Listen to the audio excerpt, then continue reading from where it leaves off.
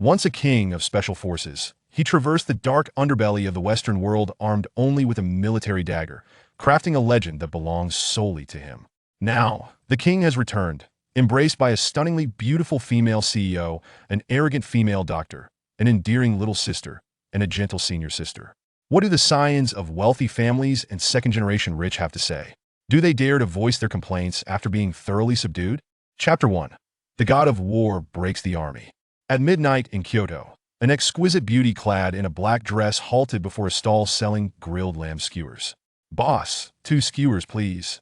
Zhou Li's voice rang clear. Her enchanting visage and devilishly attractive figure were the epitome of beauty, a rare gem that could incite illicit thoughts in any man.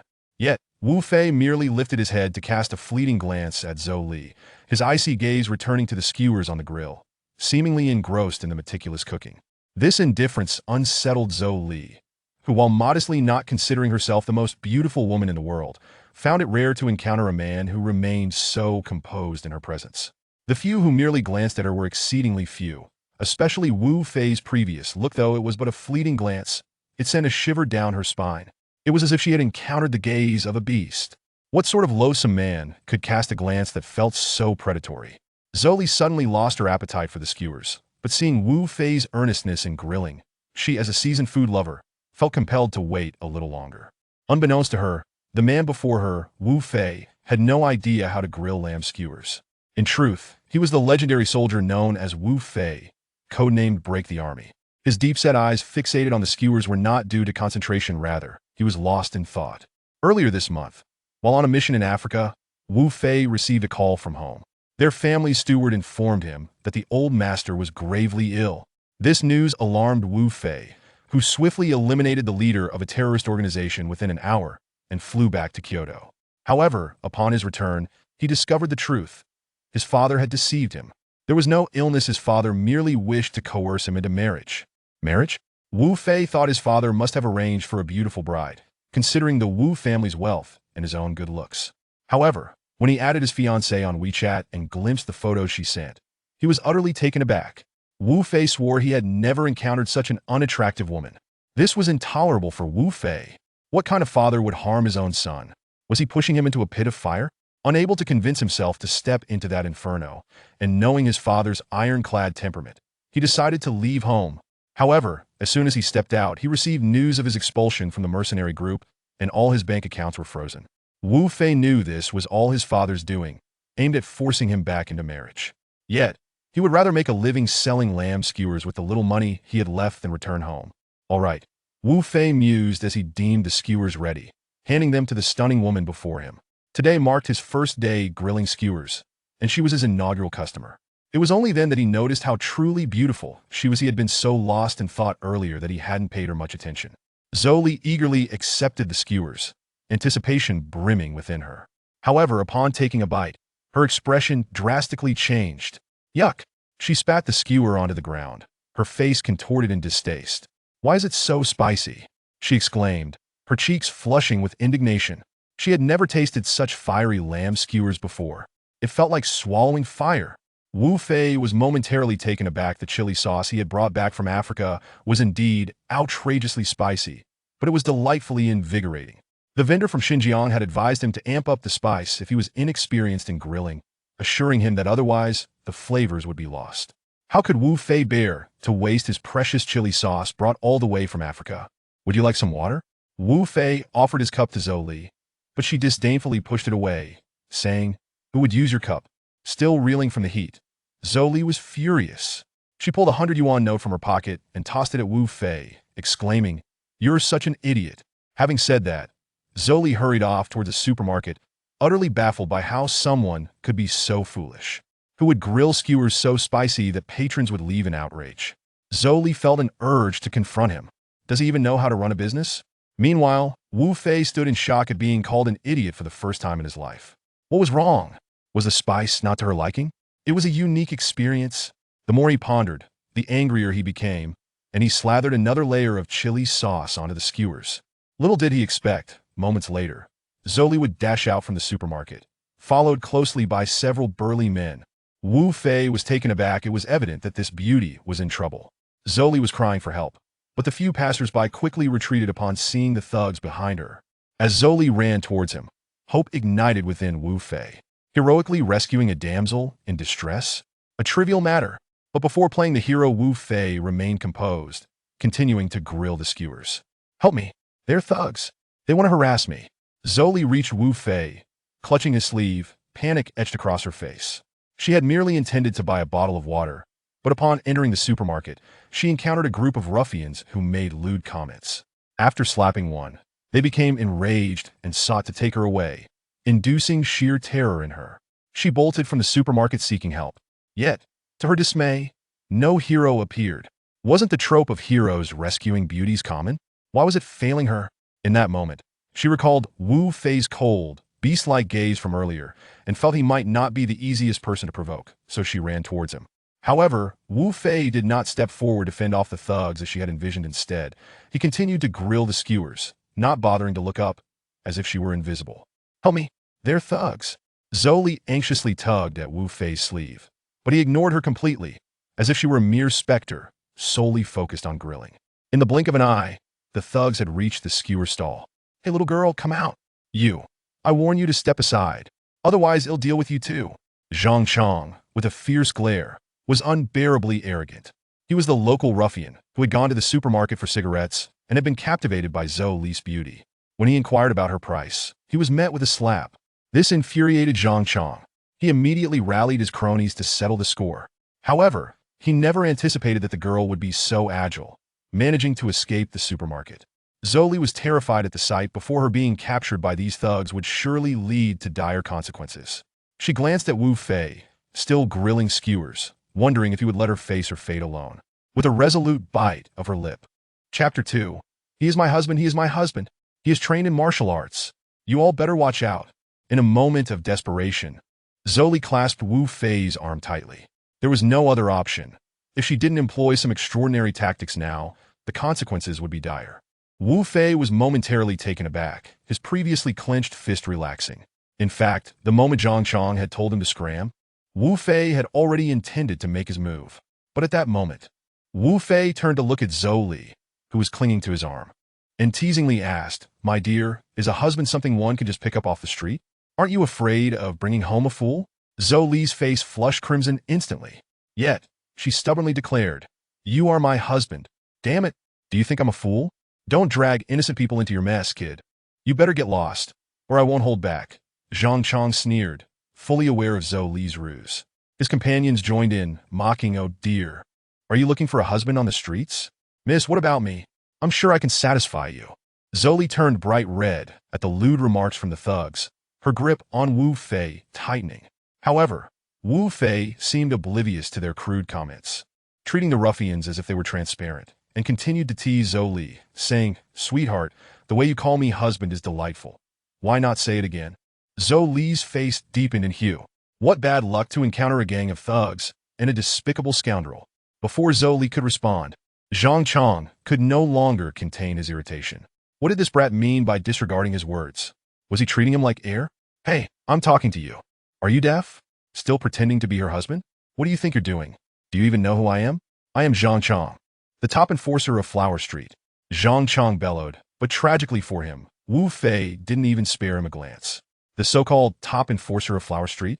What a joke. Why would he waste time talking to them when he could be charming the lady? Are you going to call or not? Wu Fei asked Zhou Li with a smile, suddenly finding her blushing demeanor quite endearing. Zhou Li gritted her teeth in frustration. Her face darkened with anger. Damn you, I'm talking to you. Dongchang, seeing Wu Fei's continued dismissal, was furious. Without a second thought, he swung a punch toward Wu Fei's face. Yet, Wu Fei merely sidestepped effortlessly, even pulling Zhou Li along with him, executing the move with remarkable grace. If that punch had landed, it would have surely struck Zhou Li instead. Zhou Li guessed. Was she really being held in the arms of this rogue? Although she understood Wu Fei was saving her, it felt exceedingly awkward. At that moment, Wu Fei's infuriating voice rang out once more, Call me, and I'll take care of them for you. How about that? Wu Fei wore an expression of absolute confidence, that smile momentarily stunning Zhou Li, who lay in his embrace. How could this infuriating rogue look so manly with that smile? What a charm! Hit him! Zhang Chang's frustration boiled over as he saw his punch miss. With a loud shout, his companions rushed toward Wu Fei.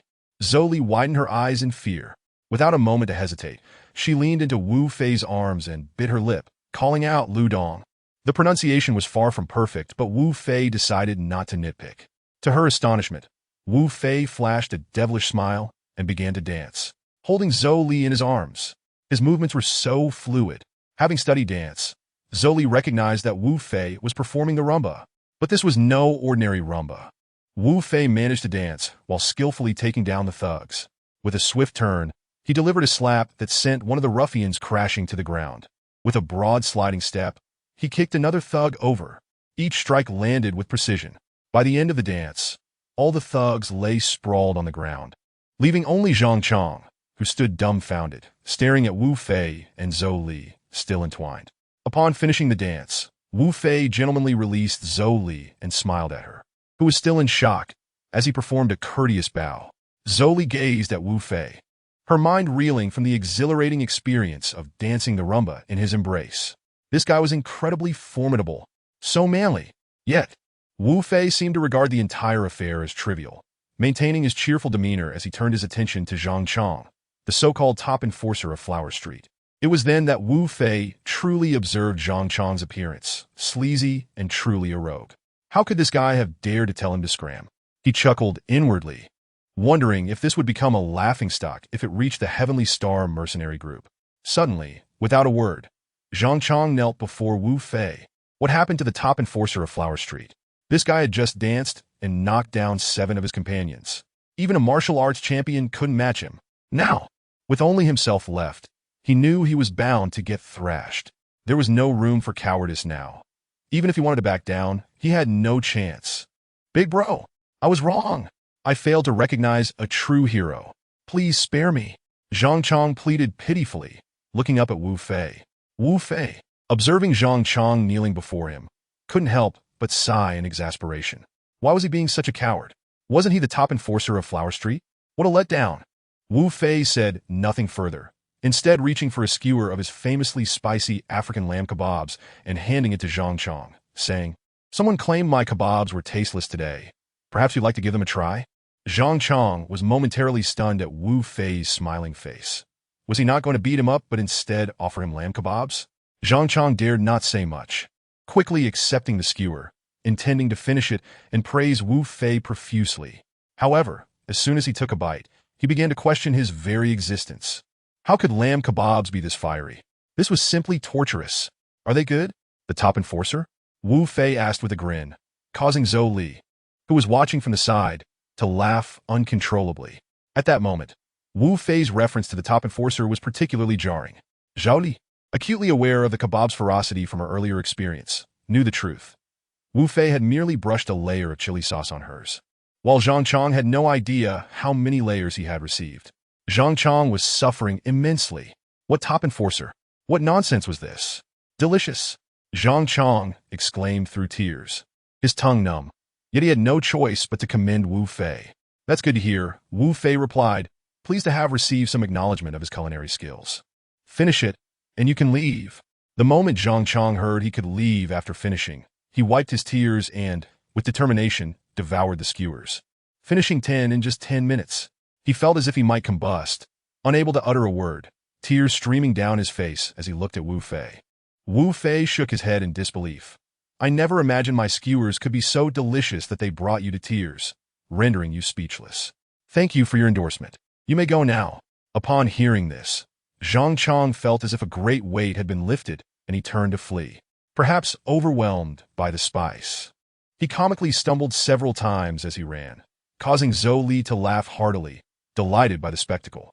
Yet, when Wu Fei turned to her with a smile, her expression shifted to one of apprehension.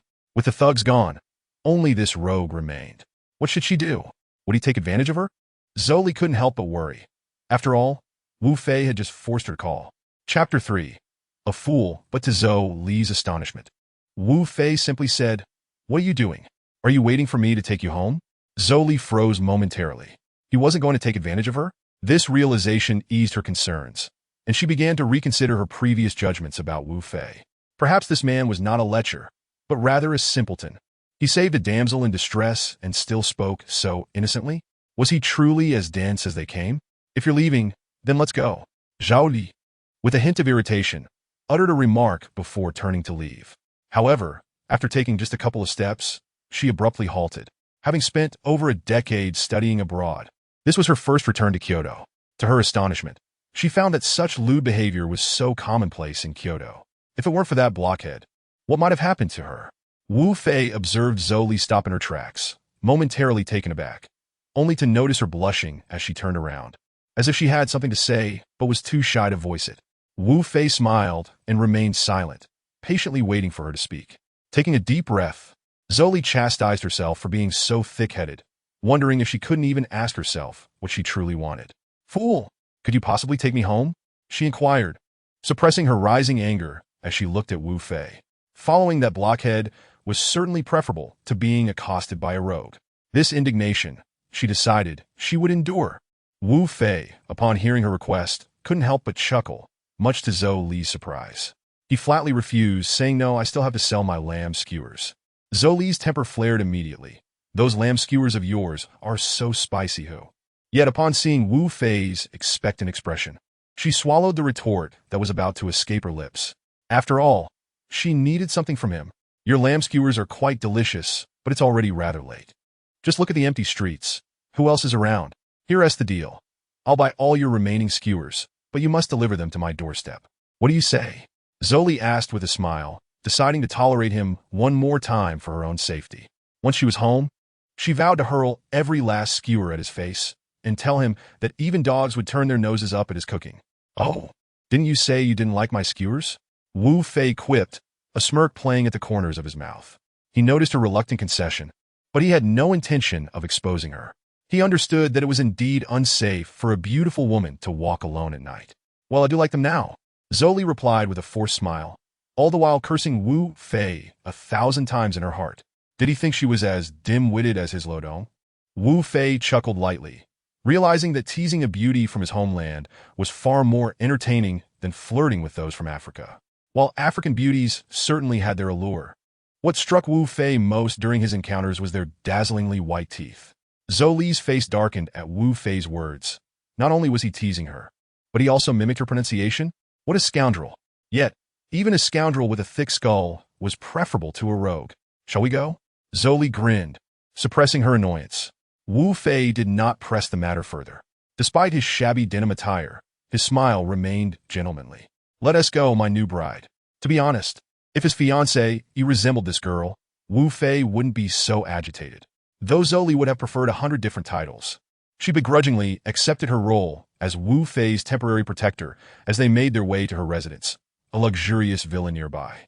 After about a 5-minute walk, they arrived at an extremely opulent mansion, which Wu Fei estimated to be worth at least 50 million at this location. Who would have thought that a wealthy beauty would indulge in street food? As Wu Fei carried the skewers and escorted Zhou Li to her door, she entered and suddenly changed her demeanor. Originally, Zhou Li had planned to hurl those damned lamb skewers at Wu Fei's face and berate him. However, upon arrival, she realized she was unable to be so rude. Nonetheless, she wasted no time in tossing the skewers at Wu Fei, pointing an accusatory finger at him and shouting, "Thick-headed." She then slammed the door shut. Her heart raced with anxiety, fearing that Wu Fei might knock. Fortunately, he did not, allowing her to breathe a sigh of relief. Finally at home, she was free from that insufferable blockhead. Zhou Li was utterly exhausted from the day's events. After changing her shoes and stepping into the bathroom, she was unaware that Wu Fei had already appeared in her living room, still holding the skewers. "How dare he call me thick-headed?" Wu Fei fumed. He had gone out of his way to help her, brought her home, yet she had not only failed to pay for the skewers but also insulted him. If Wu Fei could swallow this indignation, he wouldn't be Wu Fei. As a soldier, he had infiltrated prisons and rescued people countless times. Naturally, he would confront Zhou Li to reason with her. However, as he stepped inside, he heard the sound of water running from the bathroom. Was she taking a shower? He couldn't let that deter him from addressing the issue. Without a second thought, Wu Fei approached the bathroom door with a mischievous grin, only to find that Zhou Li had surprisingly neglected to close it. As he reached the entrance, he caught sight of Zhou Li, eyes closed, luxuriating in a large bathtub. What a splendid life! Wu Fei couldn't help but shake his head in wonder, his gaze lingering on her long, fair legs. After so long in Africa, he had almost forgotten what such a lovely sight looked like. Unfortunately, foam concealed the rest of her, leaving only that leg visible. Better than nothing, he mused. Not wishing to disturb her enjoyment, he decided to wait outside for a moment. Suddenly, Zhou Li, lost in her bath, caught a whiff of an odd smell. Could it be that wretched lamb skewer? How was that possible? She was soaking in a tub, and her clothes were already in the washing machine. Yet, when she opened her eyes, she was utterly bewildered.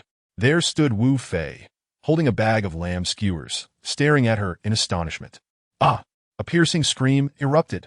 Zhou Li entered a frenzy. How dare that scoundrel invade her home and spy on her while bathing?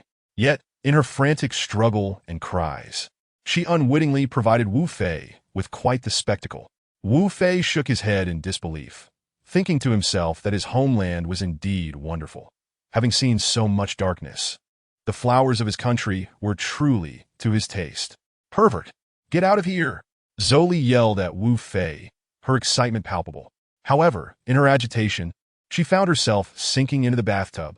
The water was deep, and the foam made it slippery. Her panic caused her to get submerged. Wu Fei, witnessing this, suddenly felt torn. He could simply walk away, but what if she drowned while struggling? It was not in his nature to ignore a life in peril. Chapter 4. I can take responsibility. Saving a life is worth more than building a pagoda, even if he was misunderstood as a rogue. So be it. Wu Fei resolved himself. He tossed the skewers aside and rushed into the bathroom, pulling Zhou Li from the massive tub. The sensation was exhilarating. Holding her in his arms, he felt an overwhelming thrill. After a few moments of violent coughing, Zhou Li glared at Wu Fei, her anger boiling over. How could this scoundrel have seen her naked after she had preserved her innocence for 20 years? Zhou Li felt as though she might explode. Ah! She roared, sinking her teeth into Wu Fei's arm, driven by the desire to take revenge. Wu Fei winced in pain, nearly throwing her back into the tub, but he restrained himself. Yet, as he held Zhou Li, his hands began to wander. Let go! Wu Fei gritted out through clenched teeth. Stop it! Zhou Li cried, had fouille intensifique, biting down harder. Her mouth was too occupied to pronounce her words clearly. If you don't let go, I'll unleash my final attack. Wu Fei could no longer tolerate it. His hands moved toward a certain area of Zhou Li's body, and she gasped in alarm. If he touched her there, she would surely lose her mind. Silence. Zhou Li has succumbed. She released Wu Fei. Truly, she has been defeated by this detestable scoundrel. This man is not only thick-headed and foolish, but he is also a bona fide rogue. Zhou Li is filled with a desire to eliminate him swiftly. Wu Fei, meanwhile, breathed a sigh of relief. Though he felt a sharp sting on his arm where Zhou Li had bitten him, a sudden sense of loss washing over his heart. Can you let me go now? Zhou Li glared at Wu Fei, her heart brimming with rage, yet tinged with fear. She genuinely worried that Wu Fei might, in a moment of uncontrollable impulse, do something that would invoke universal outrage. Yet Wu Fei did indeed release her, though in that fleeting moment. He couldn't help but grasp her once more, the sensation lingering delightfully in his hand, alleviating his earlier sense of loss. However, this action provoked Zhou Li's furious scream. Ah! As Wu Fei turned to exit, Zhou Li, unexpectedly, kicked him squarely on the backside. Summoning all her strength, she bellowed, "Get lost! You filthy rogue!" Filthy rogue and fool were the only two insults Zhou Li knew, and today, she had employed them with great frequency. Wu Fei was thus unceremoniously ejected from the restroom, and with a loud bang, the door slammed shut behind him. Wu Fei let out a resigned sigh, picked up the skewer of lamb from the floor, and settled onto the sofa in the living room. Alas, a dog biting Lu Dongbing does not recognize a good heart, but such matters were inconsequential. Wu Fei understood the shyness of a young lady. He had resolved to take responsibility. Wu Fei planned to have a serious conversation with Zhou Li once she emerged from her shower. But to his astonishment, Zhou Li stormed out wielding a toilet plunger. This was the only weapon she could find in the bathroom. Enraged at having been seen in the nude, Zhou Li was prepared to confront him fiercely. "I'll kill you." Clad in her bathrobe, she charged at Wu Fei, plunger in hand. Wu Fei was taken aback. Is that thing new or old? He dodged the oncoming plunger. This was no trivial matter. "Old!" Zhou Li shouted back, striking again. In truth, All the items in her bathroom were new. She had only just moved into this villa. Yet, to disgust the scoundrel before her, she resorted to deceit. Upon hearing it was old, Wu Fei grew cautious as Zhou thrust the plunger towards his face. Wu Fei, exasperated, had no choice but to snatch the plunger from her grasp. He then firmly held the furious Zhou in place. "Am I not taking responsibility for you?" Wu Fei gazed at the indignant beauty in his arms, his heart racing. Zhou was the type of woman whose beauty deepened with each glance, and he felt no regret in taking responsibility. However, Zhou nearly fainted upon hearing Wu Fei's words. What gave this scoundrel such confidence? Responsibility? You truly are shameless. Zhou seethed through gritted teeth, her entire being trembling. Even if she were to marry a pig or a dog, she would never wed this cad. Zhou Li's remark left Wu Fei momentarily stunned. Shameless? He believed he and Zhou were quite well matched, a pair of talents complementing each other. Yet, Zhou would not afford Wu Fei the chance to explain. She was acutely aware that she could not overpower this rogue. Continuing to struggle would only lead to further misfortune, and she feared what wicked thoughts he might entertain. "I want to hold this against you. Just leave." Zhou pointed at Wu Fei, asserting that the day's debts would be noted. She knew where to find him. She would undoubtedly seek revenge on this scoundrel. Wu Fei sighed in resignation, disappointment lacing his voice as he asked, "Are you truly not going to let me take responsibility?" Zhou, with a darkened expression, exhaled sharply and replied earnestly, "I truly do not need you. I want you to leave. Right now." "Very well." Wu Fei rose, stating, "You better not regret this." Regret? Zhou seemed to have heard the funniest joke in the world, utterly flabbergasted by this insufferable rogue. Grinding her teeth, she declared, "Rest assured, if I regret it, you can make me do anything." Wu Fei chuckled, nodding, casting a glance at the shadows outside, and without further ado, he turned to leave. Just then, crash, crash, the sound of shattering glass echoed. Zhou Li guessed in alarm. "Who is it?" She spun around, only to be met by several men clad in black. This was disastrous. She had only just arrived in Kyoto, yet they had already followed her. What to do? If they captured her, her entire future would be at stake. "Don't leave!" Zhou called out to Wu Fei, who was nonchalantly walking away as if nothing were amiss. Clever as she was, Zhou quickly realized he must have sensed the presence of outsiders long before. Truly, he was a scoundrel. What is going on? Wu Fei turned, observing Zhou's face filled with alarm, his own features adorned with a gentle smile. He glanced at the intruding men, noting that they were all skilled fighters. Wu Fei found himself intrigued by this girl residing in a mansion, yet beset by adversaries. What was her story? Why were they seeking her at such an hour? Help me drive them away. Zhou pointed at the men in black. These men were none other than her childhood guardians, sent by Zheng De. Zhou recalled how, as a child, Zheng Shu had treated her with utmost kindness.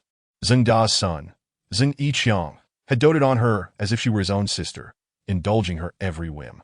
When she was younger, Zhou even declared she would marry Zheng Yiqiang when she grew up. However, after being sent abroad by her father, she never returned. Just 3 months ago, Zhou's father suddenly passed away, and at that moment, Zheng De had poached many talents from the Zhou family, establishing his own enterprise. He then insisted that Zhou marry Zheng Yiqiang. This was nothing short of kicking someone when they were down. Zheng De's intentions were not to gain a daughter-in-law, but rather to seize control of the entire Zhou family business. Had these events not transpired, Zhou might have considered a relationship with Zheng Yiqiang. Yet, having seen the true nature of the Zhou family, how could she accept such a fate? Naturally, Zhou Li refused, and Zheng Yiqiang warned her that if she did not agree to marry him, the vast Zhou family enterprise would inevitably face ruin without the support of the Zheng family, potentially destroying her father's lifetime of effort. Zhou understood all too well that her father's true legacy was not the Zhou family business, but rather his daughter.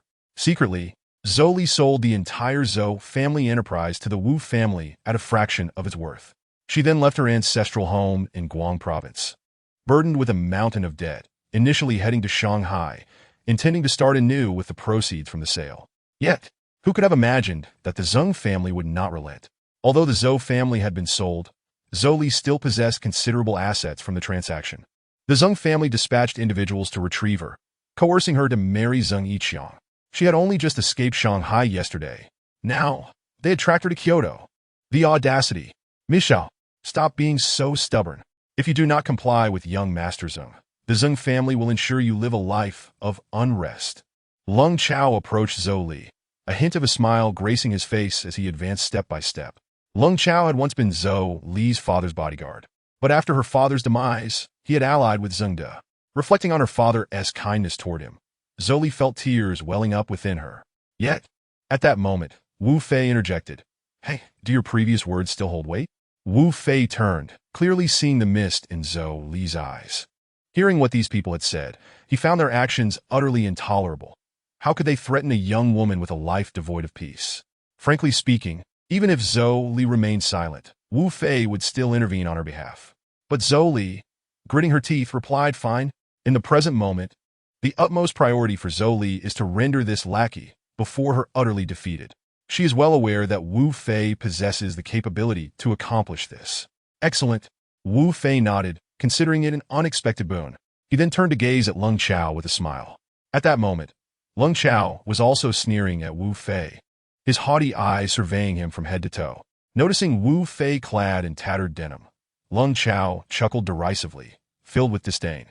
"Where did you crawl out from, kid? Planning to be the hero who saves the damsel?" Wu Fei nodded, indeed harboring such intentions.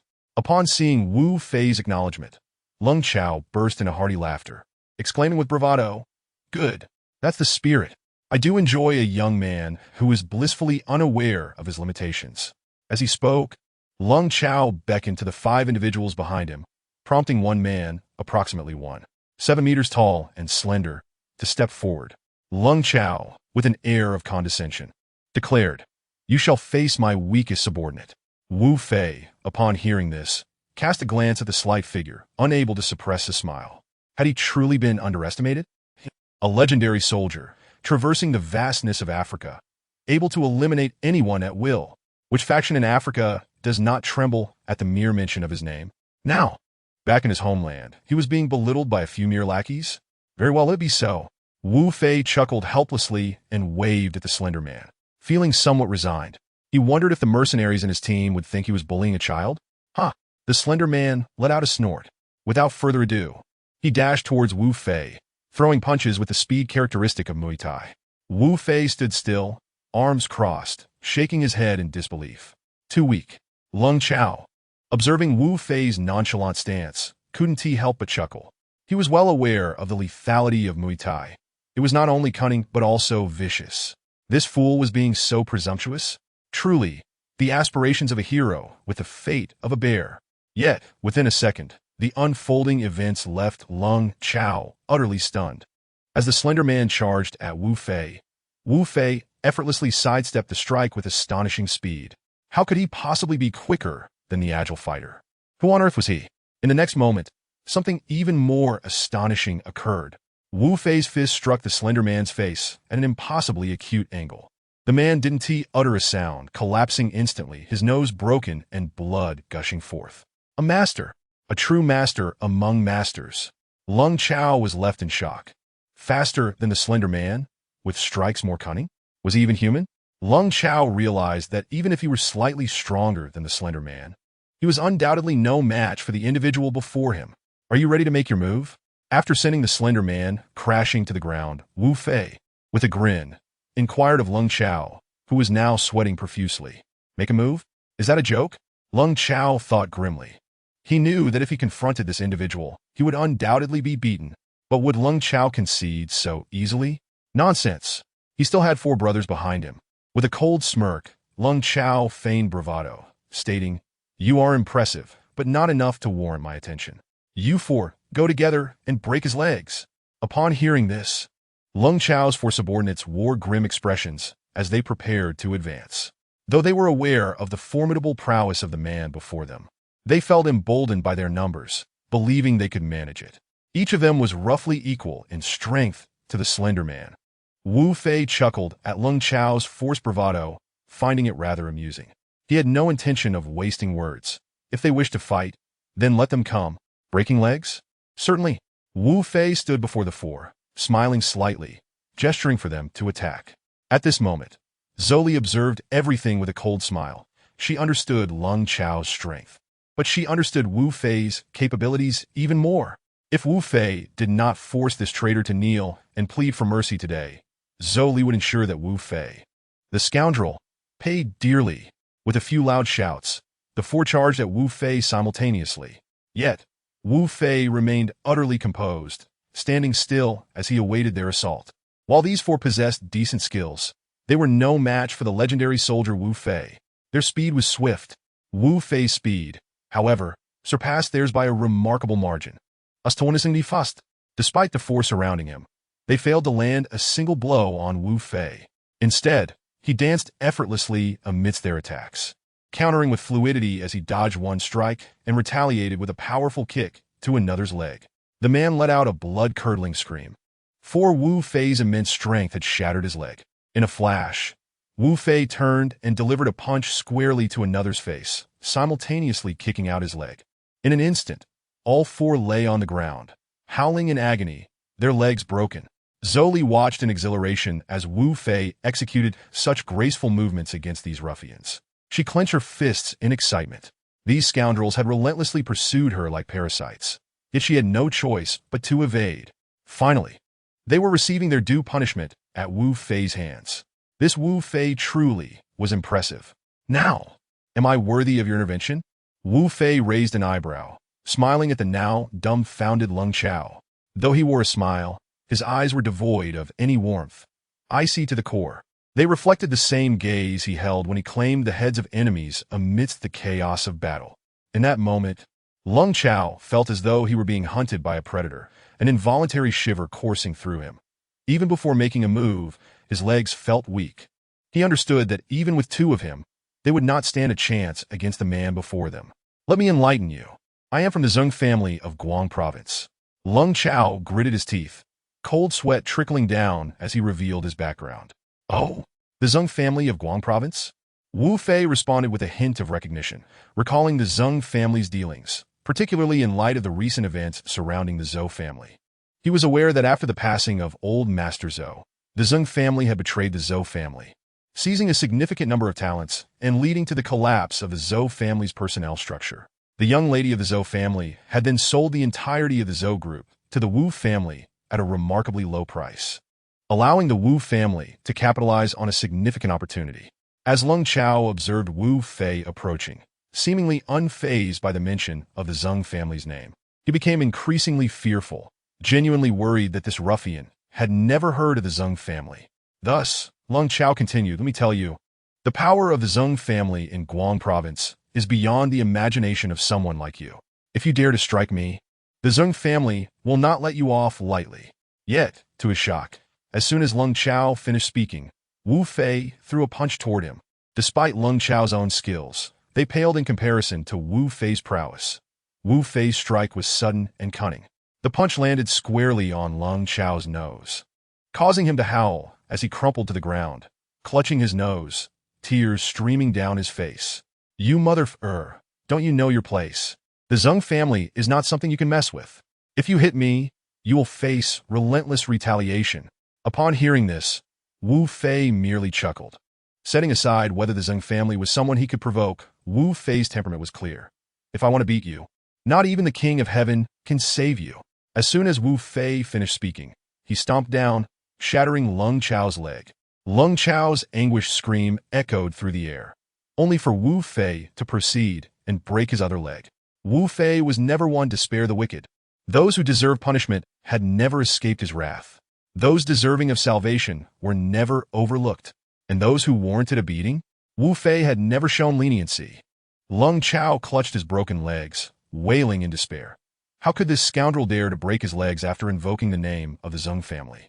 As he witnessed Wu Fei approaching with a calm demeanor, Leng Chao panicked. Seeing Wu Fei lift his foot to strike his other leg, he became even more frantic. No, please don't hit me. I was wrong. Leng Chao cried out desperately. At that moment, Zhou Li also spoke up. Kick him. With her fists clenched and teeth gritted, she urged Wu Fei to take action. The sight of her left Wu Fei unable to suppress a smirk. It seemed these thugs had truly pushed the young lady to her limits. Let us heed the lady's wishes.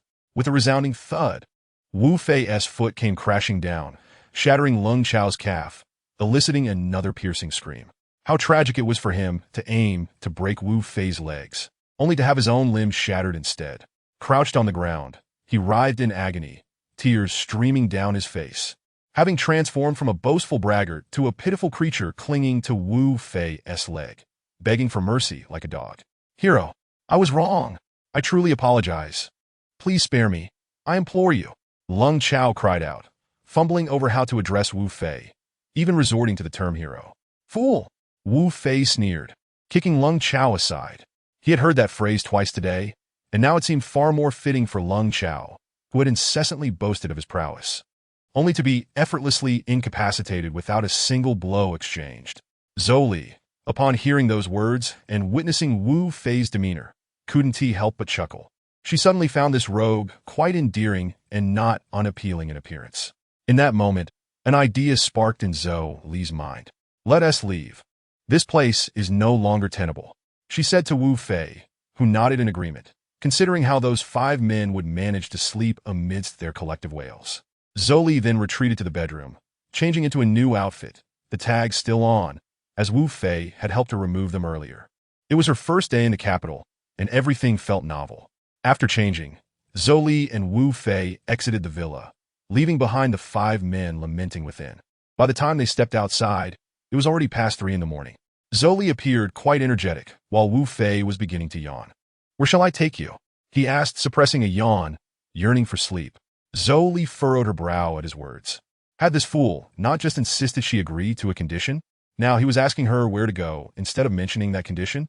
Zhou Li concluded that this man's foolishness was beyond redemption. Thank you for helping me earlier. As I mentioned, I promise to grant you a condition, as long as it's not too excessive. Speak your mind. Zhou Li shot Wu Fei a sideways glance, exasperated. Her situation was precarious. The Zheng family would not let her off easily. She despised the fact that she couldn't shake off those ruffians and genuinely feared for her safety. Wu Fei's skills were the best she had ever encountered. With him by her side, she would feel significantly safer. Wu Fei paused, then exclaimed, "Oh, I almost forgot." Zhou Li was rendered speechless by his response, a wave of disappointment washing over her. Did this man not have any interest in her?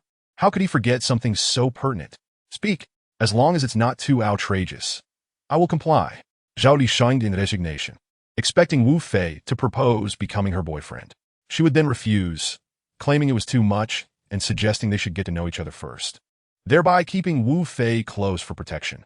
Oh, Wu Fei said, sounding a bit dazed and eager for sleep, casually suggesting, then you could just buy me some lamb skewers. What? Zhou Li halted in disbelief, infuriated.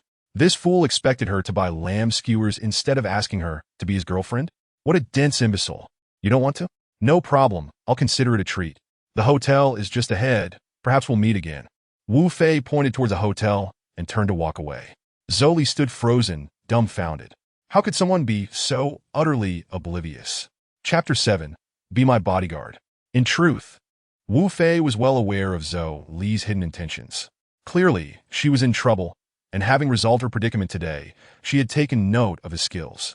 Wu Fei knew that Zhou Li was now standing behind him, gritting her teeth in frustration. A smirk crept onto his lips. Being used by a beauty didn't seem like a terrible fate. However, if she intended to play games, he certainly wouldn't fall for it. Stop right there, Zhou Li shouted, her fists clenched, watching Wu Fei as he walked further away. Oh! Wu Fei turned to face her, feigning ignorance despite understanding her motives.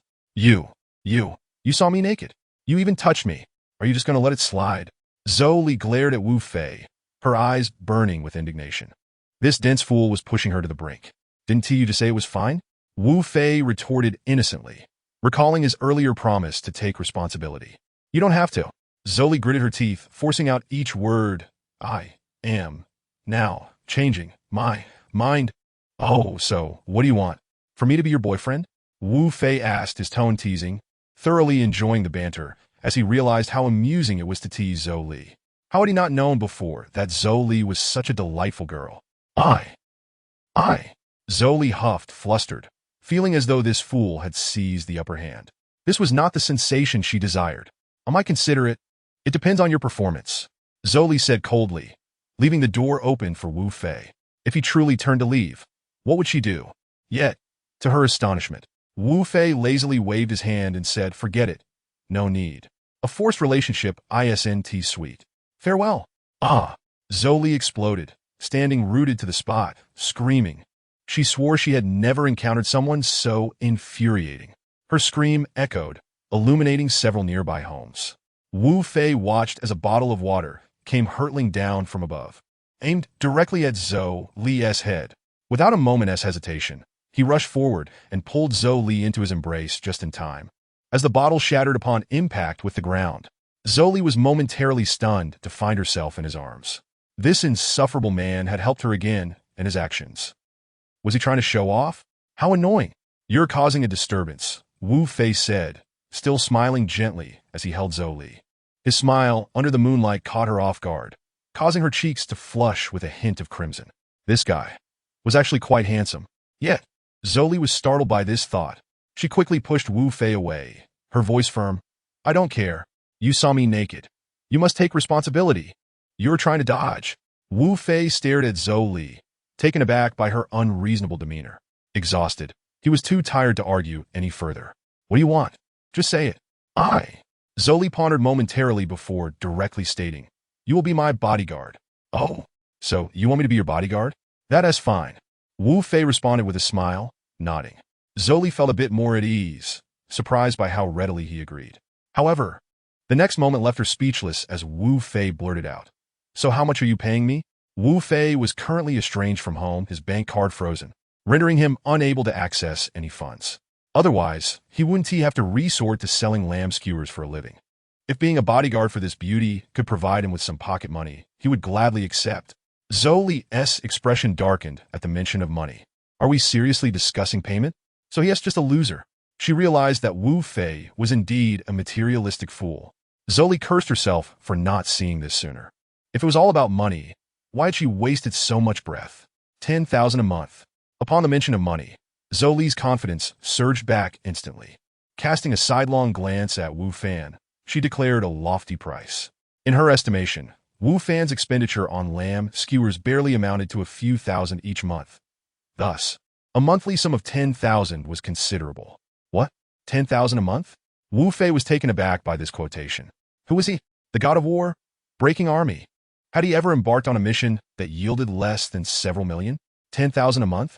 To be frank, he felt it would be more worthwhile to grill lamb skewers. At least that afforded him freedom. Observing Wu Fei's astonishment, Zhou Li assumed he was merely overwhelmed by the prospect of earning such an amount, and she smiled, understandingly. "Rest assured, as long as you work with me, I shall never treat you unfairly. This salary, I'm afraid I cannot accommodate." Wu Fei replied, turning to leave. How many times had this occurred? How many times? Zhou Li gazed at Wu Fei's retreating figure, bewildered. What was going on? Did he find the offer insufficient? In an instant, the sense of control she had just felt evaporated. Why was this oblivious man so exasperating? "Stop right there," Zhou Li said coldly. "If you take another step forward, do you believe I want to end you?" Her teeth clenched. She was on the brink of madness. Wu Fei furrowed his brow. As the god of war, he was acutely sensitive to murderous intent. This woman dared to harbor such intentions against him. The breaking army? Suddenly, Wu Fei found himself admiring her audacity. She was indeed an intriguing woman. 100,000 a month is the lowest I will consider. Wu Fan turned around. For him, 100,000 was merely the baseline. Previously, in Africa, his casual flirtations had cost him over $1 million. Zhou Li inhaled deeply upon hearing this. 100,000 a month? Excellent. Problems that money can resolve are not problems at all. Let us go, she replied, striding to Wu Fei's side. Wu Fei was momentarily taken aback. "Where to?" "To your home, you dimwit. From now on, you must provide me with constant protection." Zhou Li reprimanded Wu Fei, her expression rife with dissatisfaction. Yet, reflecting on the 100,000, she mused that he should indeed cherish this opportunity. Zhou Li vowed to treat him well. She could not allow her investment to go to waste.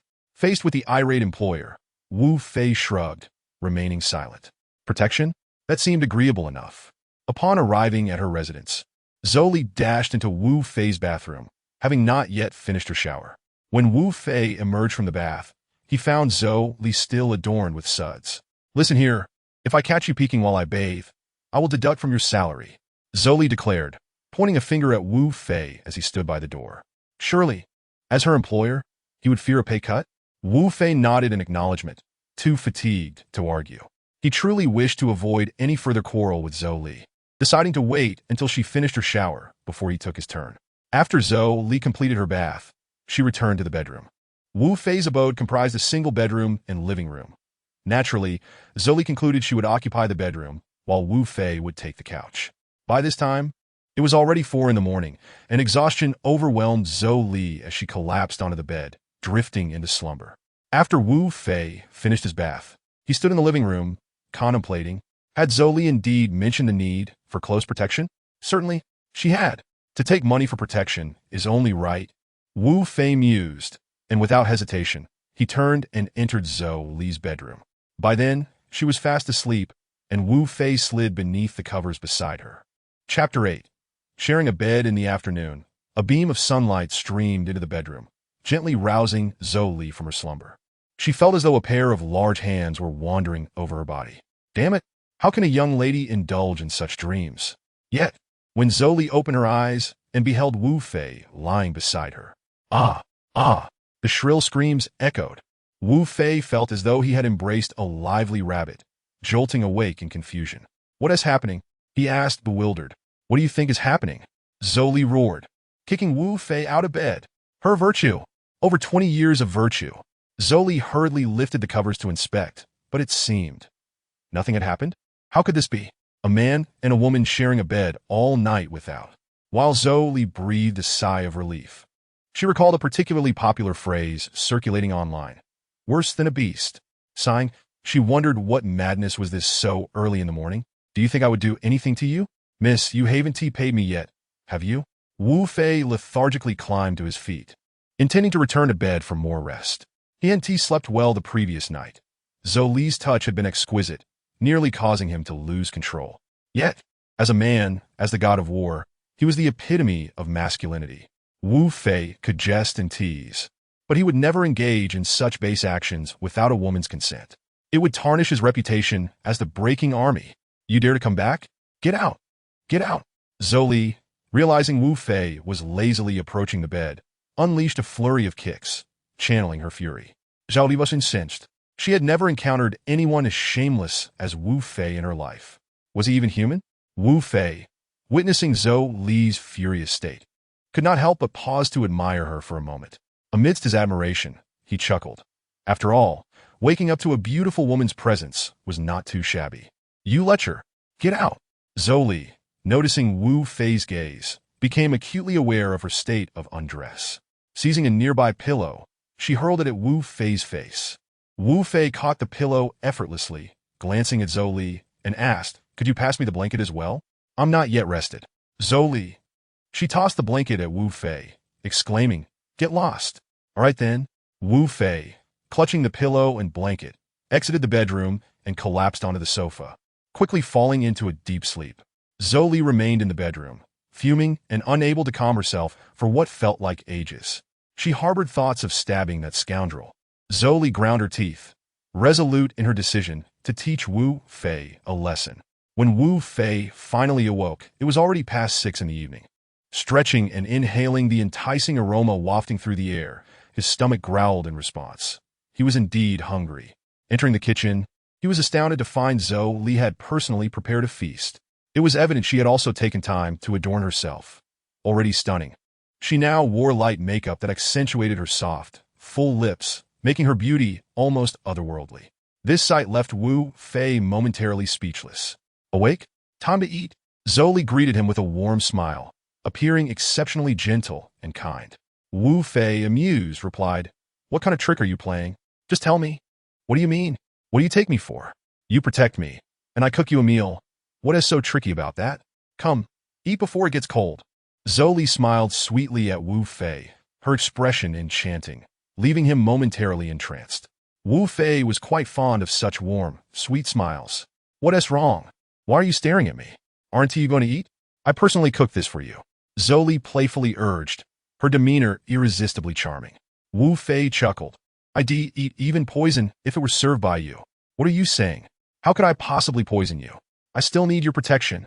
Zhou Li retorted. a teasing glint in her eye as she handed Wu Fei chopsticks, her demeanor tender and sweet, nearly intoxicating him. Moreover, not only did Zhou Li personally feed Wu Fei, but as the food approached his lips, Wu Fei's brows involuntarily raised. Could it truly be poison? It seemed unlikely. Being a divine warrior, Wu Fei possessed a modicum of discernment. At worst, it would merely be a laxative, the allure of a gentle embrace, a hero's grave. In any case, he had antidiarrheal medicine at home. Nevertheless, Wu Fei was certainly not inclined to willingly march into a hero's grave. He refrained from consuming the food presented to him, and instead smiled mischievously at Zhou Li. "A kiss from you, and I shall partake," he said, a wicked grin playing upon his lips as he gazed at Zhou Li's alluring red lips. Upon hearing this, Zhou Li furrowed her brow momentarily, but it soon relaxed as thoughts of revenge against this scoundrel took hold. "Very well," she replied with a smile, instructing Wu Fei to close his eyes. Wu Fei obediently complied, shutting his eyes tightly as Zhou Li took a deep breath and slowly leaned towards his face. Initially, she intended to merely plant a gentle kiss on his cheek, but to her astonishment, just as she was about to kiss Wu Fei, he seized the moment and pressed his lips against hers. This unexpected turn left Zhou Li utterly astonished, her eyes flying open. She caught a glimpse of the mischievous glint in Wu Fei's eyes. How infuriating! Zhou Li struggled to free herself from Wu Fei's embrace, but he held her firmly, showering her with fervent kisses, sweet and delectable. Such tender lips! Wu Fei was utterly entranced. After what felt like an eternity, their lips parted. Or rather, it could be said that Wu Fei had indulged himself to his heart's content before releasing Zhou Li, whose expression darkened with frustration. "Scoundrel, I've suffered a loss again." Yet, the moment had come for Wu Fei to face the consequences of his actions. Zhou Li inhaled deeply, stealing her shelf. "Now, come and sample the dishes I prepared. They're truly delightful." In a bid to lower Wu Fei's guard, Zhou Li picked up her chopsticks and began to eat. Upon seeing her start to dine, Wu Fei was taken aback. Could it be that there was no laxative in the food? Or perhaps she had taken an antidote beforehand. How audacious! If she had an antidote, would she dare to poison him? With his skills, he could easily compel her to surrender the antidote. Wu Fei chuckled lightly, deciding that since the beauty had invited him to eat, he would oblige. He would deal with whatever consequences awaited him afterward. With that, he lifted his bowl and genuinely began to eat. Zhou Li, observing Wu Fei's hearty appetite, couldn't help but scoff.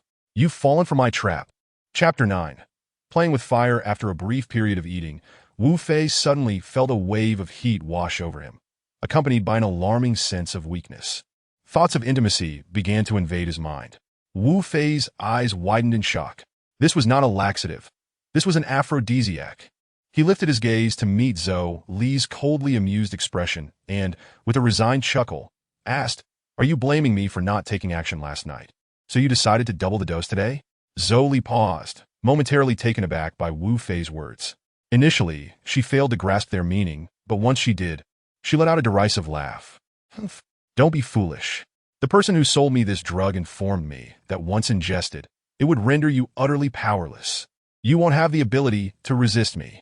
Wu Fei chuckled at her words, recognizing the cleverness of her scheme. Powerless to resist, yet consumed by insatiable desire. However, she was clearly underestimating him. As a divine warrior, his willpower far surpassed that of ordinary men. Even after 5 days without sustenance, he had still infiltrated enemy lines and slain their leader. How could he possibly be overwhelmed by a mere aphrodisiac? Nevertheless, Wu Fei was intrigued to see what Zhou Li intended. What could compel her to engage in such reckless behavior? "Ah, I can't take it anymore. You must help me." Wu Fei feigned weakness, leaning over the table and extending his hand towards Zhou Li. Acutely aware of the potency of the drug coursing through him, he knew he could withstand this for at least 10 minutes. Zhou Li sneered, casting a dismissive glance at Wu Fei. "Help you? You shameless wretch." Yet, despite her words, a faint blush crept onto her cheeks. Zhou Li had indeed considered various options for drugging Wu Fei, with laxatives being her first thought, but they seemed ineffective. So, she had opted to purchase this aphrodisiac from a street vendor. The effects were precisely what she sought. No ability to resist, tortured by unquenchable desire, and with an antidote available. After taking the antidote herself, she could enjoy a meal with Wu Fei, thus compelling him to sign a contract. Here, this is our employment agreement. Take a look, and if it meets your approval, sign your name. Zhou Li presented the meticulously prepared contract before Wu Fei, a triumphant expression on her face. Wu Fei took a glance, noting that it was a 6-page bodyguard employment agreement filled with over 100 stipulations that bound him. The salary had been reduced to a mere 10,000 per month, and it stipulated that he must handle chores, cooking, and even running errands. Should he breach the contract, he would owe Zhou Li 50 million. Most importantly, he was required to maintain a certain distance from her, even risking salary deductions for merely gazing in her direction. This was hardly a bodyguard agreement. It was more akin to a maid's contract. Wu Fei was at a loss for words. So this was her scheme? But if I sign, will you help me alleviate the effects of this drug? This is the antidote, Zhou Li replied, casting a sidelong glance at Wu Fei while producing a packet of powder from her pocket. She would never allow herself to be ensnared in her own trap. She wasn't foolish. I refuse the antidote. I want you. Wu Fei's lips curled into a smile. Today, he would ensure she learned her lesson. Oh, Zhou Li chuckled lightly, regarding Wu Fei with disdain. What did you say? Don't be so shameless. You have two choices. Either sign or endure. Yet, as she continued, I know that if you don't resolve this within 20 minutes and don't take the antidote, you might end up. Hee. Zhou Li's laughter rang out, hinting that perhaps the last eunuch of Huaxia would soon make his debut. Little did she anticipate that the man who had just pretended to be utterly powerless would suddenly rise to his feet, seizing her in his arms. Zhou Li was taken aback. Hadn't that wretched vendor said this drug would render him incapable of resistance? How could he still be so spirited? Zhou Li was left in shock, while Wu Fei laughed heartily. You brought this upon yourself. I wonder if your petite frame can handle the potency of the drug you administered.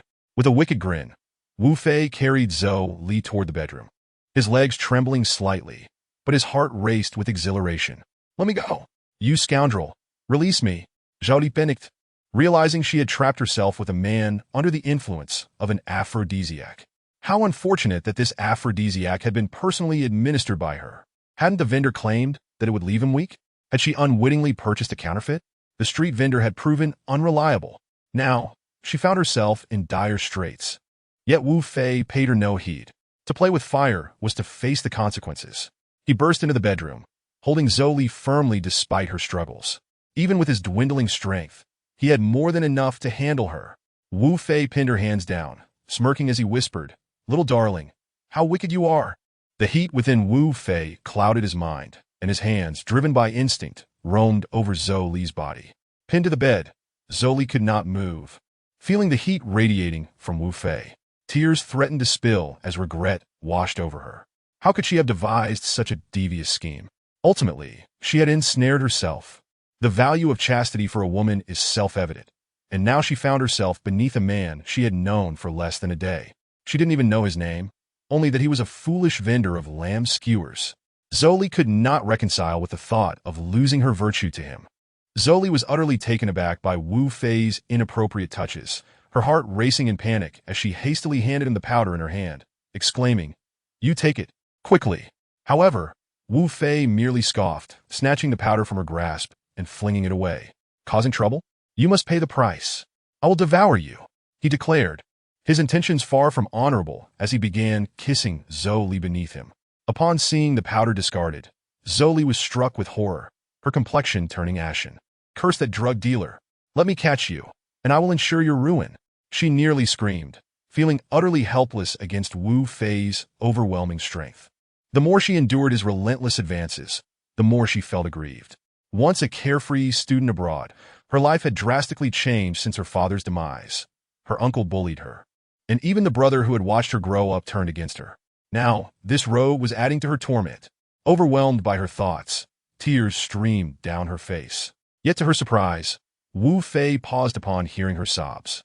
Zhou Li, her visage marred by tears, stared at Wu Fei, whose face was flushed from the aphrodisiac.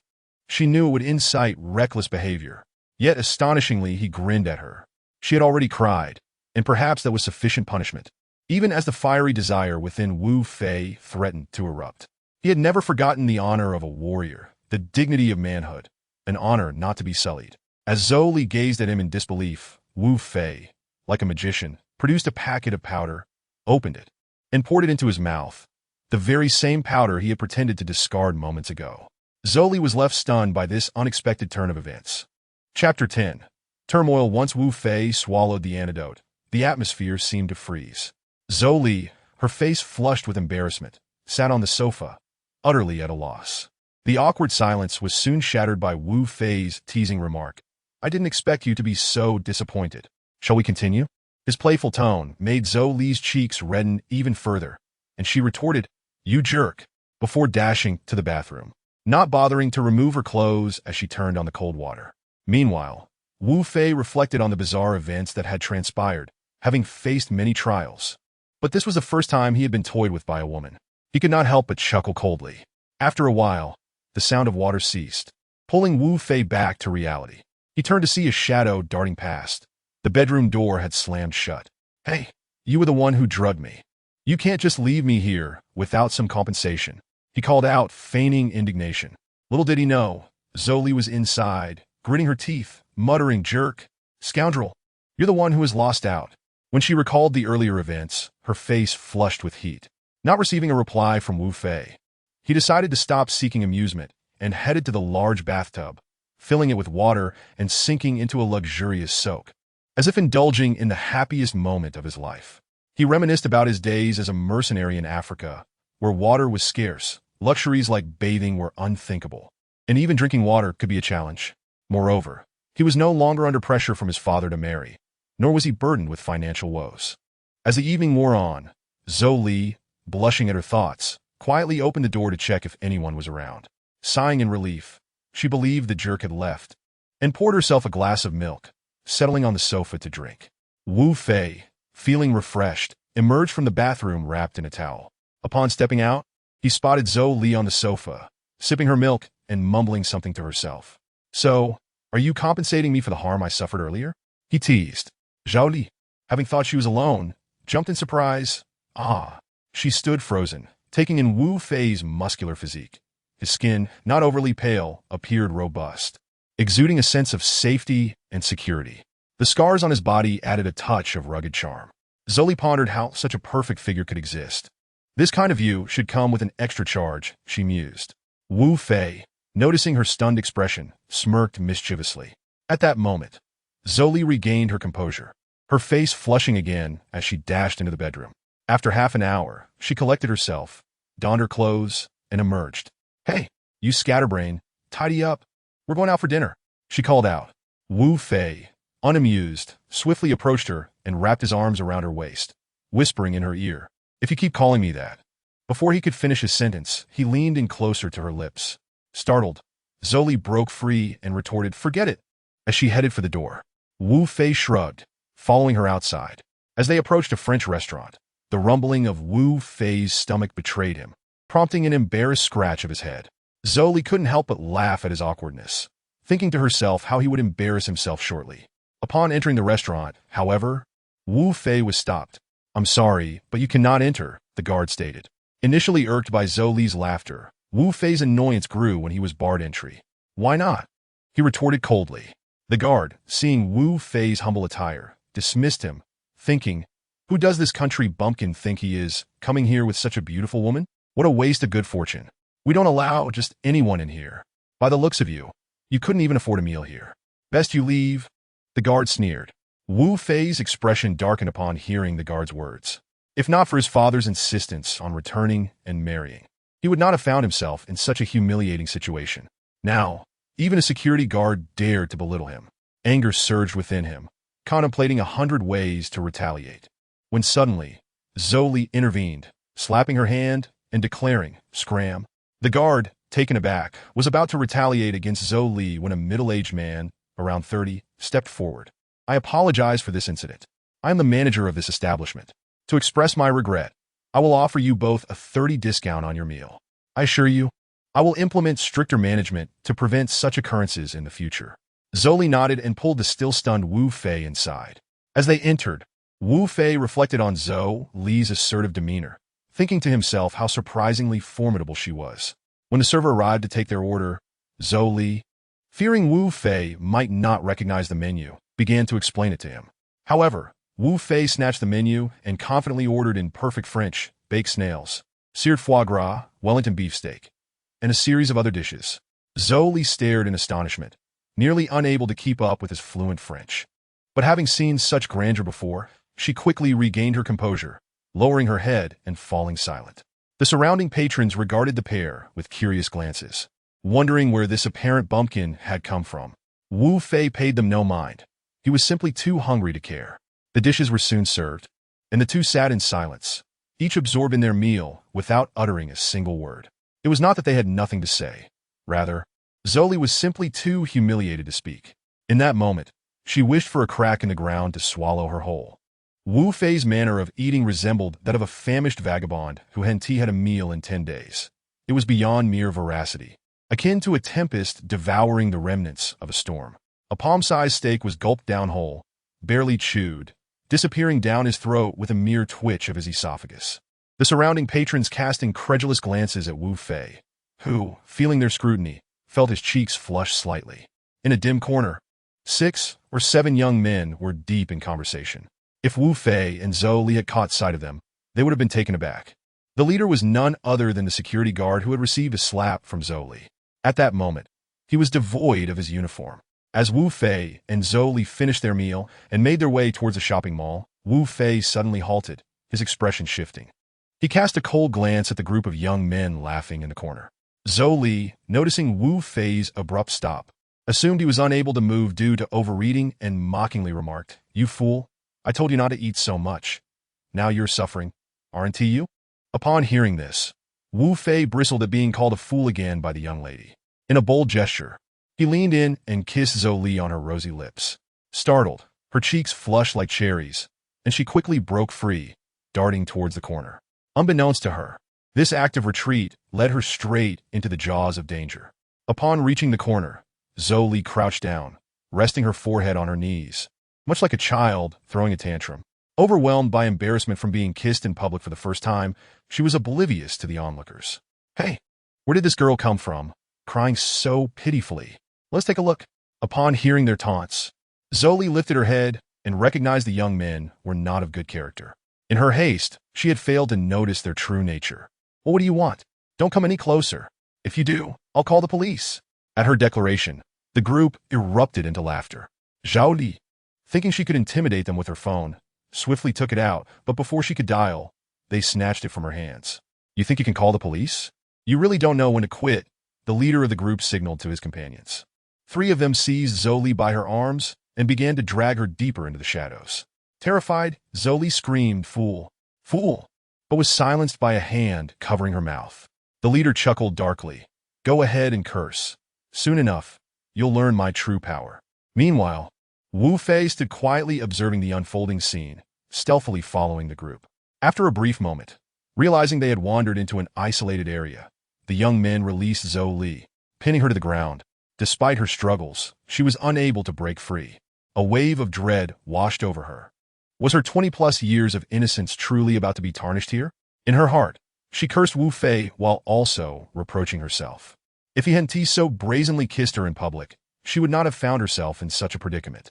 Nevertheless, she silently prayed that the fool would come to her rescue soon. The leader of the young men caressed Zhou Li's exquisite cheek and sneered. "You have only yourself to blame for falling into our hands, especially looking as beautiful as you do." "Stop!" Wu Fei, sensing that time was of the essence, could no longer allow the situation to escalate. "Who is there? Step forward." The leader jumped in surprise. Wu Fei swiftly moved to Zhou Li's side, causing those holding her to falter momentarily. Seizing the opportunity, Zhou Li broke free and hid behind Wu Fei, exclaiming, "You jerk! Why did you take so long to show up?" Hearing her words, Wu Fei calmly replied, "I was just about to leave. There are too many of them. I'll come back shortly." Zhou Li, taken aback, twisted Wu Fei's side with her delicate fingers, realizing he was still teasing her amidst the chaos. "Who do you think you are? I suggest you mind your own business," one of the young men warned, his tone dripping with menace. At that moment, the closest young man stepped forward and recognized Wu Fei. He leaned in close to the leader and whispered, "Boss, isn't this the guy Li Go wanted us to deal with?"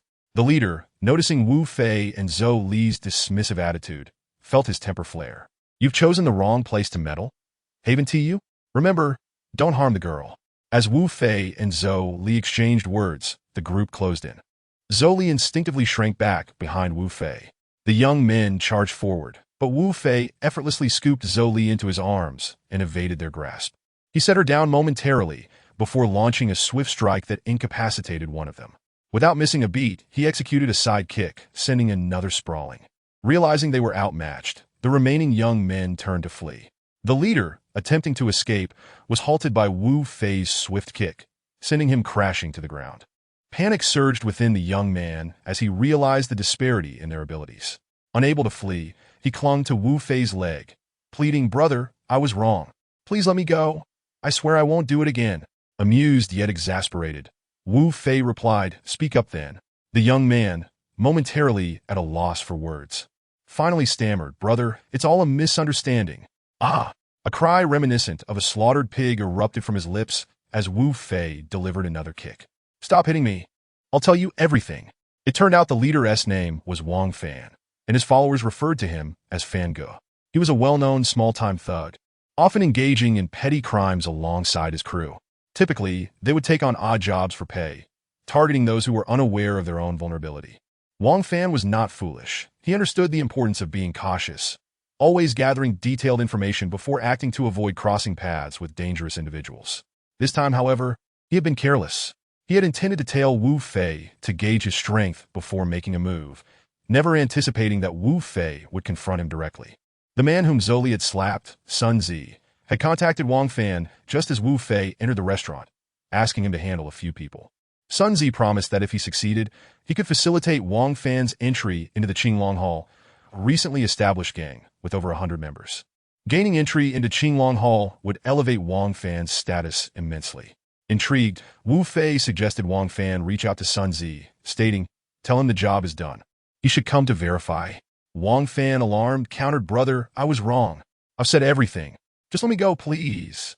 Sun Zi has a cousin in Qinglong Hall. If I offend him, I'll be seeking my own demise. Wu Fei chuckled. "If you can't afford to offend him, why do you think you can afford to offend me?" With that, he delivered a resounding slap to Wang Fan's face. No, I can't offend either of you." Wang Fan stammered, trembling. He realized he might not survive this encounter and contemplated fleeing to another city to escape the fallout. Chapter 12. Qinglong Hall. Wang Fan, visibly shaken, fumbled for his phone and dialed Sun Zi's number. "Beep, beep, beep. Hello. Xiao Fan. Have you wrapped up your tasks so quickly? Impressive efficiency." "Yes, Zigu. Come over to verify the goods. I'll send you the address shortly." "All right, Xiao Fan. I'll be there soon. Make sure to keep that girl. I'll show her what happens when someone dares to strike me. And that country bumpkin, make sure he gets a good beating. I'll be there shortly." Okay. Zigu, I'll handle it. Once you're in Qinglong Hall, I'll take care of everything. All right, we'll discuss it further when I arrive." Beep, beep, beep. After finishing the call with Sun Zi, he abruptly hung up. Wang Fan turned to Wu Fei and asked, "Big brother, can I be released now?" Wu Fei supported Zhou as he approached Wang Fan. At that moment, Wang Fan's face was marred by finger marks, with his left cheek noticeably swollen compared to the right. Wu Fei glanced at Wang Fan and said, "Stop dawdling. Tell me about the situation at the Qinglong Hall, and also elaborate on Sun Zi's cousin's standing within the organization." Wang Fan, rubbing his face and twitching slightly, began to explain. It turned out that although the Qinglong Hall had only risen to prominence in less than 2 years, its hierarchy was exceedingly strict, and its internal confidentiality measures were rigorously enforced. Unlike other gangs, where the leader and his subordinates casually mingled, the members of the Qinglong Hall were primarily peripheral brothers. The organization had one hall master and 2 vice masters, beneath which were 4 branches: the fighting branch, the poison branch, the gambling branch, and the phoenix branch. The fighting branch consisted of enforcers who typically observed the scene and indulged in free food and drink, but one should not underestimate these 5 branches, as their members were either retired special forces or ex-mercenaries. The poison branch was responsible for all matters related to drug procurement, transport, and sales. The gambling branch oversaw protection fees, monitored casinos, and tracked wealthy individuals who were winning. The Phoenix branch managed nightclubs, KTVs, and bathhouses, dealing with attractive ladies. Those in charge of these branches were referred to as branch masters, each overseeing 5 subordinates known as branch brothers. Apart from the 5 under each branch, no one knew the identities of the hall master or the branch masters, highlighting the stringent internal hierarchy. The overall operation of the Qinglong Hall relied on the peripheral 20 brothers, and only when the branch masters issued tasks did they contact their subordinates. Conversely, subordinates could not reach out to branch masters. Wang Fan continued to divulge everything he knew about the Qinglong Hall. After he finished, a sudden voice interrupted the silence. "Grandpa, your grandson is calling." Startled from his thoughts, Wu Fei kicked out instinctively. "Ah!" Wang Fan exclaimed, surprised by Wu Fei's sudden kick, quickly adding, "Grandson, grandson." Upon hearing this, Wu Fei delivered another swift kick, sending Wang Fan stumbling 3 meters away. Furious, "Who are you calling grandson?" Realizing his mistake, Wang Fan hastily clarified, "Sun Zi has arrived." Sun Zi called. Wu Fei snatched the phone and saw the incoming call from Sun Zi, thinking to himself that it indeed was his grandson calling. Feeling a bit sheepish about misunderstanding Wang Fan, he tossed the phone back to him. Wang Fan answered, "Brother Zi, have you arrived?" "Xiao Fan, I'm here. Where are you?" Sun Zi replied, "I'm inside." Wang Fan responded, "All right, I can hear the noise now." The call ended, and Sun Zi cursed as he approached. Upon seeing Wang Fan, who looked like a beaten pig, and the two staring at him, Sun Zi's heart sank, realizing that he had inadvertently run in the wrong direction. As he ran, he shouted, "Xiao Fan, just wait. How dare you deceive me? I'll find someone to break your legs, you bastard." Wu Fei would not allow the instigator, Sun Zi, to escape. He bent down to pick up a stone and threw it at Sun Zi's leg. Wu Fei, during his time in the mercenary group, had practiced throwing knives and had impeccable aim. Within 50 meters, he was more accurate than a gun. The stone flew from his hand, and a cry echoed as Sun Zi fell to the ground, landing face first. Wu Fei slowly approached and remarked, "Why are you running? Weren't you going to break my legs?" Sun Zi covered his mouth, saying, "You better let me go. My cousin is a member of the gambling branch. If you free me, I'll act as if nothing happened." Wu Fei responded by delivering a kick to Sun Zi's abdomen. He exchanged a glance with Zhou Li, seeking her opinion. As everything was connected to this rascal, Zhou Li stepped forward, kicking Sun Zi a few times to vent her frustration. To her, if Wu Fei hadn't arrived in time, she would have been finished today. Exhausted, she turned to Wu Fei and said, "Let's go." Upon hearing Zhou Li's intention to leave, both men exhaled in relief, thinking it was finally over. However, they soon felt darkness envelop them as they fainted. Wu Fei swiftly moved to knock them unconscious and headed home. Zhou Li went directly to the bathroom to wash herself. By now, it was already deep into the night. When she emerged, she saw Wu Fei, and they exchanged a glance, neither saying a word as they walked into Wu Fei's bedroom, closing the door behind them. Wu Fei, feeling helpless, shook his head, thinking to himself about her insistence on close protection. As he lay on the sofa, about to drift into sleep, the doorbell rang. Upon opening the door, he found Uncle Li standing there. Uncle Li was a longtime subordinate of his father, having served him for over 30 years. Since Wu Fei's birth, he had been called Uncle Li, to the point that no one knew his real name. Wu Fei placed a finger on his lips, signaling for silence. Uncle Li instantly understood, being well-versed in the ways of discretion. He occasionally glanced inside, hoping to catch a glimpse of something. Wu Fei led Uncle Li outside, and before he could speak, Uncle Li chuckled, "Well, little Fei, you've only been back a few days and already have a hidden beauty. Where do you get that idea, Uncle Li? Am I that kind of person?" Wu Fei replied, wishing to change the subject. "Has my father sent you here to persuade me?" "Not at all. I came on my own accord. You know how your father is, he's very decisive. If he knew I was secretly visiting you, who knows what he'd say?" Wu Fei nodded, acknowledging true. He values his reputation above all. "So, Uncle Li, what brings you here? But let me be clear.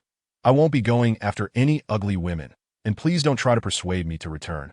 I'm not going back." Hearing this, Uncle Li realized he could no longer speak his mind. He chuckled. "You and your father are both stubborn and prideful." Wu Fei laughed. It's hereditary after all. They both shared a hearty laugh. After a while, Uncle Li's phone rang, and he stepped aside to answer it. Chapter 13. Joining the ranks after finishing the call, Uncle Li approached with a serious expression. Wu Fei quickly inquired what happened. "Nothing major, but take this first." Uncle Li handed him an envelope. Inside were a $5 million bank card and a phone number. "If you encounter any issues you can't resolve, call this number. You can trust them completely." Wu Fei, startled, immediately refused. "This won't do. If my father finds out, he'll surely blame you." Loga. Your father won't know about this." I don't believe you would tell him I gave it to you. But nothing. Just take it. I have things to attend to, so I'll be leaving. If something arises, call that number." With that, Uncle Lee walked towards his car. Wu Fei wanted to say something, but held back as he watched Uncle Lee get into the vehicle. As the window rolled down, Uncle Lee called out, "All right, you better hurry back. Otherwise, your hidden beauty might think you've abandoned her." With that, he started the engine and drove away. Wu Fei shook his head, smiling wryly. Back home, Wu Fei opened the envelope, and a dark gold bank card fell out. As he picked it up, a wave of warmth surged through him. This was a premium bank card that allowed him to withdraw 50 million from any bank. Wu Fei was in dire need of money. Otherwise, he wouldn't have been reduced to buying skewers. Now that he had funds, he wouldn't have to live a life constrained by poverty. The mercenary group was no longer an option. He needed to find something to do. Lost in thought, memories flooded back to him. The brothers who had fought alongside him, risking their lives in Africa. Each time they completed a mission, they would gather, vowing to drink until they could no longer stand, recounting the day's victories. They lived in a world where each day could be their last, and it was common for someone not to return. Yet, some reveled in the joys of life. Each drinking session ended with a promise to indulge until intoxication claimed them, surrendering to the earth as their bed, sleeping under the vast sky. As he pondered, the sound of Wu Fei's snores broke the silence. Who? When Wu Fei awoke, it was already the following morning. The bedroom door stood ajar, and he noticed that Zhou Li was nowhere to be found. After a moment of contemplation, he proceeded to freshen up and have breakfast. After waiting for some time, without any sign of Zhou Li, he attempted to call her, only to find her phone switched off. A wave of concern washed over him as he thought, could something have happened? Grabbing his coat, he ventured out, searching the vicinity of the community. After more than half an hour of searching, his phone rang unexpectedly. An unfamiliar number. Wu Fei furrowed his brow as he answered. "Hello. You dimwit, come downstairs. I have a gift for you." Upon recognizing Zhou Li's voice, Wu Fei's heart surged with anger. "Where are you? Do you have any idea how dangerous it is out there? Is this your idea of concern for me?" He retorted, his frustration palpable. Zhou Li's laughter echoed through the phone. Beep, beep. Zhou Li was incensed that Wu Fei had dared to hang up on her. Who was Zhou Li? While not a peerless beauty, she was certainly captivating enough to turn heads. During her studies in France, suitors had vied for her attention, showering her with affection and indulging in romantic gestures. Who would dare to cut off a call with her? Filled with ire, Zhou Li declared, "You foolish idiot. Just wait until I dock your pay."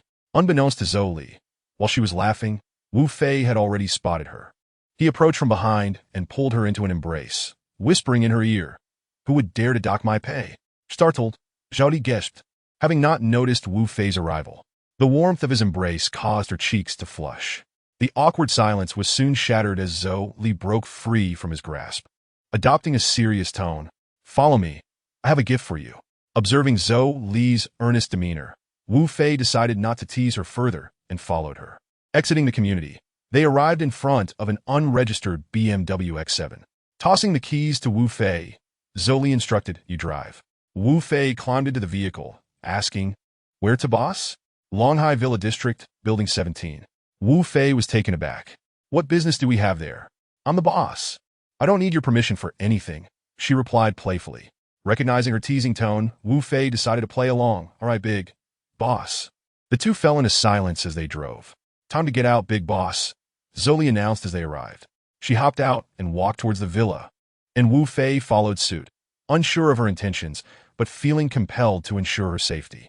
The villa was expansive, over 1,000 square meters, boasting a minimalist yet comfortable decor. Absent of any occupants, Zhou Li settled onto a sofa and addressed Wu Fei with utmost seriousness. "Wu Fei, come here. I need to discuss something important." Hearing his name spoken with such gravity, Wu Fei froze momentarily. "How does she know my name? I never told her," he pondered, a surge of anger rising within him. If it weren't for his assistance, Zhou Li might have found herself in dire straits. Now, she was investigating him? How could he not be incensed? Before he could voice his outrage, Zhou Li produced his identification from her bag. "Wu Fei, you have two choices. The car and the villa are yours as a token of gratitude for these past few days, and we'll part ways from here. Or, you can join me, and together we'll forge a new path. But be warned, many uncertainties lie ahead, including the specter of death. Choose wisely." Zoli fixed her gaze upon Wu Fei, hoping for a response. Little did she know, Wu Fei had little interest in the car or villa. In his mercenary life, wealth flowed freely. What intrigued him was the prospect of the new venture she proposed. Curiosity piqued.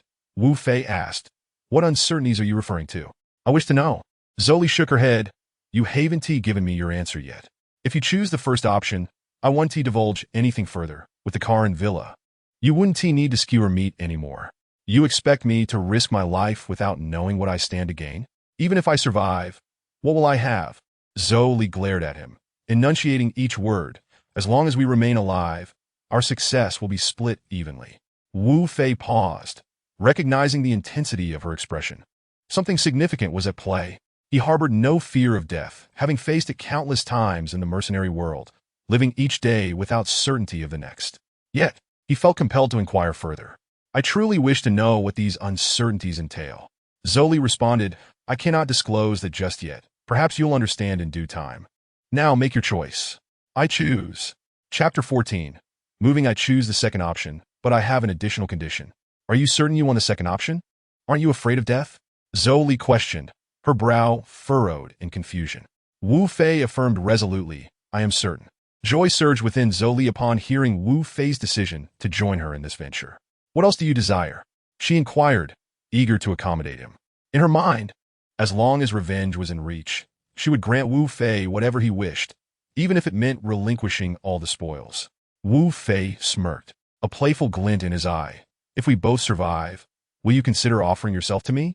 Zoli immediately understood his playful banter, but feigned indifference, saying, "That depends on whether you have the capability."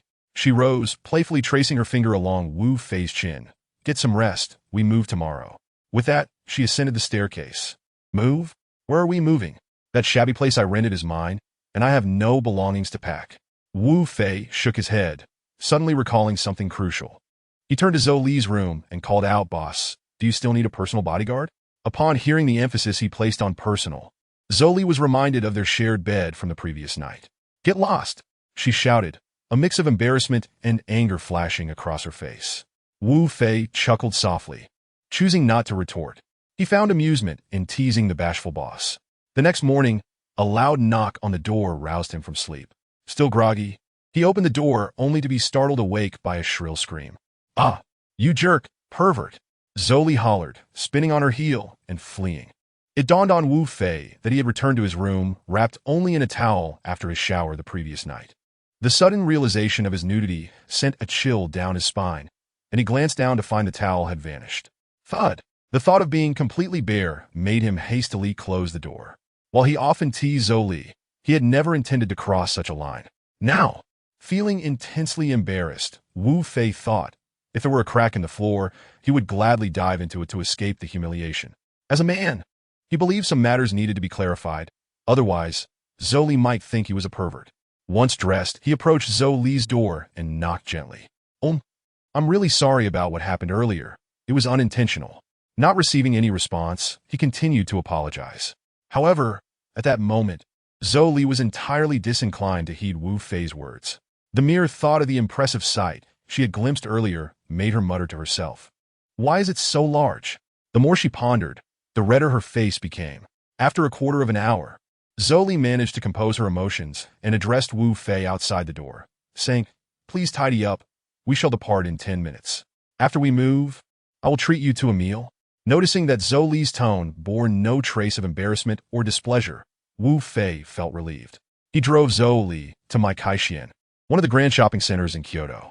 Wandering through the mall, one could spend an entire day and still not traverse its entirety. Wu Fei initially assumed that Zoli would purchase a few necessities and then leave. However, 3 hours later, he finally realized that when Zoli referred to moving, she meant shopping at the mall. In just 3 hours, he had made 4 trips back and forth carrying her purchases. Despite his background as a mercenary and his sturdy physique, he was beginning to feel fatigued. Meanwhile, Zoli continued to shop energetically, purchasing items on a whim. Wu Fei was astounded by her stamina, yet he remained oblivious to the fact that women possess an innate talent for shopping. Even if they were to browse for an entire day and night, they would never complain of exhaustion. "Wu Fei, come over and see if this suits me," Zoli called out, pulling him from his reverie. Upon raising his gaze, he was taken aback by Zhou Li, who was clad in a cerulean qipao that accentuated her figure flawlessly. Her hair was elegantly styled, and her exquisite face displayed perfect harmony among her features. Her skin resembled jade, appearing remarkably supple. A glance at her slim waist revealed no trace of excess flesh. Wait! He shifted his gaze downward and, swallowing hard, stared blankly. Zhou Li, noticing Wu Fei's lack of response, turned to him. The moment she saw him gazing intently at her, her cheeks flushed crimson. No woman desires to be unattractive to men. Whether it be intelligence, capability, or physique, these attributes often evoke a sense of vanity in women. Spurred by this vanity, Zhou Li approached Wu Fei, her previous shyness dissipating, a faint smile gracing her lips. "What are you looking at?" she inquired. I wasn't looking at anything," Wu Fei stammered, awkwardly diverting his gaze. Observing Wu Fei's flustered demeanor, Zhou Li straightened her posture and pressed on. "Do you think I look beautiful?" Wu Fei, not fully aware of his own thoughts, answered candidly, "Yes, quite large." Upon hearing this, Zhou Li's face immediately turned beet red, and in a fit of anger, she spun on her heel and dashed into the fitting room. At that moment, Wu Fei realized his blunder. Observing the surrounding sales staff, he chuckled to himself. He smacked his forehead, questioning his own foolishness. When someone asks if they are beautiful, one should simply respond affirmatively or negatively. Yet he had blurted out that it was quite large, and his voice had not been particularly quiet, attracting the attention of those nearby. Wu Fei scratched his head, feeling embarrassed. Moments later, Zhou Li emerged from the fitting room, her anger palpable as she shot Wu Fei a withering glare, brushing past him in silence. Wu Fei, recognizing that this was neither the time nor place for explanations, followed her with a heavy heart. The two walked in silence for another half hour. To call it shopping wouldn't be entirely accurate. In reality, Zhou Li hurriedly navigated the store while Wu Fei could only keep pace. Zhou Li wasn't genuinely furious, for Wu Fei had inadvertently fed her vanity. It was only because she was so profoundly embarrassed that she had become upset. Indeed, who wouldn't lose their temper if, in a public setting, someone commented on their ample bosom? Zhou Li had entirely lost her desire to continue shopping. She awaited an explanation from Wu Fei. Even a simple apology would suffice, offering her a means to ease the tension. Yet half an hour had passed, and Wu Fei showed no inclination to speak. Zhou Li muttered in her mind, "What a fool," cursing Wu Fei repeatedly. Realizing that this stalemate was untenable, she declared, "I'm thirsty." Upon hearing this, Wu Fei promptly set down his belongings and sprinted out with the speed of a 100-meter dash. Chapter 15. Alone at Qinglong Hall, once Wu Fei exited Zhou Li's line of sight, he strolled leisurely, uncertain of what to say. Upon hearing Zhou Li express her thirst, he bolted away. After an hour of waiting, Zhou Li grew worried. Where could he have gone? She picked up her phone to call Wu Fei, but he did not answer. Losing interest in shopping, she proceeded to the parking lot, assuming Wu Fei would be there waiting for her. After searching in vain, she stomped her foot in frustration, cursing, "Bastard." Suddenly, a hand covered her mouth from behind, and she lost consciousness. When she awoke, fear filled her eyes as she beheld Wang Fan, battered yet alive, and the utterly sleazy Sun Zi. "A little girl, you're awake," Sun Zi said with a smirk as he approached her. He then struck Zhou Li sharply across her delicate face. "How does it feel to be hit? Enjoying it?" Sun Zi continued to rain blows upon her. Zhou Li, unable to utter a sound, fixed her gaze fiercely on him. Suddenly, the buzzing of her phone echoed from her pocket. With a mere glance, Sun Zi commanded one of his lackeys to retrieve the phone and hand it to him. "Hello, my dear boss, this is quite the predicament, isn't it? Just because you made me wait a little longer, you find yourself abandoned here. Aren't you worried about your own fate?" Upon recognizing Wu Fei's voice, Sun Zi's anger flared, and he yelled, "You little brat, your friend is in my grasp. You better follow my instructions, or she won't see the sun tomorrow. You son of a bitch, if anything happens to my boss, I will take your life." Impressive. You're still defiant. Well, since you're so capable, head over to Longwan nightclub. Once you're inside, you'll know what to do. And how do I contact you afterward? Survive first, then we'll talk. Sun Zi laughed maniacally. After hanging up, he turned to the middle-aged man in the corner, saying, "Cousin, everything is proceeding as planned. This kid is as good as dead." The man nodded and instructed two of his men, "You two go check on things. And if anything unexpected occurs, notify me immediately." "Yes, Qiang Yi." It turned out this middle-aged man was Sun Zi's cousin, Luo Tian, a prominent figure under Du's command. Cousin, aren't you being a bit overly cautious? Do you really think that kid stands a chance of coming out alive? Better safe than sorry. Do you think I've attained this position through mere luck? Luo Tian retorted sternly. All right, you're right. But what about that woman? Shouldn't we let the brothers have some fun? Sun Zi suggested lewdly. Slap. Sun Zi was sent flying with a backhand, as Luo Tian scolded. Don't think I'm unaware of your ulterior motives. Listen carefully. No one is to touch that woman until I return. Luo Tian shot Sun Zi a disapproving look and instructed one of his men, keep an eye on him. Wu Fei had initially intended to return later, as the earlier scene had been too awkward. However, after waiting for over an hour, he could no longer locate Zhou Li.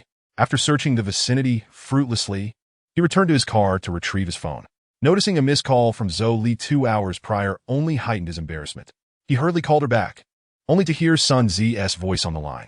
Now he had to go to Longwan nightclub, and all he wished for was to rescue Zhou Li as swiftly as possible. Unbeknownst to him, Longwan nightclub was the very stronghold of the Qinglong Hall. Typically, there were always 2 enforcers on standby there. Wu Fei was immensely anxious, unaware of Zhou Li's dire situation, and he resolved to utilize every moment at his disposal. Upon arriving at the nightclub entrance, 10 minutes had elapsed. He parked his car haphazardly at the entrance, only to be met by 2 individuals who shouted, "No parking here." Wu Fei acted decisively, unleashing 2 swift strikes that rendered both assailants unconscious. The remaining onlookers, recognizing the unfolding chaos, hastily encircled him. Who dares to cause trouble at the Qinglong Hall? Do you wish to court death? A middle-aged man declared as he stepped forward. And who might you be? Wu Fei retorted. I am your grandfather. You son of a bitch. He thought frantically, realizing there was no time for idle chatter. With a sudden movement, Wu Fei executed a powerful kicking maneuver, sending the nearest thug flying, his body collapsing in a motionless heap, uncertain if he was alive or dead. The others, witnessing this, no longer awaited orders, surging forward like a swarm. Wu Fei, intent on expending no time, struck with lethal precision. Within mere moments, over a dozen bodies lay sprawled across the ground, incapacitated. The middle-aged man, aghast at the display of prowess, turned to flee into the depths of the establishment. Wu Fei, observing this, chose not to engage further, for his time was indeed limited. Rather than confront each adversary individually, it was more efficient to allow them to congregate, whereupon he would deal with them collectively. Fourth brother, fifth brother, we have intruders seeking to disrupt our affairs. The middle-aged man gasped, panting heavily. Who is so audacious as to disturb our domain? Truly, they seek death, thundered a muscular man towering at 6 feet tall. Calm down, fifth brother. Let them handle their petty issues. We have more pressing matters to discuss, another interjected. But what about that person? No buts. Just go. The muscular man snapped, hurling a beer bottle in frustration. Yes, yes. The middle-aged man conceded as he exited. At this juncture, Wu Fei found himself encircled by 40 or 50 individuals, each wielding an array of weapons. He remained still, biding his time for the manager to emerge, dismissing these lowly thugs as inconsequential. With a resounding crash, the door was slammed shut, and a throng of attackers surged forward. Wu Fei, unfazed, struck at vital points, and within minutes, the ground was littered with bodies. None left unscathed. Some lay unconscious, while others groaned in pain. Wu Fei's demeanor was akin to that of a vengeful specter, his eyes glinting with malice, causing the temperature to plummet in the room. Ascending over the contorted forms of his adversaries, he navigated with effortless grace. Approaching a private room, he forcefully kicked the door open. What the hell? Don't you know we are in the midst of negotiations? Bellowed the man known as Fifth Brother, his voice laced with fury. Chapter 16. Zhang Di and Li Tianhao, without lifting his gaze, Fifth Brother casually flung a goblet across the room. Wu Fei swiftly evaded and appeared before him, delivering a direct punch to his face. Ah! Fifth Brother howled in agony. The middle-aged man beside him observed the scene, yet made no move to intervene, merely glancing at Wu Fei with mild interest. How dare you strike me, Zhang Di? You are the first to challenge me in such a manner, he seethed, revealing that Fifth Brother's true name was Zhang Di. Wu Fei regarded Zhang Di with a smirk, stating, to withstand my punch and still converse, you possess a modicum of skill. Zhang Di, incensed, retorted, you think you can banter with me? Today, you shall meet your demise. With that, he produced a dagger from seemingly nowhere and lunged at Wu Fei. In a fluid motion, Wu Fei sidestepped and seized Zhang Di's wrist, causing the dagger to clatter to the ground. Zhang Di, undeterred, swiftly attempted to strike Wu Fei with his other hand. Wu Fei instinctively released his grip and retreated. "Stop struggling. Perhaps I shall grant you a complete corpse," Zhang Di taunted, confidence radiating from him as he licked the blade of his dagger, adopting a combat stance. Wu Fei took note of the dagger's quality. While not the finest, it was certainly capable of cutting through flesh with ease. Yet, for a seasoned mercenary like Wu Fei, knife combat was second nature. Recognizing Zhang Di's capabilities, he too was cautious. As the two engaged in a fierce exchange, they traded blows for over 40 rounds. Breathing heavily, Zhang Di spat. "Who are you? It's impossible for a nameless nobody to last this long against me." Noticing Wu Fei's calm demeanor, Zhang Di tore off his shirt, fixating on his opponent. Aware that he was running low on stamina, he hesitated to attack recklessly. Meanwhile, Wu Fei had studied Zhang Di's techniques and movements. He surged forward, feigning an attack to Zhang Di's lower body. Zhang Di, anticipating the feint, stepped back, thrusting his dagger toward Wu Fei's heart. Wu Fei, with both hands, gripped Zhang Di's arm, leveraging his legs to execute a throw. The two crashed to the ground, Wu Fei maintaining a vice-like grip on Zhang Di's wrist, forcing the dagger against his throat. "Where is Zoli?" Wu Fei demanded fiercely. Zhang Di, unperturbed, glanced at fourth brother lounging on the sofa. "I don't know. If I lose, then I lose. Kill me if you wish, but spare me your prattle," he replied with a shrug, exuding an air of defiance. Wu Fei, sensing a chill, swiftly dodged as a knife whizzed past his neck. "Young man, sometimes it's wise to know your limits. You wouldn't want to provoke those beyond your capacity to handle," a voice from the sofa interjected. "My name is Luo Tian. If you're interested, let us sit down for a drink and have a chat." Wu Fei scoffed. "I mistook you for a person of valor. But it seems you are merely a coward resorting to underhanded tactics. Your name is of no consequence." Luo Tian remained unfazed, replying coolly, "Young man, who is Zoli? Is she your woman? Don't feign ignorance. You scoundrels kidnapped her and brought me here. Now, even after all this, you refuse to release her?" Luo Tian's eyes narrowed, realization dawning upon him that someone was plotting against the Qinglong Hall, or perhaps against him. "Mind your tone. The Qinglong Hall is not a place for you to insult," he warned. Wu Fei, recognizing his surroundings, chuckled. "It's evident you are nothing but a scoundrel, engaging in thievery and living off the fruits of others' labor. You dare to seek death?" Luo Tian roared, incensed by the insult to both himself and the Qinglong Hall. In a fit of rage, he hurled several small knives in Wu Fei's direction. Wu Fei deftly deflected each blade with his own knife, disdainfully proclaiming, "Trash is still trash." Luo Tian, insensa, continued to unleash a torrent of concealed weapons, his arm ablur. Wu Fei, realizing the onslaught was intensifying, picked up a small knife and ducked behind the sofa. "Are you a porcupine or something?" Wu Fei exclaimed in frustration. Luo Tian, unable to respond due to the obstruction, maneuvered to find an angle to attack Wu Fei, cautious not to get too close after witnessing Wu Fei's earlier confrontation with Zhang Di.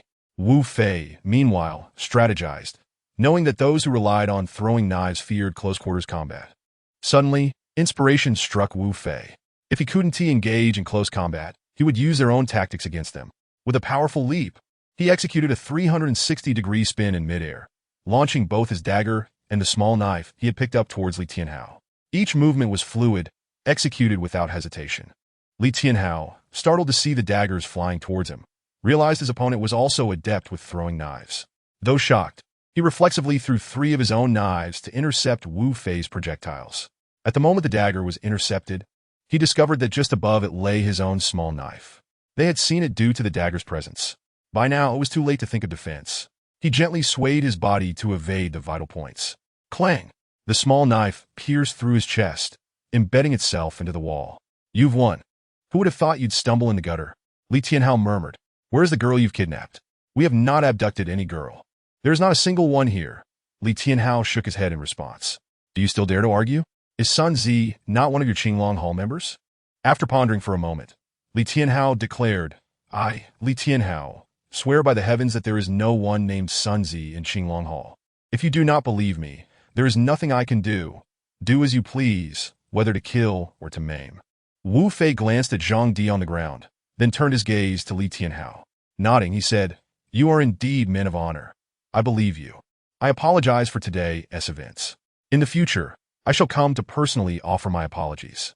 Wu Fei turned and departed, with everyone parting to create a pathway for him. Chapter 17. Rescuing Zhou Li. As Wu Fei stepped out of Qinglong Hall, he was about to retrieve his phone to make a call when he spotted two individuals across the road. If Liu Chong were present, he would recognize them as the very ones he had dispatched to gather intelligence. Wu Fei tucked his phone away and swiftly concealed himself in a corner. Observing the duo occasionally glancing towards Qinglong Hall, he sensed something was amiss. Just as he entered the hall, the door was shut. It was uncommon for anyone to stake out in front of a nightclub after the doors had closed. Wu Fei intended to confront the two, but the door to Qinglong Hall swung open, and Li Tianhao was assisted out by several individuals. "Hey look, that kid is being carried out. I told you." Changge was overly cautious. Who would dare provoke Qinglong Hall and emerge unscathed? "Let us return and report to the boss," one of the young men remarked. Another replied, "Let us go. What misfortune has befallen us on this sweltering day?" Afterward, the two boarded a jetta and sped away. Noticing their departure, Wu Fei sprang from his hiding spot. The members of Qinglong Hall remained vigilant as they saw Wu Fei reappear. Without uttering a word, he swiftly entered his vehicle, following closely behind the duo. After a 10-minute drive, the jetta arrived at an unfinished building. Wu Fei dared not act recklessly, knowing that Zhou Li was still in their grasp. Stealthily, he approached the derelict structure, discovering Zhou Li, who was weeping like a pitiful soul, bound to a stone pillar. Anger surged within him as he picked up several fragments of brick. Just as he was about to act, he spotted the two individuals who had been waiting at the entrance of Qinglong Hall, conversing with Sun Zi. "Oh, splendid, splendid." Sun Zi laughed heartily after listening to them, his gold teeth glimmering like a soil insect. He waved his hand, signaling the duo to withdraw. Approaching Zhou Li, he grasped her face tightly and exclaimed, "You little slut, your lover is dead. Let us see who else can come to your rescue." Spitting defiantly at Sun Zi's face, Zhou Li retorted, though her hands and feet were bound and rendered immobile. Slap! Sun Zi struck back furiously, declaring, "You've truly overstepped. Now you shall taste the essence of a man." As he reached to tear her clothes, one of his underlings interjected, "Brother Zi, Changge has ordered that no one is to touch her." Upon hearing this, Sun Zi kicked the interloper down, shouting, "You think you can use Changge to intimidate me? That kid is already dead. What can Changge do if he finds out?" The others dared not intervene, fearing Sun Zi's wrath. After kicking for 5 minutes, his fury began to subside. "Someone loosen this little slut for me. I want her to understand the consequences of provoking me. I shall enjoy her for a while, then reward you all." With that, Sun Zi settled onto the sofa. Seeing 3 men approach Zhou Li, Wu Fei decided he could wait no longer. He hurled the brick in his hand, knocking down 2 of them, then swiftly reached Zhou Li's side, delivering a kick that sent the 3rd man sprawling. The ropes binding her slipped off as he deftly cut them. If Zhang Di had seen the dagger in Wu Fei's hand, he would have certainly devised a means to reclaim it. Indeed, this very dagger had been in his possession for over a decade alongside son Zhang Di. "Wu. I thought you were truly dead. They said you went to Qinglong Hall, and I feared you would never return," Zhou Li exclaimed, throwing her arms around Wu Fei and pressing against his back. For reasons unknown, this man always managed to rescue her in her most perilous moments. His sturdy back provided her with an unexplainable sense of security. Wu Fei intended to tease her, but reconsidered. Now was not the moment. He needed to address the immediate trouble first and softly instructed Zhou Li, "Stop crying. Rest over there for a moment. With me here, no one can harm you. I will ensure those who bully you pay 100-fold." With a cold glare directed at Sun Zi, Wu Fei continued. The sudden turn of events had startled Sun Zi and the others, who were momentarily stunned by Wu Fei's swift takedown of 3 men. Sun Zi, feeling a chill from Wu Fei's gaze, recalled the day he was beaten and angrily said, "Kid, you're not hurt, are you?" "If you're hurt, I won TB," Wu Fei replied. "What are you all waiting for? Go and kill this bastard." Sun Zi ordered his subordinates. Wu Fei's lips curled into a smirk, thinking to himself, who could stop someone determined to court death? Over 20 men, armed with iron rods, shovels, wooden sticks, and anything at hand, surrounded Wu Fei. Not wishing to waste time, he swiftly incapacitated the group, disdainfully remarking, A bunch of petty thugs. Even the regulars of Qinglong Hall are no match for me. You insignificant minions should scurry away. Aside from 5 who lay unconscious, the others fled in terror, as if granted amnesty. Observing their retreat, Sun Zi realized there was no time to lose and turned to run as well. Wu Fei noticed Sun Zi attempting to escape amidst the chaos. He raised his hand, and a glint of cold steel flew out, pinning Sun Zi's path forward. Terrified, Sun Zi fell onto his backside, watching as his trousers were sliced, narrowly avoiding a grievous injury. He felt a wave of panic wash over him. He was not yet married and had no children. Wu Fei approached Zhou Li, holding her hand tenderly. He looked down at the panting Sun Zi on the ground and inquired, "What do you think I should do with you?" "Deal with you, you bastard." Sun Zi rolled over and grabbed the dagger from the ground, brandishing it before his chest. "Don't move. Let me go, and we can discuss this amicably." His voice quivered with uncertainty. Wu Fei chuckled. "You think you can leave without leaving something behind?" With a sudden leap, he seized Sun Zi's hand and twisted it, causing a sickening crack. Sun Zi, unable to resist, succumbed to fear and pain, losing consciousness. Wu Fei dragged Sun Zi to the spot where Zhou Li had been bound, tying him up securely. He picked up a bottle of mineral water and splashed it on Sun Zi.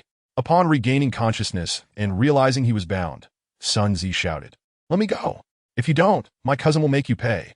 Wu Fei appeared unfazed by Sun Zi's threats, turning to Zhou Li and asking, "Boss, how do you plan to handle this guy? Let us hurry.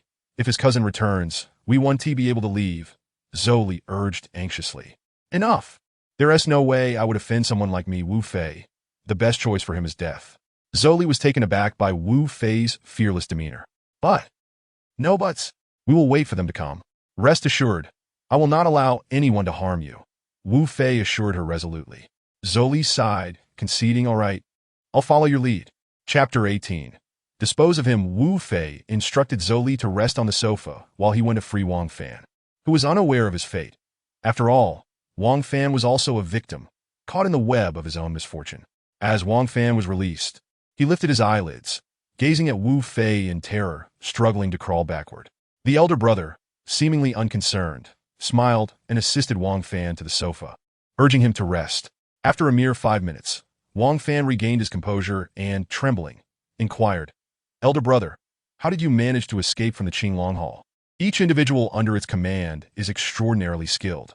"You must be referring to Zhang Di and Li Tianhao," he continued. "Their martial prowess is mediocre.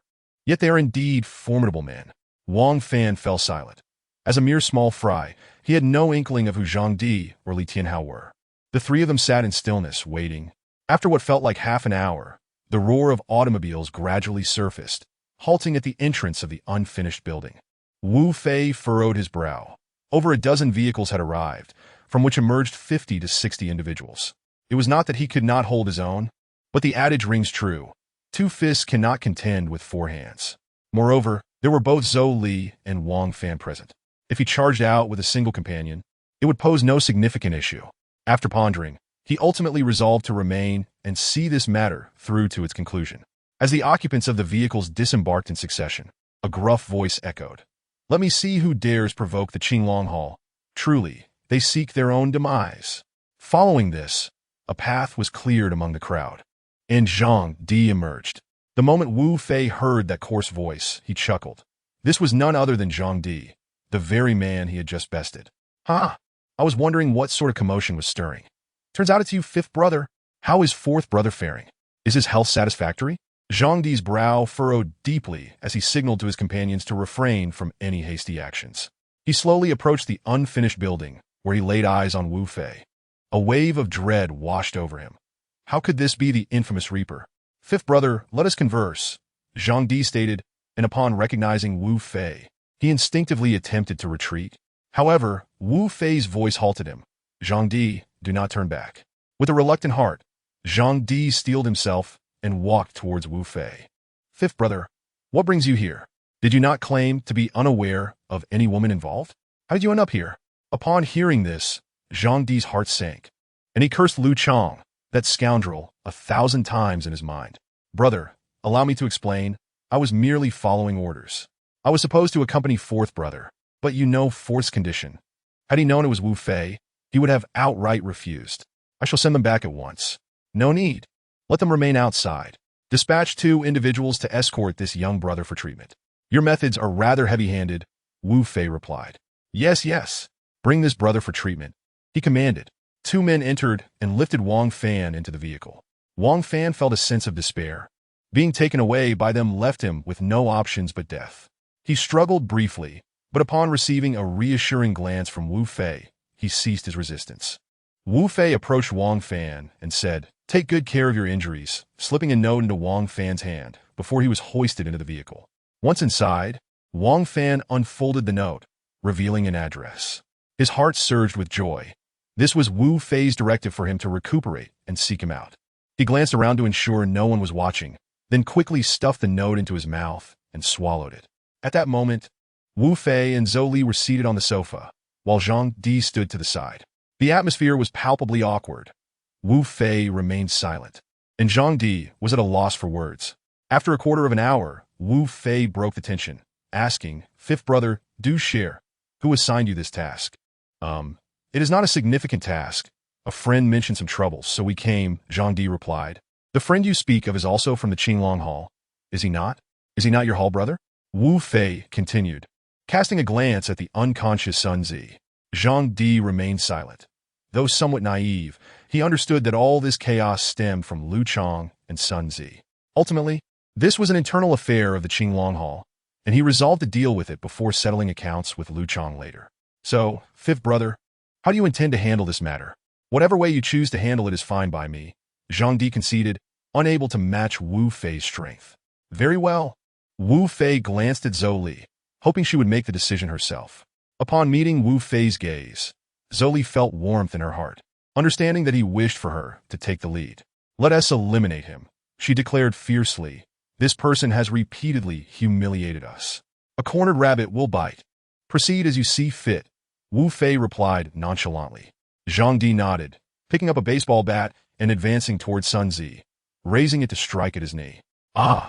Sun Zi awoke in pain, glaring at Zhang Di and cursing, Damn you, I'll make sure my hall brother kills you. He continued to wail on the ground. Wu Fei surveyed the scene with satisfaction, adding, Remember to keep your eyes peeled in the future. Not everyone is someone you can afford to offend. With that, Wu Fei led Zhou Li towards the exit. Sun Zi, now in a frenzy, shouted after them, You little whore, just wait. If I catch you, I will make you wish for death. Upon hearing this, Wu Fei's expression darkened, and he raised his hand. A dagger flew into Sun Zi's groin. Ah! He screamed, collapsing into unconsciousness once more. Wu Fei looked at Zhang Di and said, My apologies for staining your dagger. Should the opportunity arise, I shall return you a fine blade.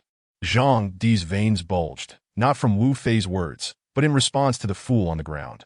Watching Wu Fei and Zhou Li depart in their vehicle, he shook his head and climbed into his own. Take that man away. Retreat. Zhang Di's voice was low, yet all could sense the fury boiling within him. As Zhou Li sat in the car, she gazed at the array of goods within, then glanced at Wu Fei, who had just exuded an aura of lethal intent, and softly said, Thank you. Wu Fei was momentarily taken aback, a smirk forming on his lips. Are you suggesting you wish to repay me with your body, my dear boss? Zhou Li burst into laughter, her previous tension dissipating. If you desire my body, then let's see if you possess the capability. As Zhou Li finished her statement, she leaned towards Wu Fei's thigh. Wu Fei thought to himself, No way. Last time, I was falsely accused of drugging her, and now she doubts my capabilities. If you are not offering your body, then you must raise my salary. I have certainly labored for you today. Zhou Li retorted, I have already provided you with a car and a house. What more do you desire? With that, she shot Wu Fei a disdainful glance. Zhou Li was well aware that Wu Fei was not in need of a mere salary. To put it bluntly, the car and house had been gifts from her benefactor. That morning, she had discovered the luxurious VIP bank card. Chapter 19. The supermarket heist. Upon returning home, Wu Fei found himself as the laborer, lugging in the items that Zhou Li had purchased for their villa. Zhou Li watched him make countless trips without any intention to assist. Observing this, Wu Fei remarked, Boss, if you are not going to help, could you at least prepare something to eat? I haven't had a bite to eat yet. Zhou Li slapped her forehead, realizing her earlier promise to prepare a meal for him that evening. You keep busy. I shall go buy some food and whip up a grand dinner for you, she hurriedly declared, turning to leave. Wait, aren't you concerned those people might follow and kidnap you again? Upon hearing this, Zoli halted, turning back with an awkward smile. Then you hurry and finish moving the items. Once done, we shall go together, and you can choose what you wish to eat. Wu Fei genuinely feared any further incidents. If it spread that those he was to protect were being abducted consecutively, it would be a blow to his reputation. Once all the items were moved, Wu Fei approached Zoli. Miss, might I request a favor? He began, raising his hand. Zoli immediately responded without a moment's hesitation, sure. She reached out, linking her arm with Wu Fei's. Wu Fei planted a kiss on her cheek. You rogue, Zoli exclaimed, her face flushing as she pulled away and marched ahead. Shy are we? You initiated this, Wu Fei chuckled, wiping his mouth as he followed her. As they entered the supermarket, Wu Fei instantly regretted it. Zoli was grabbing everything in sight, regardless of its usefulness or edibility. Zoli entered and exited as if she were in cahoots with the enemy, seizing everything she laid her eyes upon, leaving Wu Fei in a state of utter despair. After meandering for half an hour, beads of sweat began to form on Wu Fei's forehead. He silently vowed to himself that he would never again dare to accompany a woman on shopping excursions. In just 30 minutes, the entrance of the supermarket was overflowing with snacks, fruits, seafood, and countless other items. When it came time to check out, the cashier was momentarily taken aback. Sir, are you certain you wish to purchase all of this? Do you doubt my ability to pay? Wu Fei retorted, irritation evident in his voice. Already feeling disheartened by Zhou Li's antics, he found the cashier's inquiry particularly vexing. No, sir, it's not that. I'm merely worried that you might not be able to carry so many items. I noticed it's just you and your wife here. Perhaps we should only take what is absolutely necessary and save the rest for another visit? Upon hearing their conversation, Zhou Li's cheeks flushed slightly. With a mischievous glint in her eye, she interjected, These are all essentials for us. My husband is quite strong. Please find us several large bags for convenience. Wu Fei's expression darkened at her words, wondering what strength had to do with the multitude of items. This was clearly an act of petty revenge, a blatant provocation.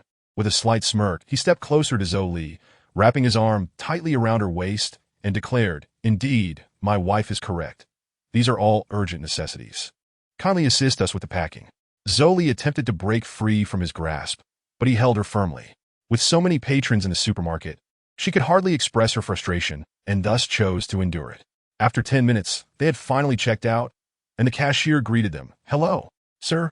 Your total comes to 7,695. 10. Will that be credit or cash? Wu Fei was momentarily taken aback. Not due to the amount, but rather the fact that the cashier was addressing him instead of Zhou Li. It dawned on him that he was still holding her tightly. With a cunning smile, he slowly lowered his hand from her waist and asked, Wife, will we be using card or cash? Zhou Li shot him an exasperated glance and hurried to the checkout, handing over a card. Internally, she cursed Wu Fei 1,000 times. Had he not insisted on holding her so closely, she would have been able to make the payment herself. She had initially hoped to see Wu Fei embarrassed and had no intention of carrying anything. After completing the transaction, Zhou Li made her way to the exit and called back to Wu Fei. Hurry up. I'm eager to get home for dinner. With that, she turned and left, leaving Wu Fei standing awkwardly in place. He turned to the cashier and inquired, Do you offer home delivery? Certainly, sir, though there is a service fee of 5%. She replied, Very well. Please deliver to this address. Wu Fei jotted down a note and handed it to her, then strode out confidently. As soon as they reached the entrance of the villa district, Zhou Li pulled Wu Fei into a corner. After scanning the area and noticing that he had not brought any of the items back, she asked, Where are the goods? I returned them. I got a refund of over 5,000 after a discount, he said, revealing a pleased expression. You. Fine if you've returned them. Let us go. Zhou Li remarked, pulling Wu Fei along as they exited. Where are we headed? There are people loitering in front of the villa. I suspect they are from the Qinglong Hall. We should leave. It's better to avoid unnecessary trouble and return in a few days. Upon hearing that someone was loitering in front of his home, particularly members of the Qinglong Hall, Wu Fei's anger flared. I haven't sought them out, yet they dare to come to me, he said, pulling Zhou Li back toward their home. As they approached, Wu Fei and Zhou Li nearly burst into laughter upon seeing Wang Fan, who was swathed in bandages like a mummy. How did you arrive so quickly? Wasn't I clear about you needing to rest? Wu Fei exclaimed, both amused and irritated. Brother, I was merely worried you might have more instructions for me, so I came by after a quick checkup, Wang Fan replied. All right, let us talk inside, Wu Fei said, producing his key to unlock the door. Upon witnessing Wang Fan's awkward gait, Zoli couldn't help but chuckle. Wang Fan, however, took her laughter as a sign of respect, considering that his life had been saved by Wu Fei. How is your injury? Is it serious? Wu Fei asked with concern. It's nothing, brother. Just a couple of broken ribs and some minor abrasions. Just tell me what you need done. I am willing to face any danger, Wang Fan declared, growing increasingly animated. Wu Fei placed a reassuring hand on Wang Fan's shoulder, signaling him to calm down. I want to know your future plans as I could use someone like you, he said. Upon hearing this, Wang Fan dropped to his knees, enduring the pain as he said, Brother, as long as I can follow you, I would do anything. I had intended to leave Kyoto after the last incident, but just as I was about to depart, they brought me back. You know the rest. Seeing Wang Fan kneeling, Wu Fei hurried to help him up. Remember, when a man kneels, it should only be to heaven, to the earth, or to his parents. No one else is worthy of your submission. Wang Fan's eyes glistened with unshed tears, unsure of what to say, but he nodded in agreement. Chapter 20. Taking in Wang Fan, Zhou Li observed the two men engaged in their heartfelt exchange and approached them. All right, enough standing around. Let us tidy up and prepare something to eat. Little Fan, doesn't he look fit for dining out? Sister-in-law, no need. I'm not hungry, Wang Fan replied, noticing Zhou Li's piercing gaze fixed upon him, wondering if he had said something amiss. Suddenly, the doorbell rang. Who is it? Zhou Li called out, irritated. Greetings. We have a delivery for you. Zhou Li opened the door, startled to find 7 or 8 individuals, each carrying a bag. It quickly became clear that Wu Fei's claim of a refund was merely a jest. After all, no one individual could possibly carry so much. Thank you. Just leave them at the door. I'll handle it myself shortly. Zhou Li noticed that the delivery personnel did not seem inclined to leave and inquired. Is there anything else? Yes, there is the 5% service fee we discussed during delivery. Could someone settle that? Zhou Li shot Wu Fei a disapproving glance, only to see him shrug, showing no intention of covering the cost. She thought to herself how miserly he must be, carrying a premium credit card and yet refusing to spend even on a service fee. I apologize. Please wait a moment, Zhou Li said before heading inside to look for cash.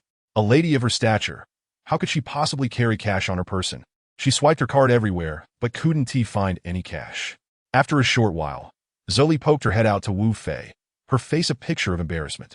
Wu Fei, do you have any cash? You know I don't. Why ask? Wu Fei shrugged with a smile. Zhou Li shot him another glare, exasperated by his frugality. Is it possible to use a card? I genuinely have no cash at home. Sister-in-law, I have some, Wang Fan piped up, pulling out a crumpled wad of bills that, upon closer inspection, could easily be mistaken for mere paper. Zhou Li stepped forward to take the only 100 yuan note, handing it to the delivery personnel, saying, No need for change. Thank you for your effort. Wang Fan watched in despair, as this was nearly all he possessed. He gazed longingly at the 30 yuan he had left, feeling a pang of heartache. Wu Fei observed the entire exchange and called out, Wife, please prepare something delicious for Wang Fan to help him regain his strength. Zhou Li ignored Wu Fei's request and went off to cook instead. Little Fan, where are you staying now? To be honest, brother, since graduation, I've been wandering without a proper home. Then you can stay here from now on. There's a bedroom on the first floor. You can recuperate here for a while. In a few days, I'll have your sister-in-law get you some decent clothes. That is not appropriate, brother. I wouldn't want to impose on you and sister-in-law. That is settled then. Focus on your recovery. I'll have tasks for you once you're well. Wang Fan initially intended to refuse, but realizing he had nowhere else to go, he nodded in agreement. The two continued their conversation for another half hour when they heard Zhou Li exclaim, Dinner is ready. Wash your hands and come eat. Wu Fei, feeling quite famished, disregarded the need for hand-washing and promptly dashed to the dining table. Upon seeing the sumptuous spread laid out before him, he couldn't help but smirk. I hope there's no poison this time. Zhou Li's face flushed red as she playfully pinched his waist, causing Wu Fei to yelp like a pig being slaughtered. Sister-in-law, what happened to my brother? Wang Fan hobbled over, concerned. It's nothing, your brother just twisted his waist accidentally. Come, sit down and eat. Zhou Li replied with an exasperated look at Wu Fei. Wu Fei devoured his meal in a whirlwind, and after finishing, Zhou Li approached him and whispered, Come to my room tonight. I have something to discuss with you. At this, Wu Fei's heart soared with joy. After all, he was merely a normal man, daily in the presence of such a stunning beauty. It would be disingenuous to claim he felt no attraction. The mere thought of being invited into Zhou Li's private quarters sent him into a euphoric state. "All right," he exclaimed, drooling at the prospect, his eyes glinting with desire. He quickly went to take a shower, thinking about what the night might hold. After finishing his shower, clad only in a towel, Wu Fei entered Zhou Li's bedroom. "Ah, Wu Fei, what are you doing? Hurry and put on some clothes," Zhou Li said, her face burning with embarrassment. "Don't be shy. You called me up here at night. Are we not going to have a serious discussion?" Wu Fei teased with a mischievous grin. "You!" Zhou Li, overwhelmed with frustration, sank to the floor in tears. Wu Fei realized he had overstepped, his jest having crossed a line. Having spent several days with Zhou Li, he recognized her as a strong woman. She had not cried so intensely even when she was kidnapped. He gently draped her bathrobe over her shoulders, the pink fabric adorably accentuating her grace. After this, he lifted her onto the bed, embracing her softly. "All right, it's my fault for upsetting my beautiful lady. Please, stop crying." Wu Fei's words, rather than soothing her, seemed to intensify her tears, and she buried her face into his solid chest, crying even more vehemently. After an hour of weeping, Zhou Li finally raised her head and, upon seeing Wu Fei in her sleepwear, burst into laughter. Wu Fei reflected on the capricious nature of a woman's heart, noting how quickly emotions could shift, from tears to laughter in an instant. "Let us discuss serious matters now," Zhou Li suggested, regaining her composure. Wu Fei nodded in agreement. Through Zhou Li's recounting over the next half hour, Wu Fei learned of her father's untimely demise, which had compelled her to return to inherit the family business. Unexpectedly, her uncle, who had watched her grow up and had been her father's trusted aide, betrayed the Zhou family, establishing his own faction and siphoning away numerous talents from the Zhou group, leading to its administrative collapse. As if this betrayal were not enough, her uncle sought to marry Zhou Li off to his son, Zhou Yiqiang, a proposal she vehemently opposed. In a desperate move, Zhou Li relinquished all of Zhou Group's assets to Luo Tian of the Wu Group and fled Guang province with a heavy debt burden. However, the Zheng family continued to pursue her relentlessly. Listening to her tale, Wu Fei mused how life often imitated fiction. His father had acquired the Zhou family's assets, while he himself was being coerced in a marriage, ultimately leading him to sell skewers on the street. Had he not personally experienced these events, he might have believed it was all part of his father's machinations. "So, this is the reason you mentioned there might be a threat to your life," Wu Fei remarked. "I know you are not an ordinary person. If you choose not to share, I will not pry. Everyone has their secrets. I only need to know that you will not betray me. I maintain my stance. It's not too late to withdraw now." Chapter 21. The banquet. Wu Fei declared boldly, "What do you take me for? Although I may not be a paragon of virtue, I am nevertheless a man of stature. I fear not death, yet I recognize that some things must be done regardless." Zhou Li felt a warmth spread through her heart at his words. This man, though sometimes infuriating, provided her with a sense of safety and reliability. She felt that as long as he was by her side, fear would never find a place in her heart. "Now, share your plans," Wu Fei suggested nonchalantly. Upon hearing Zhou Li's experiences, Wu Fei resolved to assist her in seeking vengeance, though he knew he couldn't reveal to her that Wu Tian was indeed Wang Fan's father. "I intend to establish a company. Since I studied finance in France, I plan to create a shell corporation to grow rapidly through financing. However, as you know, securing financing is no simple task, and my current funds do not allow for any missteps." Wu Fei nodded. "That's a commendable idea. If you wish to pursue it, then do so. I will support you. As for the financial aspect, you need not worry." With that, he produced a bank card from seemingly nowhere and tossed it to Zhou Li. Seeing Wu Fei's nonchalance as he presented the card, Zhou Li felt deeply touched but returned it to him, saying, "This is your money. I cannot accept it. Why would you turn it down? This is all I have for now, and if I need more later, I will find a way." Zhou Li glanced at it again, but firmly declined. "I appreciate your intention. When I truly need it, I will ask. What about you? What are your plans, Wang Fan? How do you intend to handle this?" "I have no specific plans. The Qinglong Hall will undoubtedly seek retribution. I cannot always be by your side. Wang Fan may not have a solid foundation, but he is a person of potential. I believe he can assist you significantly in the future." "Very well. Since you've made your decision, I will trust your judgment," Zhou Li replied nonchalantly. Perhaps having suppressed her feelings for too long, she felt a sense of relief after sharing her troubles. Noticing Wu Fei still holding her, She suddenly felt a wave of awkwardness wash over her. Do you have other matters to attend to? Oh, nothing pressing. You were the one who summoned me, and I thought that since I am here, under the beautiful moonlight accompanied by a lovely lady, it would be remiss not to indulge in some revelry. Wouldn't you agree? Upon hearing Wu Fei's implication, Zhou shot him an exasperated glance and extricated herself from his embrace. So, do you no longer require my services as your personal bodyguard tonight? Wu Fei smirked, deliberately emphasizing the words personal bodyguard. Zhou Li's face flushed deeper. You scoundrel. Get out. Wu Fei shrugged, nonchalantly exiting the room while muttering to himself. Back in his own chamber, he pondered Zhou Li's words. As the three of them sank into slumber, a fierce discussion unfolded at the Qinglong Hall headquarters, where Zhang Di had reported all developments. They were now awaiting a decision from the four leaders. Wu Fei sensed that Qinglong Hall would not let matters rest so easily, yet they had yet to make their move. A week passed, and Zhou Li's company was officially established. Although it was merely a shell corporation, essential financial operations and a team were still necessary. When Wu Fei visited the office, he couldn't help but admire Zhou Li's financial prowess. The company, though staffed by fewer than 10 individuals, occupied a grand 15-story building. Wu Fei mused that wealth truly was a blessing. Observing Zhou Li busily managing her affairs, he felt somewhat helpless, so he decided to take a stroll downstairs. Buzz! Buzz! His phone rang. It was a call from Xiaofan. Hello, Xiaofan. Brother Fei, I'm at Qinglong Hall. They say they need to speak with you, Wang Fan said, sounding somewhat anxious. They haven't harmed you, have they? No, they just want to find you. All right, I'm on my way. After hanging up, Wu Fei drove swiftly towards Qinglong Bay.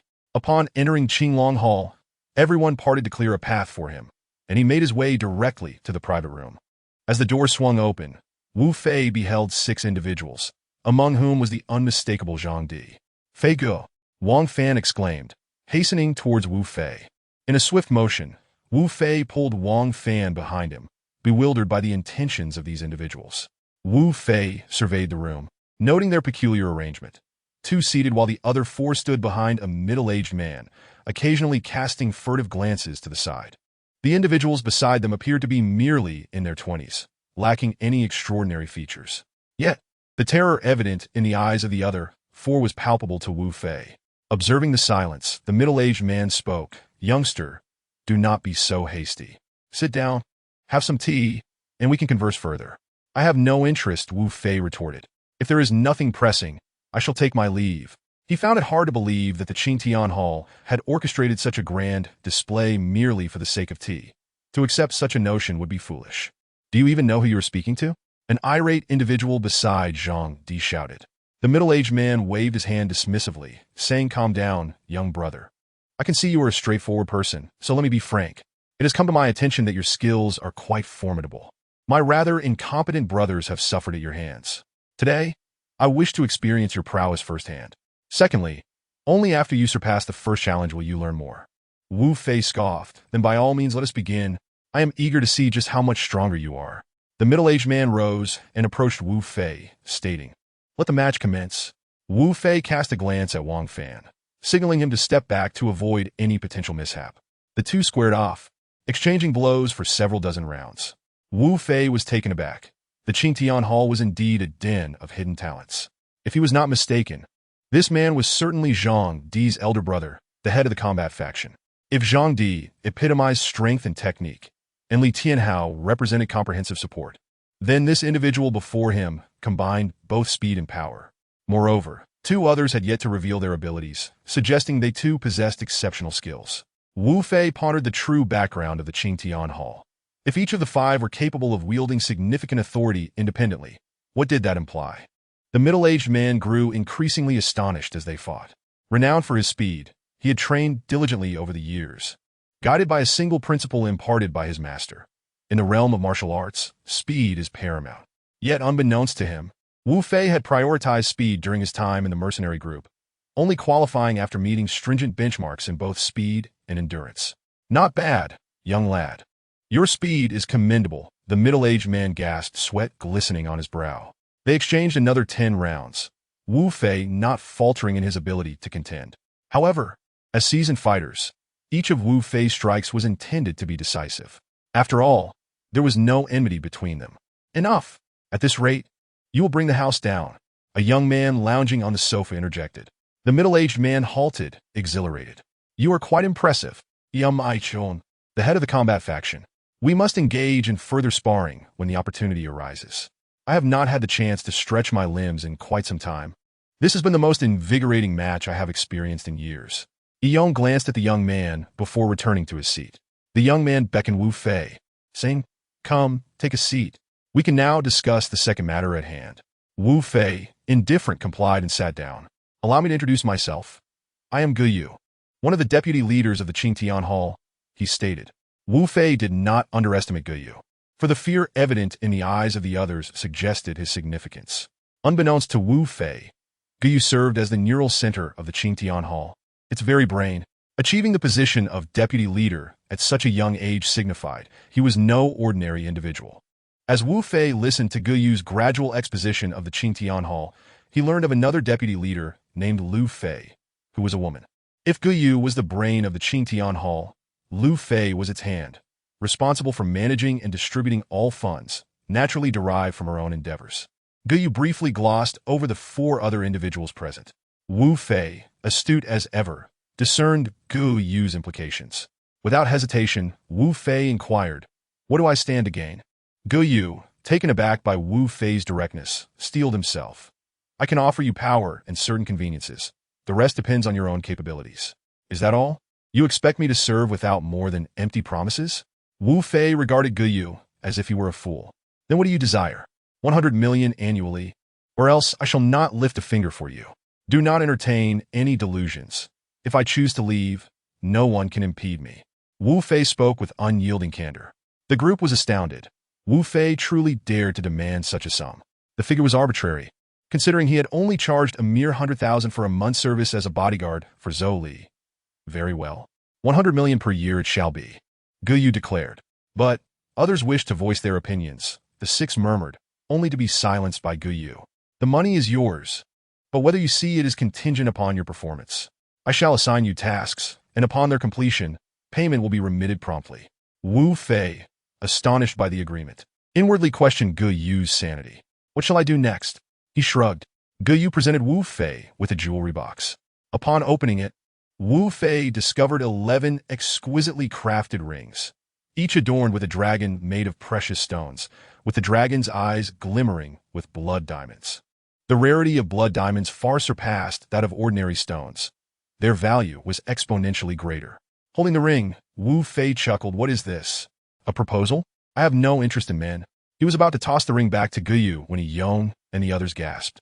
This ring symbolized the identity of the Qingtian Hall's leader, granting unconditional authority to its bearer.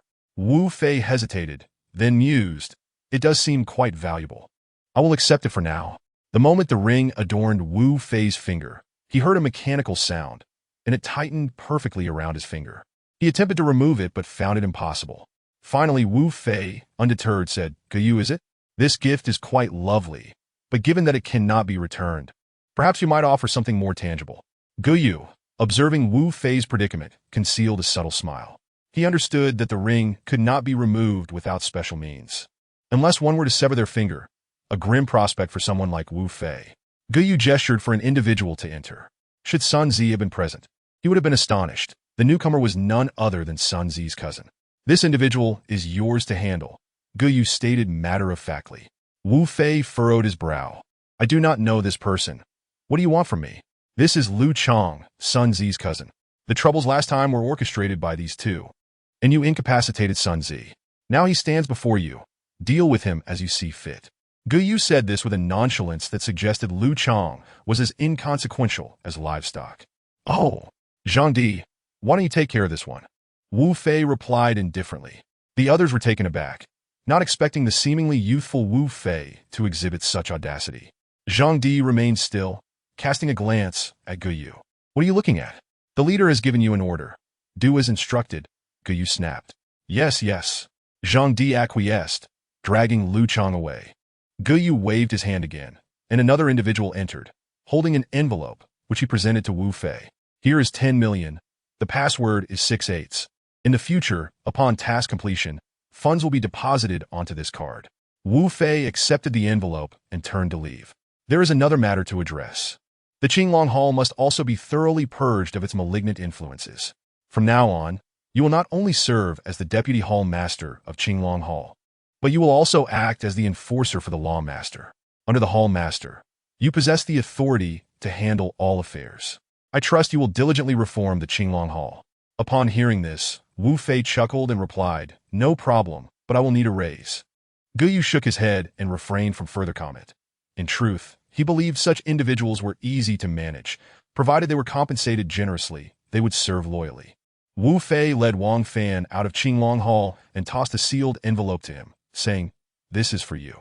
Wang Fan was taken aback, nearly losing his balance. He had overheard their conversation in its entirety. This amounted to 10 million. In the past, he would not have dared to even dream of such a sum. He quickly declined, saying, "Fei Ge, I can't accept this money. I've done nothing to deserve it." "Who said it was a gift? This money is for our personal expenses. Just don't let your sister-in-law find out." Wu Fei replied with a mischievous grin. Wang Fan instantly grasped Wu Fei's intention. He eagerly took the driver's seat and drove back to the company. Chapter 23. This woman is suspicious. As soon as Wu Fei returned, Zhou Li rushed over in a flurry. Pretending to be angry, she exclaimed, "Where have you been? I've been searching for you for ages." "Oh, that ring is stunning. Is it for me?" With that, Zhou Li attempted to remove the ring, but regardless of how hard she tried, it would not budge. After a moment, Wu Fei said, "All right, now tell me what you wanted. By the way, come and see your office. Do you like it?" Zhou Li said, pulling Wu Fei along.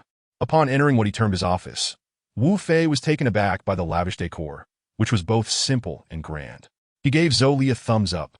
"As long as you like it, now tell me about that ring on your hand. Where have you been just now?" Faced with Zhou Li's barrage of questions, Wu Fei found himself at a loss for words. Well, here's how it happened. Wu Fei recounted his experiences in detail, though he omitted certain specifics. After hearing him out, Zhou Li expressed her disappointment, saying, "So, what have you decided?" In truth, Zhou Li already knew Wu Fei's choice. Seeing the ring on his finger had confirmed it for her.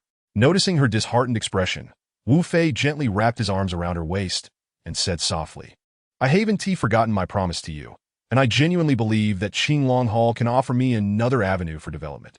Besides, my role here will be to protect you. I might as well join the Qinglong society. Having power and privilege in the shadows will make it easier for you to navigate your endeavors." Wu Fei laid out his thoughts candidly, observing Zhou Li's reaction. "You make a valid point. If revenge could be achieved solely through financial means, wouldn't that lack any challenge?" Zhou Li responded with a smile. Seeing that Zhou Li was not upset by his decision to join Qinglong Hall, Wu Fei felt a sense of relief. He casually remarked, "I'll leave Xiao Fan with you. If anything comes up, just send him to handle it. Keep this office for me. If things don't go well out there, I can always return to lean on your sturdy tree." "All right." The two shared laughter and banter. One afternoon, Wu Fei unexpectedly received a message directing him to the Zuanhuang Entertainment Club, promising a task reward of 500,000. Upon glancing at the message, he realized it was a task from Qinglong Hall. Thinking that 500,000 was a rather modest reward for a first assignment, he deemed it necessary to accept. Upon entering the club, he was met with a dazzling array of lights and alluring dancers, prompting a wave of reflection. After waiting for what felt like an eternity without receiving specific instructions, Wu Fei mused, could it be that the boss simply wanted him to enjoy himself? As the women in the room swayed gracefully, Wu Fei found his gaze captivated, akin to a serene stream flowing beside a mountain. A smile gradually crept across his lips, revealing the resolute contours of his face and the glimmering depths of his eyes. His attention shifted momentarily to the adjacent room, although separated by a door.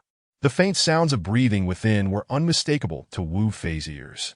"Hey there, you seem to be alone," a voice called out to him, snapping him back to reality. Nodding slightly, he replied softly, "Yes, I am alone."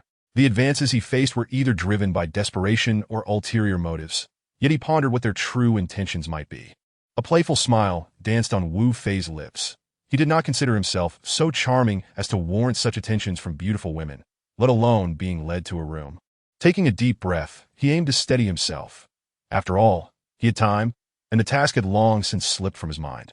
A woman slid onto Wu Fei's lap, parting his legs with her hands, and with a sultry gaze, she asked, "Do you like it?" "I do," Wu Fei replied, following her lead. She chuckled lightly, suddenly finding the young man before her quite endearing. However, a fleeting thought crossed her mind. Only someone naive would fall for such a charming act. "What is your name?" the woman asked seductively. "Wu Fei," he answered succinctly, though his hands were far from idle.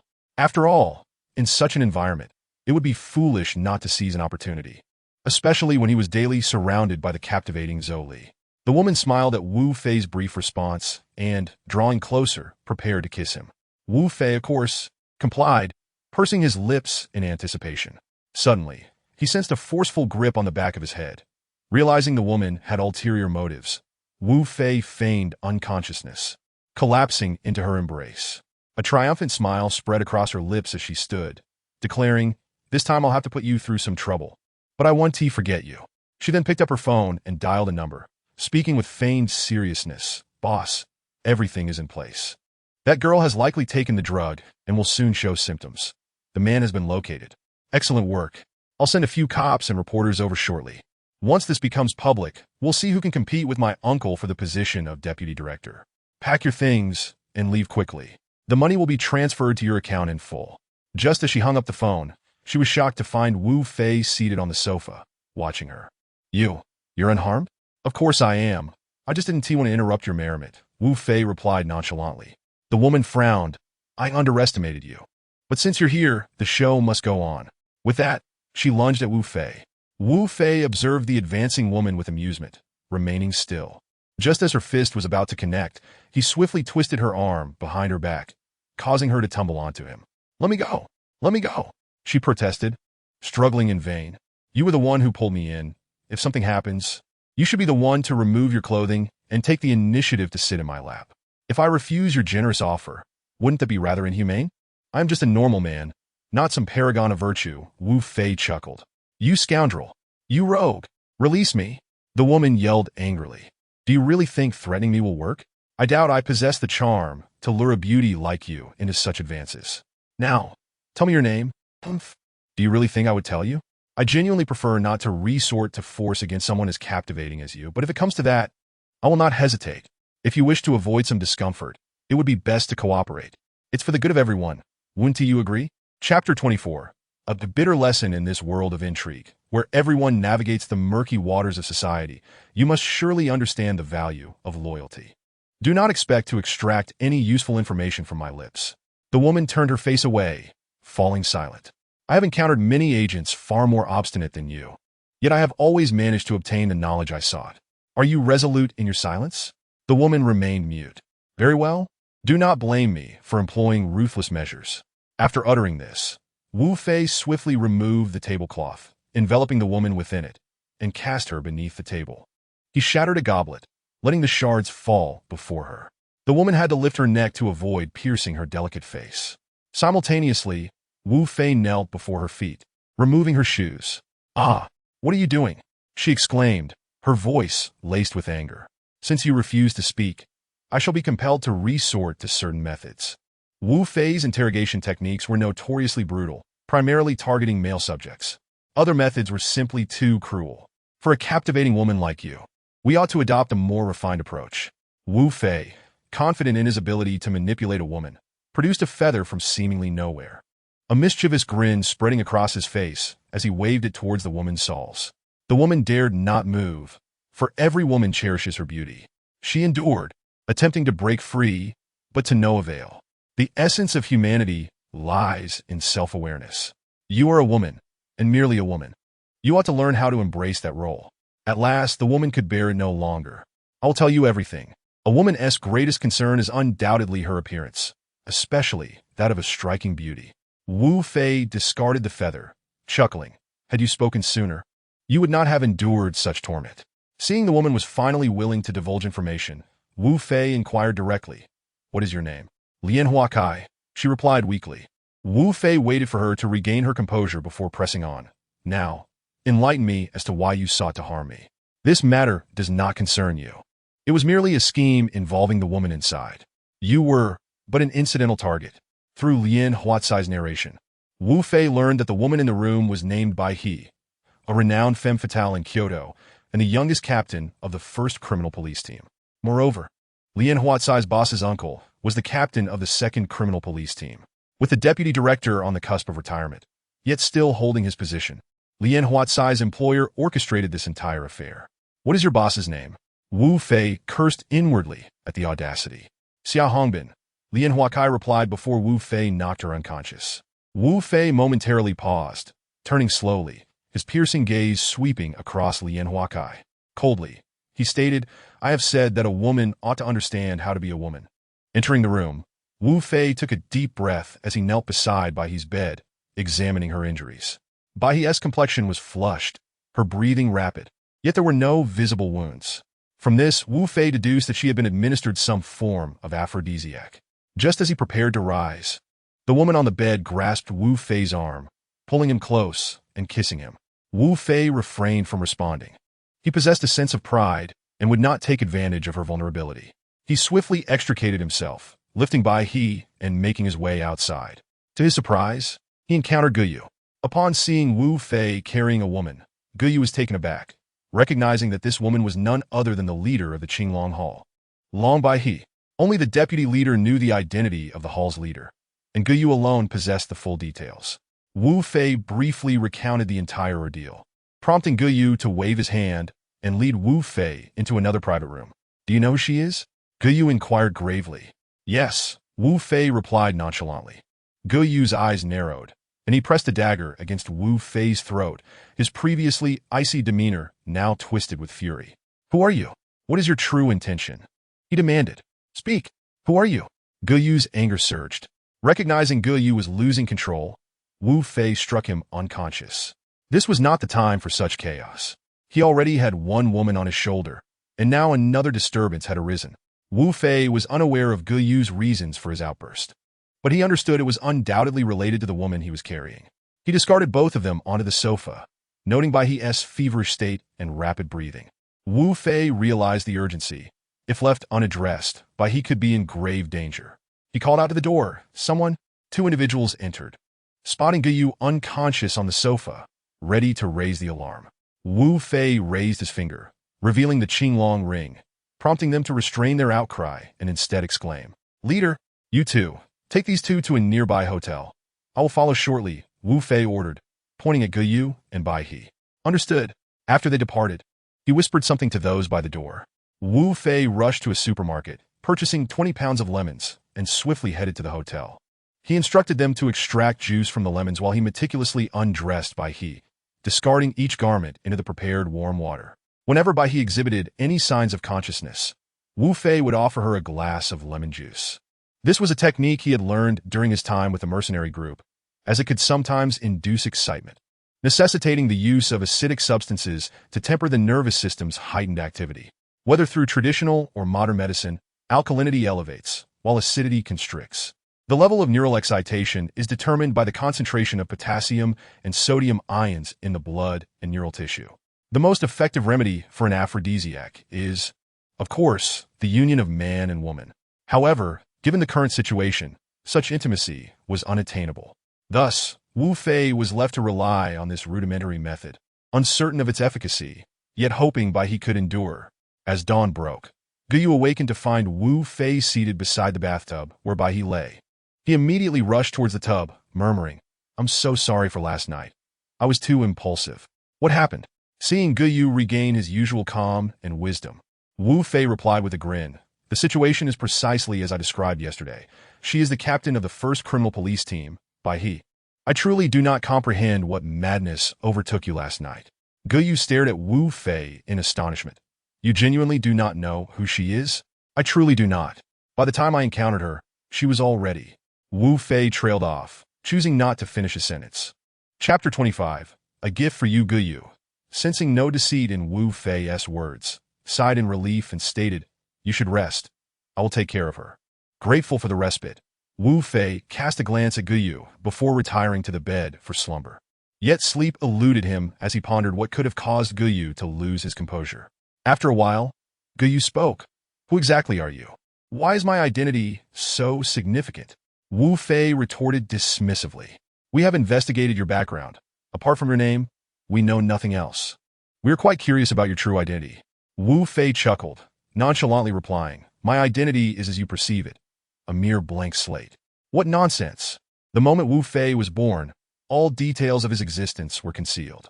The Wu family's influence extends far beyond domestic confines.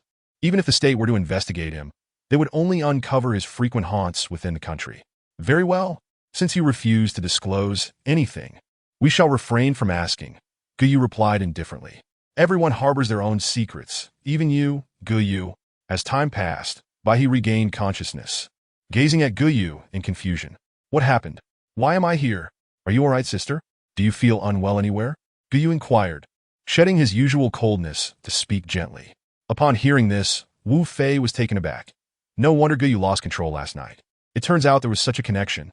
He pondered for a moment, realizing that although the Qinglong Hall was not large, it managed to establish itself in Kyoto, indicating that there must be someone powerful backing it.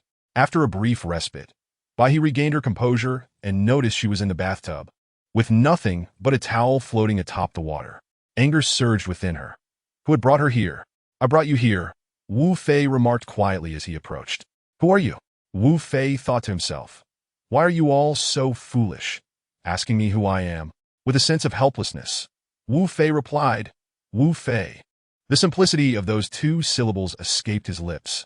Shall you kill him? Guyu and Wu Fei were momentarily stunned. Guyu made no move. Regardless of whether he could defeat Wu Fei, he would not resort to such action. Wu Fei snapped back to reality, exclaiming, Damn it, my short temper, and you, woman, I saved you. Yet you are ungrateful enough to attempt to kill me. I should have dealt with you last night when you took advantage of me. The more he spoke, the more animated he became, ignoring Guyu, who was beside him casting meaningful glances. Wu Fei was not one to be trifled with. Even if the emperor himself provoked him, he would pluck a hair from his beard. He was indifferent to such matters. Guyu stood up and pulled Wu Fei outside. Bai donned her bathrobe and stepped out. What on earth is happening? And who is he? Guyu shared everything he knew, while Bai gritted her teeth and declared, I will reclaim everything. Bai quickly composed herself, stating, I do not wish for anyone else to know about what transpired last night. Wu Fei shrugged, expressing his helplessness, aside from those two at the door. Everyone who knows is already here. Bai exchanged a glance with Guyu, who immediately understood and nodded. Wu Fei was puzzled by their silent communication. If there is nothing else, I'll take my leave. Oh, by the way, the side effects of the aphrodisiac are still in your system. Over the next few days, consume more sour foods to prevent the effects from resurfacing. With that, Wu Fei turned to exit. He sensed this woman was not ordinary. Guyu, as the brains of the Qinglong Hall, actually referred to Bai He as sister. Moreover, their relationship seemed quite unique. Unable to comprehend it any further, he approached the elevator, but suddenly recalled something. He turned back and said, Bai, I almost forgot to mention a gift. Turn on the television. I believe that even if he is the deputy director, he won't be able to suppress this matter. After speaking, he turned and left. Guyu switched on the television. The news reported that an incident had occurred at the Zuanhuang Entertainment Club the previous evening, resulting in the death of a young woman who had ingested a significant amount of drugs. Further investigations were underway. As the youngest captain of the criminal police, Bai instantly grasped Wu Fei's implication. The reporters and officers were all under Xia Hongbin's command. If he wished to downplay the situation, it would be quite easy. Ultimately, they could find a scapegoat to clean up the mess entirely. Wu Fei's actions were intended to allow Bai He to make her own decision. Should she insist on thoroughly investigating the matter, the other party would have no choice but to swallow their grievances. Furthermore, it would also eliminate some of their pawns. Bai He dressed and returned to the precinct to handle the situation. In the following days, Wu Fei reveled in the experience as Guyu guided him through every facet of the Qinglong Hall's enterprises, from casinos to bathhouses to nightclubs. Through these days, Guyu came to understand Wu Fei better. Apart from wealth, Wu Fei had few other interests. However, he also discovered that Wu Fei was not only skilled in martial arts but also possessed remarkable gambling prowess. Guyu initially intended for Wu Fei to experience the thrill of gambling and arranged for him to receive 1 million in chips. Wu Fei approached the dice table, observed for a while, and then placed all 1 million chips on the small bet. The onlookers gasped as they watched this seemingly naive newcomer wager such a sum. Yet when the dealer revealed the dice, he announced 112 and pushed 2 million towards Wu Fei. As the dealer shook the dice again, Wu Fei promptly wagered another 2 million on the small bet. After stepping away from the table, He held up two transparent chips to Guyu, which prominently displayed the number 10 million. Wu Fei approached and tossed the chips to Guyu's underlings, saying, 10 million for you. The rest is for treating the brothers to drinks. Transfer the remaining 10 million to my card. Guyu was left speechless, realizing that Wu Fei was essentially using his own money to treat his brothers while keeping a distance from him. With a helpless shake of his head, Guyu remarked, just do as Brother Fei says. What do you mean by that? Guyu retorted angrily, what is this? Just take it. Do I really care about a mere 10 million? Wu Fei and Guyu entered the lounge, where Guyu waved his hand, dismissing everyone else. Within the room, only Wu Fei and Guyu remained, and Guyu retracted his authoritative demeanor, stating, Ah Fei, regardless of what you did in the past, I hope that when you see the ring on your hand, you will remember that you are a part of the Qinglong Hall. Wu Fei feigned indifference, knowing that Guyu's words were merely a prelude to something more significant. Chapter 26. The Four Great Forces. Guyu, noticing Wu Fei's lack of response, sighed and continued, what you see of the Qinglong Hall is merely the surface. The internal struggles and conflicts are far more complex.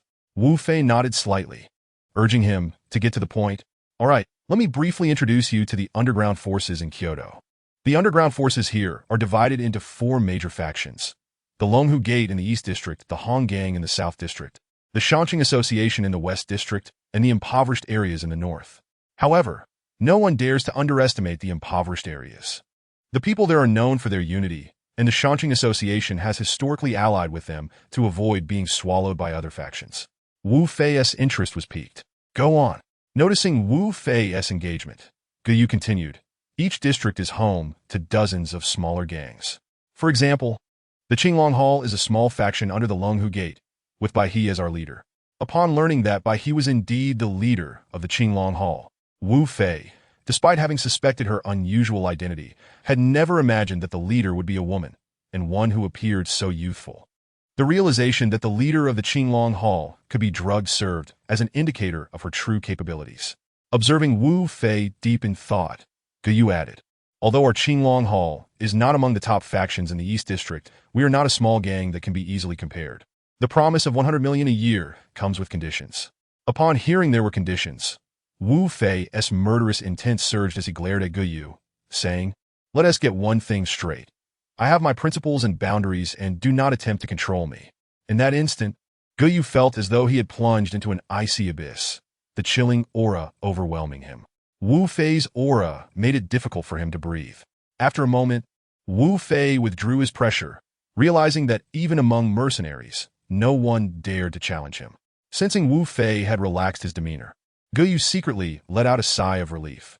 He was a wise man and the brains of the Qinglong Hall, and he resolved to treat Wu Fei with caution. Time seemed to stand still, the room enveloped in silence. Wu Fei, recalling that Guyu had yet to finish speaking, coldly urged, continue. Guyu, jolted back to reality by Wu Fei's words, felt a cold sweat break out but pressed on. I know you are not as simple as you appear. Our investigations, both through official and underground channels, have yielded no records about you. However, I believe your capabilities pose no threat to the Qinglong Hall. Wu Fei smirked in response. A mere Qinglong Hall holds no allure for me. Wu Fei has grown accustomed to the life of a mercenary, where constraints are non-existent, and the only pursuits are missions and indulgence. Guyu glanced at Wu Fei and sighed. Deep down, he understood that a person like Wu Fei is not meant to remain grounded. He is destined to soar. However, conversely, if Wu Fei were to align himself with the Qinglong Hall, that would present a different scenario altogether. After making this remark, Guyu paused for a moment, nodded, and concluded his thoughts, having initially anticipated a lucrative task. Wu Fei, with a slight grimace, remarked, I thought there would be a chance to make a fortune. Guyu's expression darkened. Having just secured a gambling stake of 10 million, he was bewildered by Wu Fei's desire for even greater gains. I will transfer the money to you shortly. By the way, do you have any extra of that item? I'd like to purchase another, Wu Fei said, shaking the ring on his hand. Upon realizing that Wu Fei was referring to the Qinglong ring, Guyu's countenance worsened. There are only 3 of these rings in all of Kyoto, and they are not merely extravagant trinkets. Their intricate internal structure is crafted by the world's top artisans and has cost a fortune to produce. I'm afraid there are none left. The entire Qinglong Gate possesses only 3. Wu Fei, upon hearing this, could only shake his head in resignation. He had initially intended to gift one to Zhou Li, but a sudden idea struck him. Since the original is unavailable, why not create a replica? With that thought, Wu Fei turned to Gu Yu and inquired, how long would it take to fabricate a ring similar to the Qinglong ring? Gu Yu, upon hearing Wu Fei's desire to replicate the Qinglong ring, immediately stood up in outrage, exclaiming, do not overstep your bounds. The Qinglong ring symbolizes the Qinglong Hall and serves as the token of the Hall Master. How could it possibly be replicated? Realizing the inappropriateness of his suggestion, Wu Fei felt a twinge of embarrassment at Gu Yu's fervent reaction and awkwardly scratched his head. I was merely asking. Why the agitation? If it's not available, then it's not, Wu Fei replied sheepishly. Gu Yu was so incensed that he was at a loss for words. Buzzing.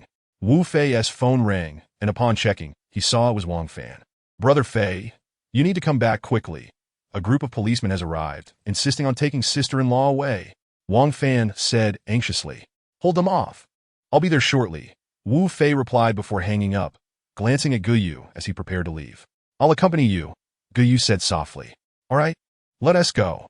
Wait, Gu Yu said, pulling out his phone to make a call. All set, let us go.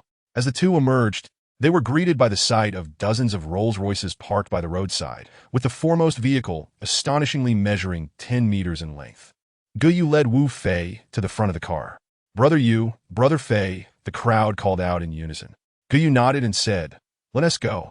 This was Gu Yu's personal vehicle, lavishly comfortable inside, though Wu Fei lacked the mood to appreciate it at the moment. Upon arrival, Wang Fan rushed over and said, Brother Fei, you should get in. They are all waiting upstairs. What is going on? Briefly explain why the police are here. They claim sister-in-law is involved in illegal operations and fundraising. Wu Fei immediately sensed that there was more to the story. As the three approached the conference room door, they halted. You better show some respect. We're here to take you in for questioning. Even if you hire a lawyer, you must come with us for investigation. One officer stated. I dare anyone to take her. Wu Fei retorted, his expression fierce. With a swift kick, he kicked open the door and strode directly to Zhou Li. Upon seeing Wu Fei return, Zhou Li felt a sense of relief. Who are you? This is a police matter. You should stay back, a police officer warned. Wu Fei attempted to speak, but was interrupted by Gu Yu, who stepped in and demanded, which police station are you from? Who is your captain? Where is the arrest warrant? Upon entering, Gu Yu recognized that, despite their uniforms, these individuals were far from legitimate officers. At best, they were auxiliary police, vastly inferior to real law enforcement. The middle-aged man momentarily faltered, realizing that someone was onto their ruse. Resolutely, he declared, anyone obstructing justice will be taken away. Chapter 27. If we're going to play, let us play big. I dare anyone to make a move, Wu Fei growled, his aura suddenly intensifying. What do you intend to do? The middle-aged man stammered. Wu Fei glanced at Gu Yu, seemingly seeking his approval. Gu Yu nodded, saying, throw them all out. Yes, sir. Thus, 5 or 6 so-called policemen were unceremoniously expelled by the Qinglong Hall members. Wu Fei approached Zhou Li, wrapping his arm around her slender waist and softly said, it's all right now. Tell me what happened. Zhou Li, startled by Wu Fei's earlier display of power, felt a flush of warmth as he embraced her. I'm not sure. They arrived claiming they wanted to see me. The others, seeing their uniforms, didn't intervene, and when they saw me, they insisted on taking me away. Wu Fei gently stroked Zhou Li's head, reassuring her it's fine. With me here, you needn't worry. Gu Yu beckoned Wu Fei over, indicating he had something to discuss. As Wu Fei approached, Gu Yu said, you might want to consider if you've offended anyone. Think carefully. I'll call the hall master to investigate, but don't hold out too much hope, given Wu Fei anticipated Gu Yu's next words. Recalling the intimate moments with Bai He. Although Bai He appeared formidable, her figure was exquisitely proportioned. Let us leave it at that for now. Help me find out who is behind this disruption, Wu Fei requested. Gu Yu nodded, exchanged pleasantries with Zhou Li, and departed. Wu Fei pondered. Since returning to Kyoto, he hadn't wronged anyone. If there were any grievances, it would be with the Qinglong Hall, of which he was now the vice hall master. He believed the Qinglong Hall would not harbor any fools. Zhou Li approached him gently and asked, who was that man? Why does he have a ring identical to yours? You two aren't. Wu Fei's face darkened. This girl certainly had a vivid imagination. He chose to ignore her, turning to exit. You two really have something going on? Zhao Di huffed. Wu Fei halted, slowly advancing toward her until she found herself cornered against the wall. With one hand bracing against the wall, he lifted her chin with the other and leaned in to kiss her. Zhou Li struggled. After a moment, Wu Fei whispered in her ear, "Shall we try something tonight?" Zhou Li's face flushed crimson, and she broke free from his grasp, fleeing the room. "Don't doubt me. My principles are quite sound."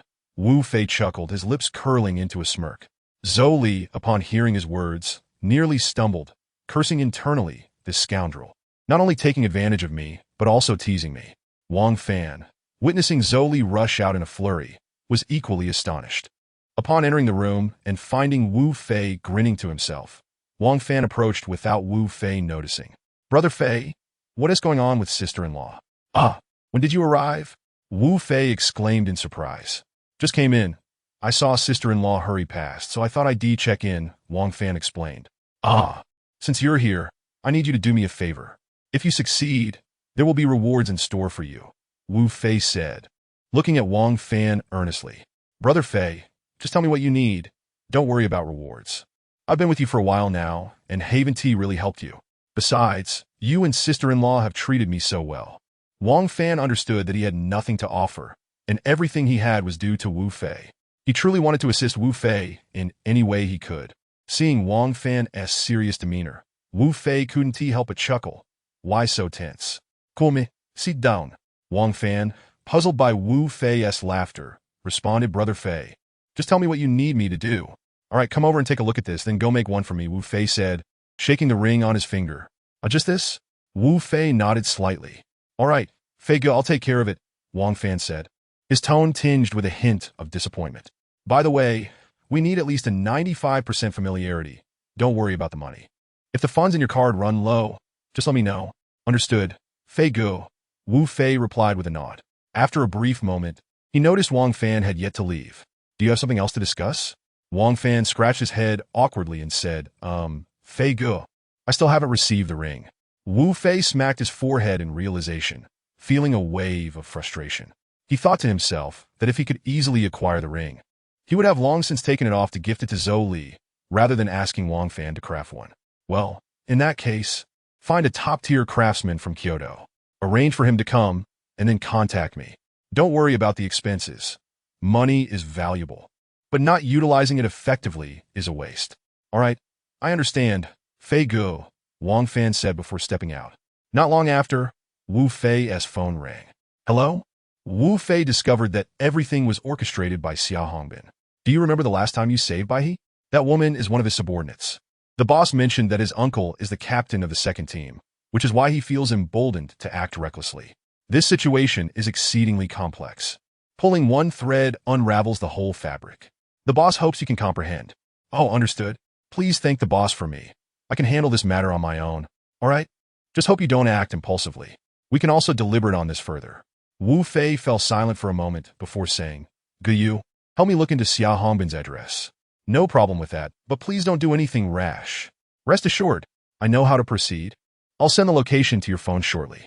He hung up. The corners of Wu Fei's mouth curled upward. If they wished to play games, he would indulge them fully. "You're being foolish. Let us head home," Zhou Li chimed in, peeking her head in. Wu Fei nodded, picked up his clothing, and exited. As he stepped out of the elevator, he noticed 6 brothers from the Qinglong Hall stationed at the entrance, instantly understanding Ge Yu's intentions. He turned to Zhou Li and inquired, "Do you have any cash on you? What do you need that for?" "The finance department hasn't closed yet. Let them bring it down," Zhou Li responded, puzzled. Wu Fei nodded. Zhou Li then pulled out her phone and said something. Shortly after, someone came down with 100,000 yuan in cash, handing it to Zhou Li. Wu Fei accepted the cash and approached the brothers from Qinglong Hall. "Fei," the 6 called out in unison. "You've all worked hard. Take this and treat your brothers to some tea." "Fei Ge, we can't accept this. The last time you treated us was already quite generous." One of them replied, "How is it insufficient? If I say you should take it, then take it without further ado." Wu Fei feigned anger.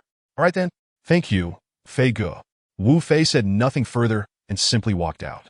Instead of getting into the BMW, he headed straight for the Rolls-Royce parked at the roadside, a vehicle left by Ge Yu, with bulletproof glass and an aluminum alloy shell, all modified. Everyone understood that the individuals from earlier had suffered a setback and would undoubtedly seek to regain their lost pride. As the saying goes, if diplomacy fails, one must resort to force. Wu Fei and Zhou Li had not driven far when they noticed vehicles tailing them. Head towards a secluded area, Wu Fei said with a cold smile. As they drove into the suburbs, the two vehicles behind them suddenly overtook and blocked the road, preventing Wu Fei's escape. Just as he attempted to reverse, the rear was also obstructed. The same officers from earlier approached, wielding baseball bats and laughing as they made their way toward the Rolls-Royce. Wu Fei's lips curled slightly as he stepped out of the car, calmly instructing. Lock the doors. No one is to exit. Oh, aren't you the ones who kicked me out earlier? What is the meaning of this? Wu Fei remarked nonchalantly. You little brat, we'll see if you're still so cocky in a moment, the leading middle-aged man retorted. A dog is just a dog, barking mindlessly. Let your master Xiao Hongbin come forward. Wu Fei replied disdainfully. Kai Ge, why waste time with him? We have the numbers. Let us just take him down. A subordinate next to Kai Ge said arrogantly. Ha! With your pathetic little crew, you really make me laugh, Wu Fei scoffed. He was no ordinary person. These few were hardly enough to warm him up. Brothers, let us go, but take care not to harm that lovely lady. We still have our fun to attend to. Kai Smirkid lived.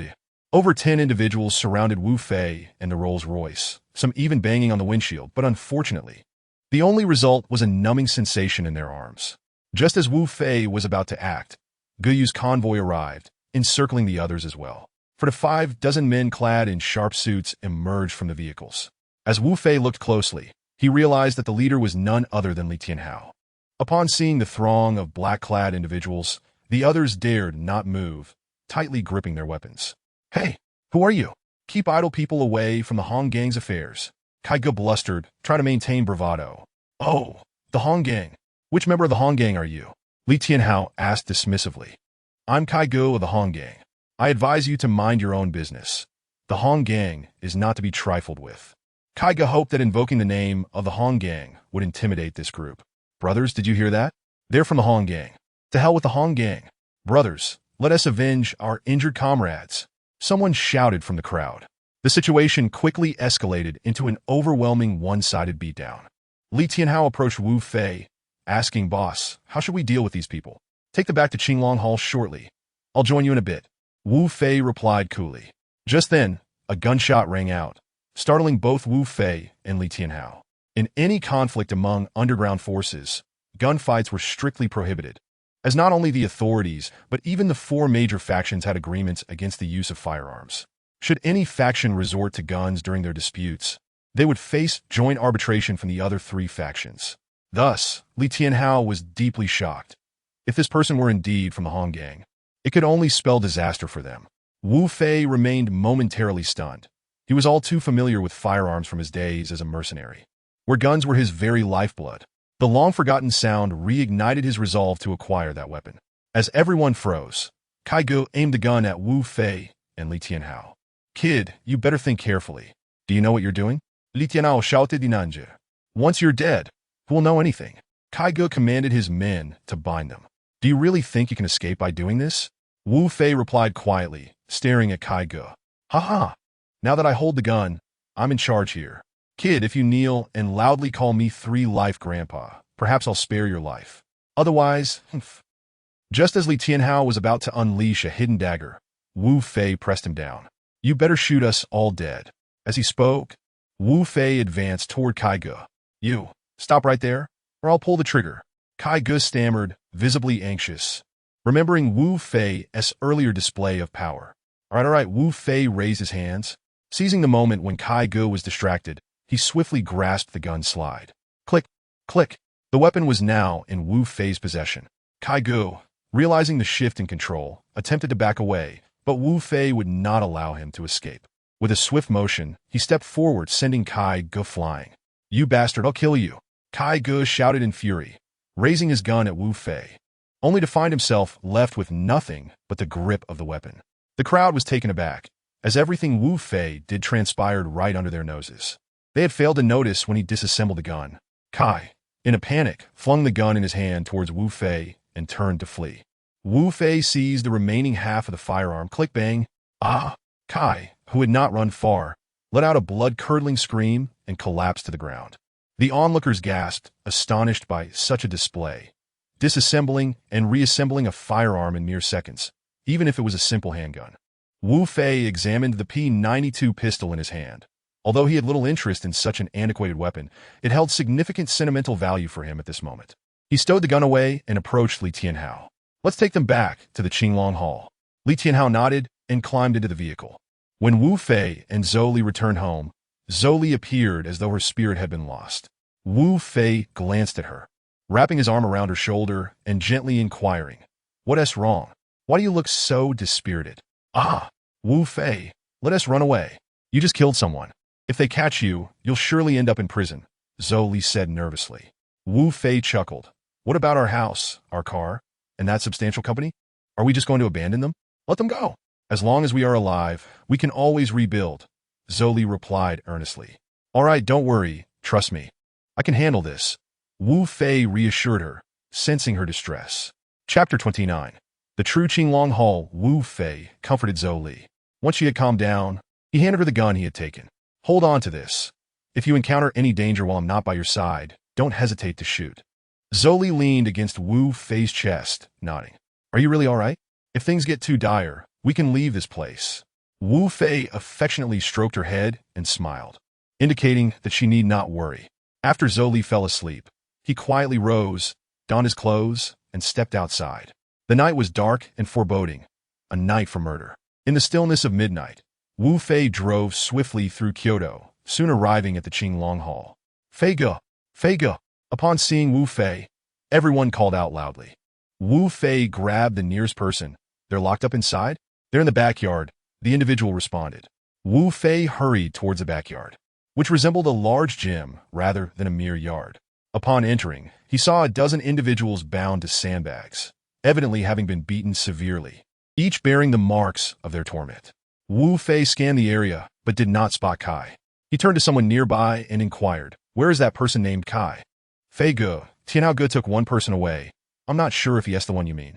Wu Fei nodded, continuing, "Where are they now?" "They're all in the conference room. Follow me." "Very well." Wu Fei was led through a maze of corridors until they reached a steel door, where they halted. "Fei Ge, someone will take you in from here." Wu Fei was taken aback. The last time he had been guided by Ge Yu, they hadn't come to this place. He stepped inside, immediately spotting Li Tianhao, and over 20 others gathered there. Although the space was not large, it could comfortably accommodate 80 to 100 people. "Master, the other hall masters are waiting for you inside," Li Tianhao said.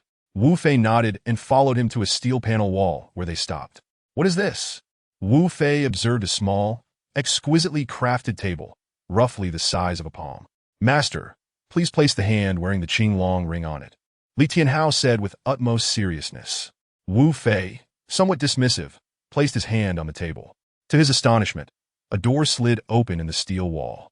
Wu Fei was taken aback, not expecting such a hidden chamber within the modest Qinglong Hall. He stepped inside to find the decor remarkably simple, lacking the ostentation he had anticipated. After a brief walk, he spotted Ge Yu, who had been waiting for him. "Welcome to the true Qinglong Hall. This place is accessible only to those wearing the Qinglong ring, meaning only 4 individuals can enter," Ge Yu remarked with a grin. "Here lies the true brain of the Qinglong Hall, and our resources are abundant." After a short while, someone approached. "You go. Here is what you requested. All right, you may return to your duties." "Didn't you say only 4 could enter here? Who is this?" Wu Fei asked, puzzled. As I mentioned, this is the true brain of the Qinglong Hall. Here, all communication devices, including phones, will malfunction. The only means of contact with the outside world is over there," Ge Yu explained, gesturing towards a corner. "And what is so special about that?" "Nothing particularly special, but do you know it houses our Qinglong Eye, containing all the information we seek," Ge Yu said excitedly. Wu Fei noted Ge Yu's uncharacteristic enthusiasm, not grasping what all the fuss was about. Unbeknownst to Wu Fei, Ge Yu held the Qinglong Eye in high regard, having created it himself. "You will understand soon enough. Let us move on. The boss is inside. We must hurry." Wu Fei followed Ge Yu into a room approximately 50 square meters in size. Seated at the head of the table was Baihe, accompanied by a beautiful woman Wu Fei did not recognize, though her exquisite features rivaled Zhou Li's. Ge Yu brought Wu Fei to the table, introducing him. This is our newly appointed hall master, Wu Fei. You all have seen his profile, so I want to elaborate further. This is Long Baihe, the founder of the Qinglong Hall and the captain of the East District Criminal Police Team in Kyoto. Wu Fei nodded symbolically. Who could compel him to acknowledge her as his superior, especially someone so young? Guyu then pointed to the woman on Baihe's right. This is our golden finger. Jin Wei. Don't underestimate her. She is one of the directors of the Commerce Association, and this role came only after joining the Qinglong Hall. Upon seeing Wu Fei, Jin Wei merely nodded at Baihe, her brow furrowing. Xiao Yu, how has the Qinglong Hall fallen to such a state that anyone can join? Jin Wei remarked disdainfully, casting a scathing glance at Wu Fei. Wu Fei, unfazed, simply took a seat. Women, he mused, could never think rationally. The saying big chest, no brain seemed to hold true in her case. He even glanced at Jin Wei's bosom, prompting her to retort you. Lecher. In truth, Jin Wei was not offended by the comment. She perceived it as a backhanded compliment. Guyu chuckled from the side. All right, let us not bicker. We're all family now. Family? If I were you, I certainly wouldn't consider him one. Jin Wei shot back. Let us get down to business, Baihe interjected. She exchanged a look with Guyu, who promptly sorted through the documents in his hands and tossed one to Wu Fei. This is the information we prepared this afternoon. This isn't solely your concern. Xiao Hongbin's main objective is to eliminate Long Baihe. After all, if his uncle becomes deputy director, he could act without restraint. As Wu Fei perused the information, listening to Gu Yu's explanation, he stumbled upon a photograph and a form detailing numerous aspects of Long Baihe's life. Documents he was all too familiar with, resembling a contract for an assassination mission. Holding the document, he inquired, "What is this?" "This is a commission from the Annihilation Group, the foremost assassin organization in the country," Gu Yu clarified. Wu Fei nodded. "All right, let us discuss the matter at hand. I refuse to believe I am merely here for introductions." Astute. "The first order of business is this. From now on, you are responsible for protecting the boss. She must not suffer any harm until the deputy director election concludes. I will oversee the Qinglong Eye and monitor all unusual activities. Jin Wei, you are in charge of the mall association. If there are any developments, report them immediately." Chapter 30. Niu Wei, let me protect her, Wu Fei said, pointing at Long Baihe. The others raised their eyebrows upon hearing Wu Fei's words, looking at him with curiosity. Wu Fei awkwardly scratched his head and clarified. "I didn't mean it that way. I was merely suggesting that as the captain of the criminal police team, does Baihe really need my protection?" Only then did the tension ease among the group. Within the team, Baihe was undeniably safe, yet missions could arise unexpectedly, necessitating caution, Gu Yu explained. "Oh, that's fine. However, let's agree that this also counts as my task." Wu Fei emphasized the word task with particular insistence. Gu Yu nodded in acknowledgement, but said nothing further. Had Wu Fei not been motivated by money, Gu Yu likely wouldn't have allowed him to join the Qinglong Hall. At that moment, Long Baihe lowered her head and tossed a set of police uniform in front of Wu Fei. "Wear this tomorrow and drive me," she commanded before leaving. Jin Wei puffed up her chest and approached, stating, "I hope you have the capability to protect the boss or else." Humph. Wu Fei stood up, gently lifting Jin Wei's chin, and said, "Or will you use this thing to smash me?" "You, scoundrel rogue lecher!" Jin Wei exclaimed, turning to leave. When had she ever been subjected to such indignity? At the mall association, everyone sought to curry favor with her. Countless suitors, from commoners to high-ranking officials, treated her with utmost respect. Wu Fei turned to Gu Yu, who gave him a thumbs up and chuckled. "Brother, I truly underestimated you. This lady is no mere fiery pepper." On a serious note, have we located the residence of Xiao Hongbin? Wu Fei asked with a grave expression. "It's been sent to your phone.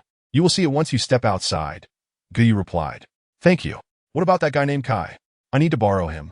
"What do you intend to do?" "I have my reasons." "Fine. Just ask Li Tianhao for personnel later. Be careful." Wu Fei nodded, secured the personnel from Li Tianhao, and exited the Qinglong Hall. Upon arriving at the villa district where Xiao Hongbin resided, Wu Fei perched in a tree, observing the heavily guarded premises. Every 10 meters stood a guard, and patrols roamed the area. His attention was drawn by a burst of laughter, revealing a rotund figure, barely standing at 1.7 meters, but weighing at least 200 pounds, indulging with a woman in his arms. With Kai suspended from the tree, a flash of cold light flew towards Xiao Hongbin's groin. Wu Fei had expertly calculated the angle, the flying knife narrowly missing its target. Wu Fei then departed. Ah, intruder. Damn it. Xia Hongbin cursed, his teeth bared. A few men searched in the direction from which the knife had flown, but after a while, the boss found no trace of the assailant. What's the holdup? Speak. We found Zhou Kai's body hanging from a tree, apparently dead for quite some time. Damn it. You all are worthless. Find him. I want to see the living or the dead. Yes. Instantly, chaos erupted throughout the villa district. Meanwhile, Wu Fei kept his distance, chuckling as he drove his BMW towards Long Baihe's residence. Upon arrival, he marveled at the simplicity of Long Baihe's living quarters. Despite being the leader of the Qinglong Hall, her abode was surprisingly modest, a two-bedroom apartment in a high-end neighborhood. It was ironic to think she earned a salary of 100 million a year, yet lived in a place not her own. Ding dong. Wu Fei pressed the doorbell. Who is it? It's me, Wu Fei. To avoid any mishaps, I decided to come directly. After Long Baihe let him in, she turned to head into her room. Suddenly, a bold hand rested on her shoulder, causing her to instinctively grasp the arm, preparing to throw the intruder over her shoulder. However, the arm vanished from her grasp, leaving Long Baihe astonished. Turning around, she found Wu Fei grinning at her. What was that reaction for? What do you want? And what are you doing? Long Baihe retorted, ready to unleash her fury. Wu Fei, unfazed, laughed. Ah, I see you must be a virgin. Your body is so sensitive. Surely no man has touched you before. Kid, what are you saying? Wu Fei's chest heaved with amusement. If he could, he would kick the very essence of his manhood. Just as Long Baihe prepared to retaliate, Wu Fei turned and made a swift exit, only to return mischievously. What more do you want? Long Baihe glared, her eyes radiating lethal intent. Where do I live? You can stay wherever you please, she snapped, storming away in anger. Wu Fei shrugged and sat on the couch in resignation. Wu Fei was roused from his slumber by a noise at the door. Cautiously, he concealed himself by the entrance. With a click, the door swung open, revealing a shadowy figure that glanced around, failing to spot Wu Fei. The intruder headed straight for Long Baihe's bedroom. The figure expertly fiddled with the doorknob, but the door remained shut. With practiced ease, they produced a tool and swiftly unlocked the door. Seeing the door open, Wu Fei leaped forward, striking the intruder on the back of the head, rendering them unconscious. Surveying the room, Wu Fei relocked the door, stripped the intruder of their clothing, and bound them with rope, disposing of the body in the bathtub. He then slipped into Long Baihe's room, collapsing onto the bed to sleep. The night passed without incident, and Wu Fei enjoyed a restful slumber. The next morning, Long Baihe rubbed her eyes, feeling something hard against her back. Turn to look, she gasped. You scoundrel, I will kill you. She hastily drew her firearm, aiming it at Wu Fei. Upon hearing her scream, Wu Fei awoke, and upon seeing Long Baihe pointing a gun at him, he felt a surge of anger.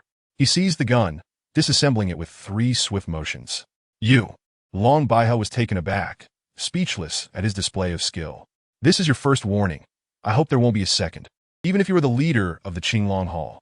Long Baihe, seeing the scattered gun parts, discarded the grip in frustration. What do you want? To protect you, obviously. Wu Fei replied with a look of mock innocence. You, scoundrel, she exclaimed, preparing to strike. Hold on, I can handle that later. For now, deal with the trouble outside, Wu Fei urged. Long Baihe, reluctantly convinced, rose to check the situation. After a brief search, she found nothing amiss until she heard muffled sounds. Following the noise, she entered the bathroom to discover a man clad only in underwear, bound in her bathtub. Wu Fei approached, removing the sock stuffed in the intruder's mouth.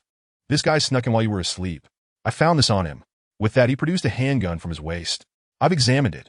This is a homemade pistol with a built-in silencer, nearly inaudible when fired. Long Baihe nodded, scrutinizing the man further. You're Niu Wei. Do you know him? Wu Fei asked, puzzled.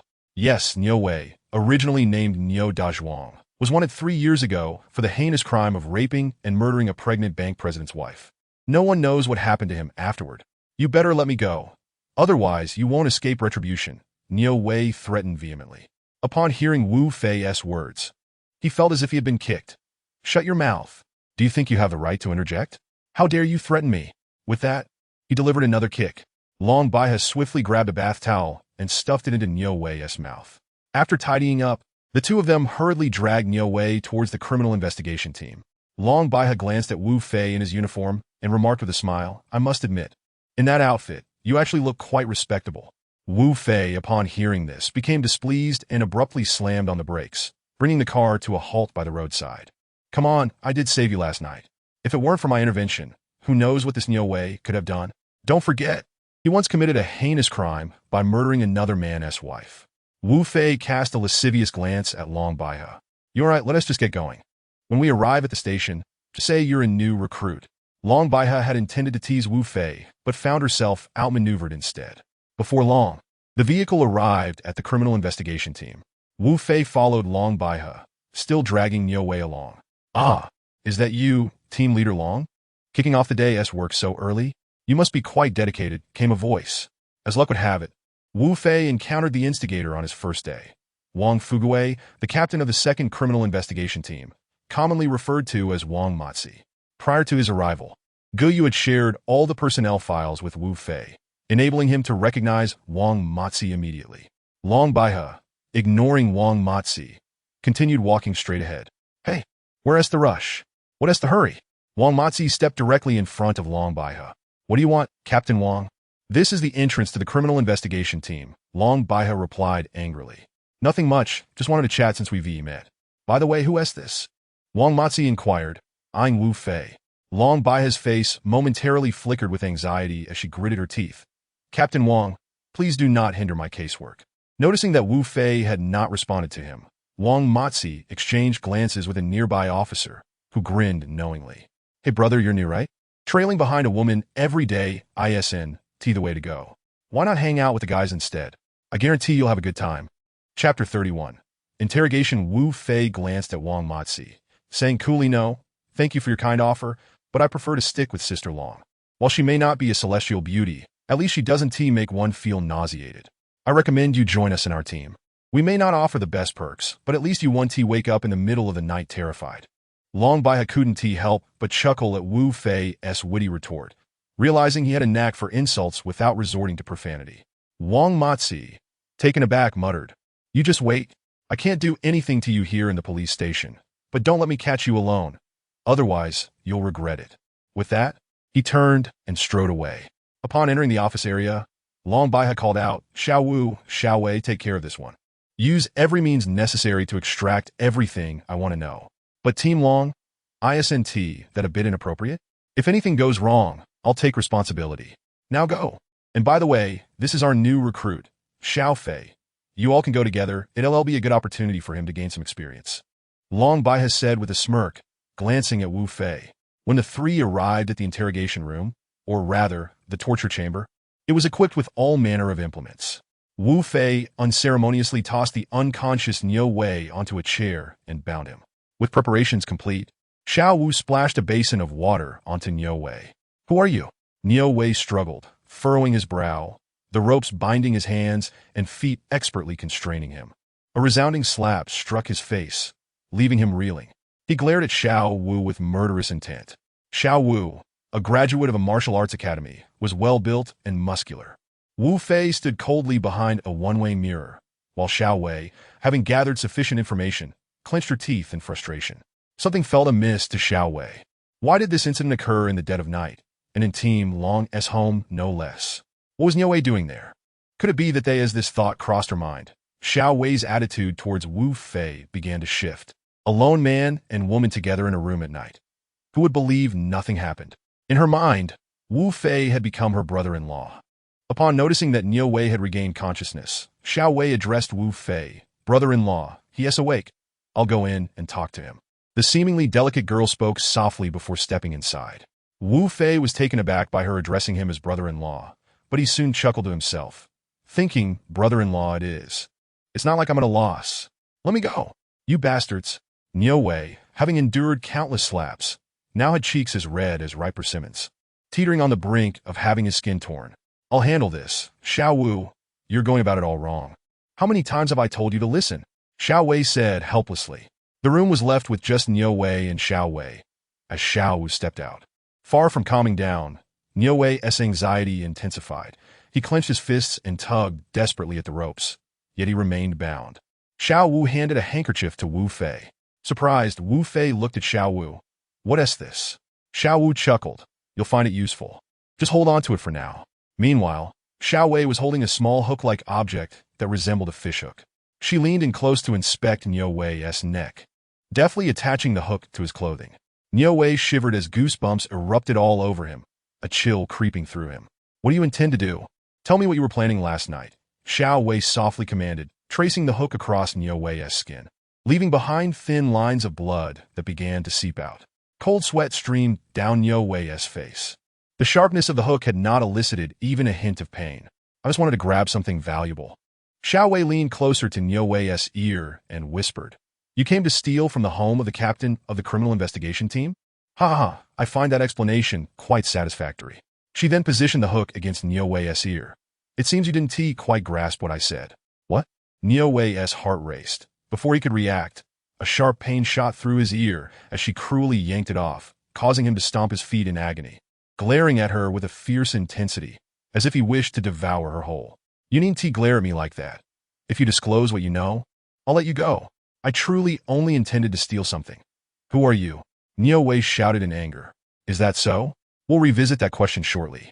For now, let us address why you were armed while stealing," Xiao Wei said, placing the hook against Niu Wei's other ear. Though her movements were gentle, they drove Niu Wei to the brink of insanity, yet he was helpless against the restraints. "You have 3 seconds to ponder my question." 3, 2, 1. "Stop." Niu Wei's eyes glistened with tears as he exclaimed, "I'll tell you everything. I was sent to assassinate someone named Long Baihe. However, the mission failed, and you already know what happened afterward." Upon hearing this, Wu Fei nodded and stepped forward. "Xiao Wei, take a break. I'll handle the questioning now." As Xiao Wei exited, Niu Wei exhaled deeply, turning his murderous glare towards Wu Fei. Unfazed, Wu Fei picked up a fire basin, blowing gently on the still warm coals. He remained unhurried, grabbing a branding iron and piercing it through Niu Wei's ear, placing it over the flames to roast. As he cooked it, he stated, "You will answer everything I ask." Any hesitation, Wu Fei glanced at Niu Wei's other ear. "You mentioned receiving a mission. Who was the one who assigned it to you?" Niu Wei froze. The details of the mission were known only to him and the person who had issued it, leaving everyone else in the dark. "Ah!" As Niu Wei pondered, Wu Fei yanked down his other ear, still affixing it to the heated iron. Wu Fei muttered to himself, "Where shall I roast next?" He glanced over Niu Wei from head to toe before inquiring, "Do you know who issued the task?" "No."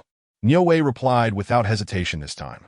"Excellent. If you had said that sooner, you wouldn't have had to endure such suffering." Niu Wei's spirit was already in tatters.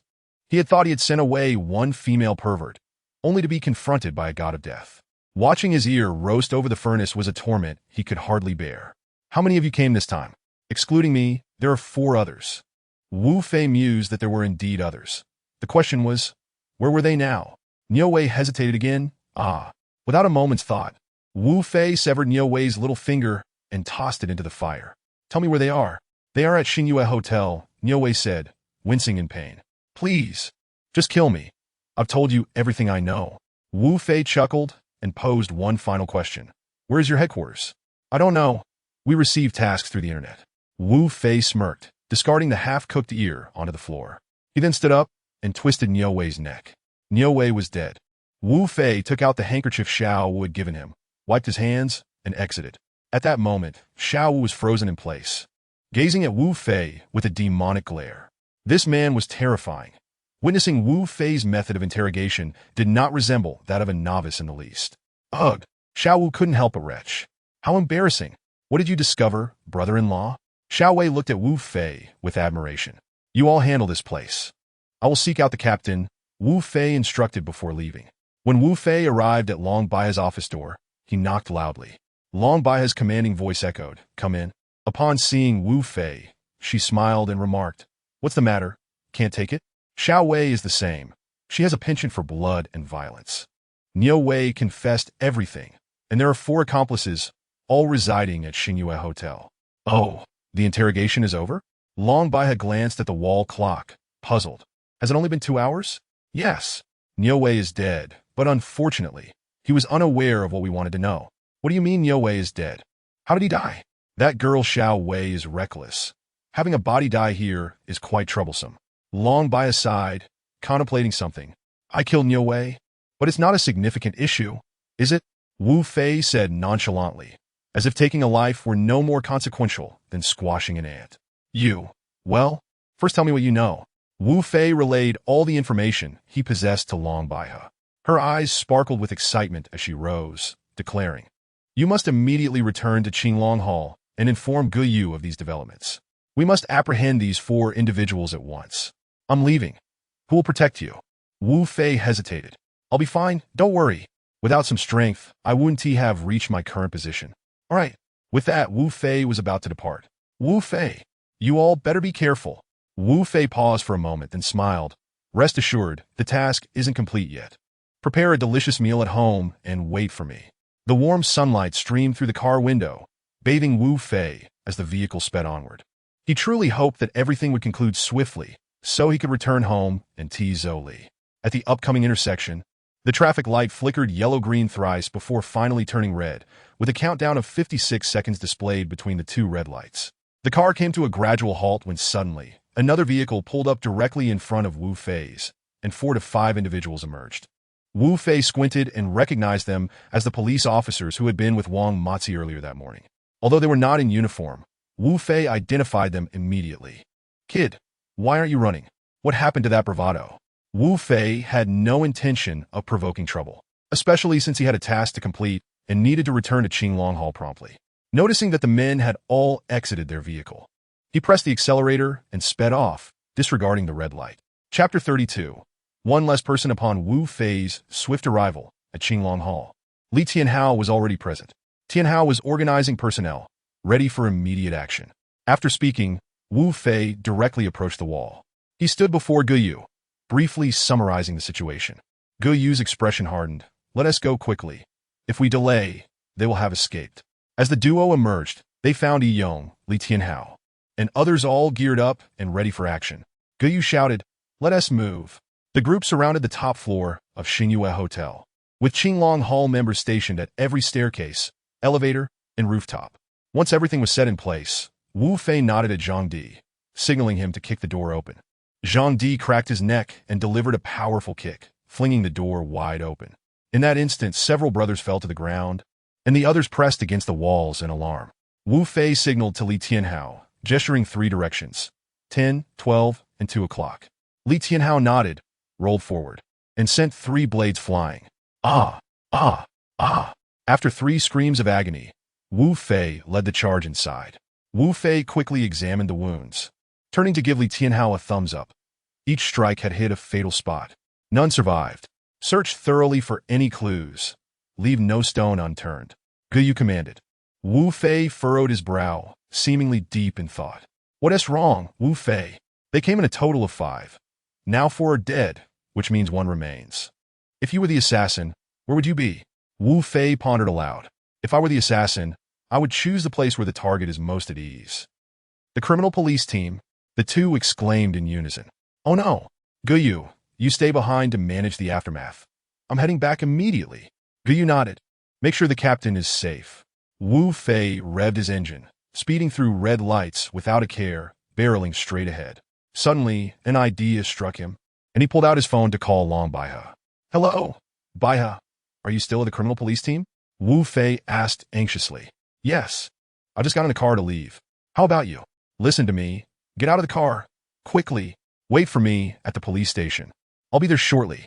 "What is going on?" "I don't have time to explain. Just get out and run." Long Baihe was confused but swiftly exited the vehicle, racing towards the police station. Just as Long Baihe had taken a few steps, an explosion erupted. A mushroom cloud billowed into the sky. The force of the blast propelled Long Baihe through the air, knocking her unconscious. "Hello, Baihe, Baihe," Wu Fei shouted in distress. The sound of the explosion made Wu Fei's heart race, fearing for Long Baihe's safety.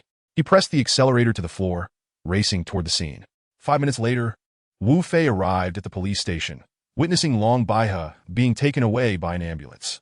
He hurried to Xiao Wei and Xiao Wu's side, asking, "How is team leader? Is she seriously injured?" "Ah, brother-in-law, why did you arrive so late?" "Thankfully, the captain got out just in time. She has no injuries, only some bruises from the blast shockwave. It seems someone had the audacity to plant a bomb right at the police station. If I catch them, I will tear them apart." Upon hearing that Long Baihe was unharmed, Wu Fei felt a wave of relief wash over him. Approaching the center of the explosion, he noticed remnants of the explosive materials. Wu Fei sniffed the debris, identifying it as TNT military-grade explosives, indicating it must have been the final individual among the five. A chill ran down Wu Fei's spine, sensing a pair of eyes watching him intently. He scanned his surroundings, but found nothing out of the ordinary. He swiftly got into the car and sped towards the hospital. Upon inspection, Long Baihe was found to have only a mild concussion, with no severe repercussions. The doctor advised Wu Fei that it would be prudent for Long Baihe to remain in the hospital for observation for a while. However, Long Baihe was not the type to sit idly by. Regardless of the circumstances, she insisted on returning home to rest. Once they arrived at home, she expressed her gratitude, saying, "Thank you for today. Had it not been for your reminder, I might have turned to ashes by now." Wu Fei, with a sense of bravado, replied, "It's nothing. I'm a man after all. I made a promise to protect you. If anything were to happen to you, how would I face the world afterward?" Long Baihe couldn't help but chuckle, teasing him. "You're so heavy, and yet you still manage to puff and pant." She shot him a glance and continued, "By the way, how did you know there was a bomb in the car? When Guyu and I arrived at Xingyue restaurant, we only saw 3 people. Plus Niue, there was 1 person missing." Long Baihe nodded, pondering. "So how did you deduce that person would be at the criminal police unit? Have you not heard that the most dangerous places are often the safest? Besides, only within the police force would your guard be lowered," Wu Fei reasoned. Long Baihe considered his words, finding them somewhat valid. "Well, I truly appreciate your help today. Please go prepare dinner. There's plenty in the fridge. I'll take a shower and then write my report on this incident," she instructed. Upon hearing her insistence on cooking, Wu Fei exclaimed, "Come on, sister. At least I am your savior. Not only do you neglect to treat me to a meal, but now you want me to cook for you?" With a light-hearted smile, Long Baihe walked into the bathroom. Wu Fei feigned an exaggerated expression of despair, thinking about how unfortunate his fate seemed, tasked not only with protecting her, but also catering to her culinary needs. Sighing, he realized he had no cooking skills. So he pulled out his phone and called Wang Fan to order 2 takeout meals. Before long, Long Baihe emerged from the shower and noticed Wu Fei still seated on the sofa. "Didn't I ask you to prepare dinner? I'm starving. Are you not afraid I might slip something into your food?" Wu Fei teased with a smile. "Just hurry up." Long Baihe shot him a glare and headed into her bedroom. Shortly after, Wu Fei's phone rang. It was Wang Fan. He got up and went downstairs. "How is everything at the company? Is everything running smoothly?" Wu Fei inquired. "Everything is normal, Brother Fei. The brothers from last time are still on guard, and there are also people watching over the house. You can rest easy. However what? Why are you hesitating?" Wu Fei pressed. "Spit it out. I'm still hungry. It's nothing major, just that your sister-in-law hasn't had much of an appetite lately, and she seems to have lost some weight." Wang Fan said with concern. "Understood. I'll give her a call when I have the chance. If there is nothing else, you can head back. Contact me immediately if anything comes up." Wang Fan nodded and drove away. Wu Fei sighed. When he opened the takeout, he was genuinely touched. It wasn't a mere takeout, but rather a meal prepared by Zhou Li herself. Upon hearing that Wu Fei had asked Wang Fan to bring back 2 takeout meals, Zhou Li had insisted that takeout was unhealthy and had opted to cook instead. Wu Fei felt a wave of gratitude wash over him. Shaking his head, he dismissed the thought and called out, "Dinner's ready." When Long Baihe emerged and saw the beautifully prepared dishes, she exclaimed, "Did you make this?" She walked towards the kitchen, noting the untouched state of the cooking area. "It's takeout. Are you going to eat or not?" Wu Fei said sheepishly, unable to confess that it had been prepared by another woman. After their meal, Wu Fei hurried off to the bathroom to wash up, leaving Long Baihe to clean up and return to her report. Once he finished, he found the living room empty and donned a bathrobe before heading to Long Baihe's bedroom, entering without hesitation and plopped down on the bed. What are you doing? Get out!" Long Baihe exclaimed, clearly flustered. Wu Fei smirked slightly, teasing, "Don't you feel it? There's a fire burning within you. Don't you feel warm all over? What have you done to me?" Long Baihe asked, her voice tinged with alarm. Wu Fei grinned. "Isn't this feeling familiar to you? You drugged me. Ha ha." Long Baihe swiftly retrieved a gun from under the table, aiming it at Wu Fei. "Don't come any closer, or I'll shoot." Seeing that he had crossed the line, Wu Fei shrugged. "Come on, sister. It was just a joke. No need to take it so seriously." He lay back on the bed with an air of resignation. Half convinced, Long Baihe put away the gun and resumed her report. The The next morning, before heading out, Long Bai has specifically warned Wu Fei, "Don't show up at the police station today. Once you drop me off, leave quickly. It's a tumultuous time, and if anyone discovers you're impersonating an officer, you'll be in deep trouble." After dropping Long Baiho off, Wu Fei, feeling aimless, decided that if everything was normal, he would return to the villa to tease Zoli. Stopping at a traffic light, he appeared remarkably patient, resting his hands behind his head, smiling as he observed the bustling figures before him. Suddenly, a small hand gently tapped on the side window. A sweet young girl appeared, exuding charm.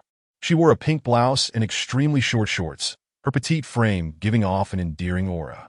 Rolling down the window, Wu Fei casually asked, "What's up? Need something?"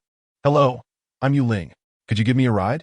I forgot my wallet at home, and I'm in a hurry," she replied, leaning against the window with a smile, her shirt revealing just enough to showcase her figure, evoking a sense of intrigue. Wu Fei, taken aback by his unexpected encounter, smiled and replied, "Hop in." "Thank you." Yu Ling beamed, her eyes sparkling. However, just as she was about to take the back seat, Wu Fei pointed to the passenger seat beside him. "Why don't you sit here? I'm not used to having a stranger in the back." "All right." She gracefully glided past the front of the car, creating an unintentional air of elegance as she turned back and entered the vehicle. The fresh interior air was soon infused with her alluring fragrance, intoxicating Wu Fei. As the light turned green, cars began to move slowly. "What's that scent?" Yu Ling asked, seemingly keen on uncovering Wu Fei's secret. Wu Fei playfully responded, "What? Is it unusual for a man to wear cologne?" "Wait, you actually do wear cologne? Don't tell me what it is. I can identify any scent I've encountered before," she declared, leaning closer. "This scent is quite familiar," she said, inching closer to Wu Fei, her small knife subtly peeking from her sleeve, concealed by her slender fingers. Yu Ling pressed her body against Wu Fei, and had he not been driving, she would have been entirely against him. Even so, she appeared audacious, her hand resting on his chest, her beautiful eyes gazing intently into his, a playful breath blowing a strand of hair from his face. "Why do you smell so good?" "Maybe it's because I just let one rip," Wu Fei quipped. Wu Fei humorously remarked that such a response nearly drove Yu Ling to the brink of despair. However, having endured several years of grueling training, Yu Ling managed to regain her composure, her spirit momentarily glimmering with a hint of brilliance. "Wu Fei, you truly possess a sense of humor." No longer willing to wait, her small hand, pressed firmly against his chest, exerted a slight force, and the sharp dagger plunged directly toward his heart. Regardless of anyone's intervention, Yu Ling was convinced that Wu Fei would undoubtedly meet his demise. Yet, the subsequent events took her by surprise. The dagger, as if encountering an impenetrable wall, could not advance even a fraction further. From the moment Yu Ling entered the vehicle, Wu Fei sensed an eerily familiar aura, and just as Yu Ling thrust the dagger, he expertly pinched the blade's tip between his fingers, a cold smile dancing on his lips as he regarded her. A chill coursed through Yu Ling. For an ordinary assassin, a single misstep could spell absolute failure. However, after a brief moment of shock, she resolved not to attempt another sneak attack. Instead, she brandished a dagger in each hand, aiming them at Wu Fei's eyes. Wu Fei's expression hardened.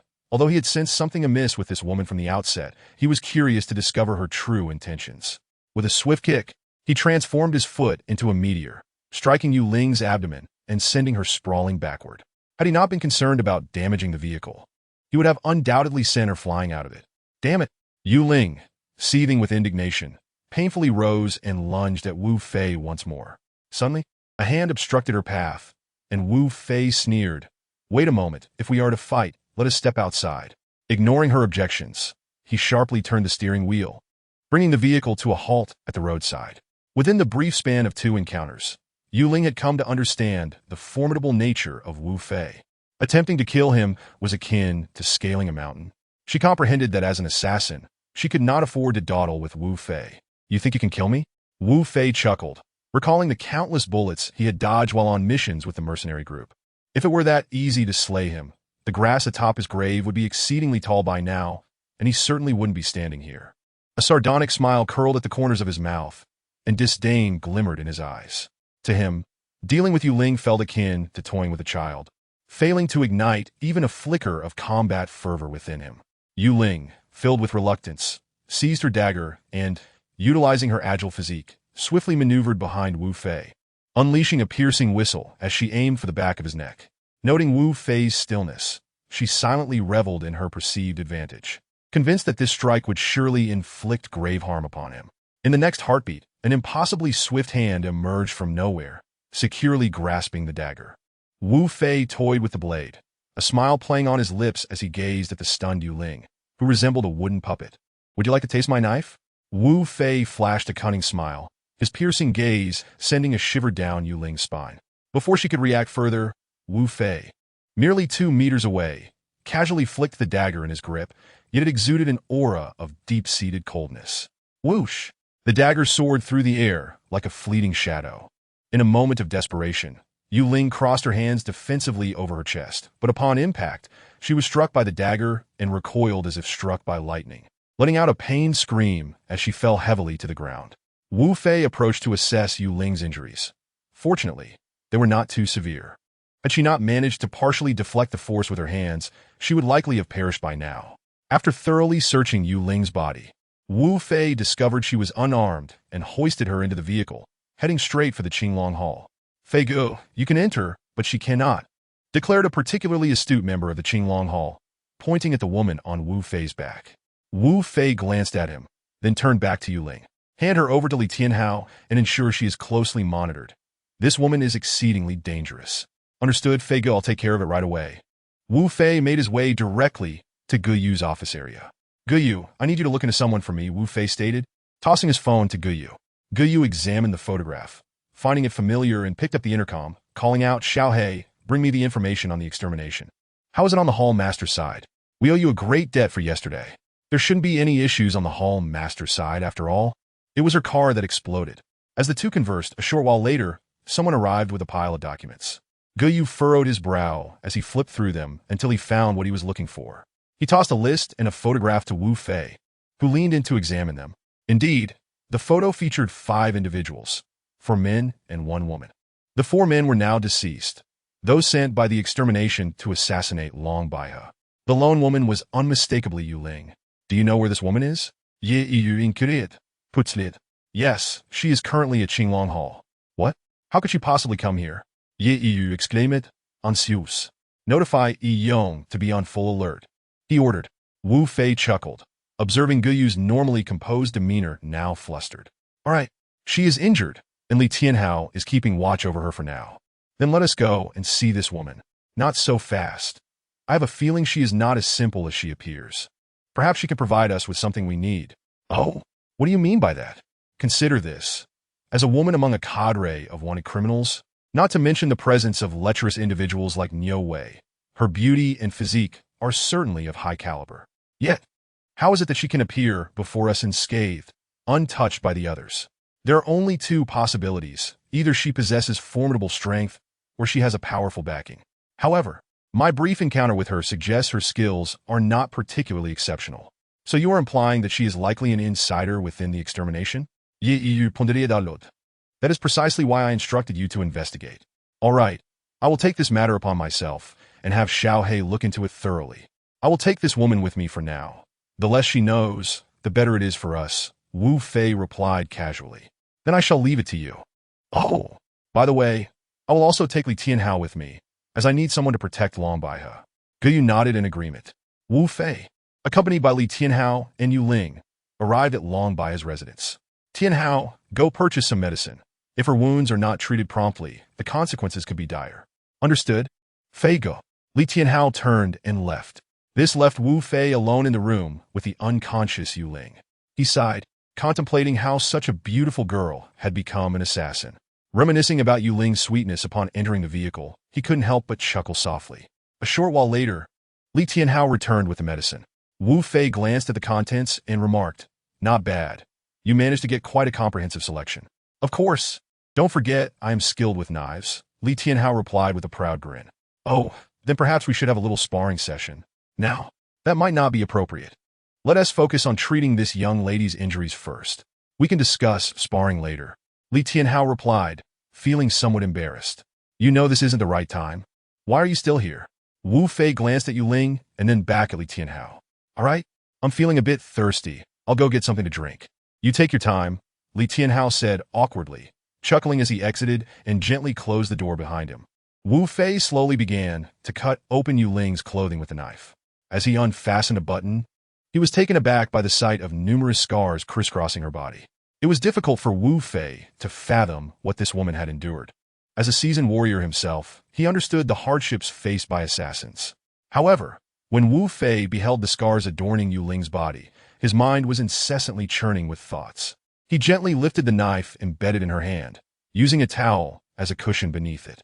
Taking a deep breath, he reassured himself that the blade had only penetrated half a centimeter, sparing her vital organs.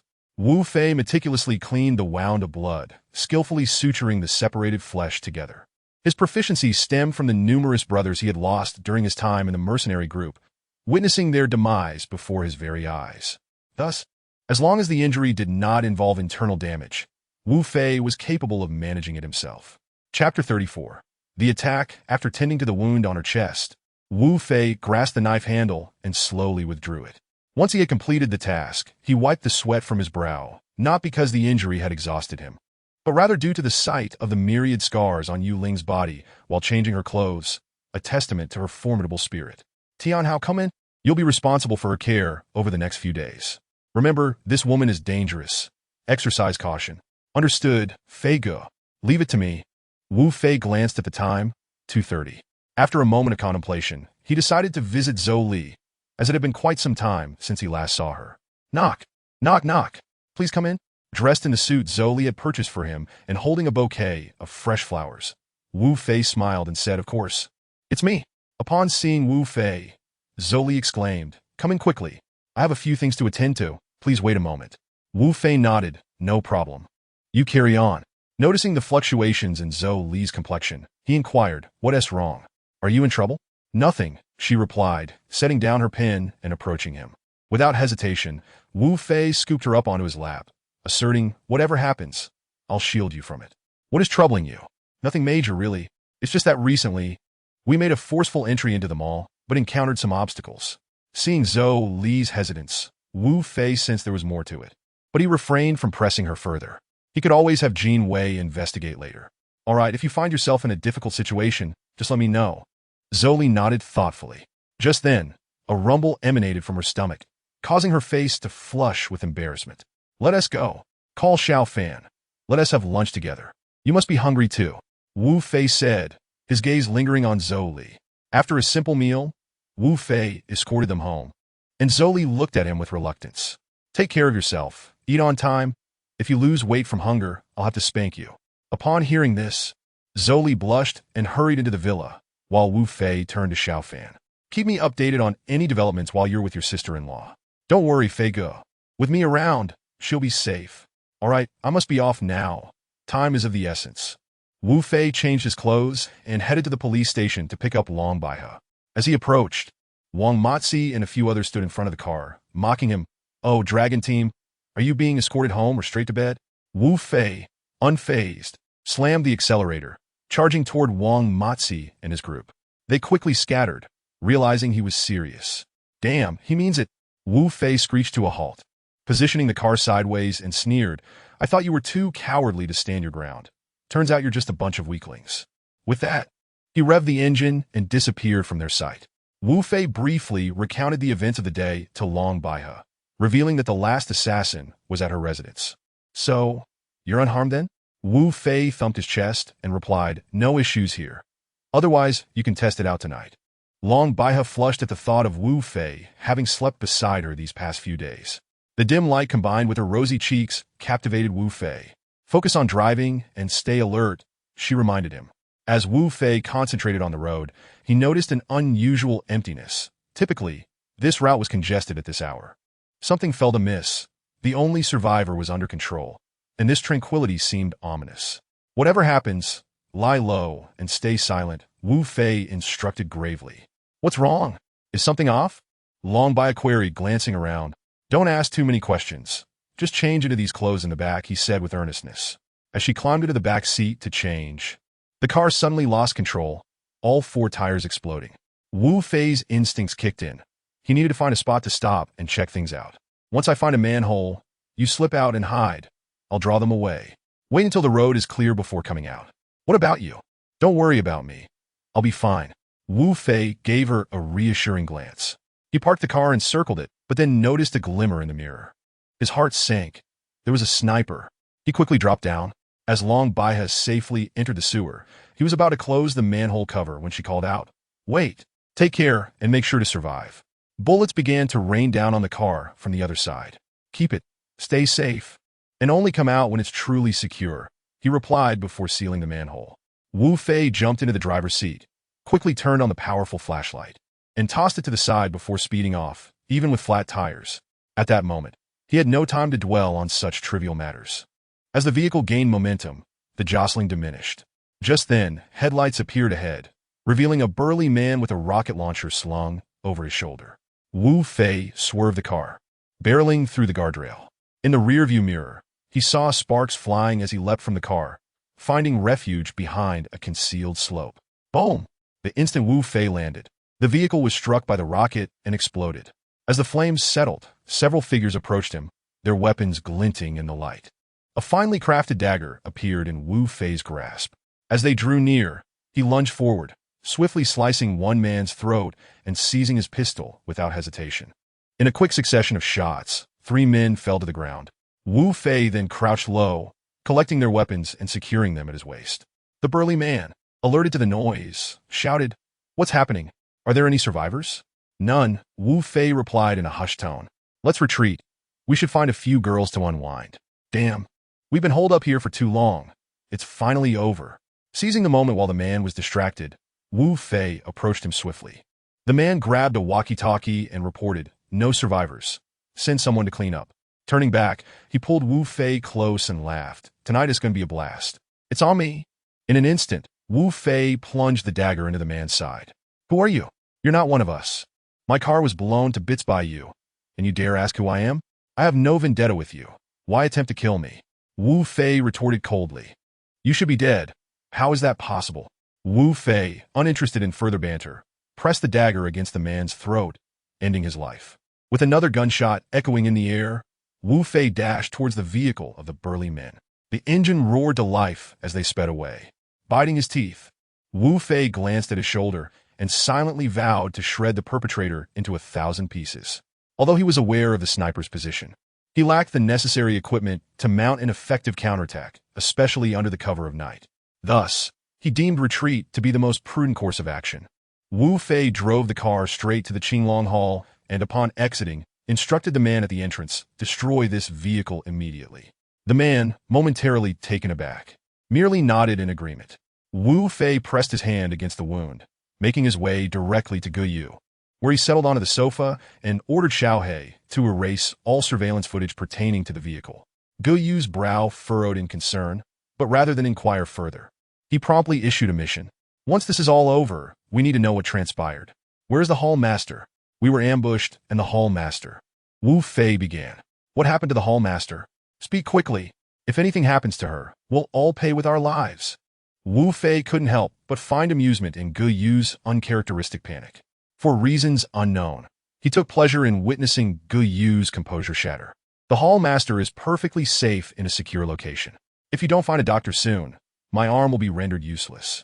You, in this situation, you still joke?" Upon hearing Wu Fei mention Long Bai's safety, Guyu's tension eased. He approached Wu Fei and delivered a punch to his arm. "That's what you get for teasing me." Wu Fei winced in pain, exclaiming, "All right, I was wrong. Hurry up, or my arm will truly be ruined." Guyu grabbed his phone, murmuring something before a beautiful nurse in scrubs entered the room, her blue eyes and golden hair captivating attention, especially with her ample bosom bouncing as she walked. "Xiao Yu, you sly one, keeping such a gem hidden," Wu Fei remarked with a mischievous grin. "Xiao Yi, attend to him," Guyu instructed. Xiao Yi approached Wu Fei, examining the injury. "It's a minor issue. It will be sorted shortly." Wu Fei playfully pinched Xiao Yi's rear, teasing, "Hey Xiao Yu, this girl is quite the catch. Why not gift her to me?" Guyu shook his head. "Don't say I didn't warn you. Watch your words." Xiao Yi, at least give me some anesthetic. Look at this wound." As Wu Fei spoke, he glanced at his shoulder, suddenly leaping up. "What are you doing? Are you trying to murder me or sever my arm?" Chapter 35. A full-scale search quickly. Tell me what happened to the fallen. Seeing Gu Yu's urgency, Wu Fei ceased his jesting and stated, "This time, I don't think it's the Minmian group. First, even if Minmian knew the previous group was annihilated, they wouldn't have enough time to send someone to assassinate us again. Second, the assailants were armed with military-grade weapons, including a sniper." He pointed to the wound on his shoulder. "Are you certain there was a sniper? If you don't believe me, then dismiss my words as mere folly. Regardless, the Hall Master is safe, so there's no rush to rescue her." Wu Fei lounged nonchalantly. Even as Xiao Yi attempted to treat him, he barely flinched. "Quickly tell me where the Hall Master is. I can only feel at ease once we return to the Qinglong Hall." "Xiao Yu, I don't understand why you care so much for Long Baihe. You have no familial ties to her. Could it be that you—" Wu Fei grinned lasciviously. "Stop with the nonsense. Let's locate the Hall Master first. I will explain later." "All right, I've sent you the Hall Master's location to your phone. You can see it as soon as you step outside. Are you not going? Am I not a wounded man? I just narrowly escaped death. Allow me a moment to gather myself." "Well then, remember to take some heavier firepower with you. Don't let yourself be caught off guard again. When you return, we'll host a banquet to calm everyone's nerves. Pray the Hall Master remains unharmed. Otherwise, you shall not find solace in death either." Gu Yu retorted before slamming the door behind him. Wu Fei chuckled nonchalantly, playfully pinching Xiao Yi's rear, grinning mischievously. In response, Xiao Yi, caught off guard, plopped onto Wu Fei's lap, her crystal-clear eyes gazing intently at him.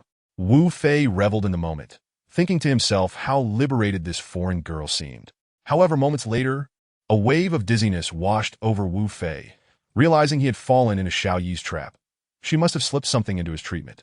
He swiftly pinned her down, clutching her neck, only to find her devoid of fear, gripping his arm tightly in return.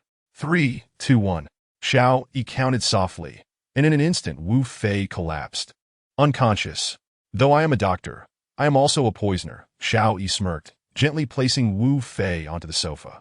As Wu Fei drifted into slumber, Gu Yu, accompanied by his men, scoured the area according to Wu Fei's coordinates in search of Long Baihe. He didn't spare even a sewer cover. Every nook and cranny was meticulously examined, even firing a shot at a rat.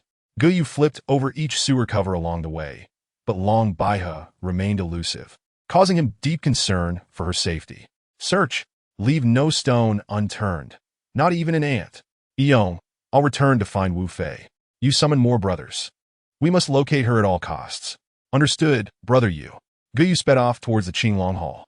He understood well that no news was often the best news. His immediate task was to return to the Qinglong Hall, summon Xiao He, and review the nearby surveillance footage to ascertain how Long Baihe had departed. In a frenzy, Gu Yu reached Wu Fei, who lay unconscious, and his frustration boiled. "Xiao, you wake him up. Save your breath. He's under my sedative. He won't awaken unless it's naturally. Do you not possess an antidote? Have you ever seen me prepare an antidote?" Xiao Yi shot him a disdainful glance. Gu Yu racked his brain. "Have you ever encountered a poisoner who was poisoned by their own concoction? Once he awakens, inform me. I need to see Xiao He first." Wu Fei's awakening would not occur until 24 hours later. The entire Qinglong Hall buzzed with anxiety, akin to ants on a hot pan, unable to settle. Gu Yu infiltrated the city's surveillance network, and although the cameras during the incident had malfunctioned, he hoped the peripheral cameras would yield some clues. Even Xiao He had traced the route taken by their assailants, yet all other cameras failed to capture Long Baihe's whereabouts. Gu Yu's heart sank. The assailants had vanished without a trace, and Long Baihe seemed to have simply evaporated into thin air. Wu Fei gradually regained consciousness, feeling unusually light. Upon seeing Xiao Yi, he was taken aback, checking his clothing to confirm it was still intact. True to her reputation, Xiao Yi has outsmarted me, taking advantage of my moment of vulnerability during treatment. Such cunning is unparalleled. Xiao Yi smiled, shaking her finger at Wu Fei. "I did nothing unusual to your wound. It was merely a standard treatment. Then when did you dose me?" Wu Fei inquired, his expression filled with confusion. He would not let this matter rest until it was clarified, feeling humiliated as a formidable warrior bested by this seemingly harmless girl. "Let's set that aside for now. Brother Yu has sought you multiple times. It seems urgent.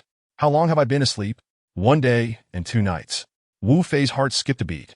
It was clear Gu Yu was not calling him for a drink, but rather due to an incident involving Long Baihe. "Where is he?" "At Xiao He's." Without knocking, Wu Fei strode directly into the Qinglong Hall. Upon entering, Wu Fei was taken aback to see Gu Yu had lost considerable weight. his dark circles under the eyes strikingly pronounced. The sight of cigarette butts and fast food containers strewn across the floor indicated that Guyu had gone 2 days and nights without sleep. What's the matter? Haven't you found the boss yet? Guyu shook his head, his voice hoarse as he replied, there are still no leads.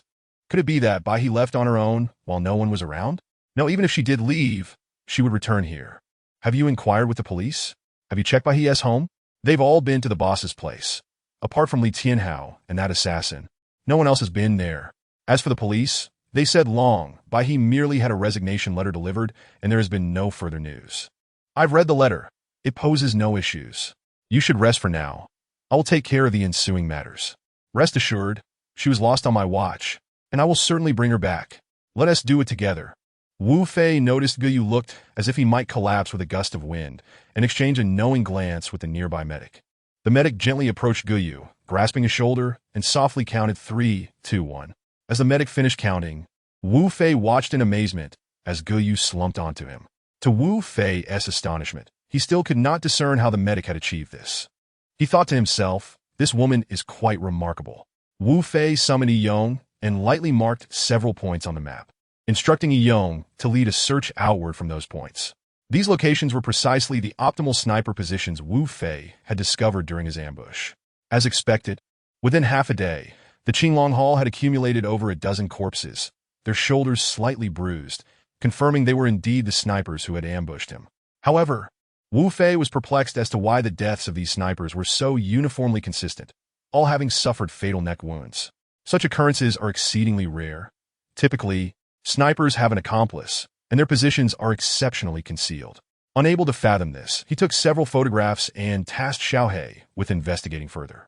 Yet, no clues emerged, and 3 days slipped by, leaving Wu Fei in a fog of confusion. Still no leads? Guyu said despondently. There are a few hints, but they're practically useless. Show me. Upon hearing there was a lead, Guyu's spirits lifted. Wu Fei recounted the developments of the past few days to Guyu. You should rest. I'll cover for you for a while. All right. Wu Fei said nothing further and turned to leave. Just as he stepped outside for a breath of fresh air, his phone rang. Hello, Wang Fan. What is the matter? Fei Guo, where have you been these past few days? If we can't reach you soon, we'll have to report it. Do you realize that sister-in-law hasn't eaten in days and hasn't heard from you? We thought you. Wang Fan trailed off. What? You thought I was dead? I'm not so fragile. Here's the deal. Come pick me up. I'm at Yalong Bay. Okay. Fei Guo, I'll be there right away. As he hung up, Wu Fei felt a pang of guilt. In his quest to find Bai He had neglected Zhou Li. He berated himself internally for being a scoundrel. When Wu Fei returned to the villa, he felt a stab of pain seeing Zhou Li. Although she appeared as usual, it was evident to Wu Fei that she had lost weight over the past few days, and her makeup was hurriedly applied. Clearly, she'd just gotten ready. Wu Fei approached Zhou Li directly, and they embraced tightly, neither speaking a word. Wu Fei could feel her trembling and the shuddering of her body, his shoulder becoming damp with her tears. He held her closely. Wang Fan, witnessing this scene, discreetly excused himself. After more than half an hour, Zhou Li fell asleep against Wu Fei. Watching her, Wu Fei felt a wave of heartache and gently carried her back to the bedroom. After tucking her in, his gaze was drawn to the bank card beneath the lamp. It was the one uncle Li had given him. Suddenly, an idea struck him. Quietly exiting the bedroom, he took out his phone and dialed. Hello, young master. I've been waiting for your call, but the flowers have already wilted. Do you know who I am? Of course. This number is exclusive. Only you have it. Hearing a voice that sounded close to his own age made Wu Fei wonder why Uncle Li had given him a young person's number. Young master, speak. You must have a reason for calling. Well, I need your help to find someone. Young master, are you serious? After waiting so long, you're asking me to find someone? Can't you handle this yourself? No, young master. You know that it's not what I meant. Enough with the small talk. I'll send you the information shortly. I expect results within an hour. Ah, young master, that is not feasible. An hour is too short. Wu Fei, realizing he was dealing with a chatterbox, cut him off. If I don't have her news within the hour, you might as well pack your bags and head home. Please don't.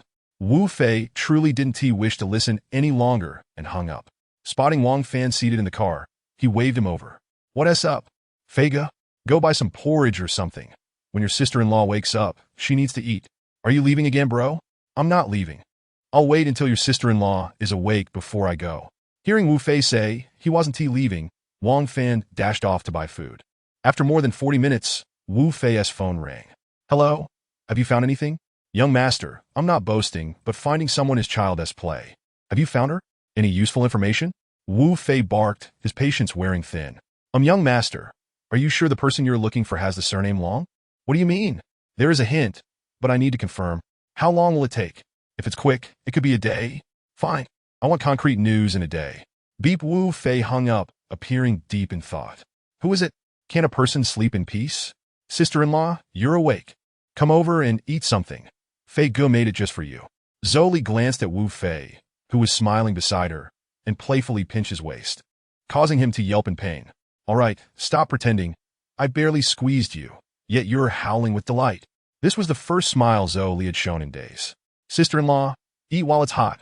You need your strength to deal with Fei Ge. Hey, I'm asking you, who are you in league with? Are you conspiring with someone to bully me? Who is this someone you speak of? Zhou glared at Wu Fei. All right, I was wrong. Just eat your meal. My esteemed lady. Watching Zhou eat reassured Wu Fei.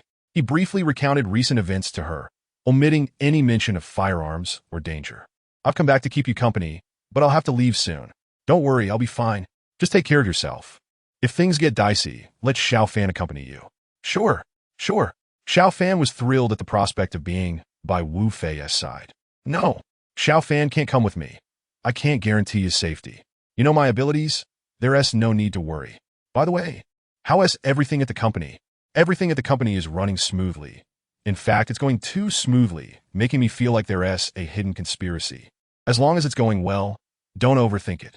Wu Fei pondered within his heart that if seeking Jin Wei failed to facilitate the smooth development of Zhou Li's company, then the position of vice master of the Qinglong Hall would forever elude her grasp. The three of them conversed for quite some time until the late hours of the night when Wu Fei carried Zhou Li back to the bedroom. Zhou Li, wrapping herself around Wu Fei's waist, gazed deeply into his eyes with affectionate longing. Turn off the light, and tonight you shall sleep here, she suggested. Even a fool could discern the implications of her words. Wu Fei obliged, extinguishing the light and cradling her tightly in his arms on the bed. It was not that Wu Fei was foolish, but rather that he remained preoccupied with the whereabouts of Long Baihe, leaving little room for other thoughts. Upon noticing that Zhou Li had drifted into slumber, he quietly exited the bedroom and found Xiao Fan waiting for him in the living room. Fei Ge, I know I cannot dissuade you. Rest assured, I will take care of things here with my sister-in-law. Wu Fei nodded, expressing his confidence in Xiao Fan. With you here, I feel at ease. I will remember these matters. Once this is settled, I shall return. Just be careful. Fij, Xiao Fan cautioned. Wu Fei nodded once more before departing. The roar of the engine gradually faded away as he left. Ah, sister-in-law, you haven't fallen asleep? Ah, he has his affairs to attend to. As long as he remains safe, that is sufficient, Zhou Li replied before turning back to the bedroom. Instead of heading directly back to the Qinglong Hall, Wu Fei made his way to Long Baihe's residence. Li Tianhao was still tending to Yuling, whose injuries were nearly healed. However, Wu Fei was surprised to find that Li Tianhao was no longer present, and Yuling had not attempted to escape. When Yuling saw Wu Fei, she appeared unperturbed. She merely remarked, "This time, I was careless. Our matters are far from settled." With that, she extended both hands towards Wu Fei. "You are welcome at any time." Wu Fei shrugged nonchalantly. The two exchanged no further words until Li Tianhao returned. "How good you're back. What delicious things did you bring? All your favorites, along with some nutritional supplements. Your body has not fully recovered, so avoid excessive movement," Li Tianhao said, noticeably less composed than usual. Upon entering the room and spotting Wu Fei, he stammered, "Fij, this. It's not what you think." Witnessing Li Tianhao's awkwardness prompted Wu Fei to tease him. "Li Tianhao, I asked you to keep an eye on her. How have you cared for her? All I've heard is how good this and how good that. Fij, I was wrong. Tell me how to be punished. I can endure it. This matter has nothing to do with Xiaoyu. I simply ask that you spare her," Li Tianhao pleaded, dropping to his knees. Wu Fei, feeling awkward, hurried to help him up. "What are you doing?" "I was just joking. I came to inquire about Yuling." "Fij, you aren't here to." Li Tianhao hesitated, aware that Wu Fei wielded considerable authority. "As long as you have not committed any transgressions against the Qinglong Hall, I shall not interfere in your private affairs." What happens with her afterwards is your concern. Thank you, Fij, Li Tianhao said, preparing to kneel again. Enough. A man's knees are worth their weight in gold. Do not kneel so readily. It only diminishes my respect for you. Xiaoyu, I need to ask you something, Wu Fei began, his expression serious. You must answer me truthfully. Wu Fei regarded Yuling intently. She was not an ordinary woman. Let me make this clear. If you inquire about matters concerning the Minmi organization, I shall not divulge anything, even if it costs me my life.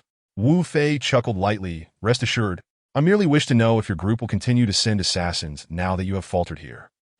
Are you afraid? Yuling retorted coldly.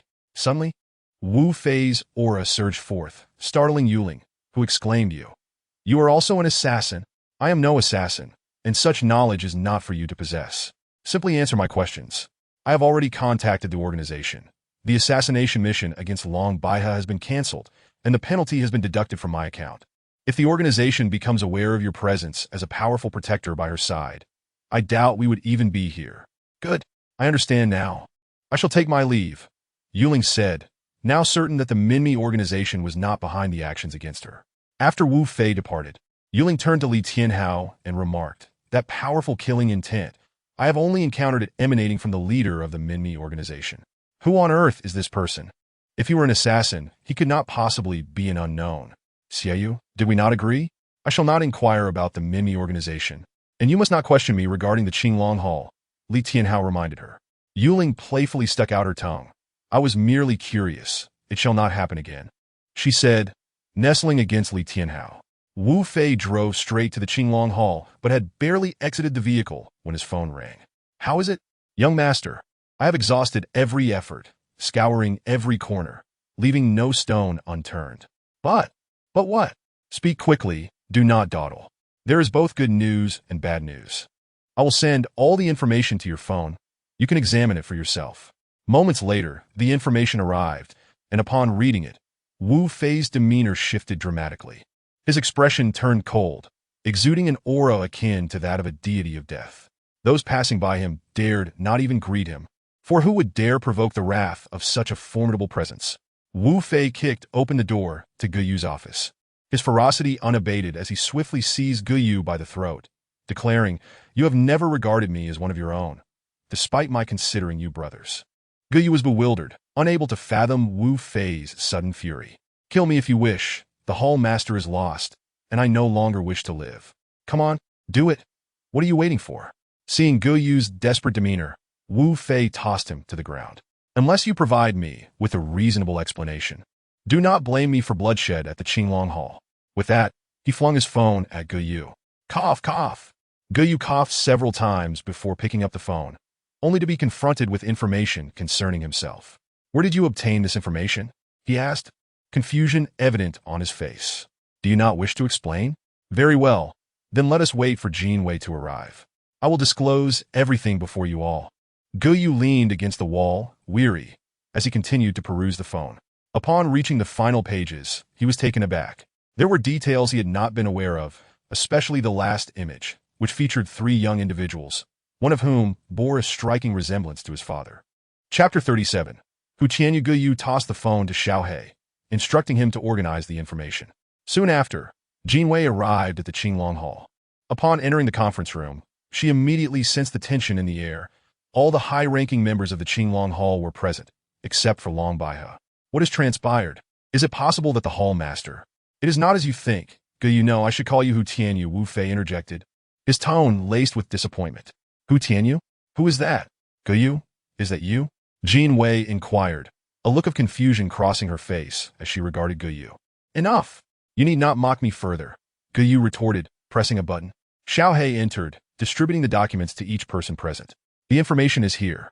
You may either read it yourselves or require my explanation. Wu Fei unceremoniously tossed the documents into the trash.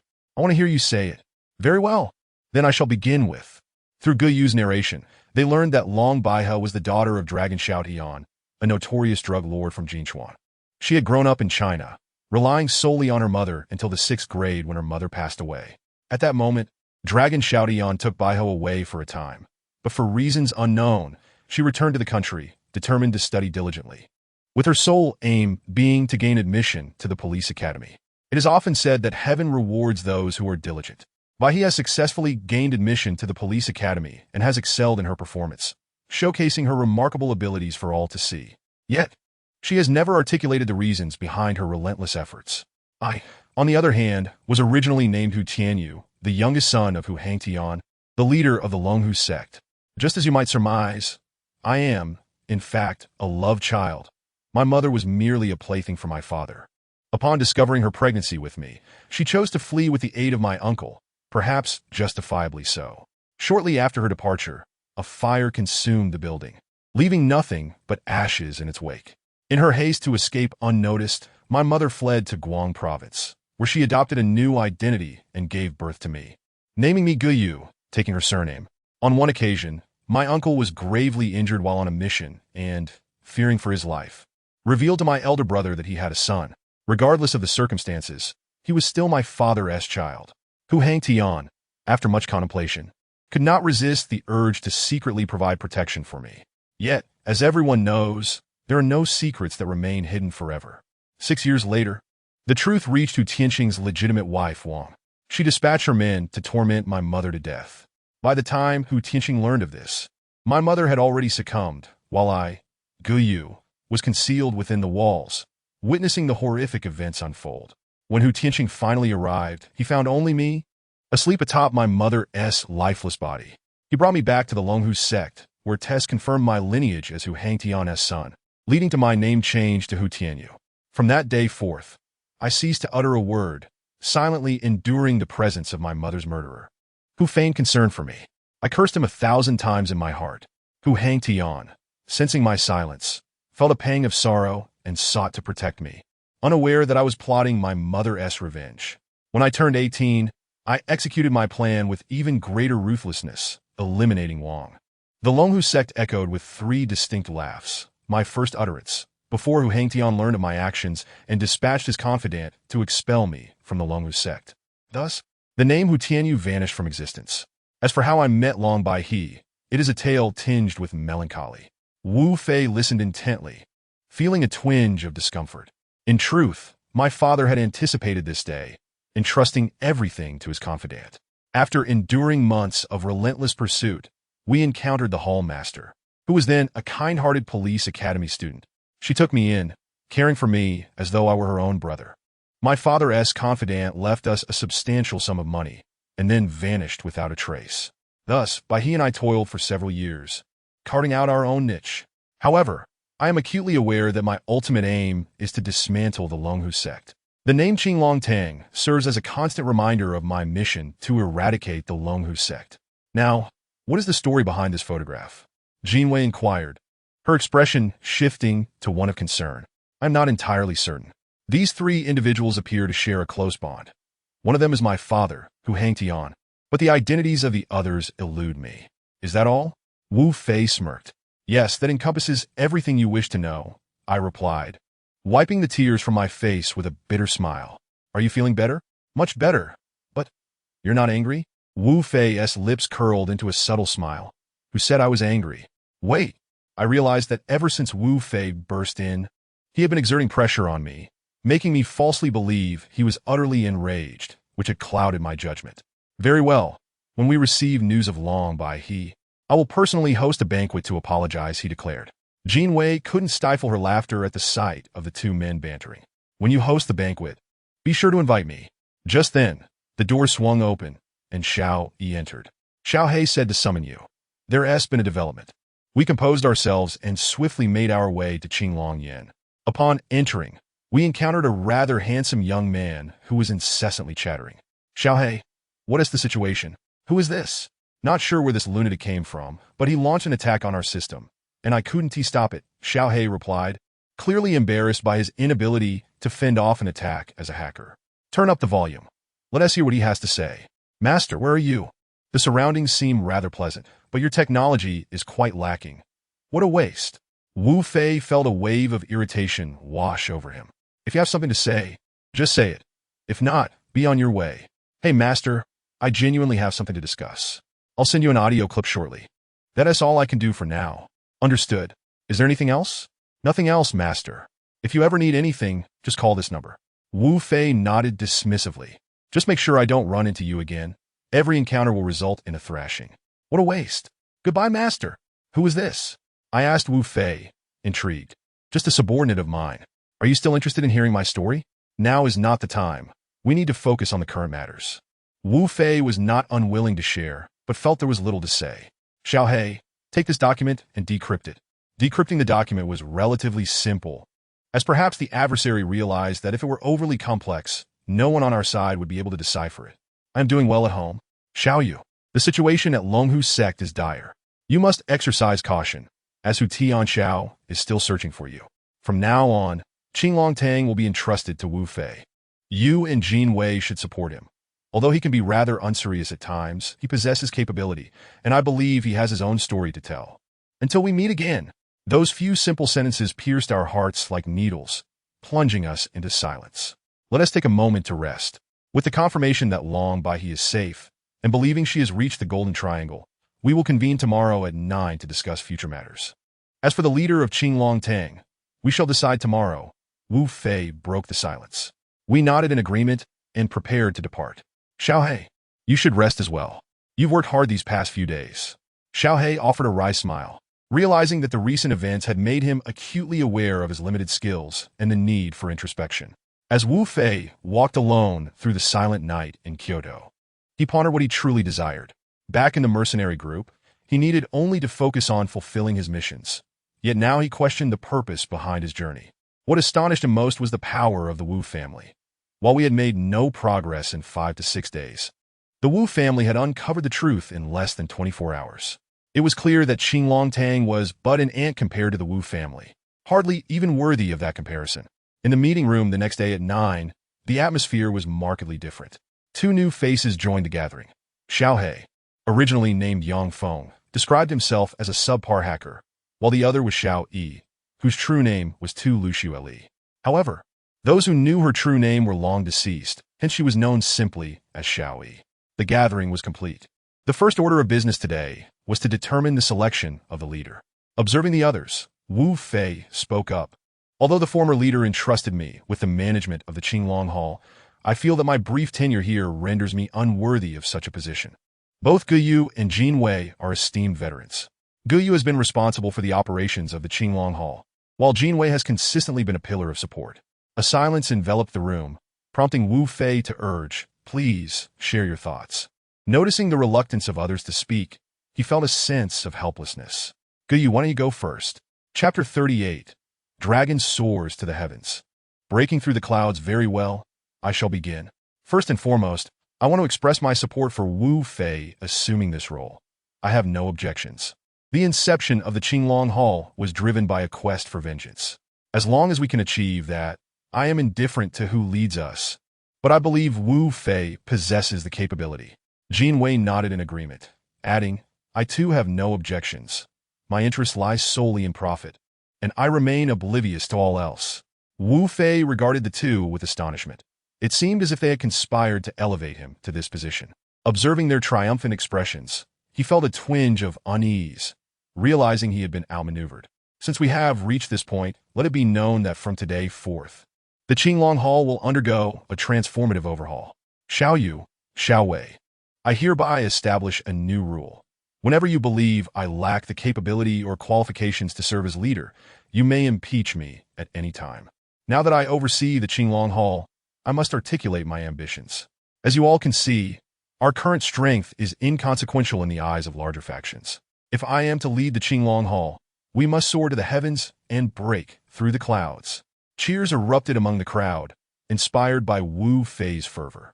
Our immediate priority is to avenge Xiao Yu by dismantling the Longhu men and unifying the underground forces in Kyoto.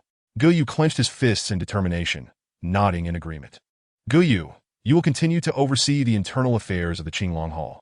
Xiao Wei, you shall manage the Commerce Association, striving to render it a mere fade, transforming it into the treasury of the Qinglong Hall. Wu Fei turned to Xiao He and Xiao Yi, asking, What are your plans? I will continue to oversee the Qinglong Eye, but I have a request, Xiao He replied. Speak freely. I cannot manage the Qinglong Eye alone. I would like the leader's assistance, even if it means I remain in a supportive role. Wu Fei nodded in agreement. Very well, I will advocate for this. He then turned to Xiao Yi. And you? I am uncertain of my capabilities. Aside from basic medical treatment, I cannot offer much help. Xiao Yi lamented, looking despondent. Wu Fei shook his head. You possess more talents than you realize. If that were all, it would be a gross waste. You were the first to ensnare me without my awareness. Gu Yu interjected. Indeed, Xiao Yi can develop certain medicines, such as the sedative she concocted. In situations where we cannot access a hospital and anesthesia is impractical, her skills will prove invaluable. Wu Fei, perceptive as he was, understood Gu Yu's intentions. I will provide you with a research facility and establish a hospital for you to manage. Would you be willing to do this? Xiao Yi's heart raced with excitement. She had always been fond of researching unusual substances. She readily agreed. Excellent. Xiao Yi, please arrange this. Additionally, I will borrow someone Li Tianhao. You are now the leader. You need not seek my permission. Gu Yu retorted, rolling her eyes at Wu Fei. I have a plan to assemble an elite force, one that will instill fear in our adversaries. At that point, I will require you to find a hidden base for us to operate in secrecy. Gu Yu nodded in agreement. Let us conclude today's meeting here. Operations within the Qinglong Hall will proceed as usual. Understood. Upon exiting the Qinglong Hall, Wu Fei made his way to Li Tianhao, sharing his intention to form an elite force. Li Tianhao readili kunsanta.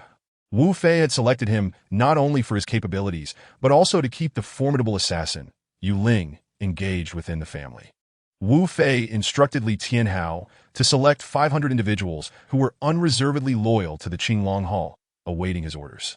A week passed without incident, as Wu Fei spent his time in the company of Zhou Li, enduring a harrowing existence.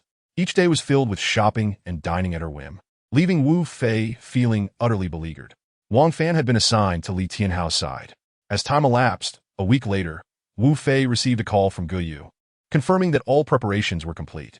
Before departing, Wu Fei held Zhou Li close, expressing tenderly, I must be away for a while. Should anything arise, contact Jin Wei. When will you return? She inquired. 3 months at the earliest, 6 at the longest. Be careful out there. Rest assured, I have yet to fulfill my promises to you. How could I possibly allow myself to perish? Don't speak such ominous words. Whether or not we achieve vengeance has become secondary. My only wish is for your safety. Seeing Zhou Li's vulnerable demeanor stirred warmth within Wu Fei, and he kissed her gently on the lips, though he refrained from taking that final step. The next day, Wu Fei arrived in the outskirts, gazing upon the 300 individuals gathered before him, his expression turning steely. Is this all there is? Leader, there are limitations. Some have only recently joined us, Li Tianhao explained. Wu Fei furrowed his brow, but reassured him. No matter, quality is more valuable than quantity. As time pressed on, Wu Fei cleared his throat. I trust that each of you present is among the elite of the Qinglong Hall. However, I must emphasize that you will soon endure trials by fire and water, with perhaps half of you not returning. Therefore, I grant you 5 minutes to reconsider. If you wish to withdraw, now is the time. Once we embark, there will be no turning back. Dragon soars to the heavens, breaking through the clouds, echoed the resolute voices of the assembly. Wu Fei felt a surge of pride as he beheld their enthusiasm. Since spirits are high, let us proceed. Wu Fei observed as they organized themselves into groups, entering the prepared containers, each of which would be lifted by helicopters and carried away. As he watched the 8 containers gradually fade from view, Wu Fei knew it was time for him to depart. He turned to Gu Yu, saying, I leave the Qinglong Hall in your capable hands. Upon my return, we shall strike decisively. Gu Yu nodded affirmatively. Let's go. Xiao He and Wang Fan followed Wu Fei onto the aircraft.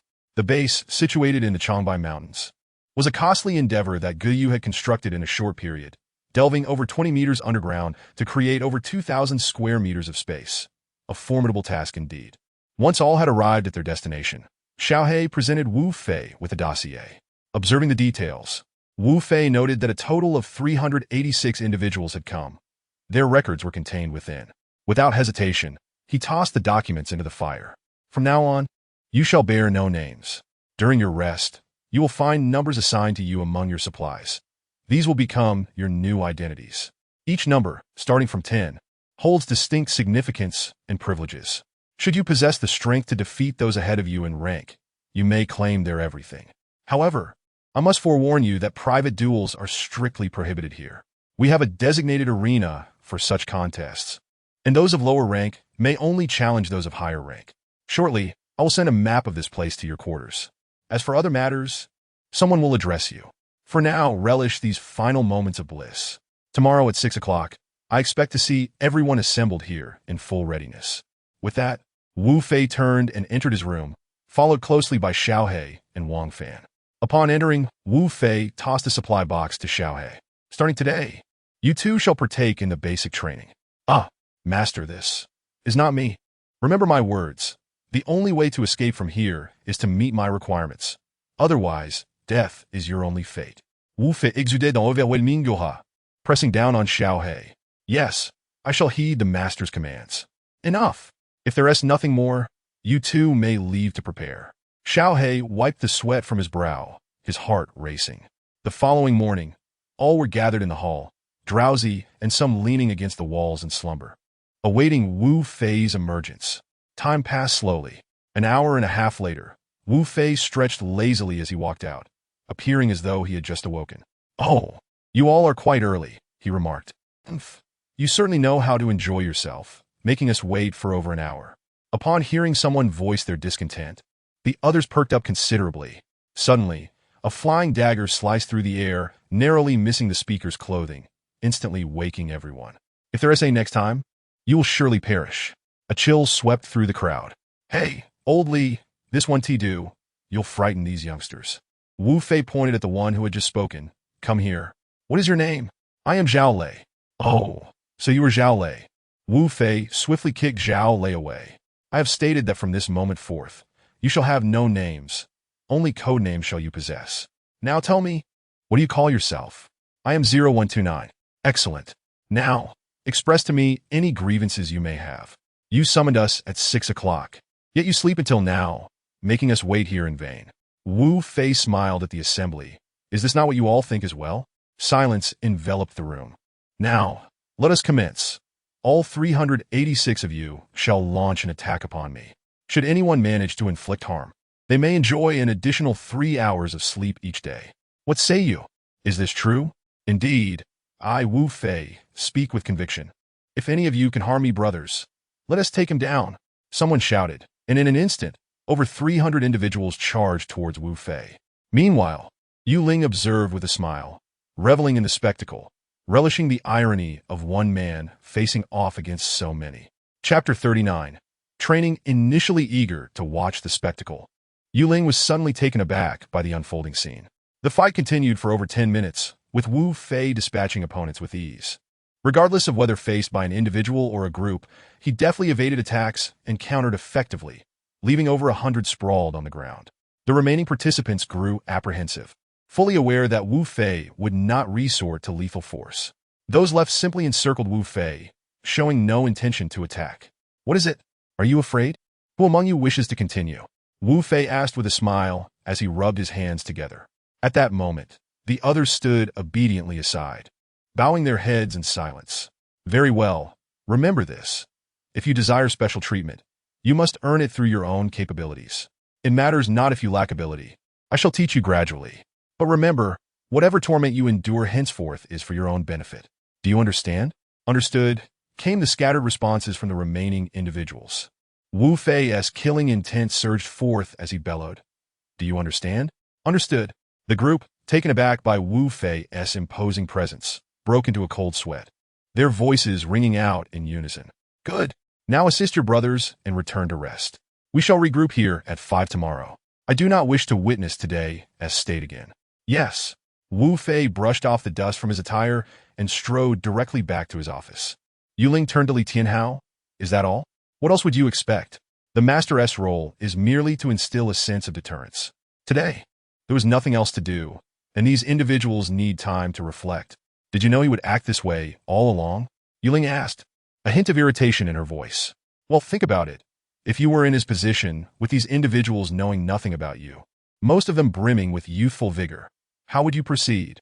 After hearing this, Yu Ling fell into contemplation. "Let us go. In this desolate place, where shall we go? Of course, we shall seek out the master. Otherwise, do you think we are merely here for training? We must inquire about our next steps." The three deliberated throughout the morning and ultimately resolved to focus on physical training, recognizing that no matter how strong one's abilities, they would be futile without adequate stamina. The next day, all stood in formation in the hall, a stark contrast to their previous laxity, and Wu Fei also arrived punctually. Observing those with still swollen faces, he couldn't help but chuckle. Excellent, very good. Today marks the commencement of physical training. Number 11, step forward. Li Tianhao immediately took his place. You shall lead these individuals in training. Understood. As everyone followed Li Tianhao out, Wu Fei turned to Yuling. Why do you not join? Put away your act. It holds no value for me. Why should I participate in training that lacks meaning? Wu Fei smirked slightly, then swiftly approached Yuling's slap. Yuling glared at Wu Fei, fiery-eyed. This is the first and last time.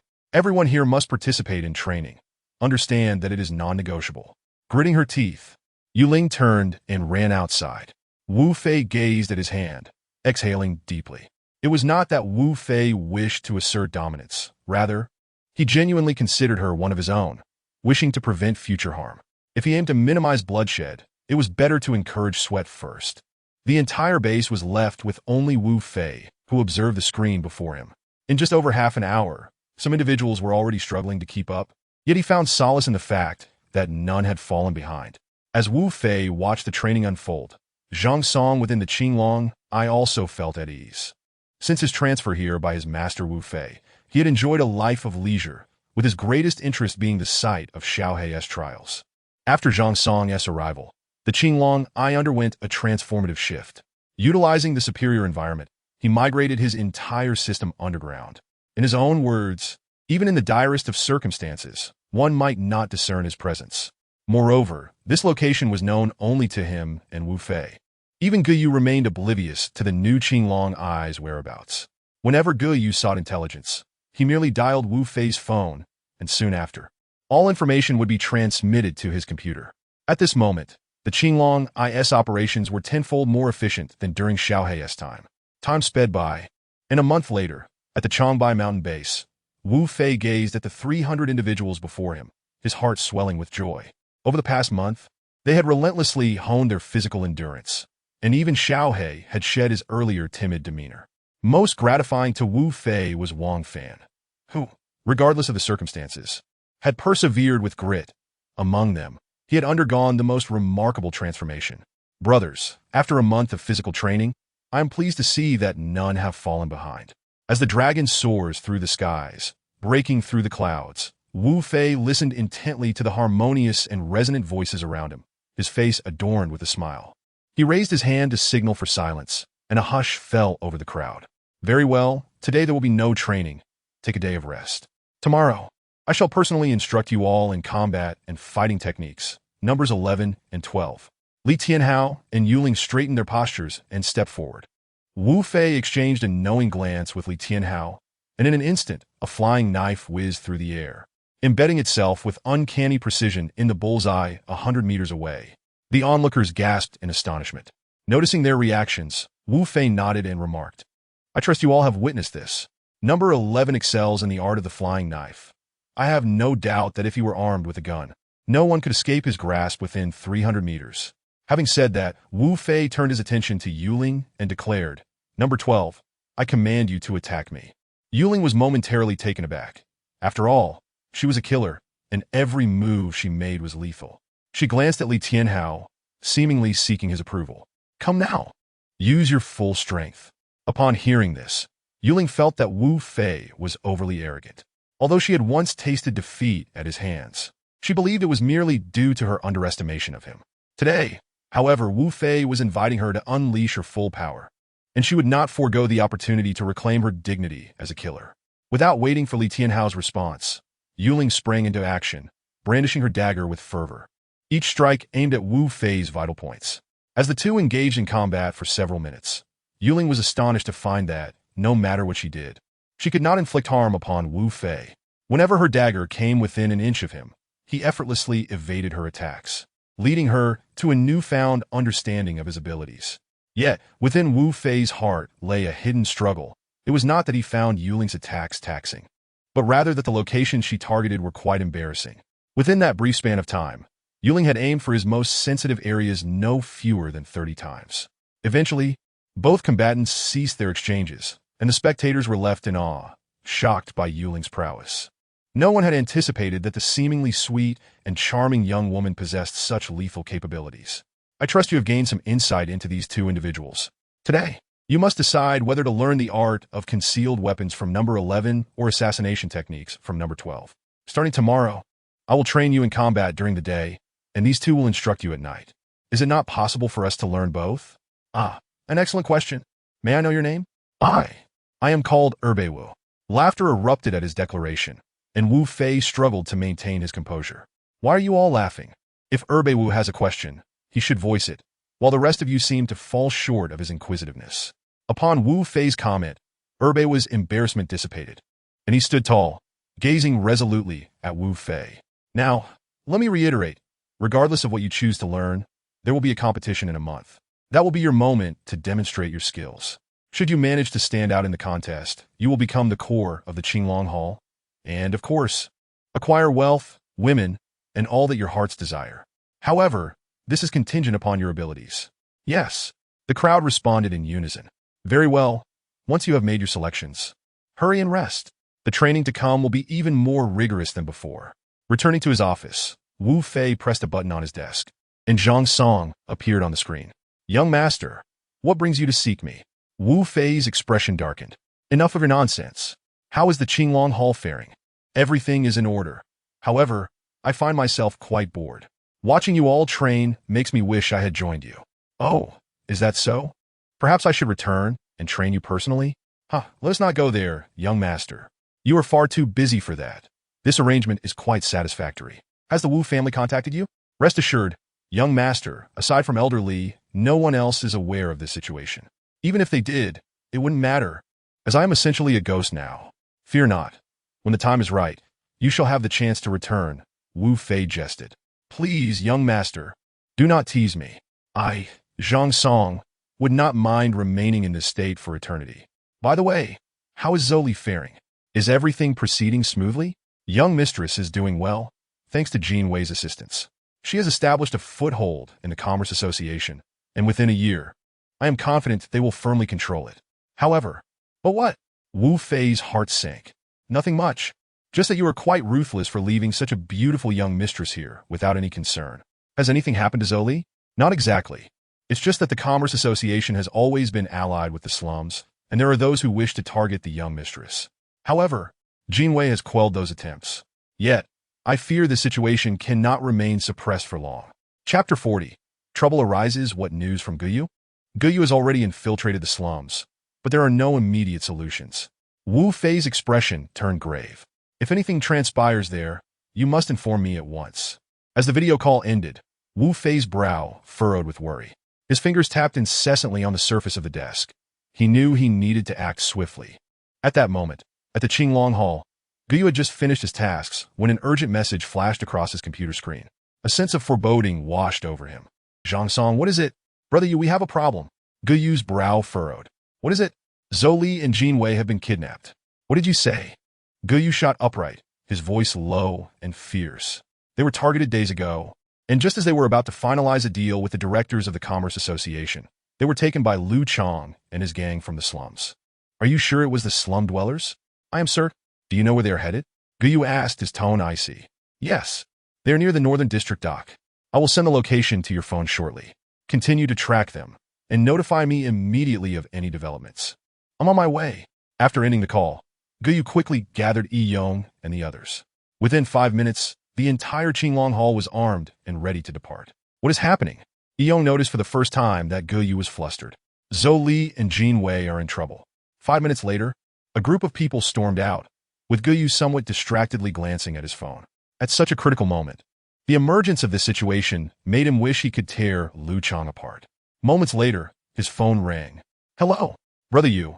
I've managed to intercept Lu Chang's contacts, and the information suggests that tonight's operation involves the Longhu gang as well. The lookout at the dock is one of theirs. This situation reeks of deceit. It's highly likely that the Longhu gang is colluding with Lu Chang's group. I believe this is a trap set against you, so please be cautious. Okay, understood. Thank you. Guyu hung up and accelerated his pace. He and his group sped recklessly, completely disregarding traffic rules, racing towards the docks. Upon arrival, they found the port deserted, the night air thick with silence, save for the flickering of distant lights. The group advanced a short distance before Guyu's phone buzzed again. "I'm at the dock. Send me the precise location of Zhou Li and the others." "Understood. Zhou Li and her companions should be on the Longhu Gang's ferry." "Good. Wait, brother Yu. The information indicates that the other side is armed. Exercise caution." "I know. Well, good luck to you." Hanging up the phone, Guyu instructed Yong, Zhang Di, and the others to begin clearing the obstacles. Guyu swiftly made his way toward the ferry, while the others cautiously infiltrated, seeking advantageous positions for their attack. Indeed, as they neared the ferry at Longhu Gate, they spotted a group of ruffians encircling the area, with each individual only 10 steps apart, effectively sealing off the entire ferry. After a moment's contemplation, Guyu resolved to have Yong and the others stealthily infiltrate. Otherwise, if they alarmed those inside the ferry, it could lead to disastrous consequences. He decided to enter directly himself to buy them some time. From a distance, Guyu glanced at his watch. The time was nearly upon them. He drew his gun and fired 3 shots into the sky. Loudly, he proclaimed, "I am Guyu of the Qinglong Hall. You have 10 minutes to release Zhou Li and Jin Wei. I shall consider this matter as if it never occurred." Upon hearing the gunfire, Lu Chang instructed his men to keep an eye on Zhou Li and Jin Wei while he stepped out of the cabin. "Who the hell are you? We don't have the person you're looking for, so if you know what's good for you, scram." With a wave of his hand, Guyu signaled a man armed with a submachine gun, who began to fire into the air. "I'll say it once more. You have only 10 minutes. Damn it. Quickly call Longhu Gate." "Are you telling me it's just 2 women from the Commerce Association? Why the fuss?" Noticing the silence from within, Guyu remained unperturbed, firing a shot every 3 minutes. After 3 shots, he frowned. Glancing at his watch, he realized 10 minutes had elapsed without a signal from Yong and the others. "Brother Yu, time's up. Shall we attack? Let us wait a bit longer." 2 minutes passed. "Brother Yu, we can't keep waiting like this. Perhaps they've already." "Shut up." Guyu delivered a swift slap. Just as he was about to speak, a flash in the sky caught his attention. He recognized it as a signal from Yong. "Remember, leave no one behind. Charge! Let us take down these bastards." In an instant, gunfire erupted between the 2 sides. The Qinglong Hall had only 4 submachine guns and 10 handguns, and such weapons were typically prohibited. Gunfights were not only disallowed by the authorities, but also against the agreements among the 4 major factions. However, Guyu could not afford to let the brothers of Qinglong Hall fill this void with their bodies. He decisively opted for full armament. As he listened to the anguished cries, he shook his head and lit a cigarette. Suddenly, a gunshot rang out, and Guyu fell to the ground. Concerned for Guyu's safety, Yong entrusted Zhou Li and Jin Wei to Zhang Di and rushed back.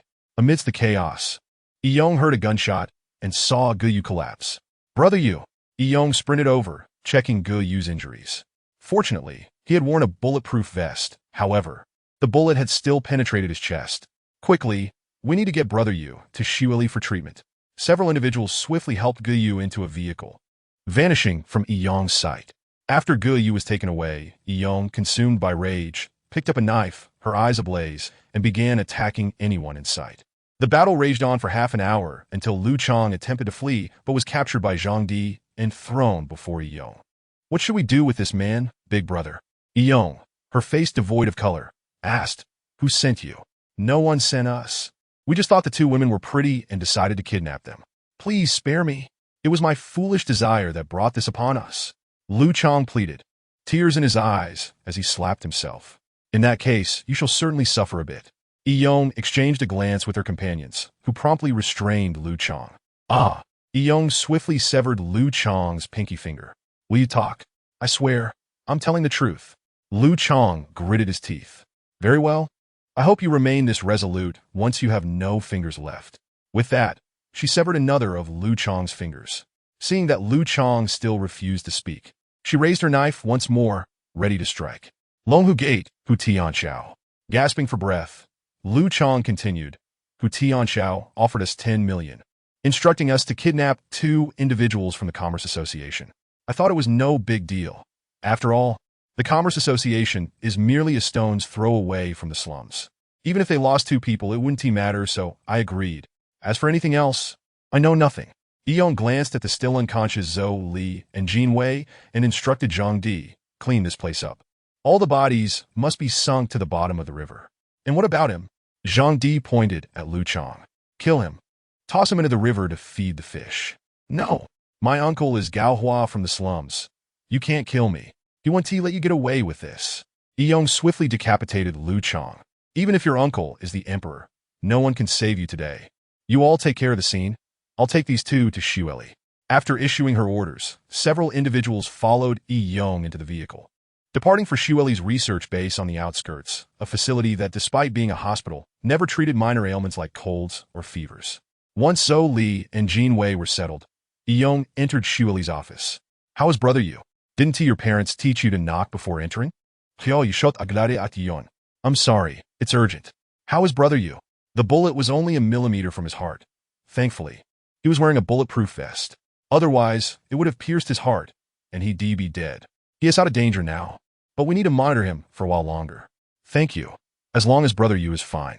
After speaking, Yong discreetly wiped away a tear. Xiaoyi noticed everything. Meanwhile, at the Changbai mountain base, an extremely fierce battle was underway. Wu Fei knew time was running out and ultimately decided to advance the competition by a week. Although the trainees had been diligent in their training, they still hadn't met Wu Fei's expectations, and he could no longer afford to wait for their growth. First, I want to congratulate you all. You have successfully completed your training. Starting tomorrow, it will be time to assess your results. Now, let me explain the ranking arrangements. The top 9 will become my personal bodyguards, codenamed from Long E to Longjio. The 10th to 15th places will each have 6 captains with 50 members per team, and the 6 teams will be codenamed Tianlong, Dilong, Xianshan, Huanglong, Qianlong, and Kunlong. As for the remaining members, their codenames will be determined by their captains, while the rest will join the Mielong team, led personally by Yu Ling. Does everyone understand? Understood. The resounding response echoed loudly. Chapter 41. The competition. Guyu gradually regained consciousness, glancing at Yong, who had been vigilantly by his side. After exerting considerable effort, he managed to touch her hand and weakly inquired, "What about Zhou Li and the others?" "Brother Yu, you're awake." "That's wonderful. They're both fine. They've been waiting outside, insisting on staying until you woke up." "Let them in." "Fantastic, you're finally awake." Jin Wei joyfully approached Guyu. Guyu weakly nodded. "Sister-in-law, let Yong take you home first. I'll be all right." "That's out of the question.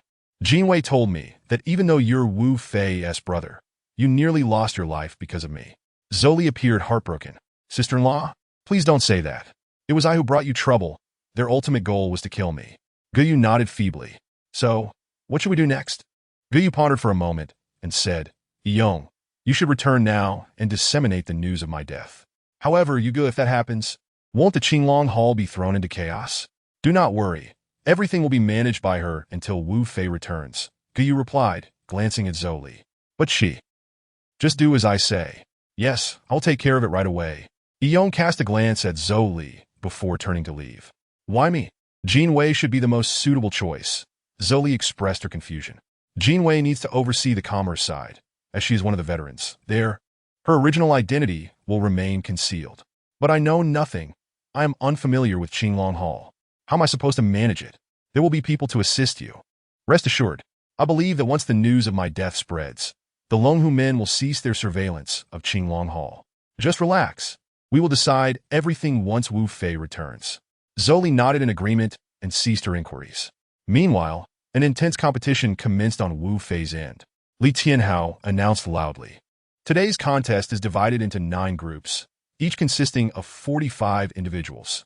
Only one Dragon Guard will emerge from each group, the last person standing who has not been eliminated. The remaining group leaders will employ a challenge point system. As for the rules, there are none.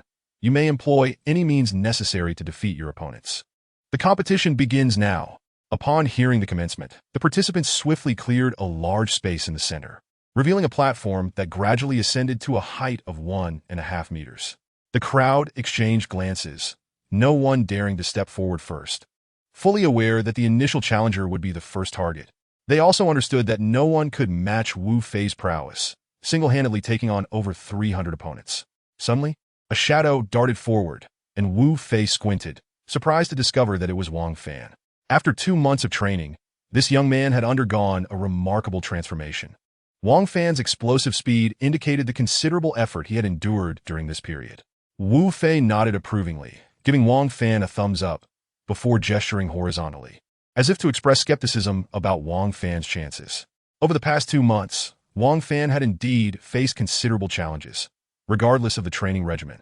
He consistently pushed himself to double the intensity, initially causing others to regard him as a madman, keeping their distance.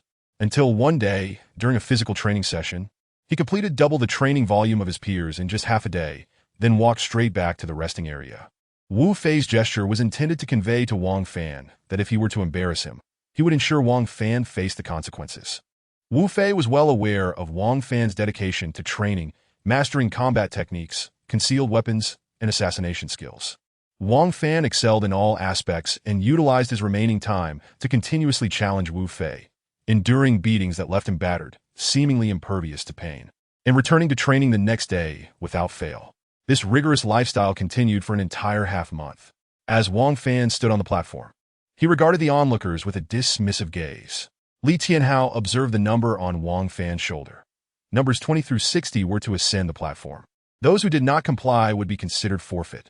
As soon as Luo Tian finished speaking, over 40 individuals leaped onto the stage, sparking a chaotic melee. Among all, Wang Fan appeared the most unperturbed. Whenever anyone approached, he would either eliminate them with a single strike or toss them off the platform. Some even banded together to confront Wang Fan, but soon, only a dozen remained. Encircled in the center of the platform, Wang Fan faced his adversaries.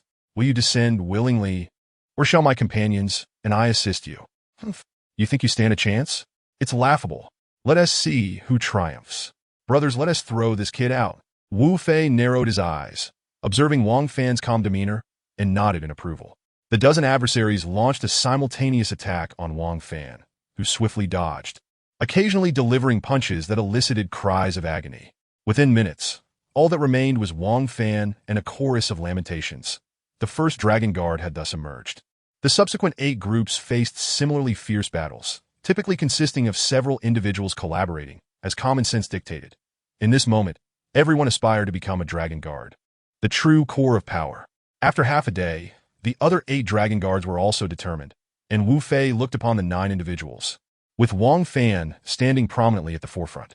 To his astonishment, he even spotted Xiao He among them. A hacker had managed to become a Dragon Guard, which greatly surprised Wu Fei. The next day's competition would be divided into 6 groups, structured in a platform format, with a champion on each stage. Each champion would earn a point for every opponent they defeated, with only the top 6 in points becoming team captains. The others could return to rest, while the Dragon Guards remained. The crowd departed with a sense of disappointment, and the 9 Dragon Guards exchanged glances. Congratulations, from today onward, you are all members of the Dragon Guard, my personal elite squad. Now, gather your belongings and return to Kyoto, back to Qinglong Hall. Follow Gu Yu's arrangements until my return. Understood? Wu Fei regarded the 9 individuals, each exuding an imposing aura. He entrusted them with the task of safeguarding Qinglong Hall during his absence. He had initially planned for them to go abroad and join a mercenary group for further training.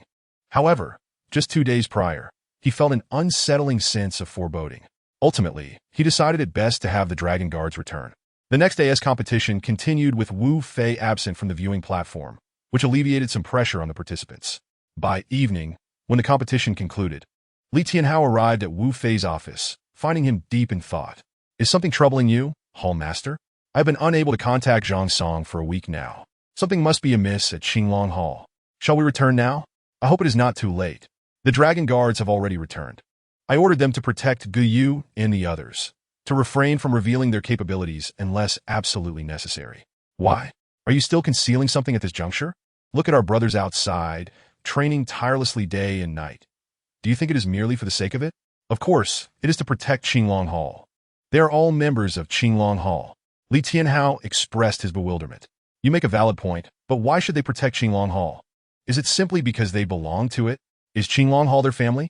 Qinglong Hall has given them everything. What reason do they have to protect it? What if Qinglong Hall ceases to exist? At this, Luo Tian's expression darkened, and he suddenly grasped the gravity of the situation. If Qinglong Hall were to vanish, then there would be nothing left to offer them. How could they continue to protect Qinglong Hall under those circumstances? I shall return first. Leave this matter to Yuling. You cannot leave.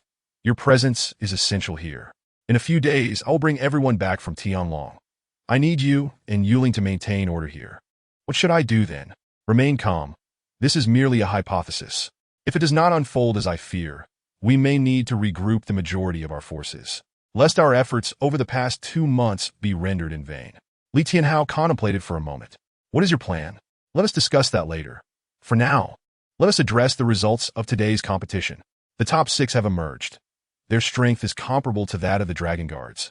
Yet they still fall short compared to Wang Fan's extraordinary abilities. Tianlong number 250, Dilong number 129, Xianlong number 78, Huanglong number 307, Qianlong number 63, and Kunlong number 353.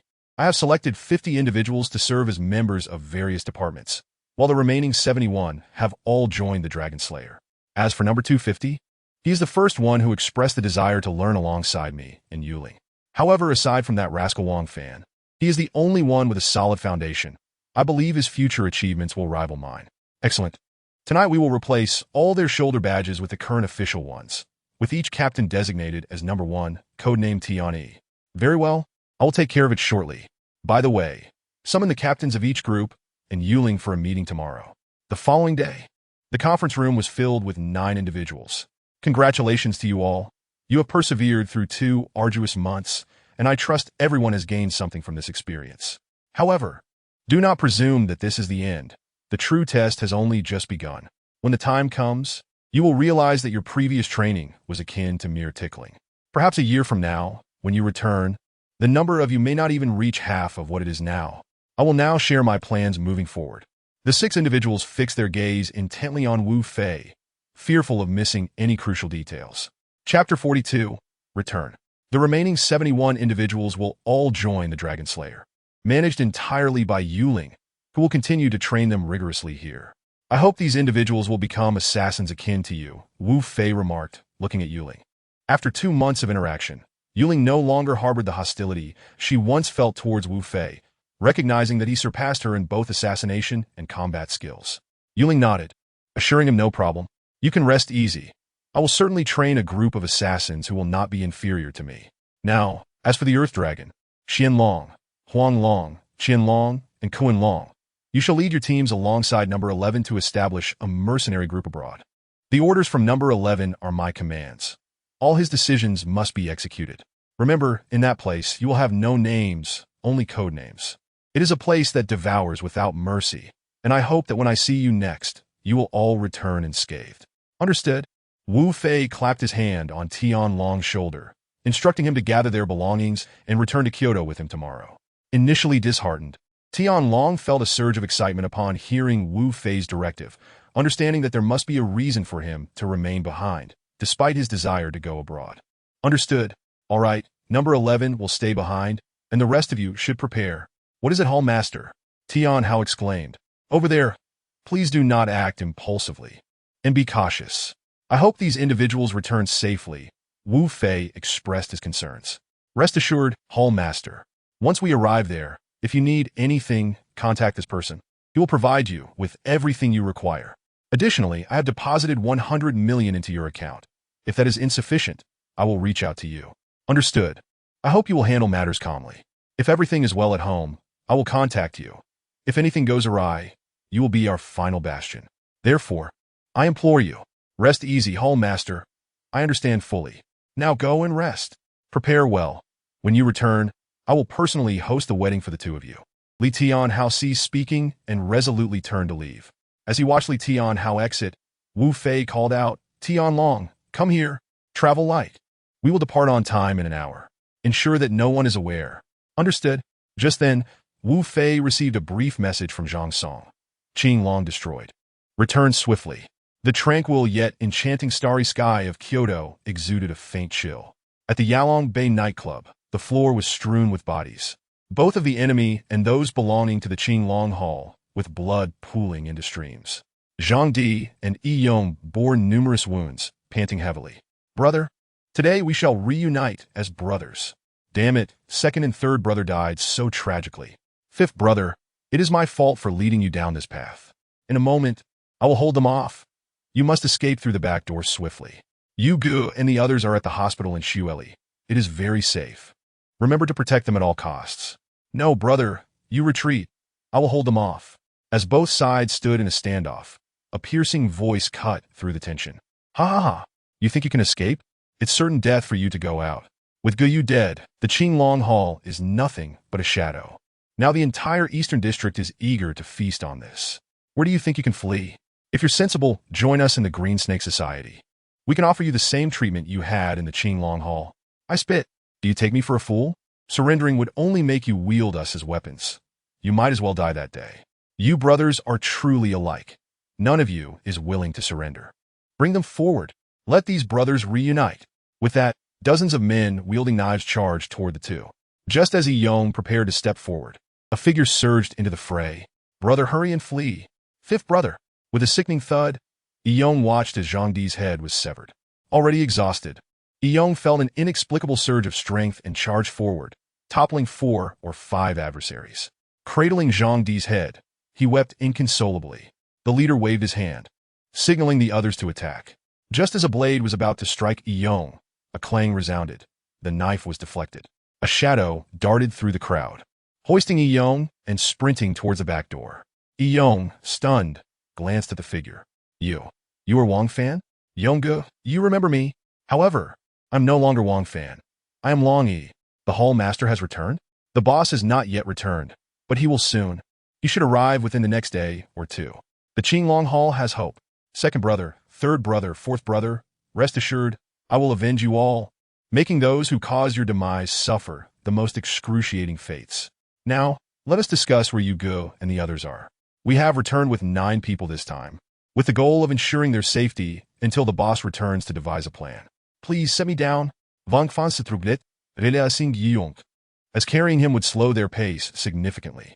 Their primary concern now was to locate Zhou Li and protect them. Observing Yong's numerous wounds, Wang Fan inquired, "Are you all right? Rest assured. Follow me." The two traversed for over 10 minutes, during which Yong was astonished to find that Wang Fan could keep up with his pace.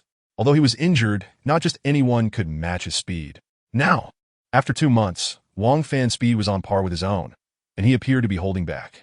Upon arriving at the hospital in Xueli through the back door, Wang Fan halted. With a wave of his hand, Yong saw 8 dark figures swiftly approach Wang Fan. It seemed Wang Fan spoke briefly with them, and the 8 nodded before rapidly dispersing, vanishing from sight. Yong was taken aback. Their speed was no less impressive than his own. Who are they? How terrifying their speed. They are now part of the Dragon Guards, having followed us here. What? They have been following us the whole time? Wang Fan smiled and said nothing more. Upon entering the secret chamber, Wang Fan saw Gu Yu lying on the bed, looking ill, with Zhou Li and Jin Wei beside him. What on earth happened? Zhou Li, upon seeing Wang Fan, burst into tears. Wang Fan, you've returned. Where is Wu Fei? Will he come too? Where is he? No, I cannot face him. I have brought ruin to the entire Qinglong Hall. He will never forgive me, Zhao Li exclaimed. Attempting to flee, Wang Fan swiftly stepped in, knocking Zhou Li unconscious and propping her up on a chair. Cough, cough. Wang Fan, has Wu Fei returned?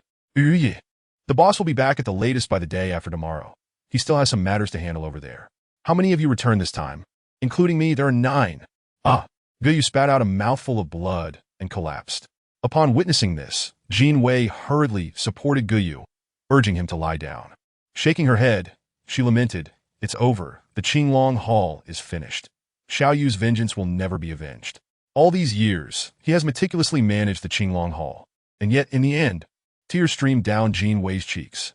The Qinglong Hall will not perish. Once the boss returns, you shall see." Yong glanced at Wang Fan and commanded, "Gather a few men and come back with me to reclaim the Qinglong Hall." "I'm afraid I cannot do that. My orders are to protect you, and there is nothing more we can do. So my brother's grievances will go unavenged? They died in vain? Calm yourself. The boss will not allow the brothers of Qinglong Hall to die in vain, but these matters must await his return. Wait for him to come back. By then, the Qinglong Hall may no longer exist. If you want to go, I shall go alone." With that, Yong turned to leave. Wang Fan, unable to stop him, followed Yong outside. "Stop him, restrain him, and take him for treatment," Wang Fan commanded succinctly. A shadow swiftly approached Yong from behind. knocking him unconscious and taking him for treatment. Jin Wei, seeing Wang Fan return alone, inquired, "Where is he, Yong?" "Do not worry. He has been taken for treatment. Let us await the boss's return in peace." In the late night at Changbai Mountain, 50 individuals boarded a container, and a helicopter roared towards Kyoto. As Wu Fei and his companions landed, Zhang Song appeared before him, exclaiming, "Young master, I'm so sorry." Zhang Song's face was etched with terror. "What are the others?" "They are all at the hospital in Xueli. Speak as we walk." Tianlong, disperse, and swiftly infiltrate the hospital. What on earth happened? Through Zhang Song's account, Wu Fei learned that all of this was orchestrated by the Longhu men. Initially, they had kidnapped Zhou Li and Jin Wei, but their true aim was to assassinate Guyu. Fortunately, he had worn a bulletproof vest.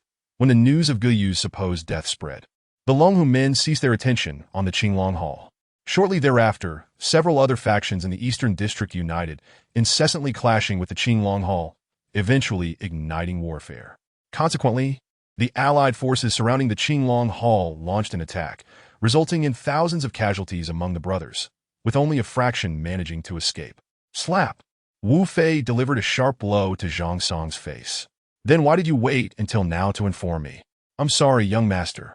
Yu Gu instructed me not to disturb you, saying you had your own plans." "So I." "Then why did you ultimately send the message?" "Young master, I recently discovered that all of this was the doing of Hu Tianxiao, and that Hu Hangtian is already gravely injured.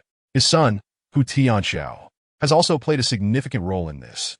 Now that Yu Gu is still gravely wounded, I had no choice but to send you a message." "Are you implying that Hu Tianxiao seeks to usurp power, plotting against his own father? Moreover, his first act upon gaining power is to target Guyu, driven by a desire for revenge for his mother's death." Chapter 43. Li Huanzhang Song nodded. "We have arrived." Wu Fei gazed at the hospital before him, his heart filled with complexity. Wang Fan quietly approached Wu Fei and remarked, "The situation here is relatively stable. Aside from Jin Wei, the others are in poor spirits, especially Yu Gu. His wounds are still not healed, and now, show me to him." Wu Fei approached Gu Yu's bedside, observing the pallor of his face, an indescribable pain swelling within him. Slowly, Gu Yu opened his eyes and murmured, "You've returned." Wu Fei grasped Gu Yu's hand, saying, "Brother, I'm sorry you've suffered. Rest assured, I'll take care of everything. The Qinglong Hall still needs you. Focus on healing." Gu Yu smiled faintly. "Now that you're back, I can rest easy. Do not blame Zhou Li. Even without her, these events would have transpired." Cough, cough. "Well, now that I am back, I shall ensure that those who owe us pay back 100-fold. Be cautious. Avoid being ambushed. Rest for now. I must attend to some matters." Wu Fei led his men to the entrance of the Qinglong Hall, witnessing its occupation by others, and his anger erupted without restraint.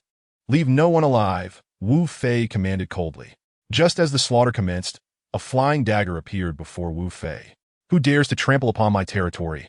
A figure wielding a military knife emerged before Wu Fei. According to Zhang Song's intel, this man was known as Bloodblade Xiao Li, affiliated with the Eastern District's Green Snake Society. Bloodblade Xiao Li had once been a fugitive, engaging in real combat with the police. Should Li Huan close the distance, his military knife could prove deadlier than bullets. At that moment, Li Huan twirled the knife in dazzling fashion, sometimes flipping it over his shoulder, other times spinning it between his fingers, showcasing his exceptional skill.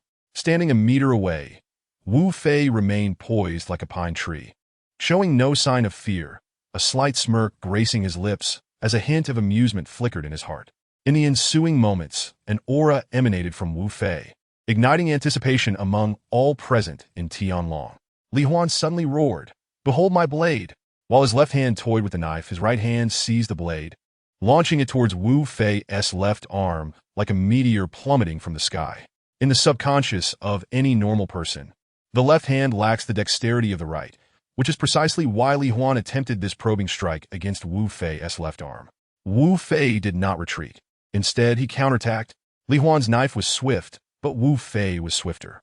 Before the knife could even graze Wu Fei's arm, Zhao Xinglong's palm struck him with tremendous force, sending him spinning through the air, landing heavily on the ground with a cry of pain. The surrounding Tianlong guards observed the spectacle, and as Li Huan rose, gripping his knife with his right hand, he brushed off the dust from his left. His eyes fixed intently on Wu Fei. Advancing, He transformed his knife into a darting dragon, whirling through the air with unpredictable trajectories. Yet despite this, Li Huan realized he had underestimated the man before him. In the intense exchange, Li Huan's knife danced perilously close to Wu Fei's body. Each time he attempted to strike, Wu Fei evaded with grace, as if he were a shadow. Ultimately, after countless failed attempts, Wu Fei delivered a sharp slap, sending Li Huan sprawling. Wu Fei picked up the knife from the ground and pressed it against Li Huan's neck, declaring, "Return and inform the Green Snake Society to prepare for our retaliation." With that, he tossed the knife aside and turned to enter the Qinglong Hall. "Careful, young master." Bang! Before the Tianlong guards could react, Li Huan produced a handgun from seemingly nowhere and fired at Wu Fei. In the astonished gazes of the Tianlong guards, Wu Fei pivoted, pinching the bullet between his fingers. In the subconscious of most, firearms are perceived as the most formidable weapons, capable of obliterating a skull with a single shot. However, for those who have trained in martial arts since childhood, firearms are often regarded with disdain. Disarm him and throw him out. Yes. Once the Tianlong guards had sorted everything out, Wu Fei addressed the 50 members of Tianlong, saying, "I understand how you all feel. The Qinglong Hall is no longer what it once was, but we must reclaim what rightfully belongs to us. We will make those responsible pay us back 100-fold. I hereby declare, the revenge of the Qinglong Hall has only just begun." Wu Fei reclaimed the once glorious Qinglong Hall, yet he remained inactive, biding his time, awaiting Guyu and Yong. One day, Wu Fei was at home with Zhou Li, who, filled with trepidation, initially dreaded facing him. However, Wu Fei, undeterred, effortlessly scaled the walls and arrived at Zhou Li's bedroom window, breaking in and enveloping her in his embrace, kissing her tenderly. "Rest assured, with me around, the sky won't fall." Hearing his gentle words, Zhou Li ceased her struggles, wrapping her arms around Wu Fei as tears streamed down her face. Half a month later, Yong supported Guyu as they arrived at the villa. Ding dong! Wu Fei glanced downstairs and saw Guyu. "Guomin, how is your recovery progressing?" "Everything is as it was, though I must not exert myself too much." "Good. That is reassuring. Now, I need you to assist me with a matter. I require a highly confidential headquarters. As you can see, the Qinglong Hall has dwindled in numbers. It's just us now, which is insufficient. The future power of Qinglong Hall must rival that of the 4 major factions. But I need to ensure you are in a completely secure environment. I will handle it immediately. Longjiu, you assist the hall master in returning and oversee these arrangements. His safety will be your sole responsibility from now on." "Yes." Yang Feng suddenly appeared before Wu Fei. Guyu and Yong gazed at Yang Feng in astonishment. "Is that you, Xiaoe?" "Yugu, Yonggu indeed. It is I, but now I go by Longjiu. You may refer to me as Xiaojiu." "Wonderful, wonderful!" Ye exclamatrice. Recognizing that Qinglong Hall had undergone a transformation, hope ignited once more in his eyes. After bidding farewell to Guyu, Wu Fei turned to Yong. "You are also a veteran of Qinglong Hall. Given all that has transpired, I sincerely apologize. Please, Hall Master, speak your mind. I shall be frank. From now on, Guyu's safety will rest in the hands of Xiaojiu. You are the only one left who knows Qinglong Hall well." Yong pondered for a moment before nodding in agreement. "Understood." Wu Fei's phone rang, and upon seeing Wang Fan's name, his brows furrowed. "Hello? Boss. The people from Shagu are causing trouble. I understand. This matter will be resolved tonight. I will head over immediately." Wu Fei glanced at Yong. "The people from Shagu are creating disturbances. You must accompany me." As Yong departed, Wu Fei called Zhang Song. "Please investigate the situation with Shagu for me." Shortly after, Zhang Song relayed the information, stating that Shagu ranked 4th in the entire Eastern District, led by the ruthless Zhang Yang, known for his meticulous and ruthless methods, leaving no room for error. Upon reviewing the information, Wu Fei's frown deepened. It became evident that throughout their history, Shagu had had no conflict with Qinglong Hall, leaving him puzzled as to their intentions this time. Upon his arrival at Qinglong Hall, he found Tianlong confronting the individuals from Shagu. "What do you mean by this, Shagu?" Tianlong suddenly shouted. Shagu cast a disdainful glance at Yong and the others, noting their small number of roughly 10, but quickly fixating on Tianlong with a dismissive gaze. Barely lingering before addressing Yong. "Yong, has Qinglong Hall fallen so low, leaving only you?" Gasps erupted among the crowd, and Tianlong's subordinates prepared to act. But Yong raised his hands to halt them, averting what could have escalated into a brutal confrontation. Shago, you had better clean up your language. If they're essay next time, I'll ensure you come in standing and leave horizontally. Shago, originally named Chiyu, had gained his moniker due to his fierce loyalty to Shagu and his violent tendencies, gradually leading to the obscurity of his true name. Ma Wei glared coldly at Tianlong. You have no say here. Keep quiet. Damn you, Shago, I will kill you today.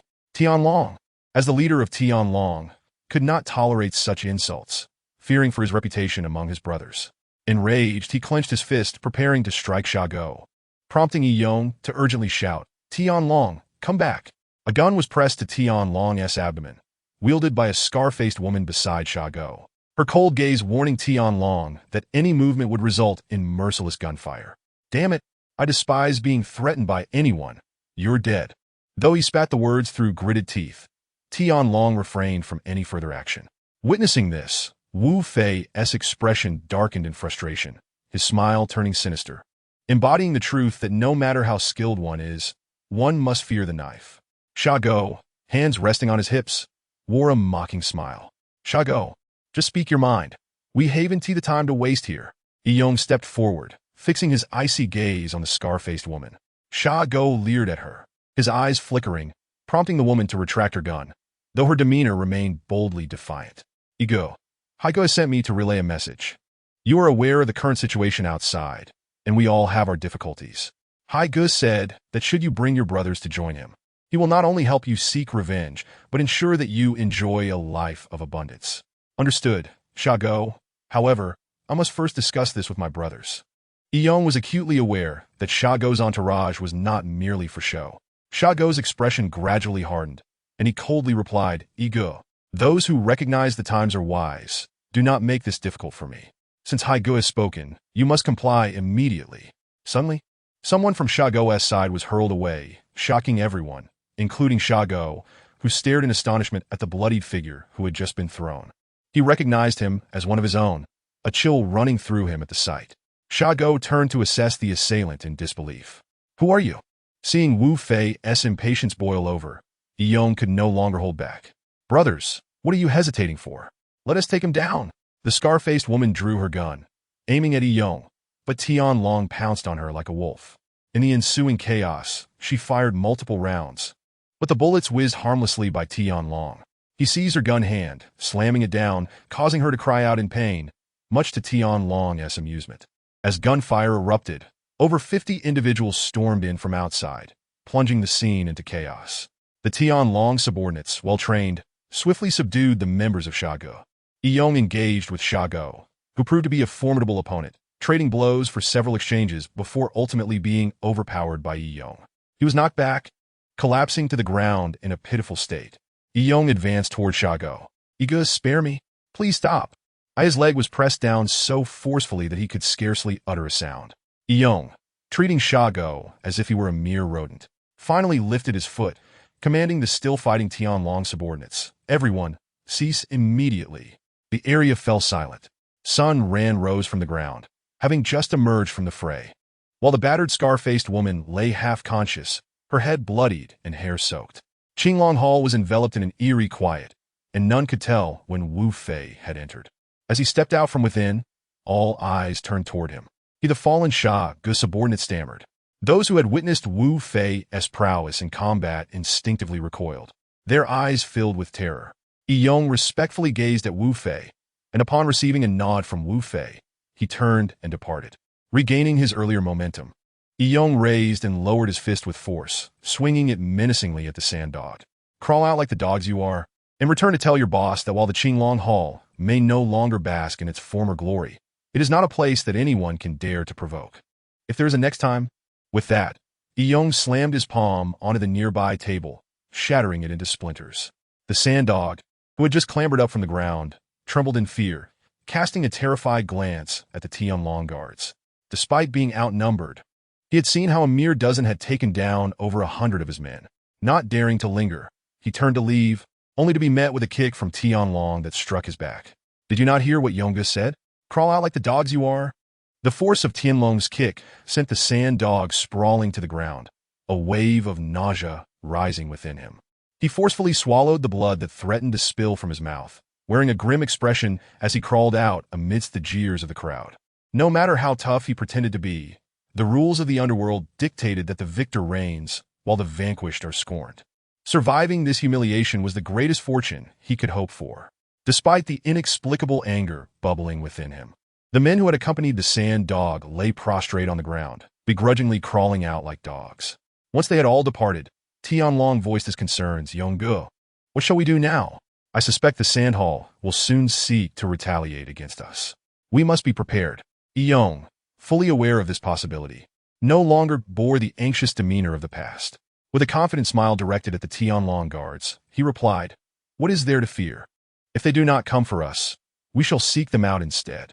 Tianlong, make arrangements. Since they have come knocking, it is time to reclaim what we have lost." Yong's expression turned cold as he spoke. In a car, the injured sand dog spoke into the phone to Brother Hai. "Brother Hai, Yong and his men have chosen to provoke us, refusing to drink the toast and opting instead for a challenge." Sand Hai seemed to have anticipated this, casually stroking the woman beside him. "Isn't that splendid? If they wish for war, then we shall eliminate them entirely." The sand dog, tears streaming down his face, lamented. "Brother Hai, it was us who were beaten. They must have summoned a dozen formidable fighters from somewhere, and those few took down over 100 of our men. We will discuss this further." Sand Hai, growing impatient, tossed the phone aside and leaned in to kiss the woman before him, his hands tenderly wrapping around her slim waist as she gasped in delight. In the deep of night, all believed that Sand Hai would refrain from sending more men to stir trouble, especially after the gunfire had caught the attention of the police. However, upon learning the details of the conflict, he was consumed with rage. This was his first outburst since reorganizing the Sand Hall. The following morning, Wu Fei awoke in high spirits, stepping into his newly purchased BMW and driving off. In the villa courtyard, Zoli donned a vibrant dress adorned with fluttering butterflies. The floral attire enveloped her figure, accentuating her delicate femininity, with her hair elegantly swept back into a simple yet charming ponytail. Her fair complexion and alluring lips radiated youthful vibrance. As sunlight enveloped her, she revealed her arms and neck, bestowing her with an ethereal purity. "Good morning." Wu Fei spotted Zhou Li and felt an irresistible urge to tease her. Approaching from behind, he wrapped his arms around her and whispered in her ear, "Aren't you heading to the office today?" Zhou Li had already recognized Wu Fei's voice, yet his embrace made her slightly uncomfortable given the public setting. After struggling ineffectually for a moment, she resigned herself to his hold. "There are people at the office. Why are you back so early? Did you go to see Guyu last night?" Upon hearing Guyu's name, Wu Fei's expression faltered. "Right? I was just about to mention that. We are about to strike back. You should leave the company affairs to Jin Wei. As for you, stay home as much as possible. Even though you have the long way for protection, it's better to be cautious." Before Wu Fei could finish, Zhou Li kissed him on the lips. Wu Fei savored the profound happiness that enveloped him, a feeling distinct from the pressures he imposed upon others. Zhou Li leaned closer to Wu Fei's ear and softly said, "I'll heed your advice, and I'll take good care of myself. Please stay safe." The air was infused with a captivating fragrance, one that was not merely Zhou Li's, but a delightful and indescribable scent. Wu Fei remained silent, embracing Zhou Li as they basked in the sunlight, creating an exquisite tableau of bliss and sweetness. Zhou Li understood that a man's true love might only be bestowed upon a cherished woman, yet it did not negate the primal desires that could arise for others. Their relationship had not yet transcended to the final layer, for both held each other in high regard. After a brief moment, a gurgling sound interrupted them. Zhou Li chuckled at the embarrassed Wu Fei. "All right, let me tidy up, and I'll go buy some ingredients to cook for you." "Wait," Wu Fei's voice rang out. "What is it?" "I'll accompany you." "No need, it's not far. I can manage on my own."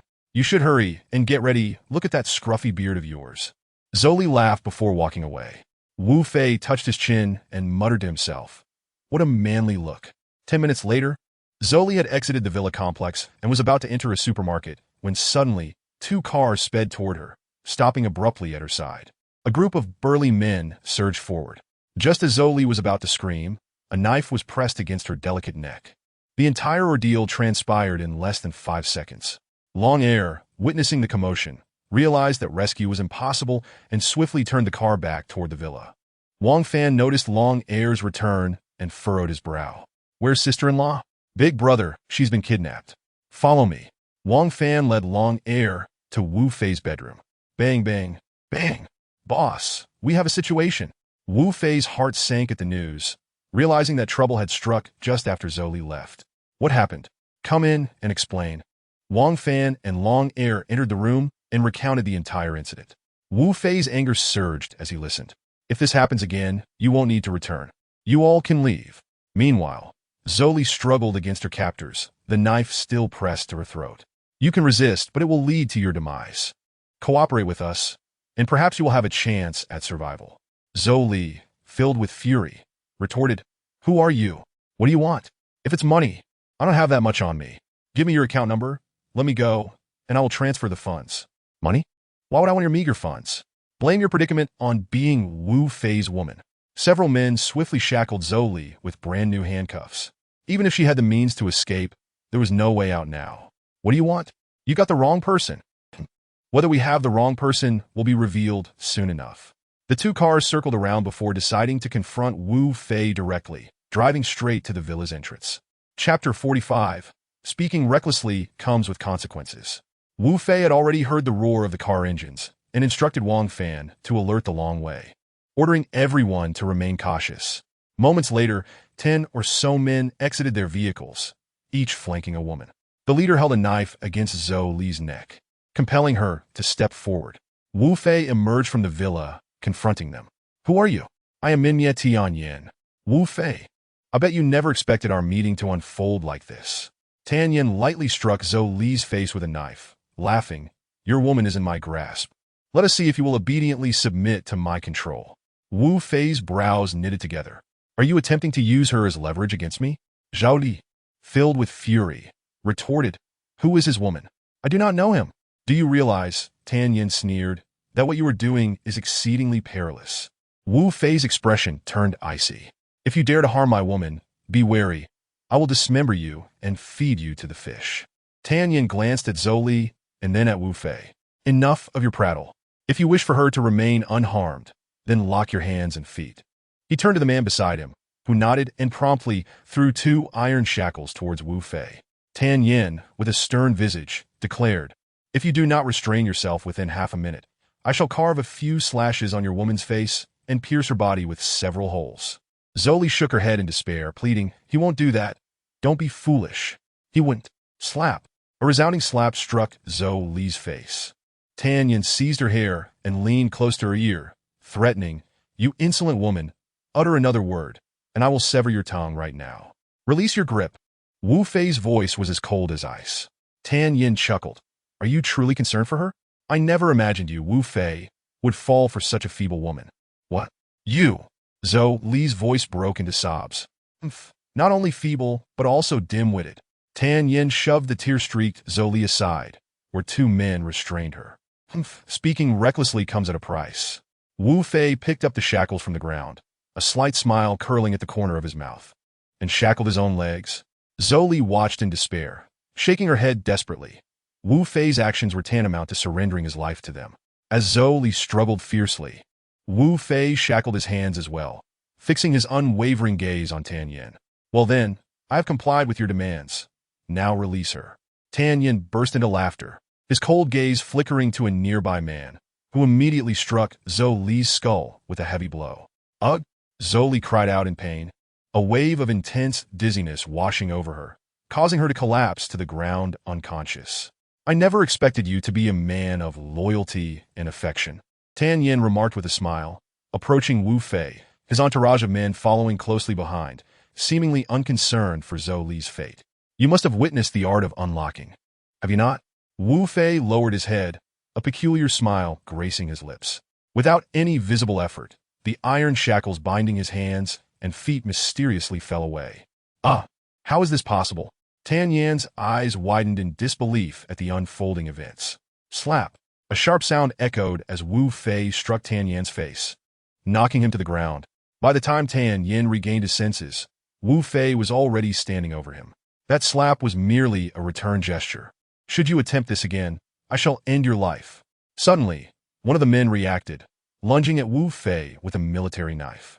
In a swift motion, Wu Fei seized the assailant's wrist, applying pressure until the man relinquished his grip. Wu Fei then pivoted, grasping the man's throat and lifting him effortlessly, tossing him towards the approaching group. Tan Yin was assisted to his feet by two men, bellowing at those around him. "Get lost, you worthless fools." Wu Fei noticed Tan Yin had regained composure and waved his hand, signaling his men to surround him. Wang Fan, accompanied by 6 dragon guards, encircled the group. Gradually, Tan Yin regained her cool, staring intently at the inscrutable youth before her. "Who exactly are you?" she shouted at Wu Fei, feeling an unprecedented sense of powerlessness in his presence. "This is not for you to inquire. Depart at once. For the sake of Yu Ling, you may leave and hope never to cross paths with me again." Her tone was both arrogant and devoid of any emotion. Strangely, Tan Yin felt a flicker of familiarity within her, as if they had shared a world at some point, both harboring untold experiences. Yet, as she pondered further, her gaze met Wu Fei's piercing, cold eyes, causing her to gasp and shout, "Retreat! Withdraw!" Watching Tan Yin and her entourage depart, Wu Fei gently cradled Zhou Li and entered the villa. In a villa located in the outskirts of Kyoto, Tan Yin and several bodyguards entered, meeting with Sha Hai, who approached hurriedly. Sha Hai glanced at Tan Yin and then at her bodyguards, his initially expectant expression turning grave. "Brother Haiwei, let's discuss this later," Sha Hai replied, turning to continue his path. Tan Yin paused for a moment, then quickly inquired, "Brother Hai, where are you off to?" "I have an appointment to meet someone." Sha Hai's expression grew even more serious as he led his group into a conference room. Time passed, and half an hour slipped by unnoticed. The impatient crowd exchanged glances, unable to decipher whom Sha Hai awaited. Typically, no one would dare keep Sha Hai waiting. Should someone do so, it would only spell disaster for them. Unable to contain herself, Tan Yin exclaimed, "Is the person you are meeting from the Longhu Min?" Tan Yin could think of no one else who would warrant such attention from Sha Hai. Indeed, another hour passed, and the atmosphere turned unbearably quiet. Sha Hai's face an unreadable mask. Just as Tan Yin began to speak, the door swung open with a loud crash, revealing a burly man. The newcomer was none other than the strategist of the Longhu Min, Tan Ming, flanked by 10 spirited bodyguards. "Haha, my apologies for the delay. I hope Brother Sha Hai won't take offense." Those who navigate the underworld know well of Tan Ming's reputation. Astute, fond of beauty, and ruthlessly cunning. Likened to a devil from the underworld, earning him the moniker Ming Hu. 3 years prior, after an inebriated night, Tan Ming had taken a fancy to a foreign woman, resulting in the brutal murder of the only son of a second-rate Canadian gang leader, leading to a relentless pursuit by the vengeful gang, all of whom met their demise in vain. "Not at all. We have just arrived," Sha Hai replied with a smile, his eyes scanning the assembly, a flicker of displeasure crossing his features. "Is Tiger not here?" "Tiger has other matters to attend to, but he asked me to convey a message." Sha Hai's gaze swept over the crowd, lingering particularly on Tan Yan's ample bosom, causing him to lick his lips involuntarily. Tan Ming gestured to a bodyguard, who handed him a piece of paper depicting the power distribution in the Eastern District. Spreading the map across the table, Tan Ming pointed at several circles marked upon it, stating here, here, and here. "Brother Tiger proposes we collaborate." Sha Hai rose, examining the map, which indicated the second force, the Huanghe Min, and the third force, the Wu Min. He understood that Tan Ming's notion of collaboration entailed seizing his territory. "How do you propose this collaboration?" Sha Hai narrowed his eyes, scrutinizing Tan Ming. "We take down the Huanghe Min and Wu Min. The territory formerly belonging to Huanghe Min will be mine, while Wu Min will belong to you."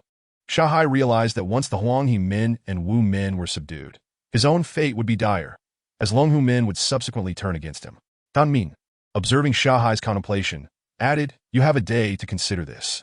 "Brother Sha Hai, we of Longhu Min have shown great courtesy. At least we have not exterminated you completely," Tan Ming declared with brazen arrogance. "Let us depart. Allow him to ponder." "Go to hell."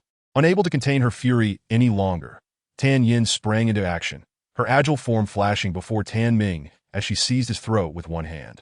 The entire scene erupted into chaos, with both parties standing in a tense standoff.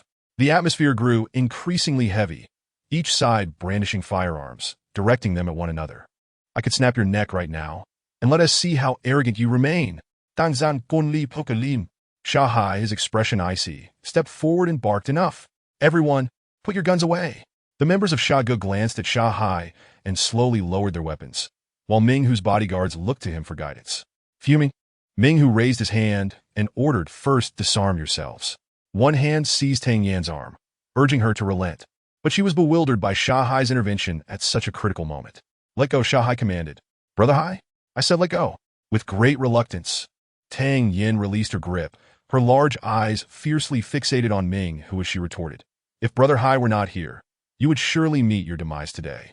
Ming Hu quickly retreated behind his bodyguards, rubbing his neck where she had gripped him, and roared, "Sha Hai, if you wish to continue our collaboration, you must hand over this woman for me to deal with." Slap! Sha Hai turned and struck Tang Yin across the face, plunging the room into a profound silence. With an expression of cold resolve, he stated, "I will manage my own people. Even if I struggle to do so, I do not require an outsider's intervention." "Fine. You wretched woman, should I encounter you again, I, Ming Hu, will subject you to the harshest punishments of the Long Hu men," he declared, casting a disdainful glance at the assembly before commanding, "We are leaving." With that, his entourage turned and departed. Chapter 46. Tang Yin Seeks Help. The scene fell into an oppressive silence, the bodyguards scarcely daring to breathe. Sha Hai stood vitally, awaiting an exit. After a prolonged moment, he turned to Tang Yin, noting the 5 distinct handprints that marred her reddened face. "Does it hurt?" he inquired, moving to touch her cheek. Tang Yin promptly swatted his hand away, insisting, "I'm fine."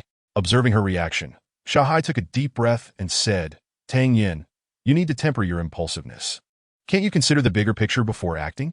If a fight had truly broken out, even if we had won, what would that have accomplished? Ming Hu is merely a subordinate of Hu Tianxiao. If we provoke him, we would be headed for certain doom." After a few seconds, Tang Yin still did not respond. Sha Hai's countenance grew progressively colder until he ultimately turned to leave. In Wu Fei's villa, Long Air remained kneeling in the hall, insisting he would not leave until his sister-in-law awoke. Meanwhile, Zhao Li, lying in bed, gradually regained consciousness. Upon opening her eyes and seeing Wu Fei, she immediately embraced him and began to weep. Wu Fei, taken aback by her sudden outburst, gently patted her back, whispering, There, it's all over now. Such events will not occur again." Wu Fei glanced at Wang Fan and instructed him to fetch Long Air. As Long Air entered the room and saw Zhou Li awake, he immediately fell to the floor, exclaiming, "Fool that I am, I was wrong. If such an incident occurs again, I will atone with my life." Wu Fei waved his hand, signaling him to rise. "From now on, you shall be Zhou Li's personal bodyguard. Except when at home, you are not to stray more than 5 meters from her. Should anything happen, I will have you minced and fed to the fish." "Yes, boss. If another incident occurs, I can only repay your kindness with my death." Wu Fei waved his hand again, dismissing them. "Enough of the tears. My greatest concern now is for you. When the Qing Long Tang truly soars to the heavens, it will be when I bring you back to the Zhou family." Thus, Wu Fei held Zhou Li close. Shortly after, Wang Fan knocked on the door and entered, saying, "Boss, there's something you need to step outside for." Wu Fei observed Wang Fan, noticing a hint of a smile on his face, but still stepped out. "Boss, you have a call from a woman." "Hello, is this Wu Fei?" Upon hearing the voice, Wu Fei replied, "Yes, I am. Who is this?" "Brother-in-law, it really is you. I am Xiao Wei, from the 1st Division of the Criminal Police." Wu Fei recalled her, saying, "Oh, Xiao Wei, what brings you here?" "It's nothing much, but he has been gone for quite some time without contacting us, and I've started to miss her. I've tried everything to find information about her, but to no avail, so I had no choice but to call you." Realizing she was inquiring about Long Bai, Wu Fei responded, "Your sister has been traveling abroad recently. I've also been unable to reach her. When she returns, I'll have her get in touch with you." "All right, brother-in-law. By the way, if anything comes up, feel free to contact me. I am now the captain of the 2nd Division."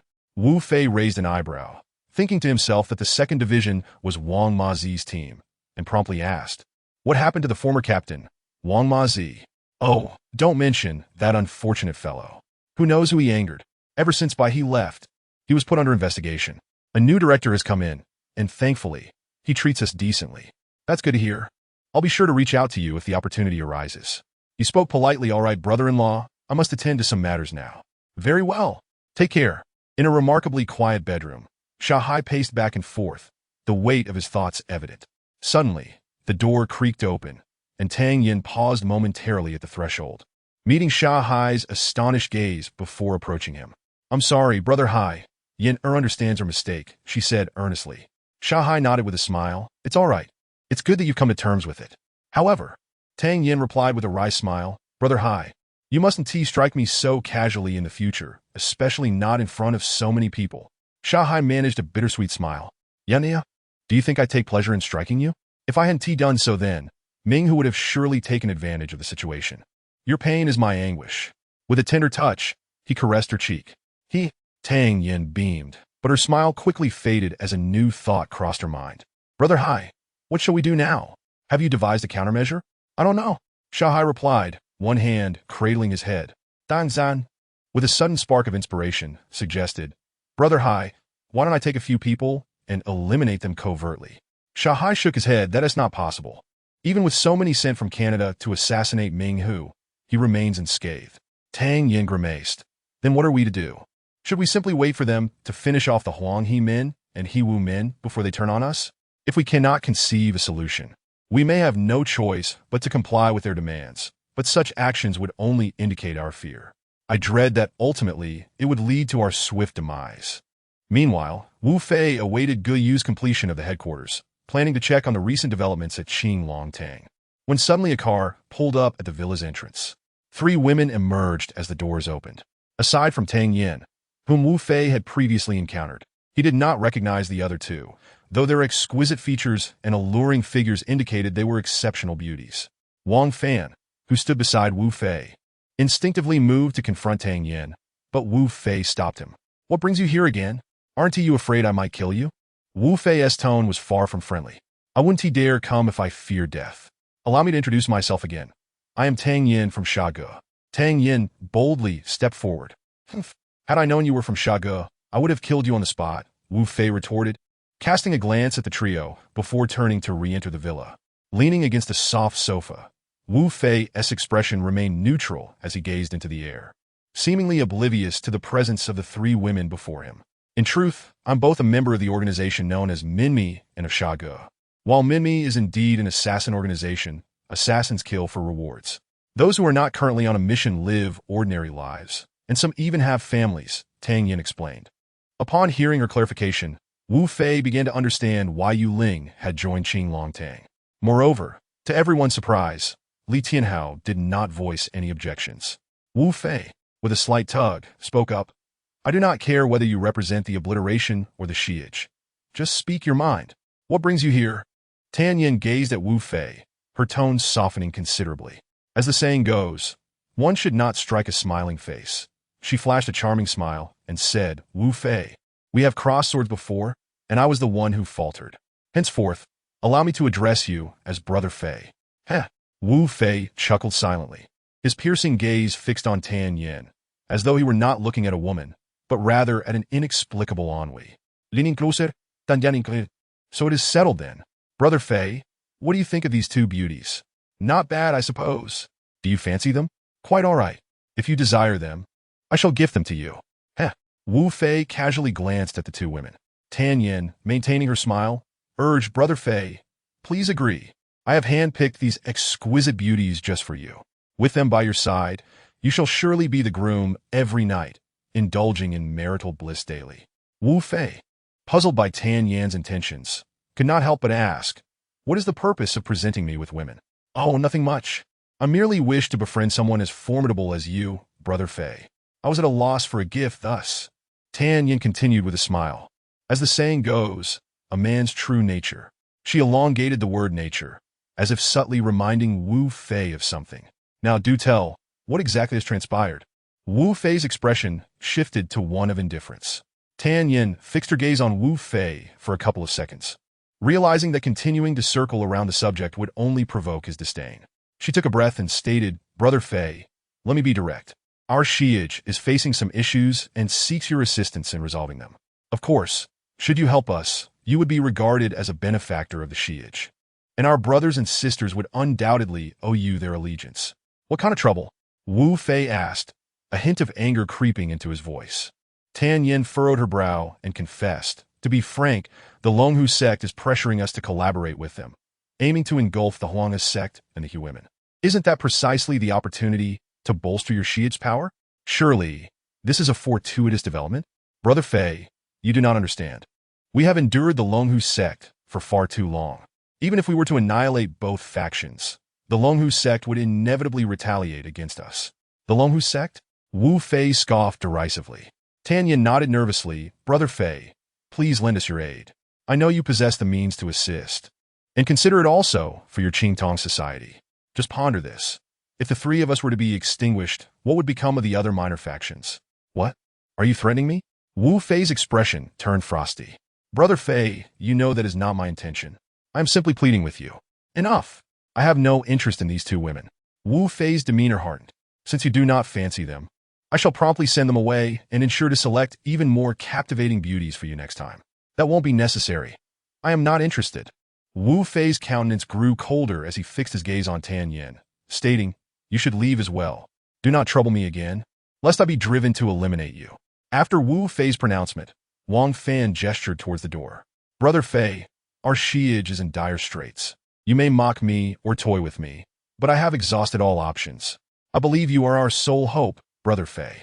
If you can help the Shi'ij through this perilous time, I, Tan Yin, am willing to sacrifice everything. As she spoke, an unexpected courage surged within Tan Yin, prompting her to remove her outer garment. Her figure was exquisitely proportioned, with ample curves in all the right places. Chapter 47. Alliance. Wu Fei coolly regarded Tan Yin, allowing her to shed her clothing piece by piece. His expression remained unchanged. Put your clothes back on. He suddenly turned and commanded coldly. Dan Yan, si min liun de Approach Wu Fei, saying, Brother Fei, do not be so heartless. I acknowledge my past wrongs and apologize. I have never beseeched anyone before, and yet, if you wish for my assistance with the Shi'ij, you will immediately don your attire. Wu Fei pushed Tan Yin aside with a firm hand. While I appreciate beauty, I have my principles. Upon hearing Wu Fei's willingness to assist, Tan Yin was filled with surprise and joy. Very well, Brother Fei. As long as you help the Shi'ij weather this storm, I, Tan Yin, will offer you everything. Wu Fei nodded. Have your leader, Sha Hai, come to me. I will speak with him. However, I will not assist you unless you are prepared to forge an alliance between the Qingtong society and the Shi'ij. An alliance? Tan Yan's expression shifted dramatically. Although the Qingtong society's influence was limited and had recently faced near annihilation, Wu Fei's capabilities were undoubtedly not confined to such a small faction. All right, Brother Fei, I shall fetch Hai Gu at once. Tan Yin, unable to contain her excitement, spun on her heel and dashed towards the exit.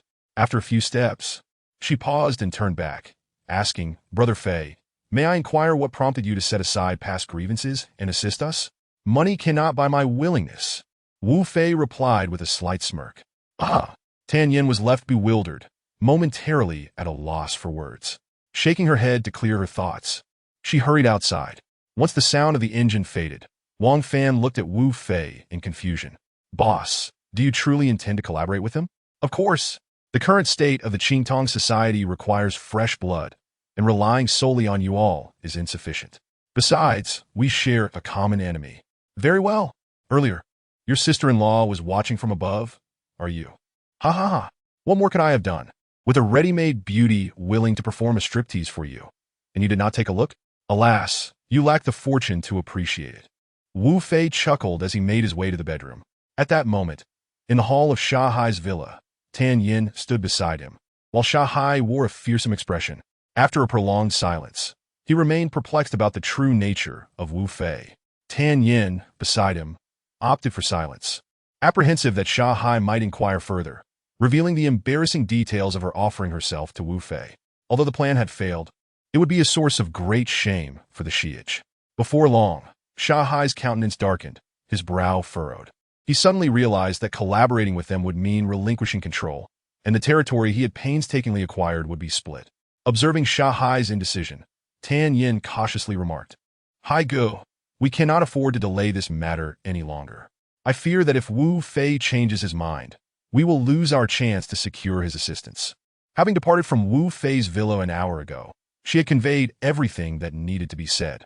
Since then, Sha Hai had remained burdened with heavy thoughts. Moments later, Sha Hai gathered his resolve. He understood Tan Yan's words held merit. He knew that collaborating with the Longhu sect would ultimately lead to their destruction.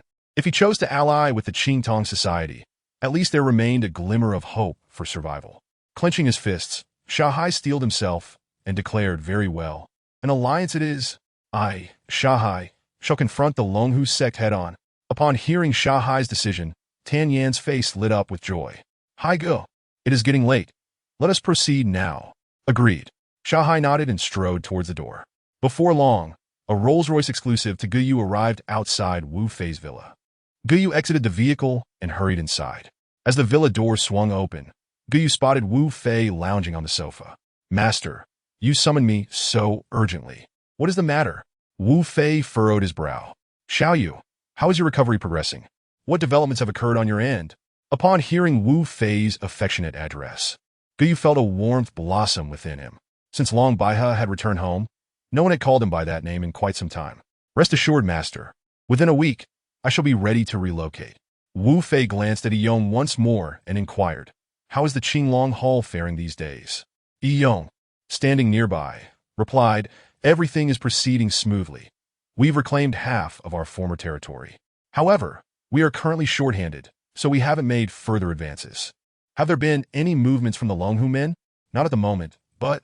Suddenly, the grand entrance of the villa swung open, and both Yong and Guyu's expressions shifted dramatically upon recognizing the visitor as Shanghai. Wu Fei observed the newcomer, impeccably dressed and exuding an air of authority. Upon noticing the figure behind him, Tan Yin, he quickly realized that the visitor was indeed Shanghai. Wu Fei patted Guyu on the shoulder and chuckled. "Xiaoyu, no matter what happens in the future, try not to panic.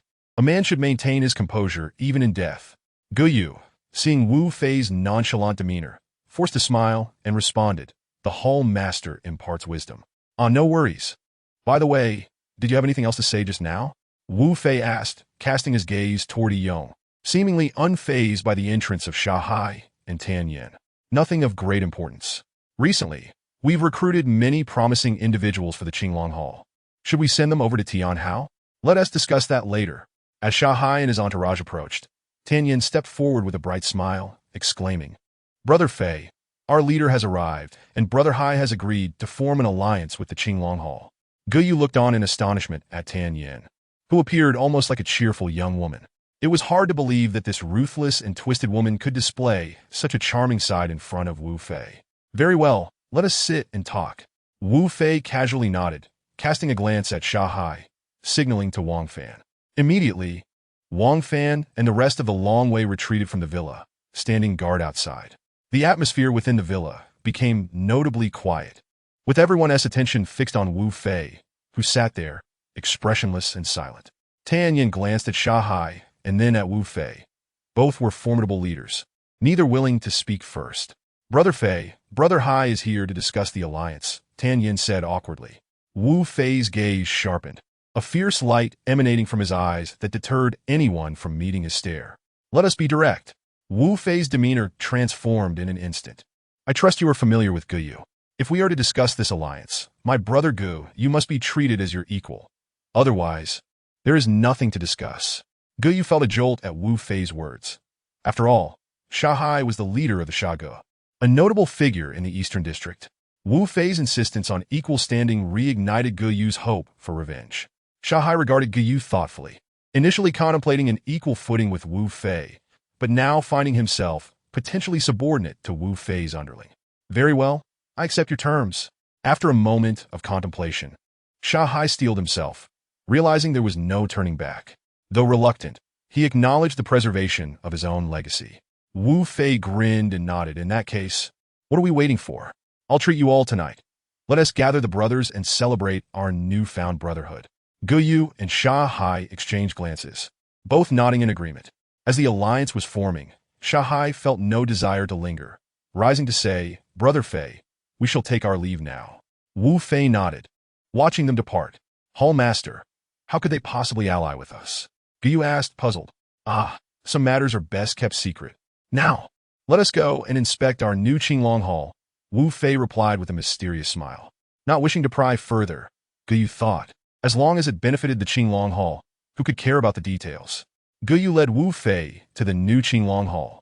and upon seeing the imposing 13-story building, he began to explain, the fundamental structure is a framework. Each floor is reinforced with 5-centimeter steel plates, and all the glass is top-tier, bulletproof material. Even in the event of a missile strike, there would be no danger. Moreover, each level is interconnected, with over 1,000 square meters of space.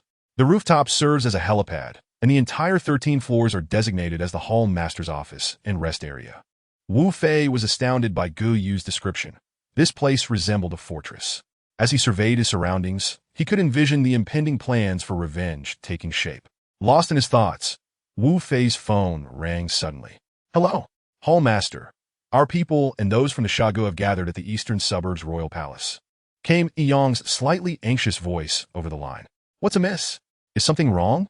Wu Fei inquired. Not exactly. It's just that our numbers are a bit limited, and I worry about losing face, Yong responded. Oh, it's fine. Just call in the Tianlong guards. One of them can take on 10. What do we have to fear? Wu Fei, sensing Yong's apprehension, chuckled.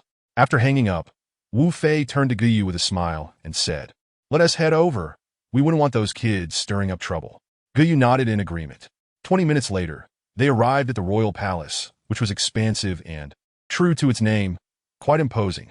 Unlike the tall buildings of the city, the surroundings were filled with trees, lending a tranquil ambience. However, the newly paved road suggested that if an emergency arose, escape would not be a problem.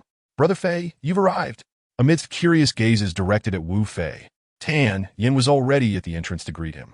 Her voice was loud enough to attract the attention of dozens nearby.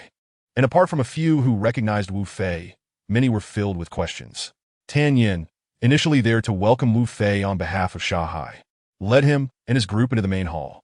Sha Hai, appearing somewhat reluctant, approached Wu Fei and said, Brother Fei.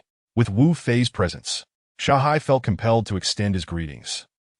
Wu Fei nodded symbolically, surveying the room before addressing Yong. Is everyone here? Hall Master, our brothers are all present. Yong confirmed. Sha Hai stepped forward and added, My men are nearly all accounted for. He straightened his posture, and within the expansive hall, apart from a few stationed outside, there were over 2,000 people present. Very well, then you may proceed. Wu Fei smiled at Sha Hai. Sha Hai, caught off guard by Wu Fei's congeniality, felt a significant weight lift off his shoulders. The atmosphere shifted, and the gathering, predominantly filled with members of the Shagu, fell silent upon recognizing Sha Hai was about to speak. Sha Hai glanced across the assembly, noting both Shagu and Qinglong Hall members were serious. I have summoned you all today to share some good news. From this day forth, the Shagu will officially ally with the Qinglong Hall. Are we truly forming an alliance? How is this possible? Why would we ally with such a minor faction? A murmur of confusion and unrest rippled through the crowd, and Sha Hai was taken aback by the sudden escalation of chaos. Wu Fei regarded the commotion with disdain, and the Qinglong Hall members also began to voice their grievances, the situation teetering on the brink of violence. Sha Hai abruptly raised his hand to silence the crowd, and Guyu mirrored his gesture. Upon witnessing this, the assembly, regardless of faction, fell silent. Sha Hai coldly stated, If anyone has objections, step forward. Several men, visibly angered, exclaimed, Boss, the Qinglong Hall is barely a footnote, nearly disbanded. After all these years, why should we ally with them? Indeed, it would be more fitting for the Qinglong Hall to seek our protection, rather than an alliance, another added. Wu Fei stepped forward with a smile, addressing the crowd. Do you know why the Shagu is eager for an alliance with me, Wu Fei? He elongated the word eager. It is precisely because the Longhu men are intent on targeting us. A man casually remarked, I find it hard to believe that with your Qinglong Hall, the Longhu sect would refrain from confronting us. Indeed, that may be the case, but at the very least, I can assure you that I harbor no fear of the Longhu sect, and I possess the capability to deal with them. Do you think mere words will persuade us to agree to an alliance? Spare me the nonsense. Wu Fei surveyed the crowd and addressed Sha Hai. You will call the Longhu sect immediately and inform them that we are ready for a confrontation. They should come fully prepared. The crowd gasped in astonishment, staring at Wu Fei as if he were mad. However, Wu Fei paid them no mind. Guyu, is there a suitable location nearby for a brawl? Upon hearing Wu Fei's intent to engage the Longhu sect, Guyu's heart trembled. Was the moment finally upon them? After a moment's contemplation, he seemed to recall something. There is an abandoned dock nearby, surrounded by dense trees. Excellent, let's settle on that. Shanghai hesitated, stealing a glance at Wu Fei.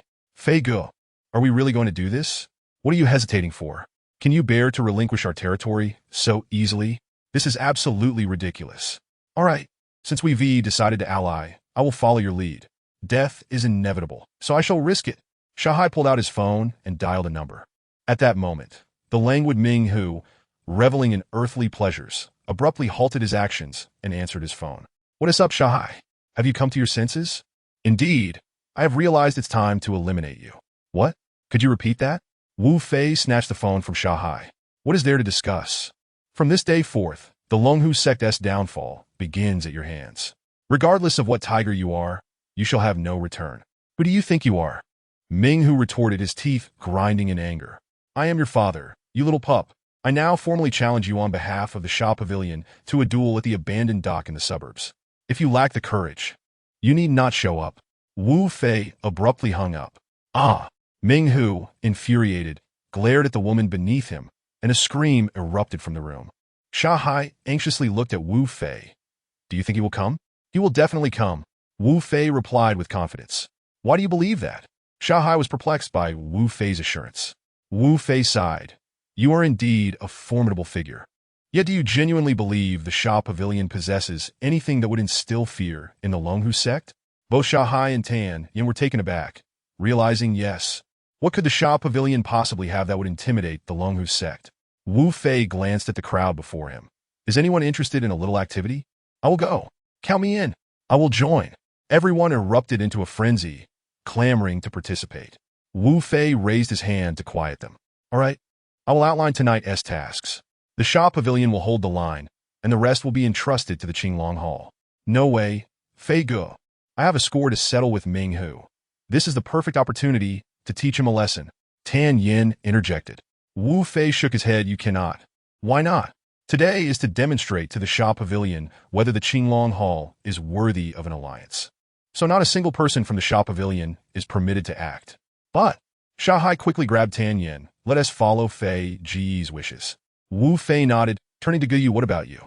Do you have confidence? Ge Yu understood immediately. Wu Fei was entrusting him with the task of initiating the downfall of the Longhu sect.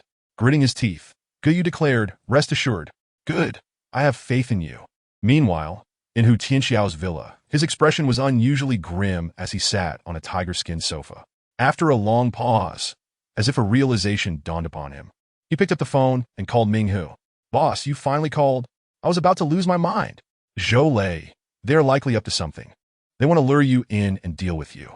Hu Tianxiao spoke with an expressionless face, as if discussing something unrelated to himself.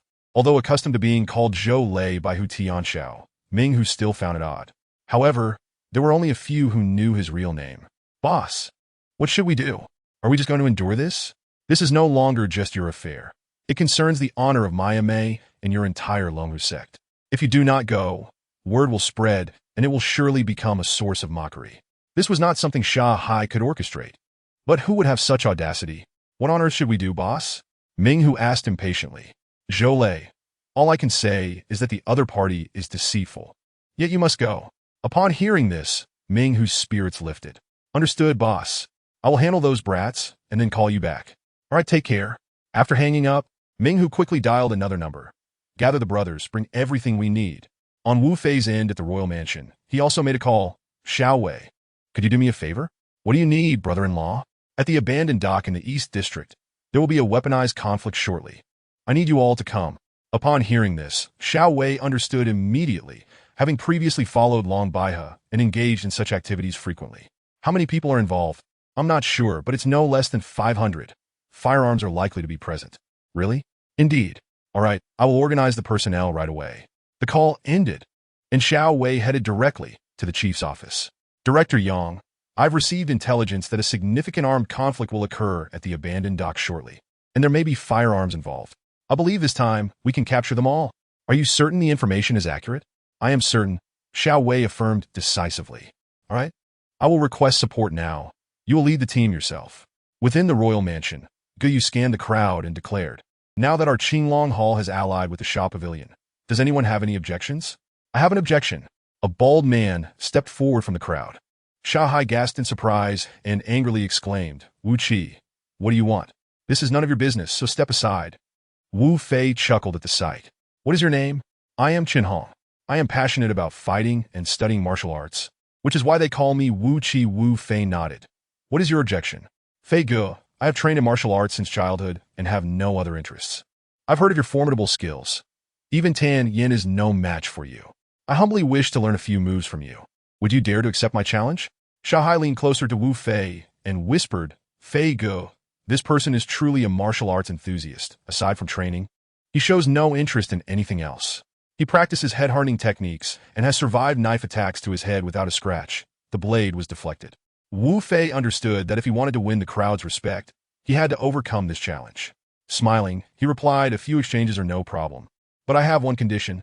What condition do you have, Fei Ge? Speak freely. Wu Fei glanced at Shanghai and said with a grin, if I win, you will follow me from now on. I believe Shanghai would agree to this. Fei Ge, there is no need for his agreement. If you can defeat me, I will gladly follow you. Good. Then let us begin. Wu Fei placed his right hand behind his back and declared, start. Wu Qi leaped forward, charging at Wu Fei at remarkable speed, his hands transforming into claws aimed at Wu Fei's chest.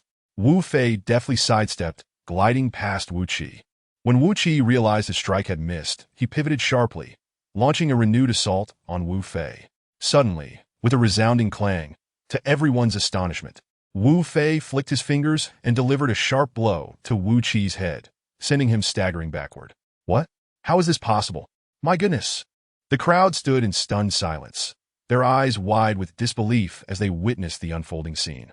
Wu Qi scratched his head, his gaze fixed intently on Wu Fei, utterly perplexed by how Wu Fei had evaded his attack. Shall we continue? Wu Fei casually inquired. I was careless earlier, but this time, you shall not harm me. Wu Qi retorted, a fierce expression darkening his face as he transformed his hands into claws, coldly staring at Wu Fei. Moments later, a pair of eagle-like claws lunged towards Wu Fei's eyes and abdomen, intentionally allowing Wu Qi to close the distance. Just as the attack was about to connect, Wu Fei's left hand flicked upward, striking a resounding blow to Wu Qi's head. Ah! Wu Qi screamed in agony, flipping through the air before landing awkwardly on the ground. Clutching his head, the onlookers were left in a state of shock, unsure how to respond. If the first encounter had been a stroke of luck for Wu Fei, what could they say about the second? This astonishment was beyond mere words to describe. Most present were from Shanghai and were acutely aware of Wu Qi's prowess. It was an unprecedented feeling, leaving Wu Qi trembling as he gazed at Wu Fei, declaring, I concede, I, Wu Qi, have lost. With that, he vanished into the crowd. The confrontation between Wu Fei and Wu Qi had opened Shanghai's eyes, and though he felt a deep sense of resentment, he realized that had he been in Wu Qi's place, he would have been the one on the receiving end of the blows. Stepping forward, Shanghai positioned himself parallel to Wu Fei, casting a cold glance at the gathered crowd. Now, who dares dissent in this alliance? At that moment, the abandoned docks in the Eastern District lay shrouded in an eerie silence, dimly lit and devoid of any human presence, making it hard to believe that a fierce battle was about to ensue. Guyu had long led 3 dragon guards and the entire Celestial Dragon Guard to stake out at the docks, all appearing nonchalant and indifferent. Suddenly, a cacophony of rapid vehicle sounds pierced the stillness as a group of approximately 400 to 500 men clad in suits, wielding machetes and iron rods, approached. Where are the men from Shanghai? Roared Ming Hu, his voice laced with fury.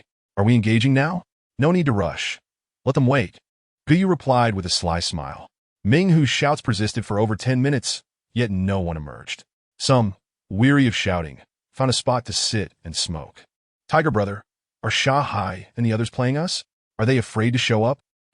If they dare to mock me, I will annihilate them by tomorrow. Ming Hu replied, a hint of displeasure evident in his tone. Hearing the insults fade, Guyu laughed. Let us go. We shall confront them. At that very moment, in the shadowy thickets, numerous police officers were fixated on Yang Wei. Captain, shall we proceed? Silence. I know what to do. Guyu led over 50 men from the docks, halting 20 meters away from Ming Hu's group. In stark contrast, Guyu's numbers were significantly inferior. Guyu, what brings you here? Ming Hu's voice was charged with animosity as realization struck him. I thought you were dead? Surprised to see me standing here? Are you? Huh. I never imagined you would join Shaga. Since that's the case, you shall remain here today. Minghu bellowed at his men. What are you waiting for? Kill them. Upon seeing the enemy's smaller numbers, Minghu had already deemed them easy prey. Brothers of the Qinglong Hall, why delay? It's time to make the Longhu men pay for their blood debts. With a thunderous roar, Guyu charged forward with his modest group, setting his sights on Minghu, who met him head-on without flinching. The atmosphere instantly ignited with chaos. Guyu's Japanese katana sliced through the air towards Minghu, who retaliated with a fierce swing of his iron rod. The clash resonated with a deafening bang as their weapons collided. In that critical moment, Guyu withdrew his blade, lunging toward Minghu. Just as the blade was about to pierce him, Minghu swiftly swept his iron rod, deflecting Guyu's strike, and with his left hand, drew a handgun, aiming it directly at Guyu's chest. Clearly, no amount of speed could match the bullet's swiftness. Curse it! Guyu's heart raced. He had been warned about Minghu's possible firearm, but in his thirst for vengeance, he had momentarily forgotten. Drop the knife! Minghu commanded loudly. Guyu bent slightly, his face grave as he slowly dropped his weapon to the ground. Suddenly, a glint of light flashed as a finely crafted throwing knife struck Minghu's left hand, causing him to drop his gun. At that moment, Wang Fan rushed to his side. Brother Yu, the boss wants you to retreat. No, I must kill him. Wu Fei said this is just the beginning. If you wish to take revenge personally in the future, retreat. Guyu paused, contemplating, and nodded in agreement. Very well. Wang Fan signaled, and all members of the Qinglong Hall swiftly retreated from the melee. Minghu was taken aback by the sudden shift, glancing at his bewildered brothers amidst the brawl. He was stunned, unable to comprehend the scene before him.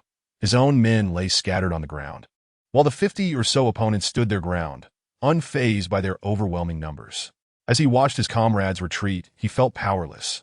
He knew that even if 500 more men arrived, they would struggle to contain this small band of 50.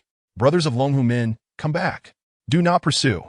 Just then, Yang Wei's eyes gleamed with resolve as she seized a megaphone, shouting, Brothers, all units mobilize. At her command, over 20 police cars, previously concealed, erupted with blaring sirens, speeding forward. The vehicles encircled Minghu and his men, and officers swiftly exited their cars, guns drawn, confronting them. Yang Wei raised the megaphone, directing her voice at Minghu's group. You are surrounded. Raise your hands. Upon hearing this, Guyu instantly comprehended Wu Fei's intentions. They must return to the royal residence. Minghu, realizing they had been encircled by police, roared in frustration, then scrutinized the scene. There were fewer than 100 officers. Charged through. Without hesitation, Minghu dashed toward the exit. Bang! Bang! Bang! 3 bullets ricocheted around him as he fled. Minghu was astonished. He hadn't expected them to actually fire. Put down your weapons immediately. Yang Wei continued to shout through the megaphone.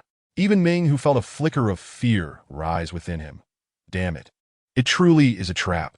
I'll say this one last time. Drop your weapons and raise your hands above your heads. Brothers, lower your weapons. Minghu resignedly urged. Deep down, he regretted not standing his ground earlier. Had he confronted the police head-on, even if captured, it would have sounded better. Now, surrounded by officers, he realized that engaging these trained professionals would be suicidal. Witnessing the grim expressions of his men, Minghu quietly muttered, What are we afraid of? Brother Xiao definitely has a plan to get us out. Under the police's firm hand, Minghu and over 400 others reluctantly surrendered their weapons. Yang Wei, suppressing her inner joy, swiftly handcuffed each of them and ushered them onto the waiting police vans. At that moment, the royal residence was eerily silent as the bloodthirsty Guyu led the celestial dragon guards forward. Guyu, what transpired? Shahai inquired urgently. Guyu nodded toward Shahai, then looked at Wu Fei and knelt down, tears welling in his eyes. Fei Gu, from this day forth, you shall be my true brother. There is no need for superfluous words. Wu Fei furrowed his brow as he gazed at Guyu. Get up. Remember, beneath a man's knee lies gold. It is better to bleed than to shed tears. If you wish to be my brother, these words must be etched in your heart. Yes, brother. Shahai, standing nearby, understood that this was not the time to intrude, yet he was filled with urgency. He turned to Guyu and inquired, What has happened to you? This time, it was truly exhilarating. Minghu brought 400 to 500 men, all of whom were taken away by the police. What? 400 to 500 men? Indeed. Shahai fell silent, observing the neatly arranged Tian Long Wei, who had evidently just been in battle. Only the 50 or so men before him had returned, leaving Sha Hai astounded. 50 men against 500, and not a single one lost. What a concept. As Gu Yu finished speaking, the entire scene erupted in jubilation. Whether from the Qing Long Tang or Sha Go, everyone was driven wild by this joyous news. Some shouted, "Now, Long Hu men will no longer dare to underestimate us. Damn it, such thrilling news. Next time, I must join in." Hearing the laughter around him, Sha Hai excitedly approached Wu Fei. "Fei Go, let's not say anything more. From now on, I will follow you. If you lead me up the mountain, I will never descend to the sea." "Very well." Wu Fei nodded, feeling it unnecessary to linger any longer. He scanned the crowd, and anyone who still had objections about the alliance could step forward. This time, the crowd fell silent, no dissenting voices to be heard. "Good. In that case, I hereby announce the formal alliance between Qing Long Tang and Sha Go, with Sha Go being renamed Long Sha Tang, led by Gu Yu and Sha Hai." Upon hearing Wu Fei's declaration, the two almost simultaneously asked, "What about you, Fei Go?" Chapter 50. Jin Wei is in trouble. The others looked at Wu Fei in astonishment. Wu Fei smiled. "I shall be the most steadfast support for this alliance." Just then his phone rang. "All right, now I shall let the two leaders share their thoughts." With that, Wu Fei stepped aside to answer the call. "Hello. Is everything proceeding smoothly?" "Brother-in-law, if I can't handle this, then I might as well resign as captain." "Then what is this?" "Since my brother-in-law has granted me such a significant achievement, I must treat you to a meal." "Let me treat you instead. After all, you're helping me out. Just remember to give me my position later." After a while, Wu Fei's phone rang again. "Hello. Are you Jin Wei's brother?" a crisp voice inquired. Upon hearing this, Wu Fei's heart sank. He immediately replied, "Yes, that's me. What has happened? Is Jin Wei in trouble?" "I am Jin Wei's secretary. She is in trouble and currently in the hospital. Before the incident, she gave me your number and instructed me to contact you if anything happened." Wu Fei grew anxious. Clearly, Jin Wei had anticipated this situation. "What exactly happened? Provide me with the address, and I will head over immediately." "City West First People's Hospital. Please hurry." After hanging up, he turned to Wang Fan. "Wang Fan, go inform Xiao Wei. I'm heading to the hospital now." "Boss, what will you do if I leave?" Wu Fei nearly stumbled at that remark. Turning back to flick Wang Fan's forehead, Wang Fan instantly covered his head and fell to the ground, yelping in pain. Wu Fei glanced at Wang Fan on the floor and kicked him lightly. "Enough. Stop pretending. I know you too well. You're all my mince." As Wu Fei finished speaking, he noticed Wang Fan had ceased his yelping and convulsions. Nothing escapes the boss. But if you ask such foolish questions in the future, it won't be so easy, Wu Fei said with a sly smile. "All right, hurry and fetch the car. I need to get moving. Jin Wei's situation may not be simple. I fear it may be the work of Long Hu men. Should we notify you, Ge?" "Not yet. I'll check it out myself. And make sure not to neglect Jin Wei. Provide her with a thorough explanation." "Understood, boss." Rest assured, Wu Fei got into the car and drove at high speed. An hour later, he spotted the sign for the First People's Hospital. He parked the car at the entrance. "Sir, you can't park here." A security guard rushed over. "Just help me out." Wu Fei tossed the keys without a second thought and headed straight upstairs. He quickly found himself in front of the emergency room, where he encountered a sharply dressed woman, who introduced herself as Tao Limei, Jin Wei's secretary, responsible for some matters at the shopping mall. "What happened?" Wu Fei demanded, his eyes glinting with intensity. Tao Limei furrowed her brow. "Today, we had just left the mall and were about to drive off when suddenly, a jeep blocked our path. Jin Wei got out to confront them, but as she approached, she caught a whiff of alcohol. They debated for a while until security arrived to resolve the matter." "Get to the point." Wu Fei's gaze sharpened. Tao Limei flinched, recognizing the commanding aura emanating from him despite their similar ages. "Just as we were leaving the parking lot, that jeep suddenly rushed out from the left, and Jin Wei collapsed." Wu Fei's expression darkened, his demeanor becoming increasingly fierce. "Who was it? What did they look like? Do you remember the license plate number? I posted on social media earlier." "Let me check." Tao Limei quickly pulled out her phone. "Here it is, that's him, and you can see the license plate number too." Wu Fei seized Tao Limei's phone. "Send me the video. I'll step out for a moment. Take care of Jin Wei, and contact me if anything arises." With that, he turned and left. Wu Fei dialed Zhang Song's number. "Young master, what is up? I have a video on my phone. In 5 minutes, help me track down this person. Wu Fei's voice carried an icy undertone. Zhang Song recognized the gravity of the situation and quickly got to work. Less than 2 minutes later, Zhang Song called back. Young master, that vehicle is registered with the military, and the driver is named Wang Quan. He lives in the Jiangwo community and is a second-generation official. I still need more time for additional information. That is sufficient. By the way, if you intend to take action, you can disable the interference on your phone. It can disrupt surveillance and listening devices. Understood. 15 minutes later, Wu Fei parked at the entrance of the community, opened the app on his phone, and headed straight for the security office. Ignoring the drowsy guard, he strode confidently into the community. Moments later, he arrived in front of the jeep, unconcerned about its military registration. Does anyone think they can bully the Qing Long Tang? Wu Fei delivered a powerful punch to the jeep, causing a significant dent, prompting the alarm to blare. In the dead of night, the community was eerily quiet.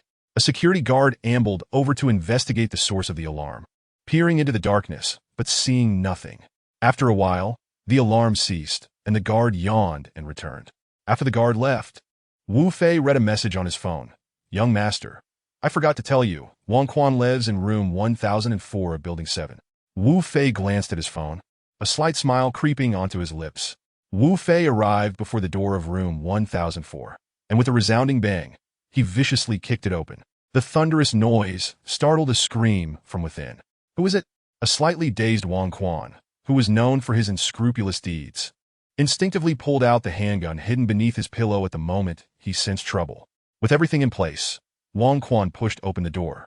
In an instant, Wu Fei was before him, gripping his neck with a fierce hold. Ah, who are you?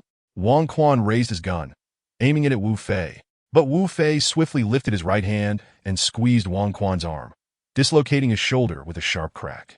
The gun fell to the ground, kicked away by Wu Fei, while his grip around Wang Quan's neck tightened alarmingly. What is going on, Brother Quan? A woman's voice emerged, revealing a naked figure who stood before Wu Fei. Ah! The woman dashed into the room and locked the door behind her. Observing this, Wu Fei tossed Wang Quan aside and, with a swift motion, kicked the door open again, sending the woman and the door flying outward. Wrapped in a blanket, she gazed at Wu Fei. What do you intend to do? Wu Fei ignored her, yanking the blanket and tossing her beside Wang Quan. Be brother. Who are you? Who am I? Weren't you quite arrogant during the day? Why bother with my identity now? Wu Fei replied, stepping down on Wang Quan's leg. After a moment of contemplation, Wang Quan stammered, Brother, I truly can't recall where I have offended you. Even if you seek retribution, shouldn't I be informed of the reason? Wu Fei smiled at Wang Quan. You need not concern yourself with such details. With that, he raised the gun and fired directly at Wang Quan's groin. Ah, son of a! Wang Quan howled, his eyes wide with agony. Gritting his teeth against the pain, he clenched his fists and demanded, Who are you? Who sent you? Do you remember the person you ran into this afternoon? Wu Fei's expression darkened, a cold smile creeping onto his face. Huh? Wang Quan was taken aback, but as he saw Wu Fei turning to leave, he thought to himself that at least his life was spared. Looking down at his injury, he cursed inwardly, Just wait until I catch you. I will not let you live. He then glanced at the terrified woman beside him and shouted, What are you waiting for? Hurry and call an ambulance. At that moment, the woman snapped back to reality upon hearing Wang Quan's furious shout and hastily picked up her phone. A loud explosion unexpectedly erupted, causing her to drop the phone in shock. Wu Fei had set fire to the jeep parked nearby, which exploded violently. Meanwhile, the orchestrator of this chaos was driving away nonchalantly towards the First People's Hospital. After a while, Wu Fei parked in the hospital lot and rushed to the emergency room, only to find it empty, with the waiting area shuttered. He approached a nurse. Excuse me, could you tell me which ward Jinwei is in? Are you referring to the one involved in the car accident? Yes, that's her. Oh, she's in a luxury ward on the 5th floor. Thank you. Wu Fei made his way to the 5th floor and immediately spotted Tao Limei sitting beside a hospital bed, her back turned. He lowered his voice and asked, How is Wei Wei? Finally seeing Jean Wei lying on the bed, he noticed she was asleep, her head and nose wrapped in white bandages. The half of her face visible under the dim light appeared delicate and alluring, particularly highlighted by her elegant nose. No woman had ever captivated Wu Fei's gaze like this. Tao Limei, exhausted, was nearly dozing off until Wu Fei spoke, startling her awake. You're back. Are you all right? Upon seeing Wu Fei, she felt a wave of relief wash over her, having worried since he left. What did the doctor say? Wu Fei inquired suddenly. Tao Limei hesitated before responding. The doctor said she is no longer in danger, but we'll have to wait until she wakes up to know more. Thank you for your hard work. You should go get some rest now. The matters at the mall still need your attention, Wu Fei advised. I'm not too tired. I've often worked night shifts before and am quite used to it. Go rest. Wei 1T be able to work for a while in her current state. Wu Fei replied with a calm smile. Tao Limei paused, looking at Wu Fei. All right, I'll come back once Sister Wei wakes up. Just as she turned to leave, the tranquility outside was abruptly shattered by the wailing sirens of police cars. Judging by the sound, nearly a dozen vehicles had descended upon the hospital. Wu Fei's eyes narrowed as he realized the implications. He hadn't anticipated Wang Quan could mobilize such police force, an impressive feat indeed. Tao Limei rushed to a window, witnessing a fleet of police cars pulling up, officers leaping from their vehicles, guns drawn. Could it be? A sudden thought struck her, sending shockwaves through her mind. Wu Fei.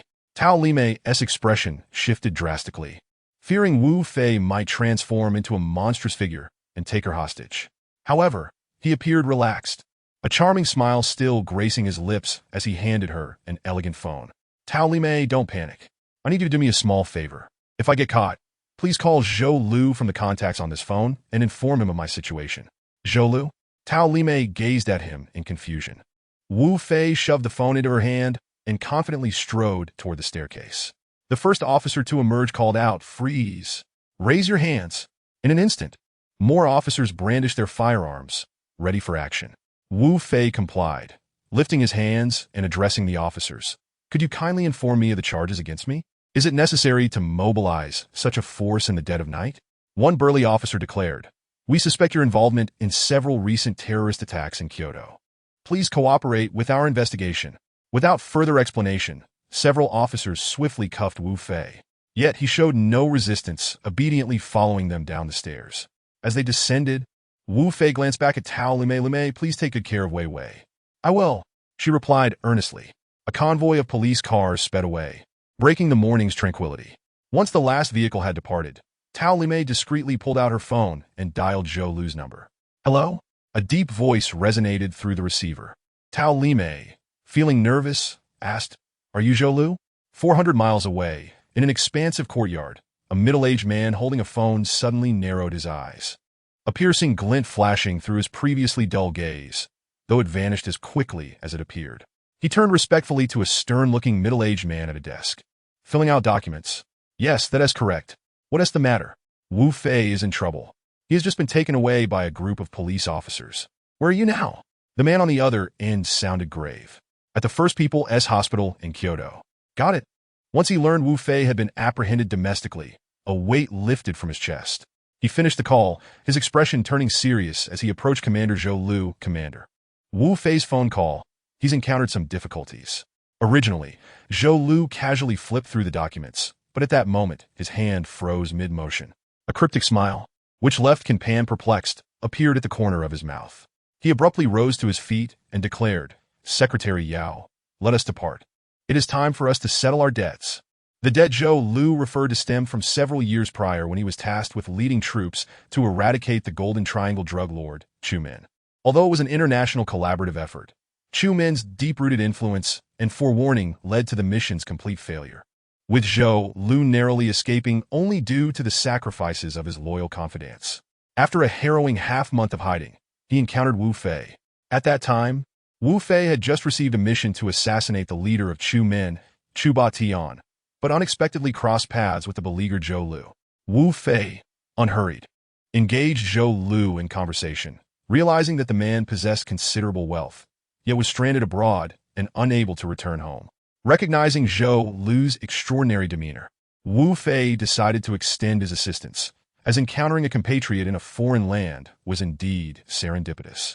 Taking 3 days, Wu Fei safely escorted Zhou Lu back to the border. Before parting, Zhou Lu handed Wu Fei a note, instructing him to call this number should anything arise within the country, regardless of the circumstances, and then turned to leave. At the Kyoto North District Police Headquarters, a police vehicle slowly came to a stop at the entrance. For guard stationed at the gate promptly approached, enthusiastically opening the trunk to reveal Wang Quan, who was bound with thick bandages around his waist, seated in a wheelchair. His gaze exuded a palpable hostility, and amusingly, he was clad in a brand-new police uniform. "Deputy Chief," the officers politely addressed him, yet were met with a glare filled with fury, prompting them to quickly amend their greeting to, "Welcome, Chief." Two officers hurriedly positioned themselves behind Wang Quan's wheelchair, carefully supporting it, while Wang Quan, maintaining a sullen expression, impatiently bellowed, "Where is that brat?" "Report, Chief." "The suspect has already been taken to the interrogation room," one officer replied, standing tall. "Good." A malicious glint flickered in Wang Quan's eyes as he scanned his still-throbbing groin and retorted, "Bring me in at once." "Yes, Chief." The officer responded promptly, and a few policemen cautiously pushed the wheelchair forward. Shortly thereafter, they arrived at the interrogation room's entrance, where an officer opened the door, wheeling Wang Quan inside. At that moment, Wu Fei was shackled by both hands and feet to steel rings protruding from the wall, rendering any escape impossible. Despite the officers raining down blows upon him like a torrential downpour, Wu Fei remained stoic, refusing to utter a sound, enduring their punches with unwavering resolve. "Chief," he steadfastly denies being involved in the murder case, one officer reported. Wang Quan was wheeled in front of Wu Fei, who surveyed him with an intrigued expression, smirking deviously. "Kid, did you ever expect to fall into my hands so swiftly?" Wu Fei suddenly revealed a mysterious smile. Wang Quan, perplexed, wondered how Wu Fei could still find humor in such a dire situation. "You'll find out soon enough," Wu Fei replied nonchalantly, inwardly contemplating Zhou Lu's slow pace. If he did not hurry, Wu Fei would be compelled to take matters into his own hands. "Keep hitting him until he confesses." Wang Quan's face darkened, and the nearby officers immediately pushed him aside. Without further ado, several gloved officers resumed their assault on Wu Fei. For an ordinary person, such treatment would be unbearable. However, Wu Fei exhibited neither joy nor sorrow, presenting a demeanor of nonchalance, unwavering and resolute, akin to a hardened warrior. Wang Quan, genuinely tempted to shoot Wu Fei and cripple him, refrained, for this was a police station. Even in his arrogance, he understood that causing a fatal incident would lead to dire consequences, potentially resulting in his own execution or dismissal, which would be a considerable headache. "Use severe punishment," Wang Quan bellowed in frustration, his officers exhausted from their futile attempts to subdue Wu Fei, who remained unnaturally resilient. Suddenly, an officer produced 2 iron rods, wrapping them with towels to conceal the bruises they would inflict, ensuring the internal injuries remained unavoidable.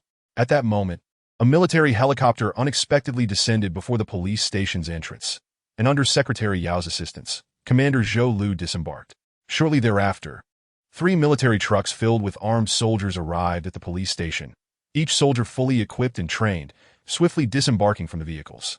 The 2 officers stationed at the entrance were left dumbfounded, witnessing an elderly man in military attire adorned with 2 stars and 8 prestigious medals, each symbolizing his sacrifices and the immense honor he had earned for the nation. One gatekeeper officer stood frozen in shock, while the other hurriedly turned to flee towards the interrogation room in a panic. "What? You can't even salute the commander?" Secretary Yao's expression turned icy. Yet the crowd paid him little heed as they rushed into the precinct. Commander Zhou Lu suddenly shouted, "Where is Wu Fei?" Inside, several stunned officers hurried to greet him, one of whom reported he is currently being interrogated in the interrogation room. "Chief, report. A large contingent of soldiers has arrived outside, along with a highly decorated officer." An officer rushed into the interrogation room to inform. Wang Quan's expression darkened. "What are they here for?" I don't know," the officer replied, visibly anxious.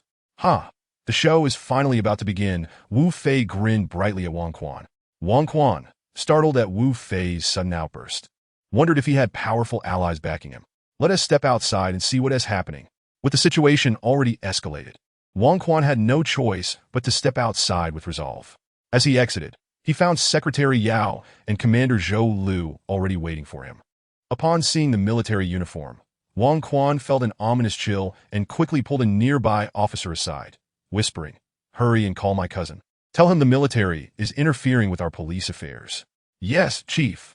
The officer ran off hastily. "Who are you?" Wang Quan forced himself to suppress his trepidation as he confronted the seemingly hostile Commander Zhou Lu and Secretary Yao. Wu Fei is a member of my unit. What crime has he committed? Commander Zhou Lu inquired coldly. Your man? Wang Quan thought he must have misheard, surmising how they had learned of Wu Fei's capture. Isn't that obvious? Does the commander need to repeat himself for you to comprehend? Secretary Yao chimed in, his expression equally grave. Wang Quan swallowed hard, initially believing his interlocutor to be of brigade or division level, only to realize he was facing the highest-ranking commander. Nevertheless, he mustered the courage to respond. We suspect Wu Fei is connected to several recent cases in Haidu. Do you have evidence? Commander Zhou Lu's disdain was evident. He knew Wu Fei's character well. The individuals he had harmed were undoubtedly deserving of their fate, and he would never leave any incriminating evidence behind. Bangquan Raturta. While we have yet to uncover significant evidence, he broke into my residence last night and severely injured me, indicating that he is. So, you're seeking revenge? Attempting to frame him for murder? Commander Zhou Lu's expression darkened, fully aware that Wu Fei would not resort to violence without provocation. And if he had indeed inflicted such harm, it was a clear indication that he had been pushed too far. Suddenly, an officer approached with a wireless phone. Extending it towards Commander Zhou Lu. Commander, this is a call from the chief of the Kyoto Public Security Bureau. What? Has a powerful ally finally emerged? General Zhou mockingly answered the phone, yet his gaze discreetly flicked towards Secretary Yao beside him. Understanding his cue, Secretary Yao nodded slightly. Holding the phone, General Zhou strode towards the rear, declaring, Li Gang, you may flaunt your power, but don't let it encroach upon my troops. Otherwise, I shall expose all your misdeeds, and we shall see who prevails. He continued, let us maintain our respective domains. You manage your forces and take that soldier away. Don't bother me again. Li Gang's attitude was exceedingly abrasive. As he himself stated, no matter how influential General Zhou was within the military district, he had no jurisdiction over him. Conversely, despite Director Li's considerable authority, he could not reach their troops. Secretary Yao entered the interrogation room, and, upon witnessing Wu Fei, who had been brutally beaten, he erupted in fury, launching punches and kicks at the surrounding officers without hesitation, effectively incapacitating them one by one. Observing the hardened resolve of his adversaries, Wang Quan was taken aback and attempted to flee, however, confined to a wheelchair. His movements were limited. Soon, the imposing Secretary Yao stood before him, exclaiming, What? You intend to leave after injuring my brother? Hey, Brother Yao, leave him to me. Wu Fei's voice suddenly rang out, and to everyone's astonishment, the handcuffs binding him fell away without notice. Very well. Secretary Yao understood the implication and crossed his arms, displaying a rather pronounced expression of you are in for it now before Wang Quan. General Zhou coldly remarked, so it shall be. Let us keep to our own affairs. Moments later, a thunderous roar erupted from the interrogation room. Wang Quan's agonized cry was unmistakable, revealing the extent of his torment. On the other end of the line, Li Gang was infuriated, bellowing, What is that sound? What are you doing to my cousin? Ah, just a little reciprocity. General Zhou chuckled sinisterly before severing the call. Observing Wang Quan, who appeared on the verge of collapse, Wu Fei clapped his hands together in satisfaction and shared a knowing smile with Secretary Yao as they strode confidently out. After more than 20 minutes, a military helicopter descended at the entrance of the First People's Hospital, accompanied by 3 large trucks that immediately drew the curious gazes of onlookers. Among them, Tao Limei, who was guarding Jin Wei on the 5th floor of the hospital, was utterly astonished. Upon seeing Wu Fei disembark from the helicopter, she was rendered speechless. General Zhou suppressed his smile, stating, Brother, we must take our leave. Lingering too long may incite numerous dissenting voices within the military, which would be detrimental to me. Understood? Brother Zhou, Brother Yao. Until we meet again, take care. A bittersweet sentiment enveloped Wu Fei's heart. Yet as brothers, parting was inevitable. He watched as General Zhou and Secretary Yao boarded the helicopter and ascended into the sky. Were it not for these events, he might have nearly forgotten these 2 brothers. However, those who have not endured life and death battles cannot truly comprehend the invaluable bond of brotherhood. As the helicopter soared away and the trucks vanished around the distant corner, Wu Fei turned back towards the hospital. The entire facility returned to its usual tranquility, as if the earlier events had never transpired. Yet the gazes of those around Wu Fei had shifted entirely. You're back. Tao Limei approached anxiously as Wu Fei neared the 5th floor. Yes, has Wei Wei woken up? Not yet. I must thank you. Had it not been for your call, I doubt I would have returned. You should go rest now. I'll stay here. Wu Fei glanced at the time. Tao Limei nodded. Then I shall take my leave. Contact me if anything arises. With that, she turned and departed. After bidding farewell to Tao Limei, Wu Fei entered the patient room, only to be momentarily taken aback. There lay Jin Wei, serene and exposed beneath the covers, revealing her fair, delicate skin, igniting a rush of blood to Wu Fei's head. Regaining his composure, he hurriedly covered her with a blanket once more and seated himself beside her, unable to deny her beauty. Jin Wei's allure was distinct from that of Zhou Li. While Zhou Li possessed an exquisite charm, Jin Wei embodied a mature and seductive elegance, stirring Wu Fei's imagination. Without any forewarning, Jin Wei stirred, moved her fingers, and gradually opened her eyes. Upon seeing Wu Fei, she appeared slightly apprehensive. Why you? Who are you? Wu Fei furrowed his brows. Jin Wei, I am Wu Fei. Wu Fei? Who is Wu Fei? Wu Fei's expression darkened. Wei Wei, you truly don't remember me? Do you recall Guyu? Jin Wei shook her head. Wu Fei pressed on. What about Long Baihe? She again shook her head. Who are you? Where is Tao Limei? Where is she? Upon hearing her mention Tao Limei, Wu Fei quickly replied, I am Secretary Tao's assistant. She has gone to handle some matters, leaving me to look after you. Unable to suppress her amusement at Wu Fei's earnestness, Jin Wei burst into laughter. Wu Fei realized she was merely teasing him. His expression suddenly turned serious. Do you feel unwell anywhere?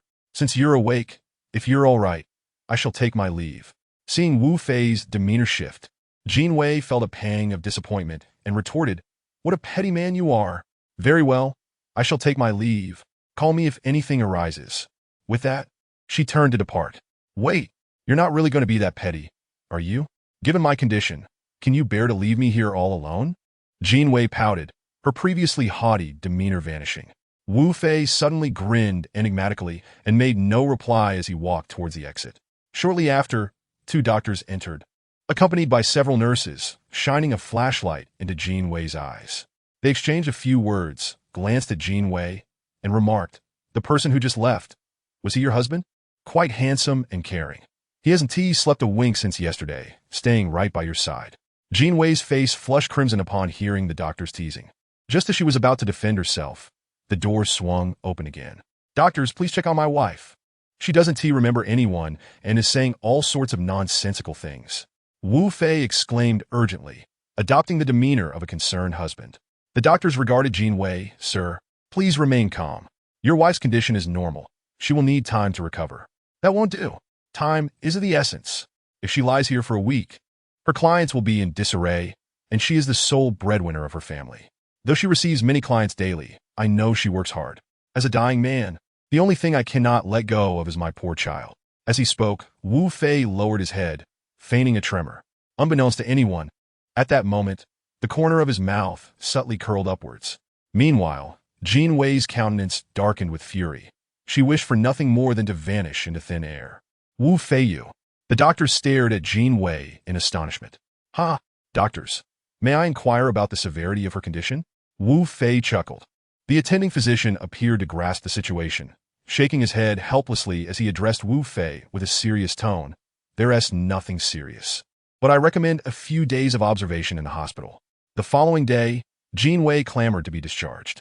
Wu Fei supported her as they approached the doctor's office. Jin Wei, why are you out? You should be resting in bed. Doctors, we wish to discharge her, Wu Fei stated directly. Discharge? The doctor was taken aback, pondering for a moment before responding. That is fine, but the wound on her leg must be treated daily. Understood. Upon returning, it is imperative that you rest adequately. Refrain from unnecessary movement, and for the time being, refrain from intimate relations, at least for a week. The doctor fixed a peculiar smile upon Wu Fei as he spoke these words. Upon hearing this, Jin Wei's face flushed crimson, and she shot Wu Fei an indignant glare. Chapter 53. Following thank you, Doctor, Wu Fei replied with a smile directed at her. You're welcome. Soon, the two arrived at the stairwell. Wu Fei hesitated momentarily before lifting Jin Wei into his arms, descending the stairs step by step. Ah! Jin Wei gasped, startled by his sudden action. Since the age of 12, no one had dared to lay a finger on her, which had led her to grow increasingly proud, resulting in her current lack of a boyfriend, as none had captured her interest. Yet almost immediately, she was overcome by a thrilling sensation within. Wu Fei carried Jin Wei to the car and started the engine, exiting the parking lot. "Why don't you stay at my place?" Wu Fei suggested earnestly. "That way, someone could take care of you." Perhaps the speaker was oblivious, but the listener interpreted his words differently. They took on a new meaning in Jin Wei's ears. "Never mind. I think I'll just go home. After all, Li Jie is there," she replied. "I'm worried Wang Quan might come to trouble you, and I would feel more at ease if you stayed at my place." Wu Fei seemed to misunderstand Jin Wei's implication. "That's unnecessary. Just take me back, and I'll have Tao Lime come to keep me company." Jin Wei repeatedly declined, shooting Wu Fei a fierce look and inwardly cursing him for being foolish. Seeing Jin Wei's persistence, Wu Fei chose not to press further. 20 minutes later, they arrived at Pinyin Community, a spacious neighborhood with lush greenery and a comprehensive security system that earned Wu Fei's nod of approval. Upon reaching the parking lot, Wu Fei did not exit the car immediately, but instead took out his phone and dialed a number. "Hello? Wu Fei, what is up?" "Oh, it's like this. Wei Wei has been discharged and is home alone. I'm a bit worried and wanted to know if you could come by to keep her company." "Hee. Just take care of her yourself. You don't actually think I believe you're her brother, do you?" "All right, I have a ton of things to do here. A moment of passion is worth 1,000 gold pieces." With that, the call ended abruptly. "Hello?" Wu Fei stared at the hung-up phone, feeling a wave of frustration wash over him. "Well then, I'll stay with you for now.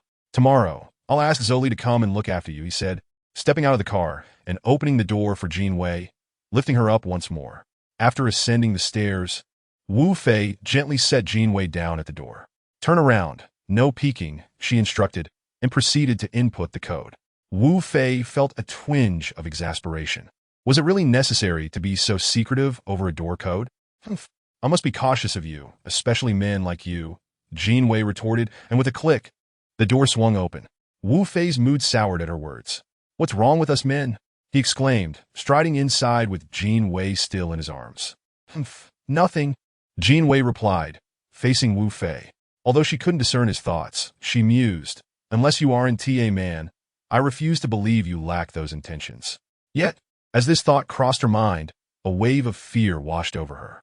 Nearly half an hour later, a police officer who had been discreetly following them finally dared to drive his motorcycle into the entrance of Pinyin Community. Moving swiftly, as if fearing discovery, he rushed into the security booth and presented his badge, inquiring, "Did a man and a woman just enter?" Upon seeing the police officer, the security guard, unsure of what the two had done to warrant such attention, answered without hesitation, "Yes." "Do you recognize them?" "The man looks unfamiliar, but the woman is quite recognizable." "Which apartment do they reside in?" "I'll check." The security guard, not daring to hesitate, immediately logged onto the computer. "Hurry," the officer urged impatiently. "Building 3, apartment 0203. The guard reported. The officer nodded. "That's fine. Just make sure they don't find out I investigated them. They're criminal suspects." "Understood." The security guard nodded earnestly under the stern gaze of the officer. The officer then exited as if nothing had happened, driving the motorcycle away at high speed, leaving the scene tranquil once more. He had spent less than a minute at the entrance, as if he had never been there at all. However, on the second floor, Wu Fei, casually standing by the balcony, noticed the officer's presence. He had been aware of the officer's approach long before and had chosen not to expose him, maintaining an air of nonchalance. With a face that seemed hewn from stone, he appeared utterly relaxed, yet within his calm, a pair of eyes glittered with a fierce intensity, momentarily betraying a smirk before returning to normalcy. Outside Pinyin Community, the officer parked his motorcycle by a quieter stretch of road and promptly dialed a number. In a hospital room on the third floor of the armed police hospital, Wang Quan, whose body was swathed in bandages, suddenly pulled out a ringing phone. He glanced at the caller ID, a glimmer of malice flashing in his eyes as he answered. "Hello. What is the update?" The officer on the roadside replied, "Brother Quan, we've found their location. They reside in Pinyin Community, Building 3, Apartment 0203. "Good," Wang Quan exclaimed, clapping his hands enthusiastically. However, the force of the motion aggravated his injury, prompting a yelp of pain. "Brother Quan, are you all right?" The officer inquired anxiously. "I'm fine for now. You can head back and rest. I'll handle the rest." "Understood, Brother Quan." With that, they both hung up, A sinister glint appeared in Wang Quan's half-bandaged visage, his eyes blazing with fury. Gritting his teeth, he dialed another number. Once connected, he cautiously surveyed his surroundings, ensuring no one was near before speaking into the receiver with a grave tone. Blood Wolf, I need you to eliminate someone for 500,000. After a brief pause, a chilling voice responded, as per our usual arrangement. Half the payment in advance, the rest upon completion. Understood, Wang Quan replied, his voice laced with pain. I'll transfer the funds, but you must take care of it tonight. The address is Pinyin Community, Building 3, Apartment 0203. The target is Wu Fei. Once the money is sent, Blood Wolf will handle it tonight. The deep, menacing voice echoed in Wang Quan's ear. Meanwhile, in a simple yet elegant room within Pinyin Community, Wu Fei emerged from the bathroom, scanning the room in search of Jin Wei. To his dismay, she was nowhere to be found. Just as worry began to creep in, he caught sight of her standing by the balcony. Perhaps it was the golden hue of the setting sun, but he found himself momentarily entranced, his body frozen in place. Against the backdrop of a golden sky, a gentle breeze caressed Jin Wei's attire, enveloping her in a radiant glow. Her graceful form and poised demeanor creating a breathtaking spectacle that stirred something deep within Wu Fei's heart. As a gust of wind swept through, it playfully tousled her hair and dislodged a warm scarf draped around her neck. In that instant, as she turned, Jin Wei resembled a flower on the verge of blooming, igniting ripples of emotion within Wu Fei's tranquil heart. Jin Wei, you are truly beautiful. The beauty emanating from her felt ethereal, evoking a sense of reverence that quelled any impure thoughts within him. All he wished was to protect her exquisite essence. Ah! Jin Wei exclaimed, startled, as understanding dawned upon her regarding Wu Fei's words, her cheeks flushing with embarrassment. Upon realizing that she had misunderstood him, Wu Fei hurriedly smiled and said, Wei Wei, there's no need to be anxious. I have mentioned before that I regard you as my sister. No matter how beautiful you are, you will always remain my sister. Jin Wei stared at Wu Fei for several seconds, only to find that she could not comprehend his intentions. Whether he spoke these words deliberately or inadvertently remained a mystery. Wu Fei chuckled and added, Wei Wei, are you hungry? Why don't we have a bite to eat, and then we can retire to bed early. We go to bed? Jin Wei was taken aback once more. Wu Fei laughed. Oh, Wei Wei, please don't misunderstand. I meant you will go to your bed, and I will go to mine. You rogue. Don't come up with any strange ideas, Jin Wei replied, her expression peculiar. She then smiled and said, well then, you can help me to bed. All right. Wu Fei obediently assisted her in getting into bed, just as he had done with Zhou Li, adjusting the covers for her and inquiring, Wei Wei, how do you feel? Does the wound still hurt? It doesn't hurt anymore, Jin Wei replied, lying back on the bed with a smile. The spacious suite was enveloped in an almost palpable tranquility, and Wu Fei made an effort to remain silent as he watched Jin Wei gradually drift into slumber. The sight of her sleeping form captivated him, prompting Wu Fei to shake his head, pondering whether he was somehow perverse. He stepped aside and extinguished the lights in the suite. In that instant, a flash from outside startled him. Across the street, on the 4th floor, a dark muzzle of a gun protruded, aimed directly at him, and in that moment, a bullet tore through the air. The flash had emanated from the assassin's glasses, glinting under the moonlight. The bullet shattered a pane of glass, hurtling towards Wu Fei's brow. In a swift motion, Wu Fei's hands darted through the air, seemingly capturing something between his fingers, causing him to retreat 2 steps and press himself tightly against the wall.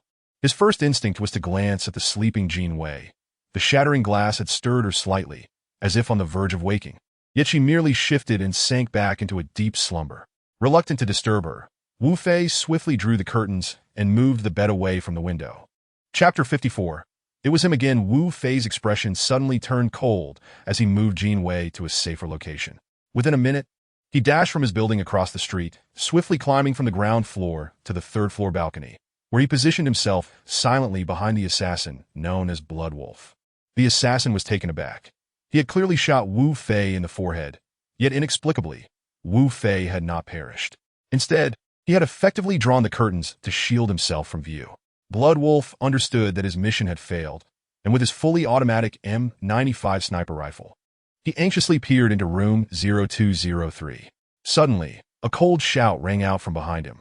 Without a moment's hesitation, Blood Wolf unsheathed a knife from his waist and spun around, thrusting it towards Wu Fei, aiming for the source of the voice. Blood Wolf was quick, but Wu Fei was swifter. He reached out and seized the knife. The sound of snapping bones echoing in the air as he snatched the weapon from Blood Wolf's grasp. Ah! Blood Wolf realized he had encountered a formidable opponent. Just as he contemplated fleeing, a hand clamped tightly around his neck, shoving him toward the edge of the window, fingers pressing against his vulnerable carotid artery, making it clear that a little more pressure would easily rupture it. Why did you come to kill me? Wu Fei's cold gaze was devoid of mercy. Blood Wolf's hand slipped to his lower back, grasping a loaded handgun, and with a hoarse voice, he replied, I don't know. In an instant, he aimed at Wu Fei's face and fired. Bang! Bang! However, Wu Fei completely disregarded the gunfire, tilting his head to evade the shots, while his knife plunged deeply into Blood Wolf's thigh. Ah! Blood Wolf emitted a cry of pain. He scoffed. Despite the excruciating agony, Blood Wolf attempted to fire more rounds at Wu Fei, but Wu Fei's hand shot up, slicing through Blood Wolf's wrist, causing the gun to clatter to the ground. Blood Wolf, having been a killer for 18 years, had never encountered an opponent as terrifying as Wu Fei. Although he had struck him, Wu Fei appeared utterly unscathed. Wu Fei's expression grew even colder. Without any visible motion, he thrust the knife into Blood Wolf's other thigh, withdrawing it swiftly as blood gushed forth, causing Blood Wolf to collapse to the ground. Yet, displaying his tenacity, he gritted his teeth and refrained from uttering a sound, merely gasping for air. Wu Fei smeared the blood from the knife on a Blood Wolf's shoulder and inquired, Who hired you? Blood Wolf's body trembled slightly as he gazed at Wu Fei's merciless face. An overwhelming fear gripped him, a sensation he had never before experienced, a tremor emanating from his very soul. Wang Quan, it's Wang Quan. Under Wu Fei's relentless pressure, Blood Wolf breached the assassin's code of never betraying his employer. With a sense of relief, he collapsed onto the ground, allowing crimson blood to fountain from his thigh wounds. His dignity obliterated. Get lost, came Wu Fei's unsparing command. A flicker of something unusual passed through Blood Wolf's eyes. You let me go? But then, recollecting something, his face twisted into an expression of pure rage, and he struggled to rise. At that moment, Wu Fei paid him no mind, turning to walk away. With a furious roar, Blood Wolf drew a dagger and lunged at Wu Fei, realizing that he must eliminate him. He suddenly comprehended that his dignity outweighed even his life. Whoosh! As their gazes locked, Wu Fei pivoted, releasing the knife with unimaginable force, which flew through the air and accurately struck Blood Wolf's neck, propelling his body upwards. An agonized scream shattered the stillness, followed by a thunderous crash as Blood Wolf fell, marking the end of a life. In the world of assassins, there is a saying, death does not come in the morning, it will come at night. Yet for an assassin, if he cannot disregard his own life and death, he is not a qualified assassin. After a minute, Wu Fei returned to room 0203, quietly observing Jinwei. Thanks to the room's soundproofing, she seemed oblivious to Blood Wolf's final scream, remaining lost in her dreams with a serene expression. As he gazed upon her tranquil face, Wu Fei's previously cold demeanor softened, revealing a hint of warmth. However, some matters needed addressing. Seeing Jinwei as she was, he covered her alluring leg, exposed to the air, with a blanket before promptly departing. Half an hour later, Wu Fei parked the car outside the relatively quiet Zhongjin Garden community. After ensuring no one was watching, he swiftly scaled the wall and entered the elevator just as it was about to close. Soon, he arrived at Wang Quan's doorstep. Unlike last time, this door was reinforced with an additional steel barrier, but Wu Fei paid it no heed. With a determined glint in his eye, he leaped through the corridor's glass and onto Wang Quan's balcony. Wu Fei pried open the balcony window and stepped into the bathroom, where a woman was enjoying a hot shower. As he emerged, the sight of a fearsome man appearing before her was sure to elicit a scream from any woman. Just as she began to cry out, a hand, as hard as steel, seized her throat. Facing her was a pair of cold eyes she would never wish to see. Wu Fei showed no mercy, demanding, "Where is he?" "I don't know." The woman was overwhelmed by an intense sense of dread, her body trembling. And in her state of undress under the bright lights, droplets of water glistened on her smooth skin. Wu Fei observed that she was not fibbing, and with a firm grip around her neck, he flung her to the ground. Thud! The woman fell heavily, pain and shock coursing through her. Instinctively, she crossed her arms tightly around herself, her tear-filled eyes locked onto Wu Fei, a portrait of fear. Apart from her slight trembling, she dared not utter a sound. When will he return? Regaining his composure, Wu Fei's expression was inscrutable, neither joyful nor sorrowful, leaving others to ponder his thoughts. Yet it was evident that his intentions were malign. The woman shook her head vigorously, weeping, "I do not know, sob." Suddenly, the sound of a car engine revving outside caught her attention, causing her brow to furrow in distress.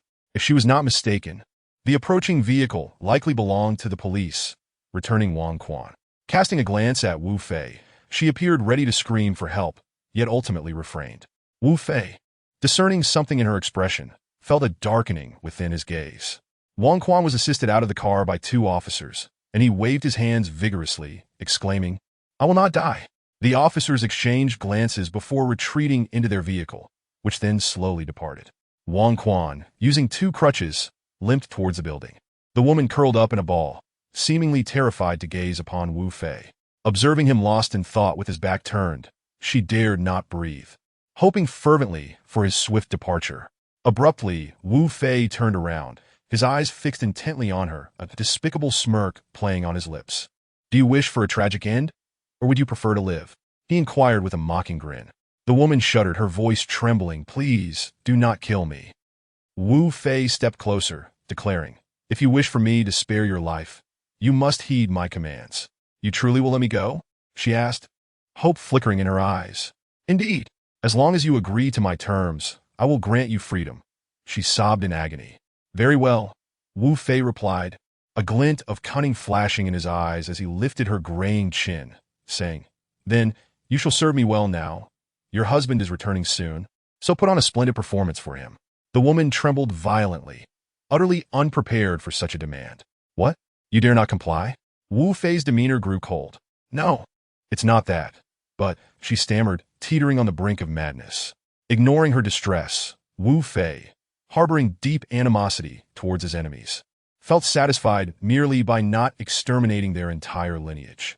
Grabbing her by the hair, he dragged her towards the sofa opposite the entrance, where he finally seated himself, pulling her face close to his, growling, "What is so appealing about Wang Quan? He resembles a pig. You would be better off with me." "You." "I." Sob. The woman was on the verge of collapse, choking out, "I cannot do that, Wang Quan. He will kill me, and are you not afraid I might kill you?" "Ah." Wu Fei's expression darkened further. "Hurry up. I have no time to waste." The woman hesitated momentarily, then, gritting her teeth, she decisively wiped her tears away and leaned in to kiss Wu Fei's neck. Just as he anticipated, her disdain for Wang Quan's appearance and character surged forth. She remembered how he had assisted her father with the case, the cost being her own sale to him. Suddenly recalling all this, her hands began to frantically explore his body, tears glistening in her eyes. Had Wu Fei not mentally prepared himself, treating this as mere performance, it was conceivable that their act could have turned genuine. The sound of heavy thuds echoed outside, followed by the sound of keys jangling and a door opening. Wu Fei, concerned that the woman's act might abruptly cease, was astonished to see her seemingly intoxicated with the performance, deliberately amplifying her actions for Wang Quan's benefit. As Wang Quan opened the door, he was met with a shocking tableau, a living tableau of passion, with the very woman he loved as the star of this sordid scene. Chapter 55. We are not to be provoked. Perhaps the woman's fervent form obscured Wu Fei's face, or perhaps Wang Quan, consumed by rage, failed to recognize his adversary. All he desired was to eliminate the pair of treacherous lovers. "What are you doing?" Wang Quan bellowed as he stepped forward, his legs sending waves of agony through him, only serving to distort his already grotesque visage. Startled, the woman fled behind a sofa, her bare body swaying alluringly in the air. Wang Quan, Oifia, halted just 3 steps away from Wu Fei, only then realizing the man taking advantage of his woman was none other than Wu Fei himself. He had never anticipated Wu Fei's sudden appearance in his room, much less in such a humiliating manner. As the thought crossed his mind, he instinctively reached for his gun, but the cold gaze and chiseled features of Wu Fei robbed him of the courage to draw it. "What brings you here? You are not supposed to be." Wang Quan stumbled back, his mind racing with fear. Wu Fei rose, casually adjusting his clothing, coldly stating, "Did you really believe that hiring a lowly assassin would seal my fate?" In an instant, a swift kick from Wu Fei targeted Wang Quan's most vulnerable area, and unless his manhood were forged of gold, the force of Wu Fei's strike would render it utterly destroyed. With a horrified scream, Wang Quan clutched himself, sticky liquid seeping through his trousers, unmistakably signaling the end of his lineage. Wu Fei smirked coldly. You wish to play with me? Let's see who outplays whom. I won't kill you. Instead, I intend to keep you alive for your own torment. Without another glance, Wu Fei turned and departed. In agony, Wang Quan lay on the ground, his face flushed with rage, veins bulging on his grotesque visage. His body curled up like a worm, his eyes fixated on the exposed woman, his fury reaching a boiling point as he bellowed, You wretched woman! Hurry and call for an ambulance. After a night devoid of incidents, the following afternoon at the First People's Hospital in Kyoto, Wu Fei cradled Jinwei as they descended the stairs towards the parking lot. Upon reaching the car, he placed her inside and joined her, driving away without hesitation. However, just as they exited the hospital and hit the road, a large bus abruptly blocked their path, while 3 black vans sped in from behind, encircling Wu Fei's vehicle. The scene was surreal. After a brief moment of silence, a throng of men armed with machetes rushed from the bus and vans, surrounding Wu Fei's car completely. Who are they? I need to call Guyu, Jinwei exclaimed, panic rising. Wu Fei gently placed his hand on her, saying, Wei, there's no time. I must handle this. Stay here. As he opened the door and exited the vehicle, several men lunged at him. Wu Fei's leg shot out, landing a solid kick to one man's chest, causing him to crash to the ground. Instantly, around 100 men, their faces stern, surged forward, witnessing the chaos.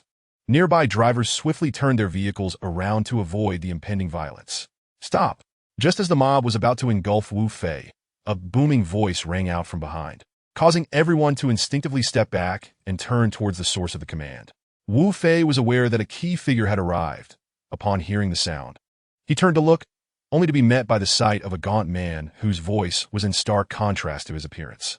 Although the man's visage was somewhat handsome, his pallor was that of ailing health, giving the impression that a mere gust of wind could topple him.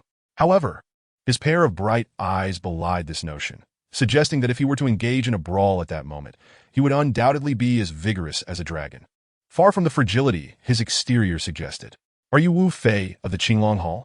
He inquired, a hint of hesitation flickering across his face, which elicited curiosity from the crowd. Wu Fei scrutinized the man from head to toe and coldly replied, Indeed, that is correct. Have we met before? Then it is as I thought, Hongbin remarked, surveying the entire scene before commanding, Everyone retreat. Cancel this mission. What? Am I hearing things? Why? The crowd erupted in astonishment. Confusion etched on their faces as they looked at Hongbin. His pale countenance hardened as he bellowed. What? Did you not hear me clearly? I said retreat. Cancel this mission. Yes, Brother Ben. They responded in unison, hastily returning to their vehicles. Though they complied, it was evident that most wore expressions of bewilderment, struggling to grasp Hong Bin's sudden decision. Wu Fei's expression was neutral. He regarded the man with a discerning gaze, recognizing that this delicate-featured individual was far more rational than the other 100 present, akin to a lion leading a flock of sheep.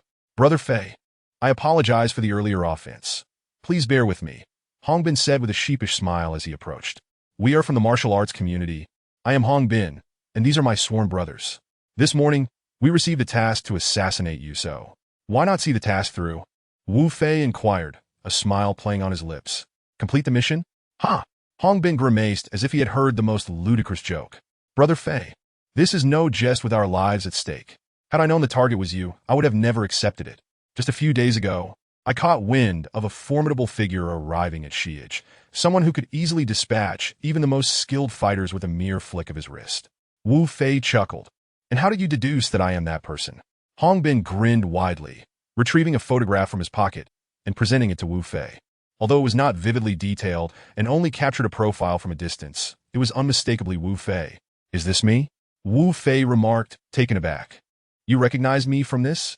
Hong Bin, with a tinge of envy in his smile, responded, Brother Fei, upon hearing of such an extraordinary individual. I hastily paid a fortune for this photograph to ensure I would not offend someone of your caliber in the future. It cost me 100,000 for this image of you. Thankfully, I gaze upon your likeness daily, or else my brothers and I would be in dire straits. 100,000? For this? Wu Fei laughed, offering the photograph back. However, his expression turned serious as he asked, Is this another scheme from Wang Quan? Hong Bin carefully tucked the photograph away, his demeanor shifting to one of solemnity. Brother Fei, consider this my apology. I will ensure this individual is dealt with. He made a slashing motion with his hand. Wu Fei nodded slightly, noticing Wei Wei in the car, wearing a worried expression, and said, "Then I shall leave it to you. Brother Fei, may I request your contact information?"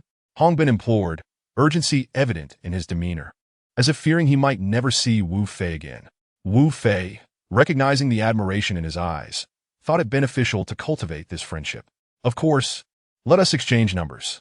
"Ah, this is splendid," Hong Bin exclaimed, astonished, as he hurriedly relayed his phone number to Wu Fei.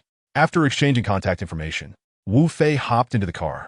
In the passenger seat, Jin Wei anxiously asked Wu Fei, "How did he agree to let us go? What did you say to them?" "Ah, it's all fine now. After all, for Wei Wei's sake, I would return even from death to protect her," Wu Fei replied. Upon hearing this, Jin Wei's face flushed crimson, and she playfully smacked Wu Fei's head, chiding, "Stop with the nonsense, or I'll give you a beating." She raised her little fist. "Ha! I'm not afraid." Wu Fei laughed heartily, noticing that Hong Bin had already led his men away, and he drove the car forward.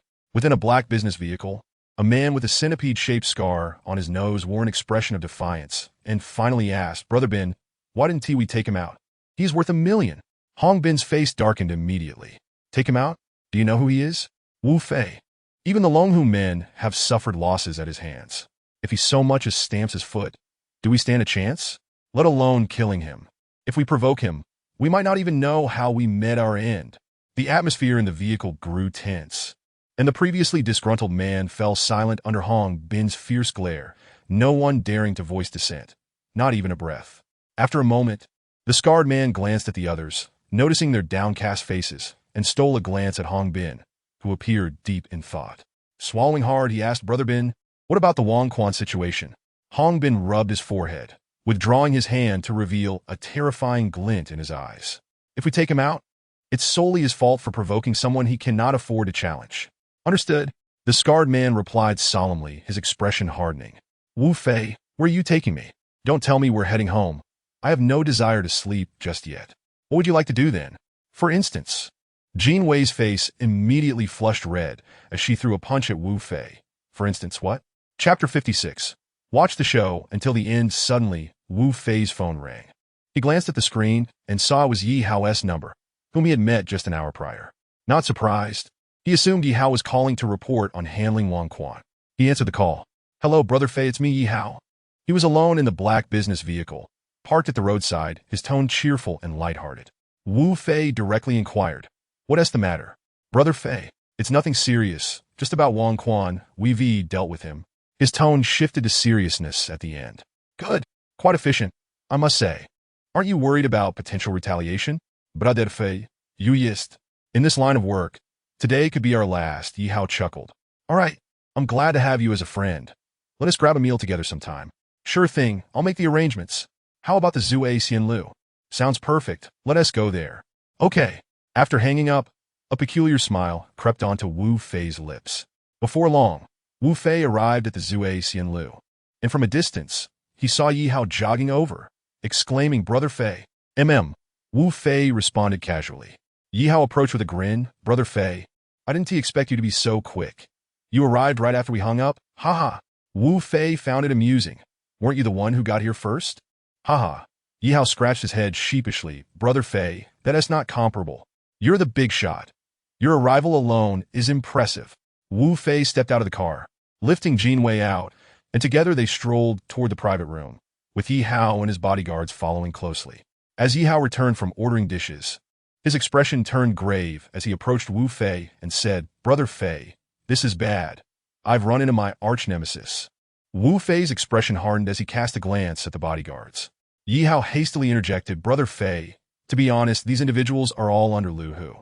Lu Hu once followed Brother Wu alongside me, but after Brother Wu was apprehended by the police and sentenced to life imprisonment, our faction was left leaderless. Initially, many sought to seize control, but after a series of internal conflicts, only Lu Hu and I remained. For the time being, they could do nothing to us, nor could we to them. However, Lu Hu harbors great ambitions, and I firmly believe that he will eventually consume us." Wu Fei nodded slightly, a smile gracing his eyes as he looked at Yi Hao. "No wonder you were so attentive to me. I suspected as much. It seems the fox's tale has finally been revealed. Ah! Yi Hao felt a chill run down his spine and excitedly replied, Brother Fei, I admire your talents and treat you well. Although I have considered that your strength could assist me in dealing with Lu, who, if you are unwilling, I, Yi Hao, would never utter a word of reproach against you. Wu Fei replied nonchalantly, Let us not discuss such matters for now. Since we are here, let us enjoy our meal. Brother Fei, why don't we change locations? Wu Fei inquired with a smile. What are you afraid? Afraid? Brother Fei, it's just... Suddenly, a pair of piercing eyes shot towards them, causing Yi Hao to feel a tremor throughout his body. He quickly composed himself and said, Brother Fei, with you here, I have nothing to fear. If it comes to it, I will fight them. I just worry it might affect your appetite. Relax and eat. Wu Fei gave Yi Hao a reassuring glance. Just then, two burly men barged in demanding, Our boss wants you to come over. All eyes fell upon the pale-faced Yi Hao, and the fury emanating from those gazes could have incinerated him on the spot. Wu Fei's aura erupted. Get lost. The thugs, taken aback by Wu Fei's powerful presence, stood frozen, staring at Yi Hao before shifting their gaze back to Wu Fei. With a wave of his hand, Wu Fei coolly stated, If he wants to see us, let him come himself. The two men, visibly relieved, turned and fled. Moments later, over 10 individuals entered the private room unceremoniously and sat down. One person, sitting next to Yi Hao, squinted his eyes, emitting a razor-sharp glare directed at Wu Fei. Lu, who could not fathom the intentions of this seemingly youthful individual. Wu Fei remained calm, knowing that anyone under his intense scrutiny would feel a sense of unease. In contrast, Wu Fei exuded an air of composure, casually holding Jin Wei's hand, yet a fleeting glint of coldness flashed in his eyes, sending an involuntary shiver through those present. Yi Hao, anxious, leaned closer to Wu Fei and whispered, Brother Fei, we should make a quick getaway. Aside from Lu Hu, I recognize everyone else here as formidable foes. They are not just skilled, but also ruthless. If a fight breaks out, it could be disastrous. Wu Fei offered Yi Hao a steady gaze, as if everything were well within his control. Seeing Wu Fei's calm demeanor, Yi Hao thought to himself, Damn it. If worst comes to worst, I might as well die fighting. What else can I do? Yi Hao, won't you introduce me? Lu Hu said to Wu Fei, his tone flat. Huh? Wu Fei suddenly burst into laughter. What are you laughing at? I just recalled a story. What story? Lu Hu's expression soured. Once, there were two dogs bullied by a lion, who then sought help from a cat that fancied itself a tiger. The absurd part is that the cat genuinely believed it was a tiger and wanted to introduce itself to the lion. Isn't that ridiculous? Jin Wei couldn't help but stifle a laugh. Lu Hu, realizing he was being mocked, seethed. You're courting death. What are you waiting for? Deal with them. Without hesitation, the others rose in unison, appending tables as they surrounded Wu Fei, launching their assault. Despite being unarmed, Wu Fei faced them with unwavering confidence. Yi Hao, intending to intervene, was stopped by Wu Fei's call, Watch over Wei Wei for me. I've got this. Understood, Brother Fei. Yi Hao stayed put, resolutely shielding Jin Wei with his slender frame. His expression serious. He wholeheartedly agreed with Wu Fei's earlier words, raising his hands in support, feeling a swell of pride. Brother Wu. Jin Wei's delicate face was etched with worry, her brows furrowing as she bit her lip, exuding a heart-wrenching vulnerability. Wu Fei dismissed the 10 attackers with ease, seemingly unfazed by the odds. With a cold smirk, he weaved through the throng with remarkable agility, dodging punches and kicks as if they were mere whispers of air. His movements were so fluid that it was as though he were a ghost, leaving no trace of his presence behind. Each strike he delivered was devastating.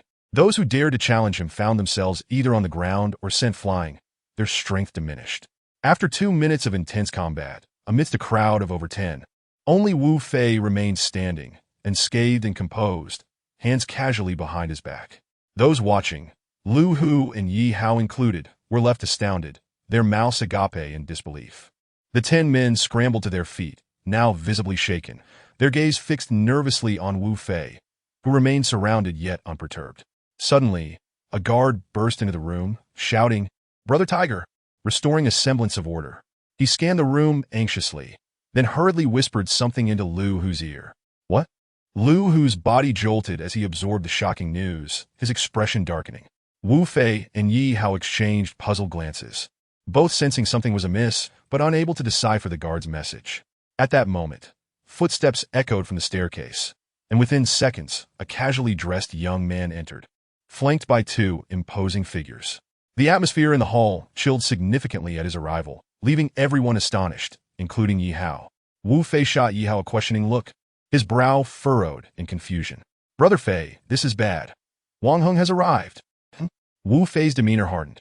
Yi Hao, realizing he hadn't clarified sufficiently, lowered his voice. "Wang Heng, the son of Wang Chao, the head of the Public Security Bureau in Kyoto." Wu Fei scrutinized the young man, who scanned the room before his gaze fixated on Jin Wei, his eyes gleaming with unmistakable desire as he licked his lips. Wu Fei swiftly stepped in front of Jin Wei, blocking Wang Heng's view. Wang Heng's expression darkened, but as he caught sight of Wu Fei's cold, unyielding face and the fierce glint in his eyes, he recoiled in shock, pulling his gaze away from Wu Fei.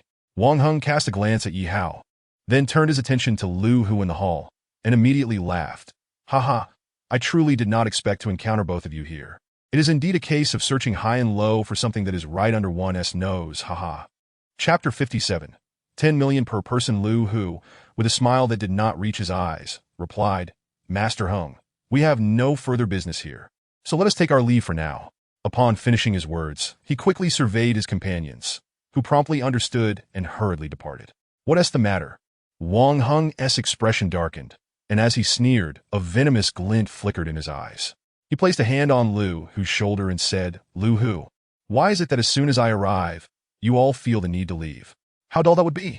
In the past, who would dare to be so brazen as to touch Lu Hu's shoulder? Lu Hu would have surely dealt with them severely. Yet now, he had to consider the safety of his comrades. Haha, Master Heng, I truly have matters to attend to. Perhaps we could arrange for another day? On another occasion, I, Lu Hu, will certainly host you and make amends." Faced with this troublesome individual, Lu Hu yearned to escape the scene. After speaking, he forced a smile and stepped toward the exit. "Stop."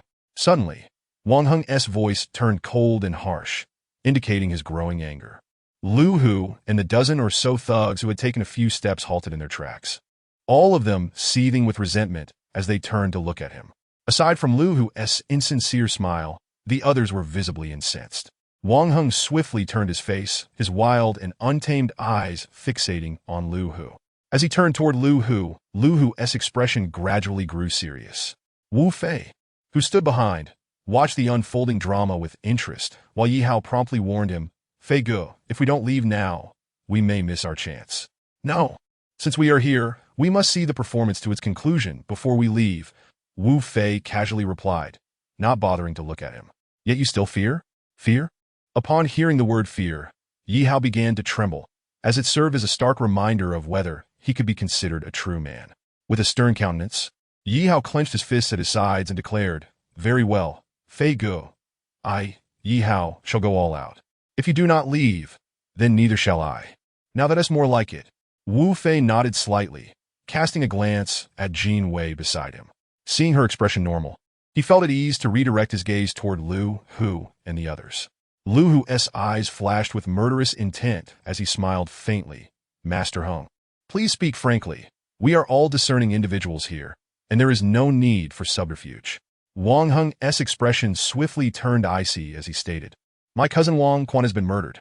Do you know anything about it?" Stepping forward, Wang Heng fixed his venomous gaze upon Lu Hu and the others, while still glancing toward Yi Hao. However, he seemed hesitant to meet Wu Fei's eyes directly, as if a prior glance had instilled a sense of trepidation in him. "Wang Quan is dead?" Lu Hu was taken aback, but inwardly he felt a sense of triumph, grateful to the one who had eliminated Wang Quan. Otherwise, he would have eventually come to seek the life of this despicable man himself. "What's this?" Wang Heng sneered. "Wasn't he your lot of rats who killed my cousin?" "Huh? What did you say? Who are you calling a rat?" At Wang Heng's tone, the crowd erupted with indignation. Even Lu Hu, who had been enduring, could not hide his fury. Wang Heng disdainfully retorted, "What? Does calling you all rats offend you? It's certainly more pleasant than calling you mad dogs. Let us go." Lu Hu, fearing that if he lingered any longer, either he or his brothers would be unable to restrain themselves from confronting Wang Heng, turned to leave. "Stop!" Wang Heng suddenly barked. "Who said you could leave?" Lu Hu pretended not to hear, leading his group swiftly toward the exit, shouting back, "We have business to attend to. So we want to keep Master Hung company." Damn it! Wang Hung glared at two imposing men beside him, and in an instant, they nodded and dashed forward to block the staircase, turning to cross their muscular arms over their chests, their faces displaying a sinister expression. 10 men with unfriendly expressions fixed their gaze on Lu Hu, ready to snap the necks of the three at a moment's command. Yet they also understood the terrifying consequences of such an action. Thus they awaited Lu Hu's orders. 10 million. Wang Hung coldly advanced, glancing at Yi Hao and then at Lu Hu, extending a finger. "If each of you hands over 10 million, this matter will be settled." 10 million? 10 million? The crowd gasped in shock. Be it the martial arts world as Yi Hao or Lu Hu, the thought of suddenly producing 10 million was a daunting prospect, even if they were given a year to raise such an amount. Moreover, even if they managed to pay 10 million each this time, who could guarantee that Wang Hung would not once again demand exorbitant sums in the future? What's more, it would severely tarnish their reputations. If you don't have the money, you should be aware of the consequences. Wang Hung leisurely approached, his small eyes gleaming with delight as he scrutinized Yi Hao and Lu Hu, his expression suddenly turning malicious. "If you don't pay, none of you will be able to operate here in the future, and furthermore what?" Lu Hu gritted his teeth, suppressing his anger. Wang Hung chuckled, "And you will all find yourselves languishing in prison. How dare you? Just watch me, Wang Hung, and know that my father is Wang Chao. There is nothing I dare not do here. 10 million. Do you not fear that with money in hand, you may lack the life to spend it?" At that moment of rising anger and anxiety among the crowd, a chilling voice abruptly cut through, as Wu Fei glowered at Wang Hung. "Kneel!" Wang Hung suddenly turned and bellowed, his eyes filled with venomous fury directed at Wu Fei. Though Wu Fei seemed formidable, Wang Hung was well aware that he was the master here. Everything was dictated by him, and even if the heavens were to collapse, his father would support him.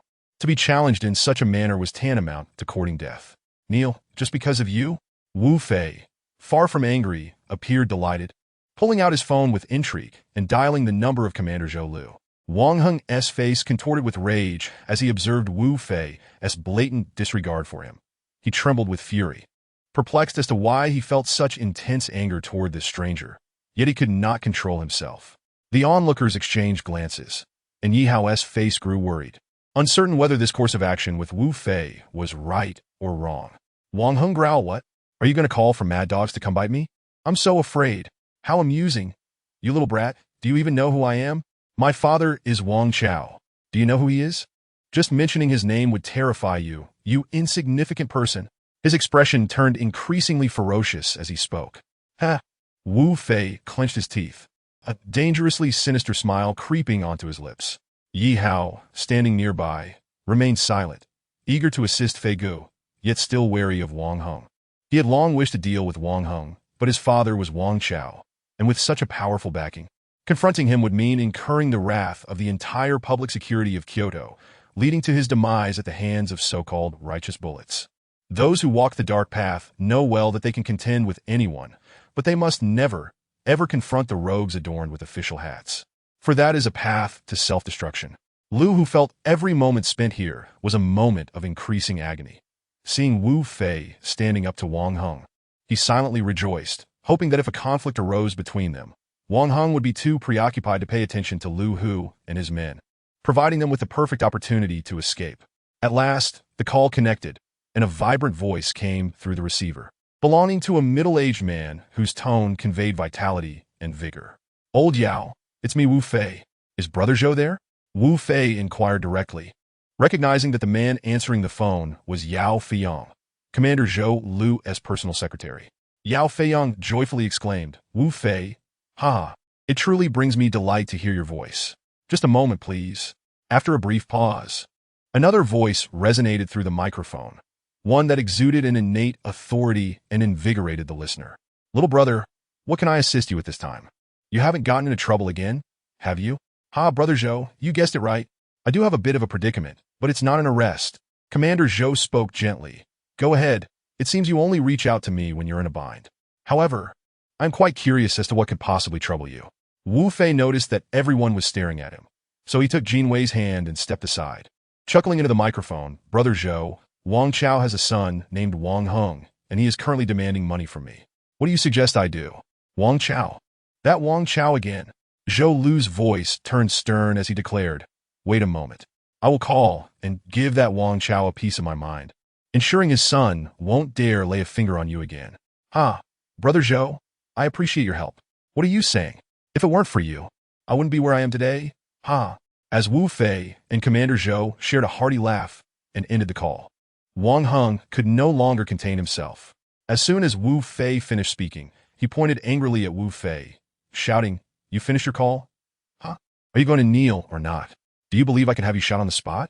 Wu Fei ignored him, returning to Yi Hao's side while holding Jin Wei's hand. Noticing Yi Hao's anxious expression, Wu Fei quickly reassured him, don't worry. Didn't you say everything is under control with me around? If that's the case, what is there to be concerned about? Yi Hao's face shifted with an unexplainable emotion, unable to comprehend how Wu Fei could still appear so confident in this moment. He leaned closer and whispered, Brother Fei, did you call your underlings here? Please don't do that. It would serve no purpose. You'll find out soon enough, Wu Fei replied with a mysterious smile. Yi Hao felt perplexed, sensing that Wu Fei was an enigma he could not decipher. Meanwhile, Lu Hu's expression was tense. From the very beginning, he had perceived Wu Fei as an extraordinary individual, yet he couldn't fathom how Yi Hao could have such a formidable ally. Chapter 58. Will you kneel or not? Kid, for heaven's sake, kneel down already. I don't have time to waste with you. Wang Heng raged, his fury boiling over as Wu Fei had thoroughly provoked him today. In Wang Heng's eyes, no matter how impressive Wu Fei appeared, he could never compare to Yi Hao and Lu Hu. After all, Yi Hao and Lu Hu would surely give him some respect. So he felt no need to fear Wu Fei. This was merely his perspective. As Wang Heng prepared to unleash his fury upon Wu Fei, he was met with a sudden chill emanating from Wu Fei's stern visage, causing him to tremble uncontrollably. Under Wu Fei's unwavering gaze, an unsettling fear blossomed within Wang Heng, a sensation he had never experienced before in his life. Suddenly, Wang Heng's phone vibrated, and in annoyance, he pulled it out, his fierce eyes glaring at the screen. Upon seeing his father's name displayed, a surge of joy washed over Wang Heng. It was indeed Wang Chao who had allowed him to handle the Wang Quan affair, which emboldened him to demand $1 million from both Lu Hu and Yi Hao. Hello, Dad, I'm on it. Just wait for my good news. However, Wang Chao's voice cut through the line with a stern tone. Son, you need not concern yourself with this. Come back immediately, and do not provoke those people again. Wang Chao abruptly interrupted Wang Heng's enthusiastic declaration, dousing his excitement with a bucket of cold water. Wang Heng's heart raced in panic. Dad, you have to trust me. I can handle this, and besides, do you not understand? Come back at once. This matter is not for you to meddle in. If you continue to provoke them, even I won't be able to protect you. With that, the call was abruptly severed. Wang Heng stood there, bewildered, calling out into the silence 3 times, struggling to accept that his father had indeed ended the call. The conversation with Wang Chao had not gone unnoticed by those present, leaving everyone puzzled. Lu Hu and Yi Hao exchanged glances, turning to Wu Fei in confusion, unable to comprehend whom he had just spoken with that could sway a figure like Wang Chao. Wu Fei knew well that no matter how high Wang Chao's position, if someone set their sights on him, the evidence of his past corruption, abuse of power, and collusion would suffice to bring him crashing down, potentially leading to a lifetime behind bars. Damn it, I've got my own matters to handle today, so I won't waste my time with you ruffians. Just be careful from now on. Wang Heng pocketed his phone, casting a cold glare at the gathered crowd before instructing the 2 burly men behind him. Let's go back. Stop right there. A chilling voice rang out, and Wu Fei stepped forward, halting them all in their tracks. Wang Heng felt a jolt of fear, yet he maintained his fierce facade, turning to ask, What? Do you want to cause trouble? Wu Fei smirked coldly. Did your father not say that if you wish to leave, you must kneel and bow first? At this proclamation, the atmosphere shifted dramatically, with the 10 men surrounding Lu Hu exchanging incredulous glances, completely taken aback. What did you say? Wang Heng clenched his fists, his body trembling with rage as he surveyed the crowd, noticing the mocking gazes directed at him. Do I need to make another call? Wu Fei's eyes sparkled with a menacing glint, hinting that kneeling and bowing would be the least of Wang Heng's worries. His very life was at stake. You have some nerve. Get down on the ground. Suddenly, Two burly men beside Wang Heng charged forward, seemingly intent on taking Wu Fei down with a punch. However, they were unaware of how Wu Fei had effortlessly dispatched Lu, whose top 10 bodyguards moments earlier, without a hint of hesitation. As the steel fists and iron feet came barreling towards him, Wu Fei's expression hardened. In the very instant the fists were about to connect with his face and the feet with his heart, he sprang into action. With a swift motion, he kicked out, sending both men soaring through the air, crashing to the ground with a thud.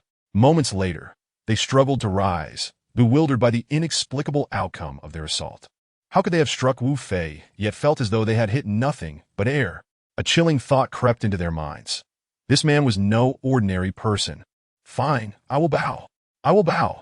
Witnessing his once confident bodyguards being so easily dispatched by Wu Fei, Wang Heng quickly complied, bowing repeatedly, striking his head against the ground nearly a dozen times before finally lifting his dazed face to reveal a swollen forehead. Wang Heng, filled with trepidation, gazed at Wu Fei and stammered, "Big brother, are we allowed to leave now?" Upon uttering these words, he felt as if half his life had been stripped away, overwhelmed by an intense fear. Had he not experienced it personally, he would have never believed that there existed someone in this world who could instill such dread in him. "Get lost," Wu Fei replied coldly. "Thank you, big brother." Wang Heng hurriedly bowed 3 times in reverence. The two burly men shook their heads heavily, blinking several times before they could regain a semblance of clarity. Struggling to rise from the ground, they rushed to support Wang Heng, and the 3 of them fled in a state of sheer panic. Observing their escape, the onlookers were equally astonished, for when Wang Heng had first arrived, he had exuded an air of superiority, as if he were the sole ruler of the realm. Little did they know that in such a brief moment, he would depart in a manner of kneeling and bowing in fear. At this juncture, while Wang Heng had vacated the scene, Lu Hu felt no relief. Even if he could now safely withdraw with his own men, the formidable individual before Yi Hao could annihilate his martial brothers in the blink of an eye. "May I inquire how your brothers are addressed?" Yi Hao, sensing Lu Hu's unease, stepped forward enthusiastically and exclaimed, "Haha, Brother Fei, your earlier display was truly magnificent. It has opened my eyes." "Indeed?" Wu Fei nodded with a smile. "If Brother Fei consents, I shall forever follow in your footsteps, and all my subordinates will serve under you. At your command, we shall brave any peril, be it scaling mountains or traversing fiery seas." Yi Hao's sincere declaration was so fervent that it nearly prompted him to kneel. Lu Hu cast a scornful glance at Yi Hao, yet internally he was filled with anxiety. The crux of the matter lay in Wu Fei's response. Should Wu Fei agree to lead Yi Hao's faction, it was certain that Yi Hao's influence would soar, and their first target for elimination would undoubtedly be Lu Hu's own faction.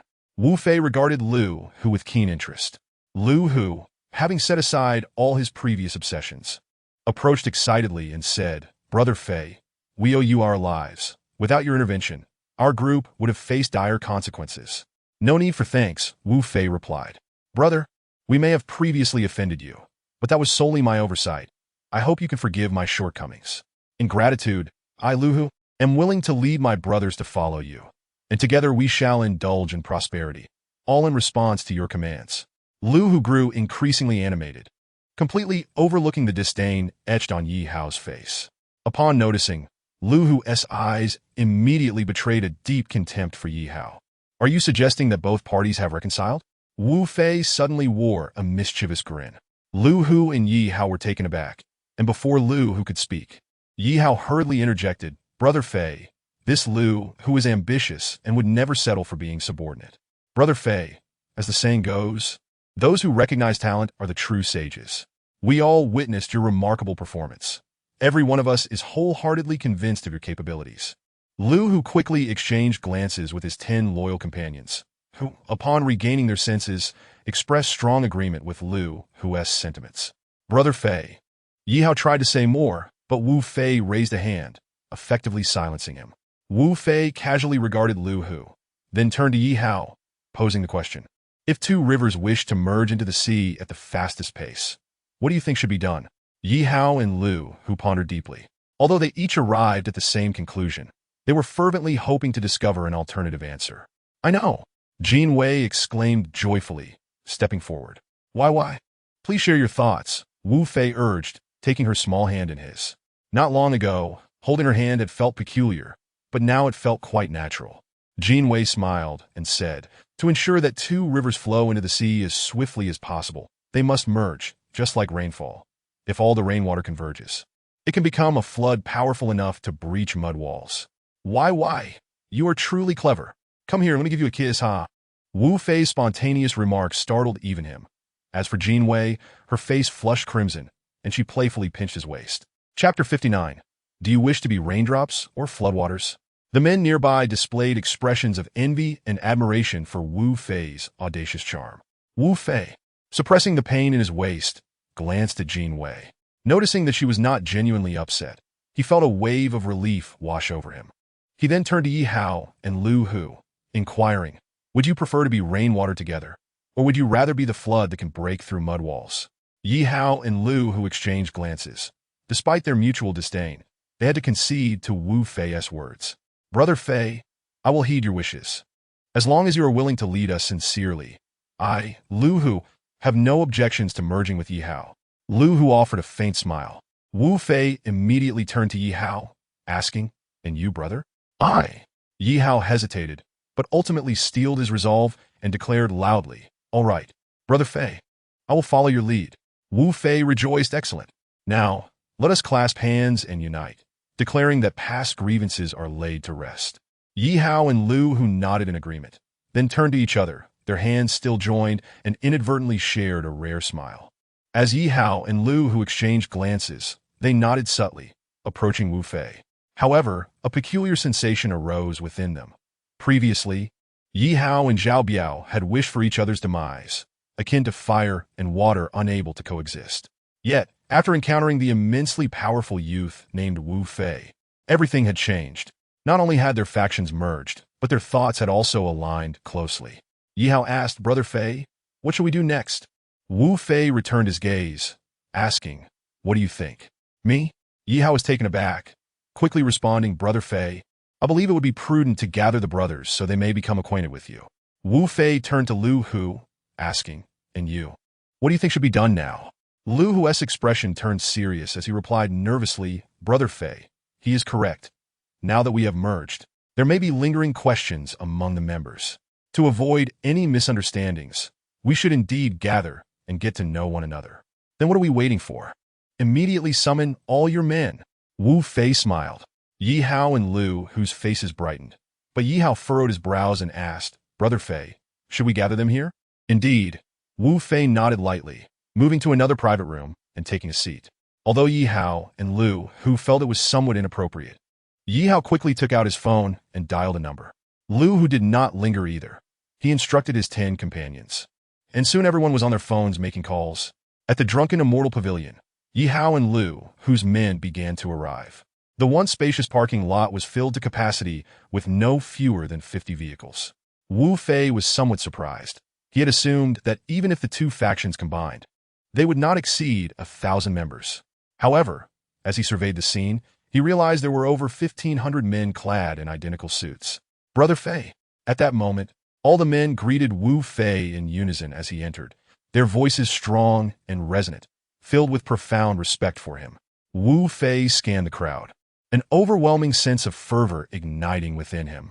The entire hall fell into an unusual silence, with only the sound of his footsteps echoing. Every gaze followed Wu Fei's movements, and in comparison to the alliance of Guyu and Zhang Shahai, these martial brothers appeared remarkably disciplined.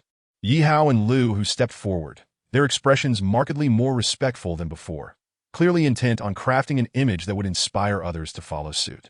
Upon reaching the front hall, Wu Fei surveyed the entire assembly and asked, with the merging of the two martial factions, I, Wu Fei, shall be your leader. Does anyone have any objections? The atmosphere was thick with silence, as if a spell had been cast that rendered everyone mute and motionless. Wu Fei surveyed the crowd with a cold glare, feeling a sense of satisfaction with the prevailing tension. Yet, he understood that prior to his return, Yi Hao and Lu Hu must have shared a great deal about him. Their unwavering loyalty was a testament to the formidable leadership skills of Yi Hao and Lu Hu. Since there are no objections, let us adjourn the meeting.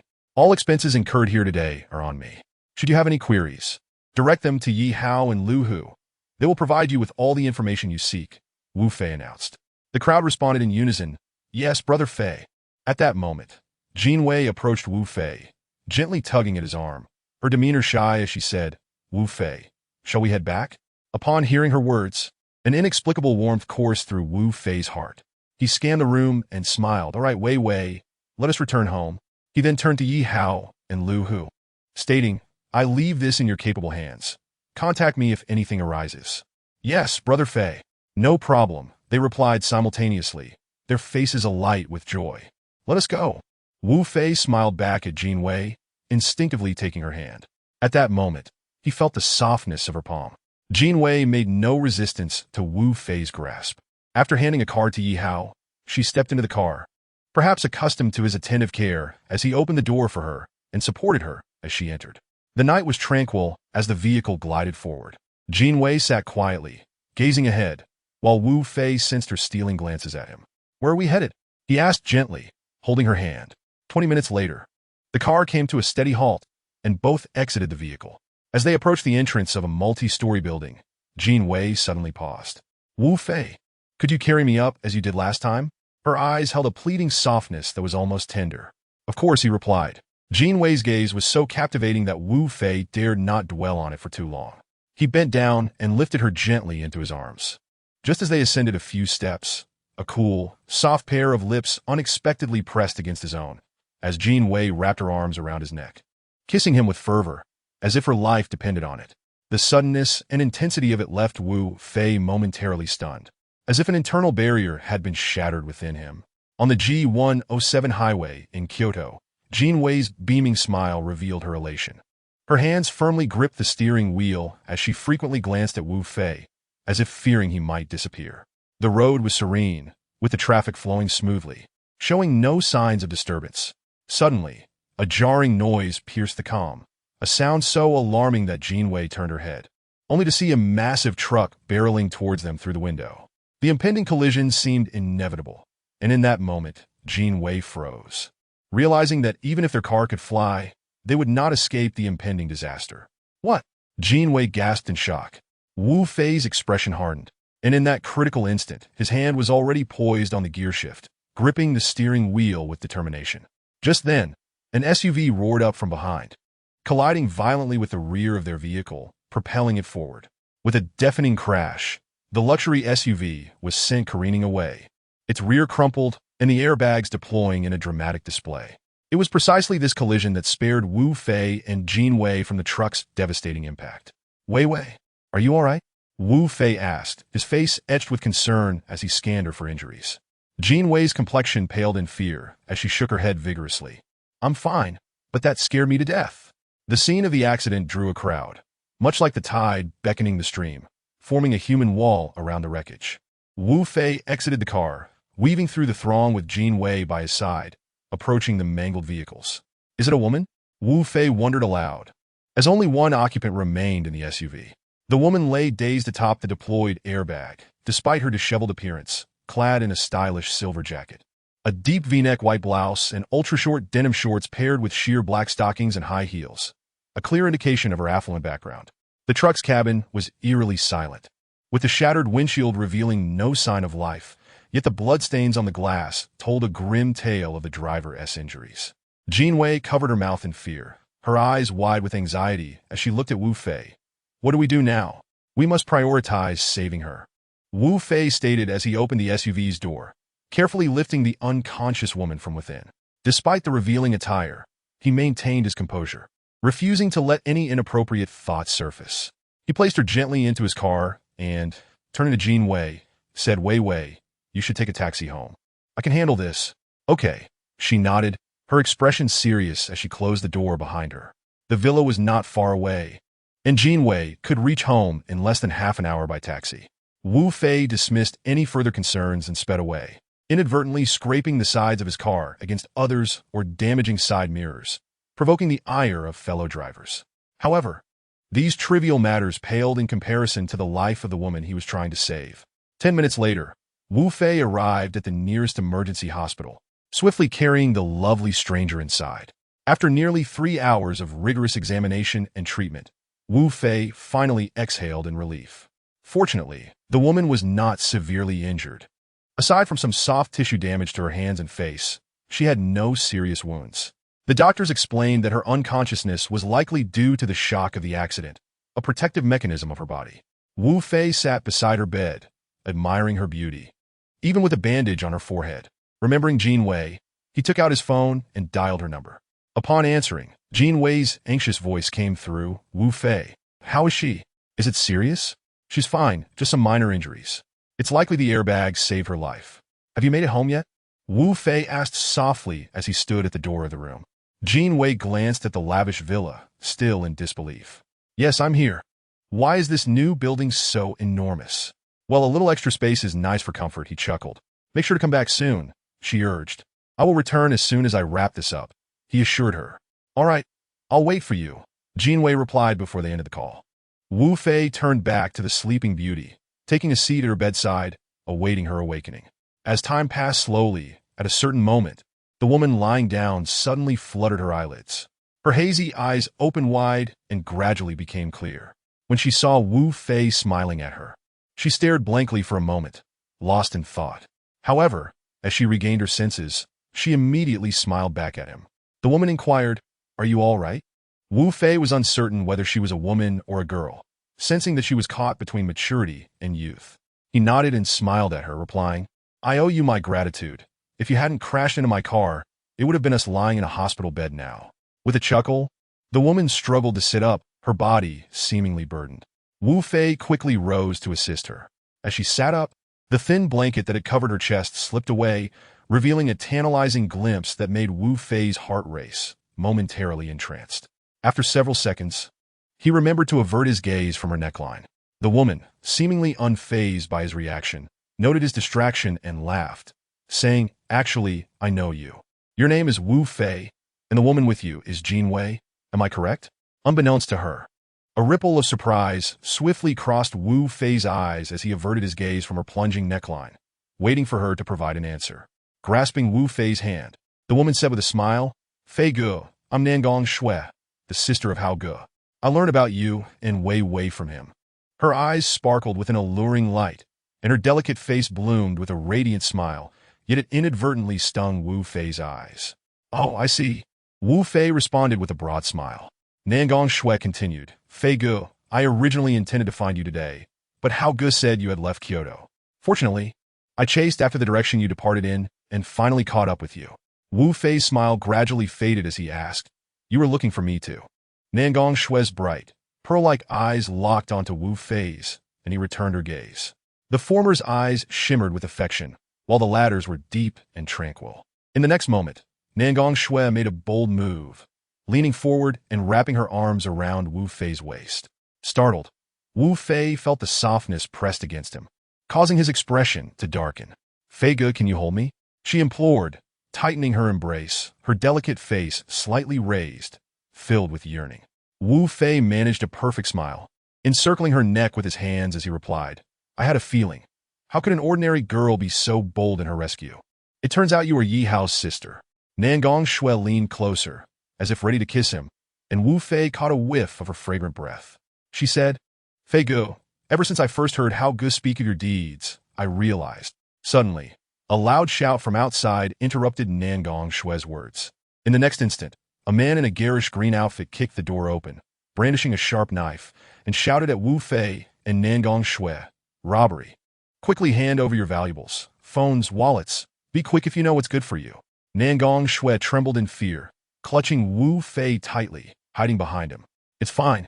I'll handle this," Wu Fei reassured her, gripping her delicate hands around his waist with a smile. Outside, other men's shouts echoed, accompanied by the sounds of women and children crying, suggesting that the entire hospital had fallen under the control of these ruffians. "Hurry up. I don't have time to waste with you." The man in green approached Wu Fei, shaking the knife menacingly, while he grinned cruelly at the terrified Nangong Shui hiding behind him. "Get lost!" A cold command rang out, followed by a leg sweeping through the air, landing a fierce kick on the thug's jaw. With a cry akin to that of a wounded animal, the thug was sent flying several meters away, crashing to the ground. In the lobby below, a small man in green hurried to the muscular man with tiger tattoos and a well-defined chest, saying, "Boss, there's a fight upstairs. I'm going to check it out." The muscular man nodded. "Go." He commanded a group of thugs following closely behind, true to Wu Fei's expectations. As he led Nangong Shui out of the hospital room and through the corridors, they encountered thugs brandishing knives in nearly every room, demanding valuables. Fei Ge, I'm so scared. I can't take it anymore. Nangong Shui clung to Wu Fei as if she were an octopus wrapping around him, trembling uncontrollably. It was hard to believe that this timid and delicate woman had bravely crashed into Wu Fei's car to save him and Jin Wei not long ago. Wu Fei allowed her to grip his arm tightly, akin to someone clinging desperately to a branch amidst a flood.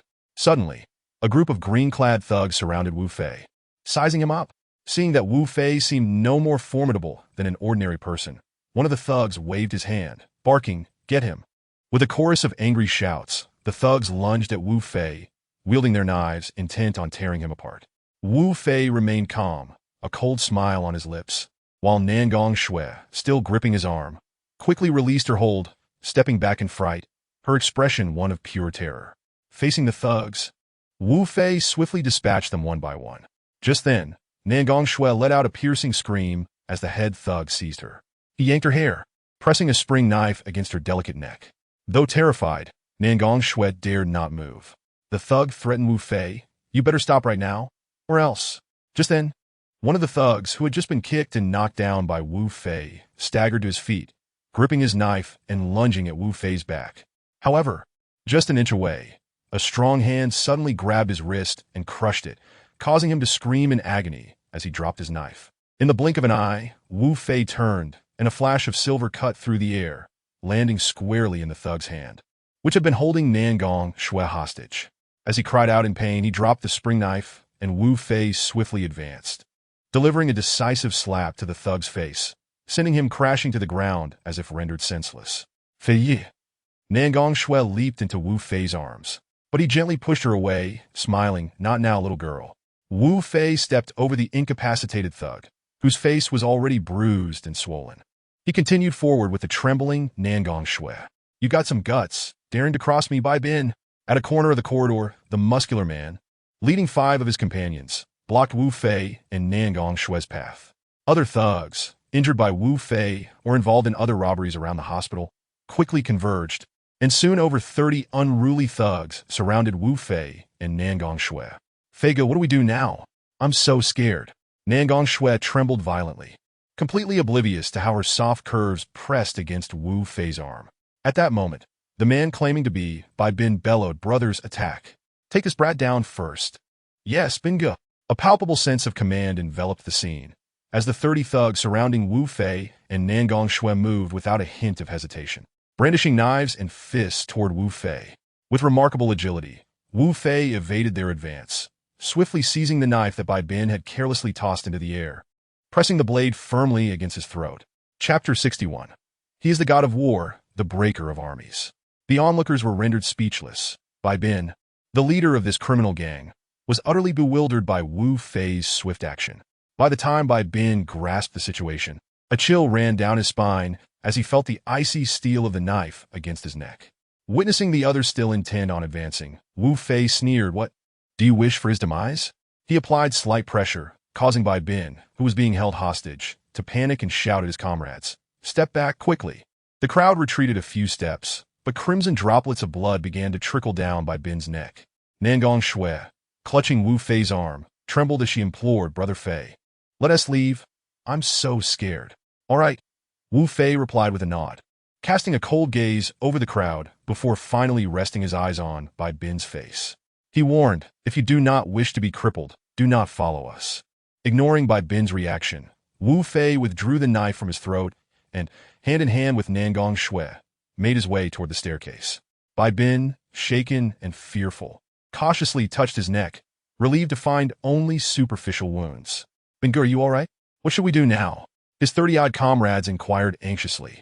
After a moment, Bai Bin regained his composure and instructed a tall, slender man in a black leather jacket, "Hey Z, follow them. Call me as soon as you locate their hideout." "Understood." Bin Ge, the man in the leather jacket, nodded obediently, hastening after Wu Fei and Nangong Shui. Bai Bin surveyed the scene and barked, "What are you all waiting for? Collect your payment and clear out. The police are on their way." "Yes, Bin Ge." In an instant, The thugs dispersed like a receding tide. The night remained dark. And 20 minutes later, Wu Fei parked the car in front of a 3-story building not far from the hospital. As they exited, Nangong Shui remarked playfully, "Brother Fei, I have a house here. Aren't you curious?" Wu Fei chuckled. "That's quite normal. You have the means to buy a house wherever you please. But living alone in such a large house would be quite lonely, wouldn't it? If you share it with family or friends, it would be different," he replied. As they conversed, they entered the building. Meanwhile, not far from the entrance, the man in the leather jacket abruptly halted his motorcycle, glanced around, and pulled out his phone. Dialing Bingu, "I've located the person's hideout." Inside the spacious and brightly lit building, Nangong Shui suddenly approached with 2 glasses of red wine, handing one to Wu Fei with a smile. "Brother Fei, this is my favorite. It's absolutely delicious. You must try it." Wu Fei, feeling parched, tilted the glass and drained it in one go. As Nangong Shui finished her drink, she gazed at him with wide, sparkling eyes, lost in thought. "What is this? Are you already tipsy after 1 glass?" Wu Fei teased, placing the empty glass on a transparent glass table. As he turned away, Nangong Shui boldly leaned against him, wrapping her arms around his neck with a seductive smile. "What do you desire?" Wu Fei wore a peculiar smile, bending slightly to lift her effortlessly, prompting a cascade of playful laughter from Nangong Shui. "If you wish to sleep, I shall carry you to bed." He pushed open a half-closed door, entering a room and gently placing her on a soft, large bed. However, Nangong Shui had no intention of letting him go. She tightened her grip around his neck, pulling him down onto herself. "What do you intend to do?" Wu Fei asked, feigning ignorance, his smile growing more enigmatic. "What do you think, my dear brother Fei?" She boldly began to tease him, raising her leg clad in lace stockings, while her delicate hand caressed his chin, slowly lifting his face to meet hers. "Get out here, you brat!" Just as their lips brushed together, a furious shout erupted from outside. Both Wu Fei and Nangong Shui froze momentarily, and as Wu Fei tried to rise, she clutched him tighter, insisting, "Don't mind him, brother Fei. Let us continue. I still want." "Huh. Once I deal with them, we shall resume," Wu Fei said with a mischievous grin, extricating himself from her embrace. They approached the door, where several cars were parked haphazardly. Among the remnants of the earlier crowd, a new group had arrived, their faces hardened and menacing. Babin quickly addressed a tall, austere man wearing sunglasses, Lei Gu. "That's the guy." The man, referred to as Lei Gu by Bin, slowly removed his sunglasses, his eyes filled with a challenging glare directed at Wu Fei. Nangong Shui trembled beside Wu Fei, pulling on his hand. "Brother Fei, what should we do now? We need to escape. I'm so scared." "Don't worry, I'll handle them," Wu Fei replied dismissively, pushing her hands away as he stepped forward to face the group. With a cold glare sweeping over the crowd, he addressed Bin, "Let us settle this quickly. Don't waste time here. All of you, come at me together." "Such bravado!" Bin exclaimed in Anga, just as the man who had removed his sunglasses intervened, stating, "Let me, the god of legs, handle this." Fine, Lei Jie. Bin, aware of the formidable capabilities of the god of legs, stepped back. Standing opposite Wu Fei, Lei Gu sneered, "So, I hear your speed is impressive?" A cruel smile played on his lips. "I wonder if you can outrun my legs." "Then let us see you try," Wu Fei replied with a cold laugh. "Get down." Lei Jie's expression darkened as he lunged forward, his legs striking toward Wu Fei's face. Yet Wu Fei blocked the powerful kicks with his arms, retreating a step under the force of the impact. Wu Fei's face reflected shock as he scrutinized Lei Gu with intrigue. "Get down now," Lei Gu bellowed, flipping in midair and landing on his hands, launching a series of kicks aimed at Wu Fei's vulnerable areas. Wu Fei struggled to parry the onslaught, clearly feeling the strain as he began to retreat step by step. Lei Gu seized the upper hand, and in a moment of triumph, he spun around and delivered a powerful kick to Wu Fei's chest, sending him crashing to the ground. Instead of pressing the advantage, Lei Gu stood over Wu Fei, coldly watching him, a smirk playing on his lips, basking in the admiration of his companions. Wu Fei clutched his chest, trembling as he managed to rise. But when he faced Lei Gu, an unmistakable chill washed over him. To Nangong Shui's eyes, Wu Fei seemed diminished, his hand pressed against his chest, his expression betraying no signs of distress. Yet it was clear to all present that he had lost much of his combat prowess and the confidence he had displayed earlier in the hospital.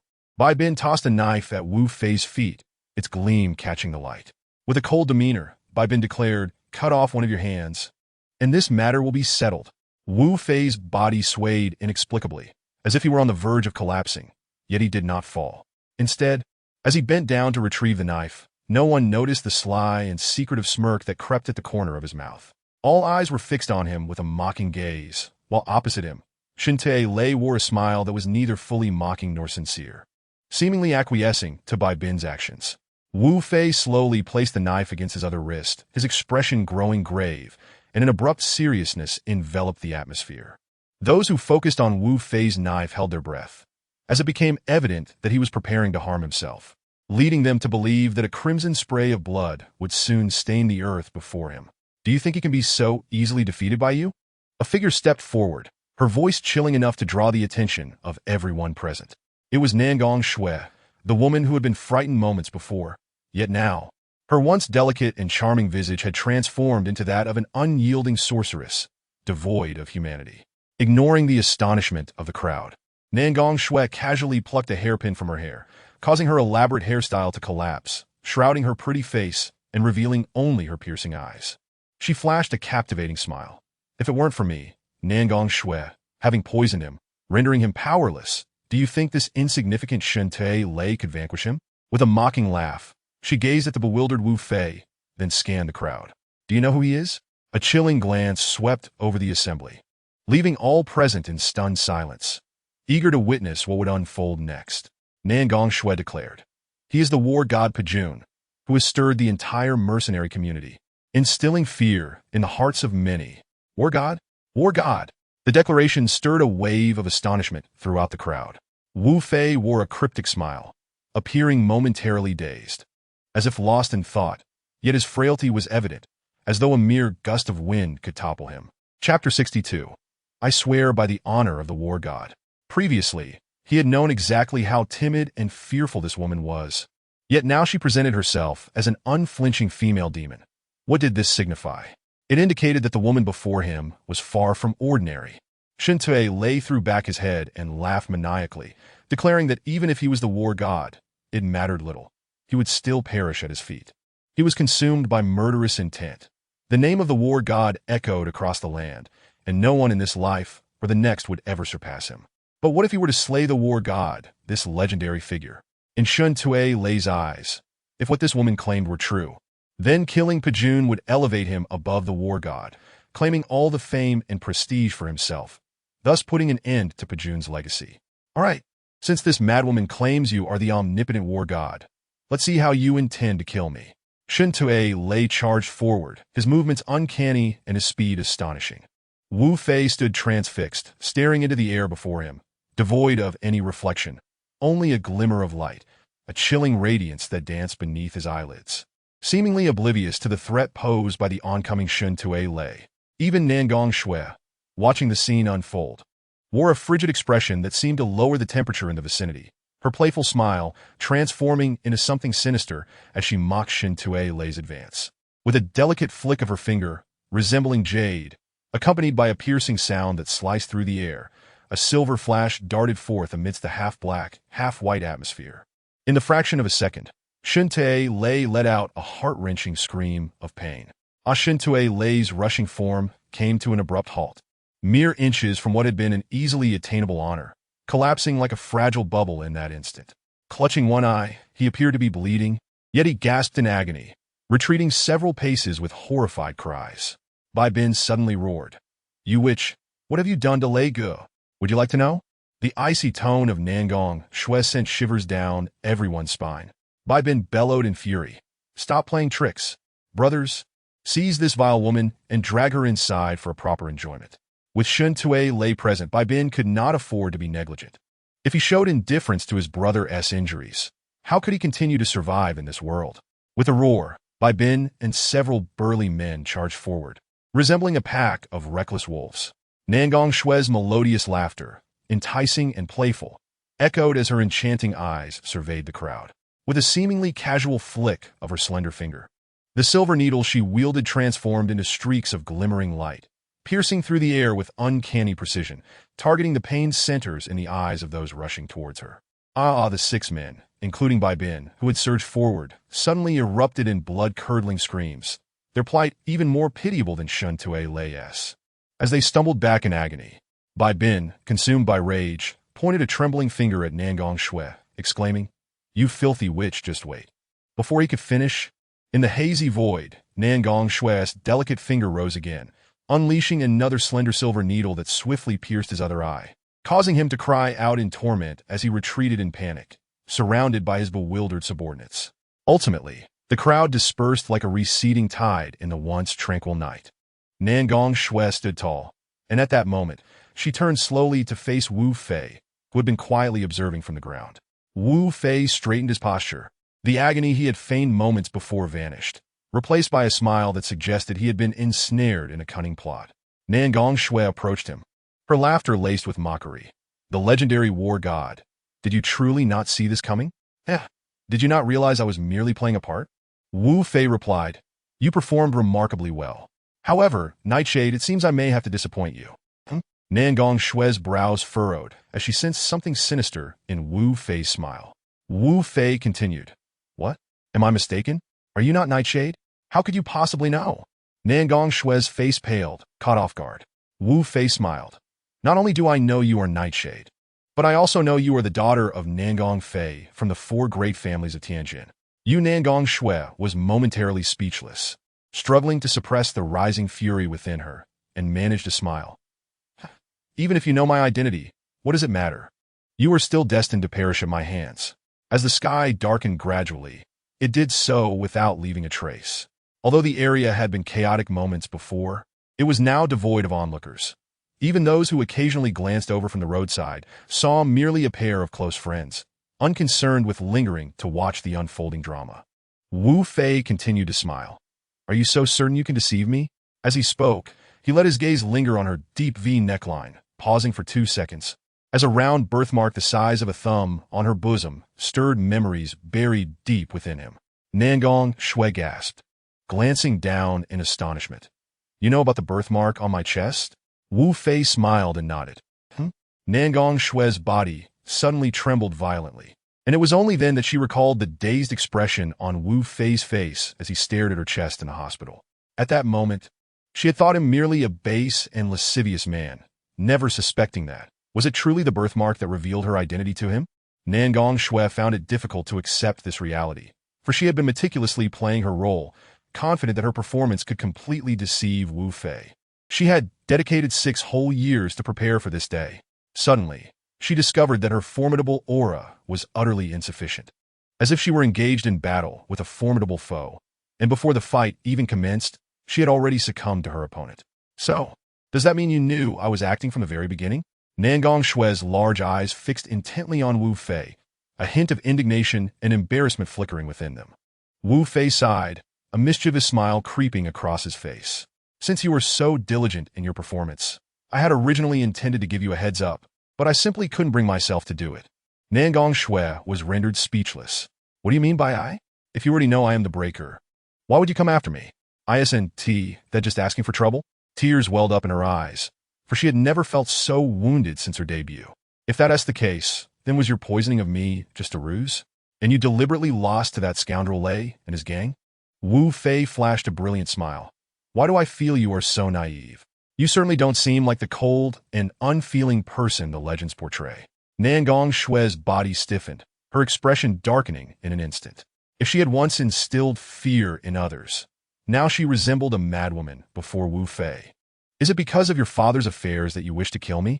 Wu Fei was unwilling to entangle himself further with her.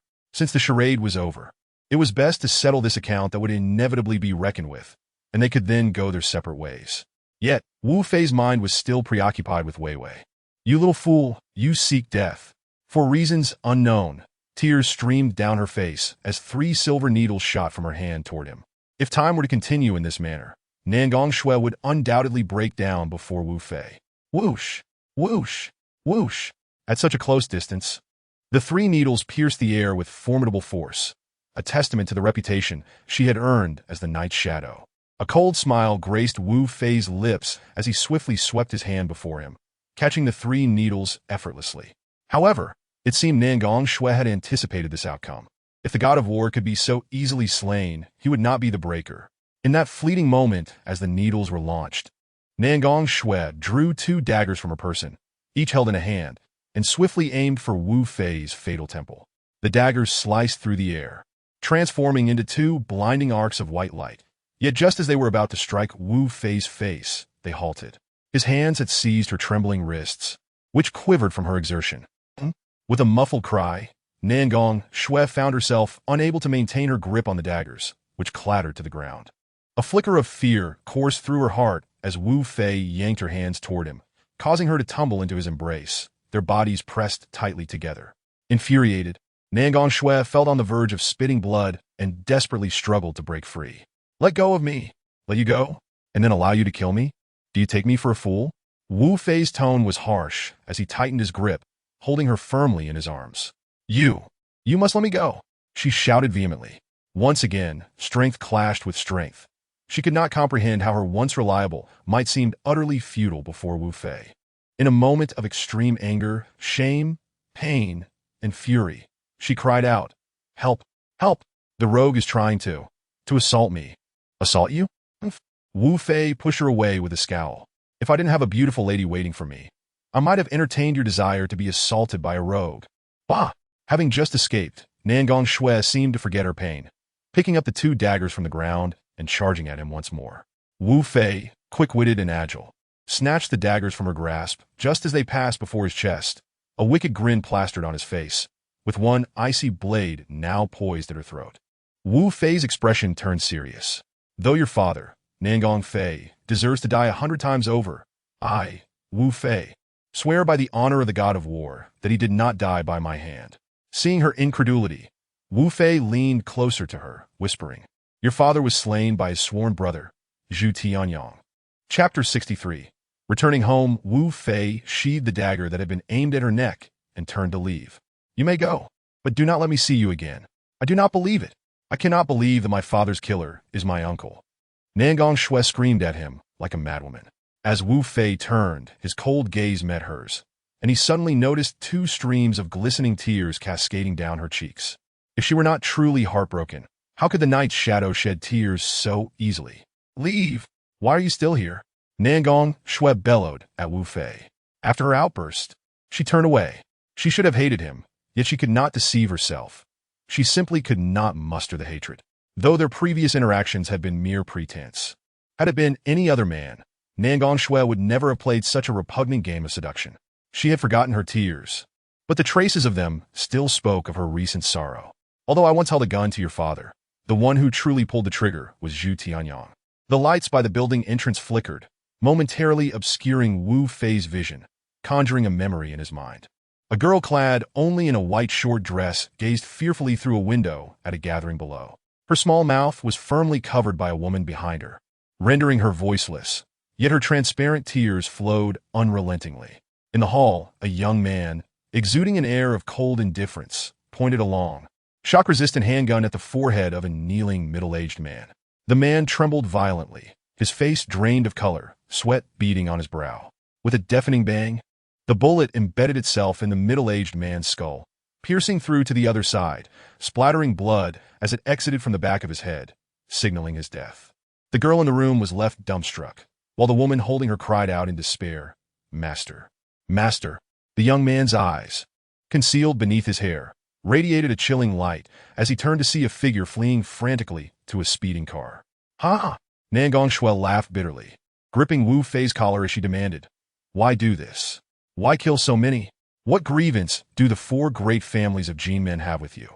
Wu Fei's lips twitched involuntarily, revealing a cruel smile. Upon seeing this expression, Nangong Shui's face paled in shock, only to be followed by an unexpected surge of pity for him. "If your uncle had not shot your father, I would have killed him regardless." Wu Fei turned away, his silhouette embodying solitude and arrogance, yet also a profound coldness. "Why? Why?" Nangong Shui screamed in anguish, yet her frenzied inquiries elicited no response. Only Wu Fei's continued indifference and cruelty. As she began to understand, tears streamed down her face, forming lines of sorrow. "Is it all because of that woman? Is it because of her that you wish to obliterate my entire family, destroy Jin men, and sever the ties of the 4 great families? Is it not?" Wu Fei paused for a moment, his casual demeanor suddenly transforming as a chilling light flickered in his eyes, his face becoming as frigid as ice, causing the very air around them to grow noticeably colder. Without lingering, Wu Fei boarded the very car that had brought Nangong Shui here not long ago. In a frenzy, she rushed forward, crying out, "If you seek vengeance, if you wish to kill everyone, why not kill me too? Why leave me alive?" The world was enveloped in silence. The lights spoke not a word, as Wu Fei's car accelerated, weaving swiftly around the obstruction that was her. Inside the vehicle, Wu Fei's handsome visage was obscured by the dim light filtering through the windshield, rendering his expression indecipherable. Nangong Shui, feeling utterly powerless, stamped her foot, her tear-filled eyes fixed on the car, as if her heart and soul had departed with him. She murmured, "How could you know about the birthmark on my chest?" "No one besides my mother knows." Bewildered, Nangong Shui trudged back to the building, only to realize she was standing in the center of the hall dazed. The door remained ajar, and a throng of burly men wielding knives and clubs surged in, surrounding her delicate figure completely. It was this very disturbance that roused her from her stupor. A glance around revealed a wall of bodies, even with her unparalleled dart-throwing skills. Facing so many adversaries at once was an overwhelming predicament. "Our boss wants to see you." A voice filled with rage and indignation called out from the crowd, belonging to the previously encountered Shin Leg, whose one eye was swathed in white bandages, seemingly in fear of Nangong Shui's flying needles, while numerous lackeys shielded him closely. That night, under the gentle embrace of the evening, as Wu Fei prepared to exclaim, "I'm back. I have finally returned." Within the villa, a voice broke through the air, "Wu Fei, you're back." In contrast to the excitement of the two women, Jin Wei's call was much more subdued. Yet it contained an indescribable joy.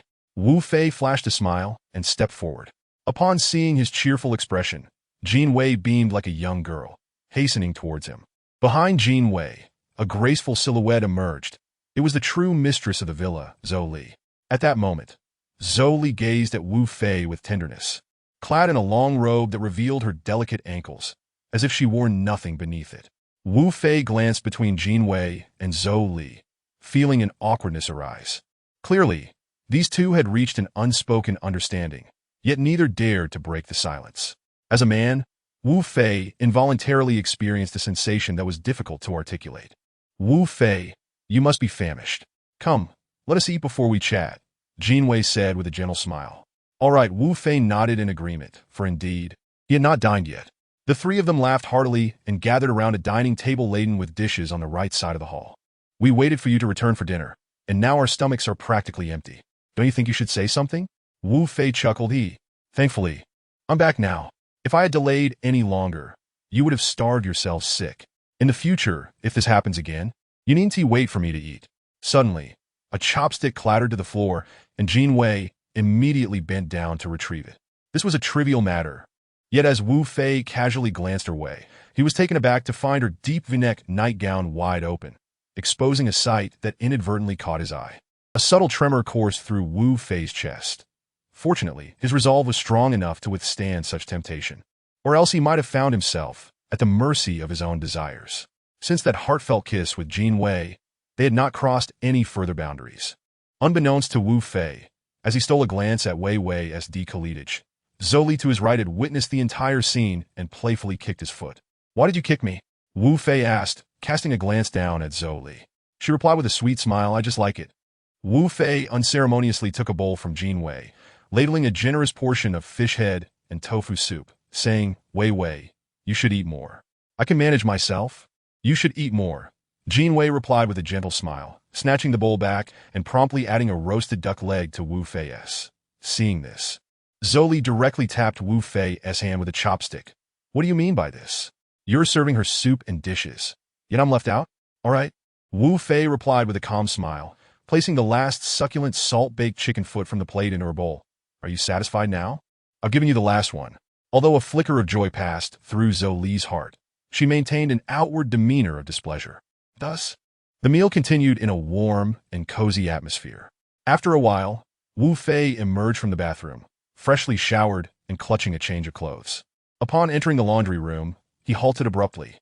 There was Jin Wei, bent over, scrubbing a piece of clothing. While this was not unusual, Her pose inadvertently presented her rear towards Wu Fei in a teasing manner. At that moment, such a provocative display was clearly a divine test of his patience. "You're here. Bring the clothes over, and I'll wash them for you," she said.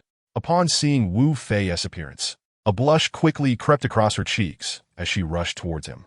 "Oh, all right." Wu Fei grinned, yet before he could fully process the situation, Jin Wei had taken the clothes from his hands, her slight awkwardness and nervousness evident. To spare her discomfort, Wu Fei turned and exited the laundry room. As Wu Fei passed Zhou Li's door, she called out to him, "Wu Fei, come in for a moment." "What is it?" He paused and stepped into her room. Zhou Li was lying on the bed, and upon his entrance, she assumed an alluring pose, saying, "Fei, I wanted to tell you not to feel too pressured. When I sought your help from Tianyin, I already knew you could not belong to me alone. Regardless, as long as you hold me in your heart, that is enough." Wu Fei met Zhou Li's earnest gaze. Unsure of what to say, he simply nodded silently. He wrapped his arms around her waist and gently pressed his lips to hers. 5 minutes later, he pushed open his own door and stepped into his room. Lying on the bed, images of their enticing moments flooded Wu Fei's mind. He had never experienced such thoughts before, and now they clung to him stubbornly. He could distinctly feel a reaction in his body, as the devil of impulse urged him to act. The power of temptation was boundless, and Wu Fei's willpower stood resolute. However, as the forces of temptation and restraint clashed within him, it became clear that he would not find sleep that night. Who said a warrior is perfect? Undeniably, Wu Fei was just a normal man, and if he could remain indifferent after such teasing from Jin Wei and Zhou Li, it would only prove he was not a man at all. Chapter 64. The Emergence of the Dark Tiger Yunzhou, Sanxian Fengmen Prison. A prison guard clad in uniform swung open a cell door and bellowed at the inmates within, "You've been bailed out. You're being released today." A flicker of joy flashed in the eyes of the Dark Tiger, quickly replaced by a venomous glint. His release was a few days later than expected, and life in prison was unbearable. As he strode out with 400 brothers in tow, a dozen business cars awaited outside. A sultry woman with a ponytail rushed forward. "Tiger brother, you've suffered. Is this all there is?" The Dark Tiger scanned the crowd, irritation brewing in his gaze. The ponytailed woman followed his line of sight. "Tiger brother, are you referring to the boss? He didn't come. He busy." No matter." The Dark Tiger's eyes flashed with fury before he fixed his gaze on the woman, his intense stare locking on her as he pulled her into the nearby business vehicle. Inside, he pressed her beneath him as the car drove away. The ponytailed woman, feigning distaste, remarked, "Tiger brother, now that you're out, what is the first thing you plan to do? Are you seeking revenge on Long Shadang?" "Long Shadang? Yes. I've heard that Shiage has joined the Qinglong Society and is now called Long Shadang." Ming, who momentarily froze, then pounced upon her with the ferocity of a ravenous wolf, subjecting her to a relentless assault. In the gym on the 3rd floor of the Qinglong Club, a colossal fist suddenly hurtled towards Tan Yin like a cannonball, yet she skillfully managed to seize the massive hand, and in an instant, she executed a technique that allowed her to slam the hefty figure down onto the arena floor with great force. Next, Tan Yin shifted one leg from the chest of the giant and coldly glared at the row of hulking men standing before her. "Sister." A younger brother hurriedly pushed open the door and sprinted to the edge of the arena. "Sister, Ming Hu and his gang have just been bailed out of prison." Tan Yin executed a swift 360-degree kick, sending another newcomer crashing to the ground, her furious gaze fixed on the remaining men. "Come at me all at once." The 8 hulks exchanged astonished glances before stepping forward, eager to engage. A younger brother at the edge of the arena wiped the sweat from his brow. "Sister, Fei Gu has thrown Ming Hu and his crew into jail. Once they're out, they'll surely come after us. Understood?" Immediately darting towards the group of giants. The broad street appeared surprisingly desolate, with only a few men and women passing by after a considerable time. Tan Yin emerged from a bar, lighting a cigarette, inhaling deeply before narrowing her eyes and exhaling a perfect ring of smoke, striding forward with a feline grace. The street was eerily silent, occasionally interrupted by the sight of a drunkard, singing or laughing as they meandered along the roadside.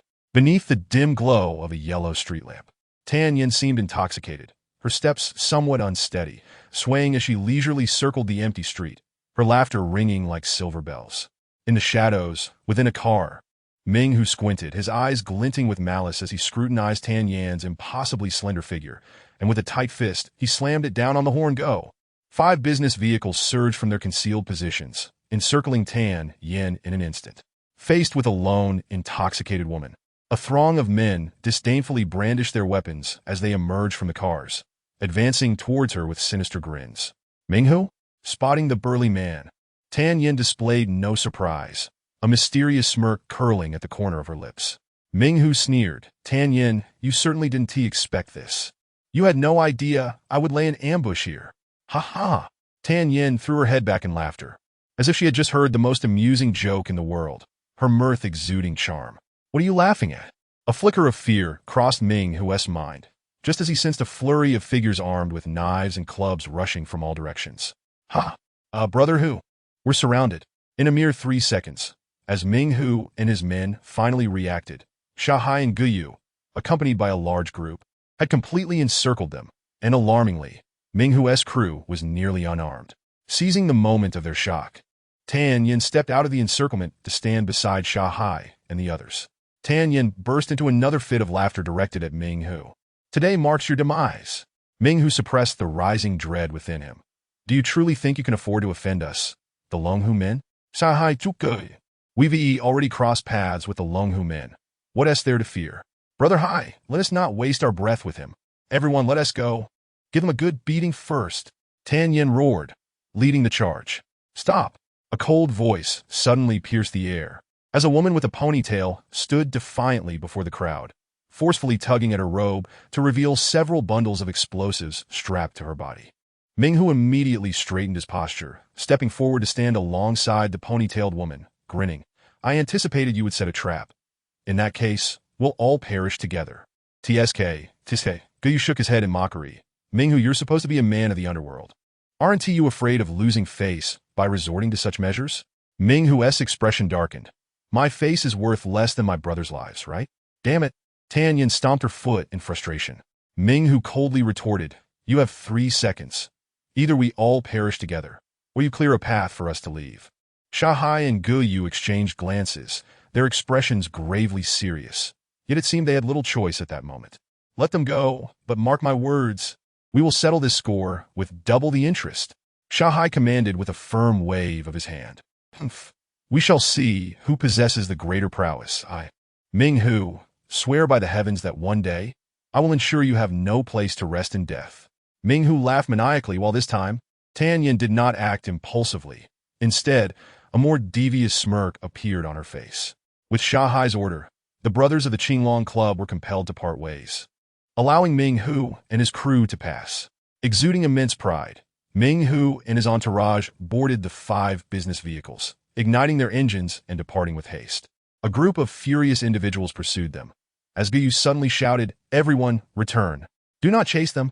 At his command, those who had just rushed forward immediately turned back, each one brimming with pent-up frustration. Damn it, to see the prize slip away just like that? Tan Yin fumed as she approached Shahai. It's not the end of the world.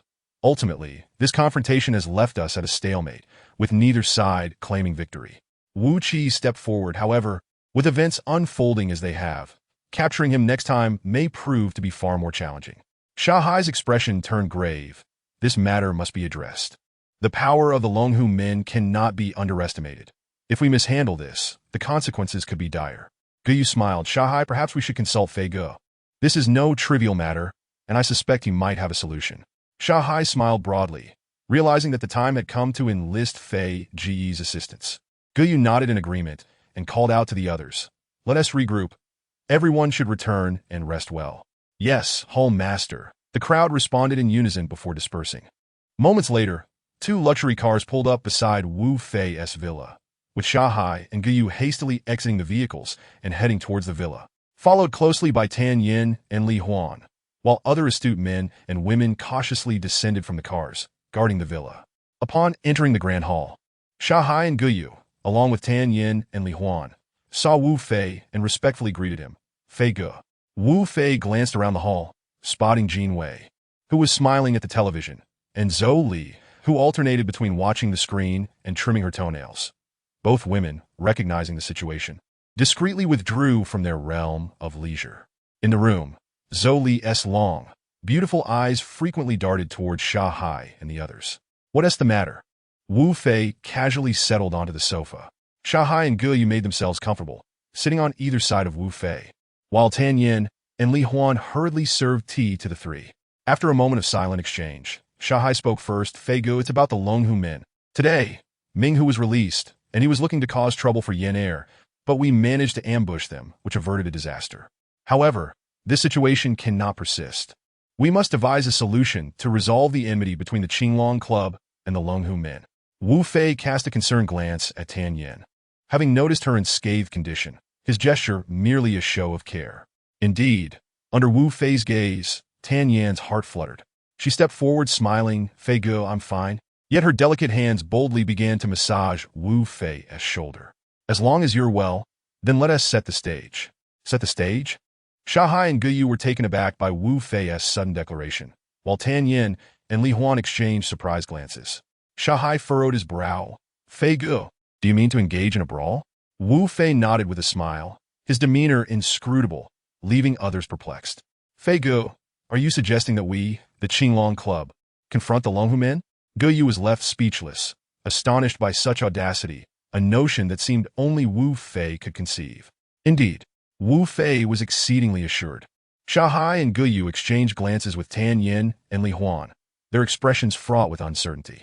Ge Yu lowered his voice, saying, "Fei Ge, you may not fully comprehend the strength of Hu Tian Xiao. If we truly intend to engage them in a grand showdown, he can summon at least 5,000 brothers, whereas we barely number 2,000. Is it not akin to eggs attempting to clash with stones?" Wu Fei's lips curled into a subtle smile, revealing a cunning expression. The four felt a chill run down their spines, each silently lamenting the coldness of the situation. They were relieved that Wu Fei was not their enemy. Otherwise, it would be a tragedy indeed. Chapter 65. The support from Wu Min. Sha Hai immediately wore a grim expression. "Fei Ge, we can no longer rely on the police. Last time, they were defeated by the officers we summoned, and there is no reason they wouldn't resort to bribing the officers. If that were the case, the consequences would be dire. Just think, if we called the police again, they would undoubtedly be aware of any police movements, and then—" Sha Hai's thoughts drifted as he suddenly found it curious. Could it be that the problems they contemplated were beyond Wu Fei's grasp? If he had indeed considered them, why would he still voice such concerns? "What do you think of Wu Min?" Wu Fei inquired, sensing that further tormenting them was not a sign of good intentions. The four exchanged glances once more, their expressions puzzled, unable to discern Wu Fei's meaning in mentioning Wu Min. "Wu Min? You mean the Wu Min from Kyoto?" Sha Hai asked gravely. Wu Fei nodded.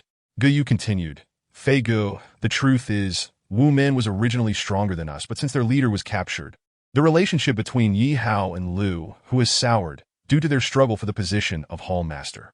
Although there have been rumors of reconciliation, we do not know if they are genuine. If they truly have mended their ties, their strength would undoubtedly surpass ours. But we fear that Yi and Lu want to be sincere. Fei Ge, you aren't considering asking for Wu Min's assistance, are you?" Sha Hai asked in astonishment. Wu Fei countered, "Is it not permissible for the loyal and righteous Hall to offer assistance? It is not a matter of permission, but—" Sha Hai and Ge Yu exchanged a solemn glance, having overlooked Wu Fei's choice of the word let rather than ask. Wu Fei pressed on, "And what is it?" After a moment of hesitation, Sha Hai replied, "Fei Ge, previously, our Sha Ge had a contentious relationship with Wu Min. Although their leader has been captured, it does not mean that this relationship has altered. If we were to seek Wu Min's help now, it would likely require a significant expenditure. Moreover, we must consider whether they would dare to risk offending Longhu men." Ge Yu nodded in agreement. "Money is not the ultimate issue, Fei Ge. Our concern is that Wu Min might take advantage of our predicament and turn against us." "Ha!" Wu Fei suddenly threw his head back in laughter. Sha Hai, Ge Yu, Tan Yin, and Li Huan were visibly startled by Wu Fei's mirth, unable to fathom the cause of his amusement given the gravity of the situation. "The matter of reinforcements, I shall resolve." Wu Fei composed himself, looking at Sha Hai and Ge Yu. "You two think of a larger venue to notify Hu Tian Xiao. We shall clash in 2 days." Sha Hai and Ge Yu exchanged bewildered glances, their expressions akin to those of monks lost in thought. They could not comprehend Wu Fei's intentions, viewing him almost as a supernatural entity. Nonetheless, Wu Fei's confidence spurred them to set aside their worries and prepare for battle. For he was their esteemed leader. Fei Guo, for such a large-scale confrontation, the best location would be the expansive lawn in South City Park. It is spacious and seldom frequented, making it difficult for outsiders to interfere during a brawl. Very well, Guyu. Please sketch a simple map for me, Wu Fei instructed. Guyu chuckled. Fei Guo, you mean the map of the South City Park lawn? Precisely. All right, I shall draw it now. Guyu promptly rose to comply. Wu Fei then turned to Shahai, inquiring, do you have Wu Tianzhao's phone number? Yes, Shahai affirmed with a nod. Call him and inform him to meet at the location Guyu just mentioned on Wednesday afternoon at 3 o'clock. Wu Fei grinned cunningly. Excellent. Observing the smile that graced Wu Fei's lips, Shahai could not categorize it as friendly, and he could not help but reflect. Fei Ge is undoubtedly more formidable than he appears. What secrets does he harbor? Ha ha ha. The Dark Tiger is about to burst into laughter. This small Qinglong society dares to challenge us, the Long Hu men, to a life-and-death battle. It is truly laughable. Ha ha. A figure stood with his back to the Dark Tiger, his stature not imposing, yet the aura he exuded overshadowed that of the Dark Tiger. Aside from Hu Tianzhao, who fell into silence, the other 4 men and 1 woman in the hall could not contain their laughter. In a fleeting moment, Hu Tianzhao turned around, his countenance marked by a stern demeanor. Though he possessed a scholarly appearance, an undercurrent of murderous intent began to surface. The laughter among the 6 did not fade, but as Hu Tianzhao's piercing gaze swept over them, their smiles stiffened instantly. The coldness and murderous intent on Hu Tianzhao's face vanished in an instant, replaced by calmness as he said, how could this be possible? What are they scheming? The Dark Tiger dismissed his concerns. Big brother, I believe they are left with no choice. They know they have offended us and surmise that we could strike at any moment, so they prefer to face us head-on rather than prolong their suffering. At least this way, they can maintain a semblance of dignity. Is it possible? Hu Tianzhao shot a cold glare at the Dark Tiger. Never before had anything made him this anxious. He had always believed that even if the sky were to fall, he could handle it with ease. Yet he did not expect this. Everyone, ponder what could compel them to confront us. If we cannot ascertain the reason, we must not engage. Boss, what are we afraid of? We outnumber them. How could we fear such a small Qinglong society? The Dark Tiger could hardly tolerate Hu Tianzhao's indecisiveness. Reflecting on his own brash nature, he found Hu Tianzhao's meticulousness exasperating, as if he were overly cautious. Yet, not everything in life follows logic. At 1 o'clock on Wednesday afternoon, Hu Tianzhao received unexpected news from the informants he had positioned at the police station. They informed him of a significant operation scheduled for 3 o'clock, targeting the North Gate Theater of South City Park. This revelation relieved the tension he had felt over the past couple of days. Although a degree of skepticism lingered, he was nearly certain this led him closer to the answers he sought. The others were equally delighted, filling the hall with laughter as they discussed the situation. The Dark Tiger exclaimed, Boss, what are we waiting for? Now that we understand their reasons for challenging us, should we not strike the Qinglong society hard and leave them in disarray? Hu Tianzhao's expression turned serious as he surveyed the room. Brothers, prepare your men. We shall engage at 3 o'clock. Yes, boss. The group responded enthusiastically, invigorated as they departed. As the Dark Tiger took a few steps, he turned back, asking Boss, will you be going today? Hu Tianzhao nodded. For safety's sake, I must be present. At 3 o'clock in the afternoon, dozens of vehicles of varying sizes flowed through the east gate of South City Park. Wu Fei, along with Shahai, Guyu, and over 2,000 others, arrived punctually at the park's expansive lawn. At a glance, the area was divided into 3 segments. One part was a patch of dried yellow grass. Another was a barren wasteland, and the last was a lush grove of red trees. The vehicles came to a halt in the wasteland, and the crowd made their way to the grassy area, where they observed that, aside from a small number who were empty-handed, the majority clutched double axes tightly. Wu Fei maintained a calm demeanor, his gaze fixed ahead. Tan Yin shifted her position, her slender form gliding beside Wu Fei. Fei Yi, could you divulge when our allies will arrive? What are you afraid? Wu Fei teased her. Afraid? Tan Yin immediately shook her head. Not at all. With Fei Ge here? How could I, Tan Yin, be afraid? With a flirtatious glance cast towards Wu Fei, they arrived. A multitude of luxurious automobiles, varying in size, approached from the west, coming to a halt on the expansive barren land. Soon after, a throng of individuals followed behind Hu Tianxiao and Ming Hu, disembarking from their vehicles and surging forth like a tidal wave. A swift glance revealed that this formidable crowd numbered approximately 3,000, with only a few barehanded while the rest wielded weapons. As the two factions faced each other, Hu Tianxiao had yet to speak when Ming Hu erupted into laughter, exclaiming, "Ha ha ha! Is it just you lot? In this vast Yunzhou, can't you find more people?" Wu Fei's lips curled into a smile. Just then, a fleet of cars sped in from the west behind Hu Tianxiao, and as the crowd expressed their bewilderment, a pale-faced man emerged from the vehicles, leading over 1,000 followers who came to a halt mere meters behind Hu Tianxiao's group, effectively severing their retreat and sandwiching the Longhu Gate members between themselves and the Qinglong society. Yo! Beside Wu Fei, the poison doctor Xue Li recognized this seemingly ailing man at a glance. Ah! The woman! Both Hu Tianxiao and Ming, who were taken aback, realizing that Wu Fei's side now outnumbered them by several hundred. In such a bloody conflict, when everyone's strength was relatively equal, greater numbers would inevitably enhance one's chances of victory. Are they also your people? Hu Tianxiao narrowed his eyes, staring intently at Shanghai, still unaware that Wu Fei was the leader of the Qinglong society.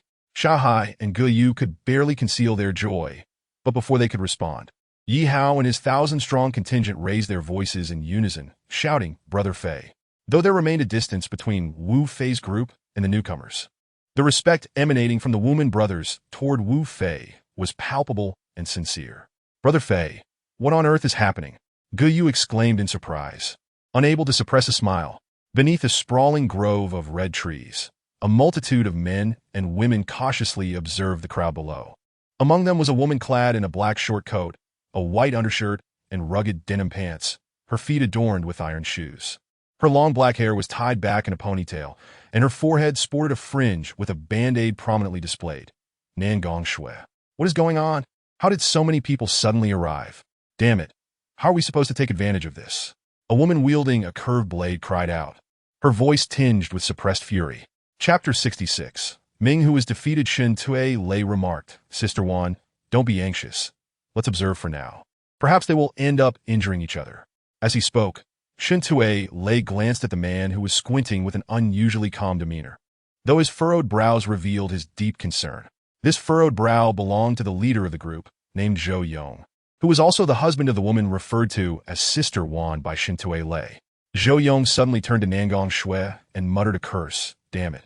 Why didn't you mention he had allies before? Is there a chance we might be caught in a trap? The seasoned Shen Tue Lei, aware of Nangong Shui's formidable prowess, quickly positioned himself in front of her. Nangong Shui scoffed, her gaze drifting across the scene. More people are coming. From the southern direction, a dozen large trucks suddenly rolled in one after another. Aside from Wu Fei and Yi Hao, who exchanged knowing glances, the rest of the crowd wore perplexed expressions, unable to comprehend why more individuals were arriving at such a critical moment. The newcomers were from another powerful faction of the women, the Luo organization, which could rival Yi Hao's group. Luo's imposing figure swiftly came into view, leading another 1,000 brothers who also bore weapons, forming an unyielding human wall in the southern direction. "Brother Fei!" Another thunderous cheer erupted, igniting the fighting spirit of everyone in the Qinglong society and woman. Zhou Yong, in the trees, was beside himself with rage. So this so-called Brother Fei is that formidable? We are truly doomed.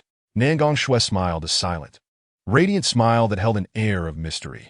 Shanghai's eyes sparkled with excitement as he looked at Wu Fei, rubbing his hands together. "Brother Fei, this surprise is truly monumental." "Little brother, the best is yet to come," Wu Fei replied with a grin. Hu Tianxiao surveyed the crowds to the east, west, and south, realizing that if a fight broke out now, their only escape route lay to the north. Yet seizing the vehicles seemed nearly impossible. The police waiting at the northern park entrance were not to be trifled with. In plain terms, fleeing north would only lead to incarceration. Ming Hu, shedding his earlier bravado, now bore an expression of panic and fear, his ugly face rigid as he scrutinized the surrounding individuals. The battle had yet to commence. Yet Hu Tianxiao's faction was already faltering, with a majority succumbing to trepidation. "What do you intend to do?" Though uncertain, Hu Tianxiao was the first to speak. Wu Fei replied, "With so many people fighting, the casualties would be excessive. which would be detrimental for both of us. Instead, why not have your 3 strongest fighters represent you for a duel, while we select 3 representatives as well? We can have 3 bouts to determine the victor. Good. Hu Tianxiao couldn't help but feel elated, inwardly rejoicing. This suits me perfectly. Whispers of agreement spread through his ranks, many of Hu Tianxiao's followers silently admiring Wu Fei's approach. Cautiously, Hu Tianxiao inquired, "And if we win, what then?" "If you win, you may do as you please." Wu Fei replied with a dispassionate smile, completely disregarding them. "Such arrogance. I shall see how you intend to defeat us." Ming Hu roared in response. "And if we win, what shall you do?" The woman named Tan Yin retorted. Hu Tianxiao scanned the crowd with a stern gaze before gesturing. "If we lose, you may do as you wish. Then let us dispense with the pleasantries and choose our champions," Wu Fei said, his smile fading. "I'll go." Tan Yin stepped forward, pointing at Ming Hu, declaring, "Ming Hu, if you have the guts, come out and face me." As adversaries meet, the tension escalated. Ming Hu chuckled derisively. "Do you really think I fear you?" He stepped forth, the clash imminent. The crowd retreated, clearing a space for the impending battle. With a howl, Ming Hu launched a ferocious assault on Tan Yin, seemingly intent on defeating her swiftly. In a heartbeat, a lithe figure darted through the air, and Tan Yin swiftly closed the distance. Only for Ming Hu to anticipate her move, a lascivious smirk adorning his face as he unleashed a brutal blow aimed at her chest. A sharp crack resonated through the air as Tan Yin was propelled backward. However, she retaliated with a powerful kick, channeling all her strength into a strike that landed squarely between Ming Hu's legs. To set up this maneuver, she had feigned a punch to his face, leaning forward in a deceptive stance. Even as she desperately leaned back to evade further damage, Tan Yin could not entirely avoid the impact of Ming Hu's fists. Nevertheless, his strength had significantly waned, and had he not been injured prior, his blows would have undoubtedly shattered her. As it was when the impact struck, Tan Yin fell to the ground, a wave of pain surging through her chest. Yet compared to Ming Hu, she fared far better. Suddenly, Tan Yin executed a somersault.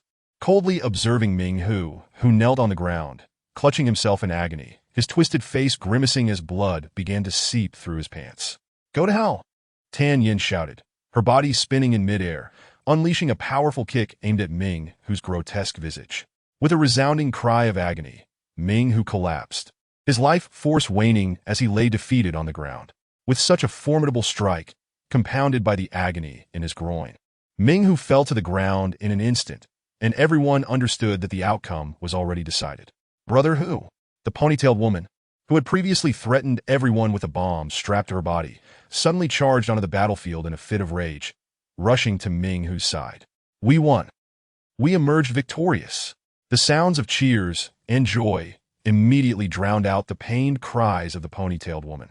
Tan Yin, filled with overwhelming pride, approached Wu Fei, her gaze fixed intently on his face, as if eagerly anticipating something there. Indeed, beneath her, Wu Fei suddenly raised a thumb, immediately eliciting an approving smile from him. Tan Yin trembled, as if a vibrant flower had unexpectedly blossomed within her heart, filling her with unparalleled joy. Tan Yin beamed with delight, standing excitedly beside Wu Fei. This was her first time truly feeling joy for a man from the depths of her heart. Ming Hu was carried away by his brothers, his life hanging in the balance. However, everyone understood that even if he were to survive, he would likely be rendered useless, no longer called Ming Hu, but rather Scar Tiger. As Ming Hu was removed from the scene, the ponytailed woman wore a cold expression, gripping 2 large knives tightly at her sides, her body visibly trembling. Once all eyes were upon her, she coldly uttered a few words. "For the second match, I shall fight." Instantly, everyone turned their gaze to Hu Tianxiao, whose face was dark with fury. It was evident he was seething with rage, yet he nodded in tacit agreement for the ponytailed woman to engage in battle. "I will accept the challenge." Suddenly, Yang Feng's voice rang out from behind Wu Fei.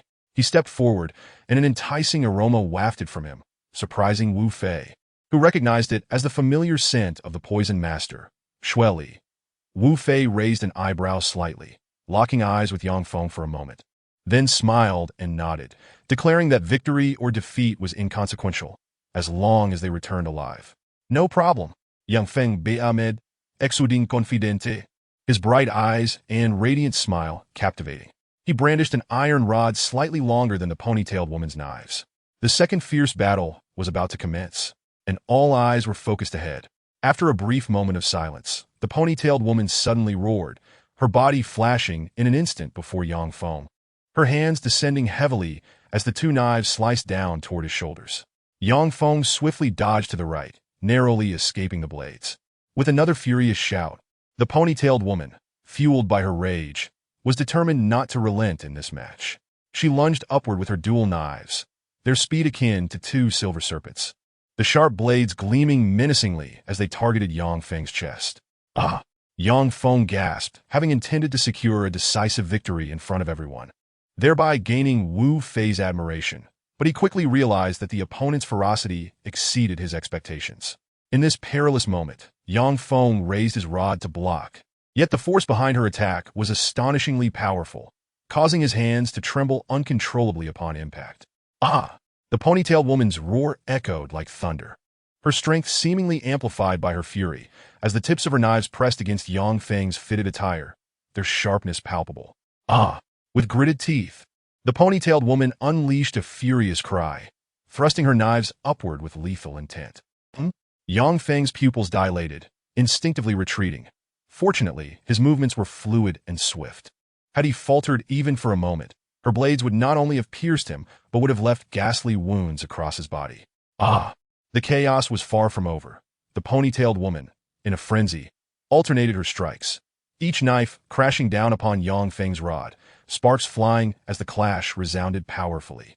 Yang Feng inwardly lamented, having been on the defensive since the outset, and now pushed further back, aware that a single misstep could lead to his demise or severe injury, with the added certainty of immense pain awaiting him. With a furious shout, a leg swung out from nowhere, striking Yang Feng's right shoulder with a resounding impact. Ah! Yang Feng cried out in agony, collapsing to the ground. Many had already anticipated Yang Feng's defeat.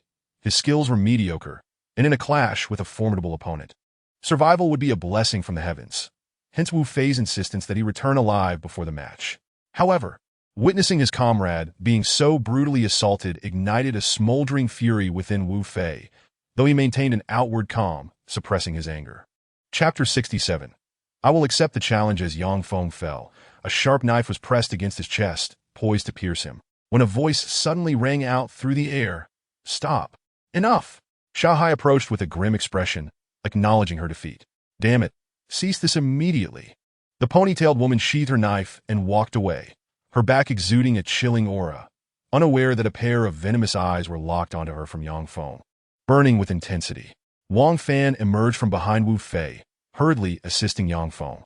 Noticing Yang Feng was unharmed, Wang Fan felt justified in his frustration over Yang Feng's loss in this critical match. Supporting Yang Feng, he led him from the arena, but as they reached Wu Fei, Yang Feng suddenly called out, "Stop!" The person assisting him halted immediately.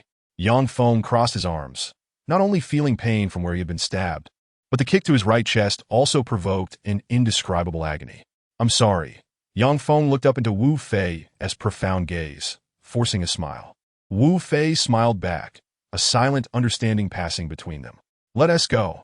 Wang Fan finally led Yang Feng away, guiding him to the back of the crowd where several sisters began to bandage his wounds and tend to his injuries.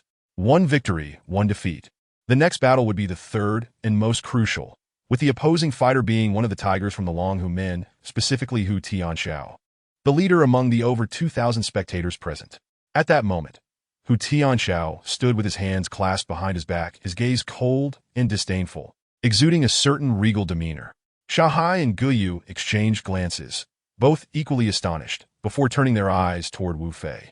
Guyu attempted to rush onto the battlefield, but Wu Fei firmly restrained him.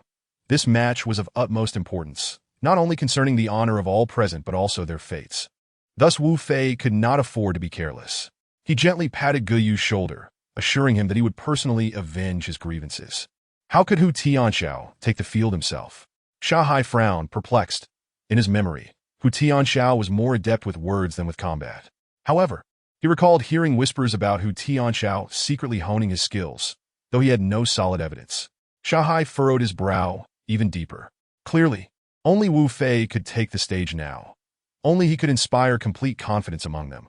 knowing that their adversaries would surely fall at his feet. Wu Fei was not oblivious to their thoughts. Stepping forward with a smile, "I will accept the challenge." "Fei Guyu?" Guyu exclaimed in shock. "What? Do you have objections?" Guyu quickly shook his head. "No, not at all." Sha Hai chuckled. "This is splendid. Fei Guo, your participation brings us immense joy. Fei Guo, we appreciate your efforts." Guyu was filled with exhilaration. Regardless of hatred or anything else, victory was within sight. A remarkable battle was assured. Wu Fei remained unfazed, standing at the center as he and Hu Tianxiao locked eyes. Wu Ji and Li Huan were eagerly vying for a turn to fight, and upon hearing Wu Fei's declaration, they readily accepted. Although Wu Fei rarely took to the field, when he did, it was often a formidable sight. He faced Hu Tianxiao with a distance of 3 meters between them. Hu Tianxiao smirked, a sly grin forming as his eyes scrutinized Wu Fei. Wu Fei maintained his demeanor, coldly regarding Hu Tianxiao as if he were merely refuse, entirely dismissing him. The atmosphere erupted with excitement. As both Wu Fei's and Hu Tianxiao's supporters held their breath, fixated on the two figures in the arena. In the forest, Zhou Yong and his wife Sun Wan, along with Xin Lei, all cast their gazes towards Nangong Shui. At this moment, the crowd was perplexed, unable to comprehend why Nangong Shui bore such a chilling expression, as if her gaze was fixated solely on one individual in the arena, Wu Fei. At the northern gate of Nanqing Park, the number of people present was several times greater than usual. However, all the undercover officers disguised as ordinary citizens vigilantly observed the vicinity of the theater, fearful of overlooking any critical detail.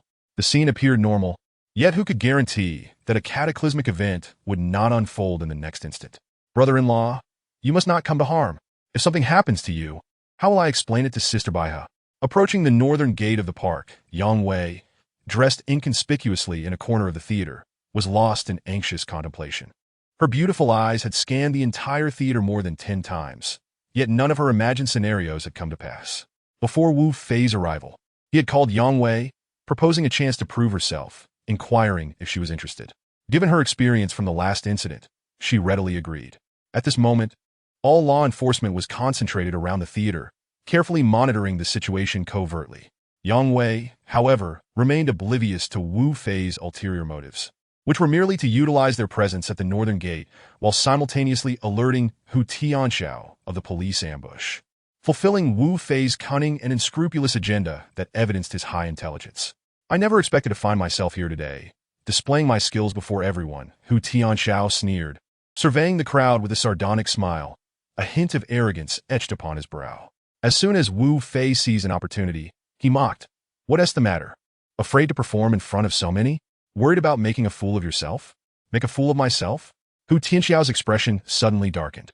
"Those who have witnessed my prowess have already descended into hell. But don't worry, you'll be joining them soon." As he spoke, Hu Tianxiao donned a pair of steel claw gloves, the glint of their razor-sharp claws visible on his fingers. A palpable aura of murderous intent began to emanate from him, signaling his intent to eliminate Wu Fei in an instant. "Let us see. I assure you, you'll be disappointed," Wu Fei retorted dismissively. Enraged, Hu Tianxiao charged forth, his form a blur, akin to a bolt of lightning. The onlookers were left speechless, while a few could match his speed. It utterly transformed the previously held perception that Hu Tianxiao was devoid of martial prowess. With his eyes focused, Wu Fei unleashed a punch, connecting squarely with Hu Tianxiao's face, sending him crashing backwards.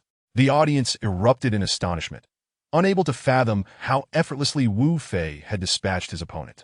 Some remained in shock, their minds still grappling with Hu Tianxiao's earlier sprint, when suddenly, Hu Tianxiao rose from the ground, his face bruised and bloodied, the pain evident in his furrowed brow. Yet, who could bear the humiliation of being struck in front of their subordinates? His expression darkened as he charged again, this time with double the speed, leaving the spectators breathless. Strangely, Wu Fei remained entirely unfazed, standing casually, his demeanor calm and unperturbed as if he had not anticipated the imminent danger. In a fleeting moment, Hu Tianxiao, moving with uncanny stealth, pounced upon Wu Fei from behind, his sharp claws poised to tear into Wu Fei's shoulders. The sound of fabric tearing echoed through the air, and the crowd widened their eyes, eager to witness the unfolding drama. "Look, there he is!" Wu Fei's presence stirred a ripple of excitement, prompting gasps from the crowd. However, in the next heartbeat, all onlookers were frozen in shock, their bodies stiffening as if turned to stone, their minds momentarily halted despite their prior experiences. What? Hu Tianxiao's face contorted in disbelief. Suddenly, a tremendous force collided with him as Wu Fei struck, the impact resonating through his body, as if it sought to obliterate him entirely. Hu Tianxiao soared through the air, crashing down with a thunderous impact that cracked the unforgiving ground, blood seeping forth. His body lay in disarray, a heavy weight pressing against his chest, suffocating him. Upon closer inspection, Hu Tianxiao realized that it was not a stone, but rather Wu Fei's foot pinning him down. Wu Fei's icy gaze pierced through a lock of hair, and as their eyes met, a chill raced down Hu Tianxiao's spine. The coldness radiating from Wu Fei was unlike anything he had ever encountered, and a voice within him screamed, "Flee! Escape this person as far as you can." Yet, Hu Tianxiao found himself paralyzed. "Do you wish to live or die?" Wu Fei's voice was devoid of any human warmth, chilling to the bone. The audience remained in a stupor for what felt like an eternity, until finally, a tumultuous uproar erupted. A multitude rushed to assist Hu Tianxiao, but as Wu Fei turned, the frigid glare from beneath his hair halted them in their tracks, each person quaking at the sight of that wintry gaze. Hu Tianxiao bit down on his lip, yet under the pressure of Wu Fei's foot, he could only muster the words that would seal his fate. "Live." Wu Fei smirked, lifting his foot from Hu Tianxiao's chest, allowing him to regain a semblance of normalcy as he strolled back to his allies. "Wow, Brother Fei, we won." The atmosphere erupted with fervor, a celebration destined to unfold. Most anticipated this outcome, yet when faced with the reality of victory, the crowd could not contain their elation. Tears of joy streaming down many faces. "Long live Brother Fei! Brother Fei is mighty!" Yao Hao and Lu, who, leading from behind, cheered passionately, their voices ringing out in celebration. Only Hu Tianxiao and his defeated companions stood dejected, resembling lost souls, their heads hung low. They helped Hu Tianxiao to his feet, yet he was barely clinging to life. They had lost 2-1, and the consequences of defeat were often the most painful. As the cheers from the Qinglong Society and women enveloped the air, the spirits of Hu Tianxiao and his men plummeted. Not only did they lack the courage to retaliate, but even the will to fight had vanished without a trace. Chapter 68. The Demise of the Tiger. Defeat was defeat. Regaining a modicum of strength, Hu Tianxiao lifted his face and inquired, "We've lost. What do you intend to do?" Clearly, this was the burning question on the minds of all those in the Longhu sect, their gazes fixed upon Wu Fei. Wu Fei replied with a smile, "There is but one request, follow me." "Follow you?" Hu Tianxiao's expression darkened. "Are you asking my entire gang to align with you?" Wu Fei chuckled lightly. "Perhaps you misinterpreted my words. I meant them, excluding you." He gestured towards Hu Tianxiao's followers. Hu Tianxiao fell silent, his previously lifted face now drooping as if frostbitten. Beside him, Guyu suddenly shouted to the crowd, "From now on, everyone will follow the Qinglong Society. Anyone who disagrees, speak up now." The brothers of the Qinglong Society and women watched Hu Tianxiao's group with bright eyes, the atmosphere thick with tension. Hu Tianxiao's followers exchanged glances, their expressions bereft of direction. "I disagree." A hoarse voice suddenly rang out from the crowd, drawing everyone's attention.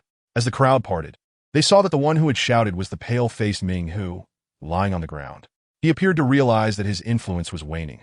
Desperately scanning the faces of his brothers, yet each one turned away under his fierce gaze, as if fearing for their lives. The dark tiger let out a fierce roar. "I refuse to accept this." A graceful figure swiftly flashed past Wu Fei, and at the moment when everyone's thoughts were embroiled in conflict, Tan Yin ruthlessly stomped on the already defeated groin of the dark tiger, revealing a deviously sinister smirk. "Heh, I know you refuse." The latter emitted a hoarse, pig-like scream, and under Tan Yan's passionate torment, the dark tiger finally succumbed to a long, satisfying moan and fainted. In the face of the collective resentment, Tan Yin beamed with unrestrained delight, captivating the souls of several men before making her way back to Wu Fei's side. Shanghai nodded at Tan Yin with a smile, then turned to the crowd and bellowed, "Now, who still refuses? Shout it out immediately." "I refuse." In close proximity to Hu Tianxiao, the furious ponytail girl clenched 2 watermelon knives and shouted. Had Hu Tianxiao not firmly grasped one of her hands, She believed she would have made Tan Yin pay a hefty price for her earlier actions. If you refuse, I will make you submit. A voice thundered as Wu Qi charged out from behind Wu Fei, racing towards the ponytail girl with great urgency. Get away from me! The ponytail girl screamed, gripping her watermelon knives tightly as she advanced towards the oncoming Wu Qi as they collided. Wu Qi transformed his fists into claws, completely disregarding the two watermelon knives descending towards his shoulders, and reached directly for her ample chest. Just as the knives were about to strike Wu Qi's shoulders, the ponytail girl felt a sudden jolt as if an electric current coursed through her body, leaving her inexplicably shivering. Gritting her teeth, she summoned all her strength to bring down her knives. The sound of metal clashing rang out as the knives struck Wu Qi's shoulders, akin to striking a steel wall. Ha! The ponytail girl's face turned pale with shock as she heard Wu Qi's laughter. His claws suddenly tore at her chest, ripping her clothes to shreds, exposing her upper body before the gaze of all present. With a stern expression, she raised her knives to slash at Wu Qi's neck, roaring, "Fall down!" Wu Qi crouched low, his fists transforming back as he delivered a powerful blow to her chest. As he ducked, the ponytail girl's knives missed their mark, but her body could not withstand the force of Wu Qi's strike, causing her to fall backward in agony, the pain of which only she could truly comprehend. However, what the ponytail girl never anticipated was that as she stumbled away, Wu Qi's hand swiftly grasped her feet, and with a powerful tug, his bent knee crashed into the inner thigh of the ponytail girl. Ugh! She let out a pained cry, her face freezing in shock as her body curled up in response to the blow. Wu Qi glanced down at her for a moment, satisfied, before turning to leave. Several men hurried to support the ponytail girl, draping their clothes over her exposed upper body. Wu Fei cast a cold gaze around, stating, "Anyone who refuses may leave this place immediately. If you can exit through the south gate of the park within 10 minutes, I will not pursue this incident." Gu Yu and Sha Hai were clearly taken aback, immediately looking at Wu Fei with concern. Wu Fei was well aware of their worries. 10 minutes was a critical window. If Hu Tianxiao led everyone to flee, even if they were caught by the police station at the north gate, they would have escaped. It would be challenging to find another opportunity to teach them a lesson in the future. Seeing Wu Fei's confident demeanor, Sha Hai and Gu Yu calmed somewhat. "Boss, if we don't get the brothers out soon, it will be too late." The ponytail girl gritted her teeth, urging Hu Tianxiao. "I'm currently in a predicament myself. What can I do? Don't worry. As long as I'm here, they won't harm you. I will report everything here accurately to uncle and third uncle." Hu Tianxiao glanced at Gu Yu, shook his head, and chose not to say more. "Boss, if you decide to ally with someone else, Di and Wei Gu will undoubtedly not let you off," the ponytail girl warned urgently. Hu Tianxiao shook his head despondently. "You need to leave now, boss you?" The ponytail girl was taken aback. "Leave now?" Hu Tianxiao shouted furiously. "Boss, take care." The ponytail girl glanced around at the men, hoisting the unconscious dark tiger on her shoulder, and shouted, "Anyone who wants to leave, come with me." With that, she sprinted towards the north gate. "Boss, I'm sorry." "Boss, take care." "Boss, goodbye." 50 or so brothers rushed to Hu Tianxiao, clasping their fists in respect. Before long, the group was seen running far away, their destination set for the north gate. Gu Yu once more surveyed the scene coldly. "I will ask one last time, who among you still has objections to mixing with our brother Fei?"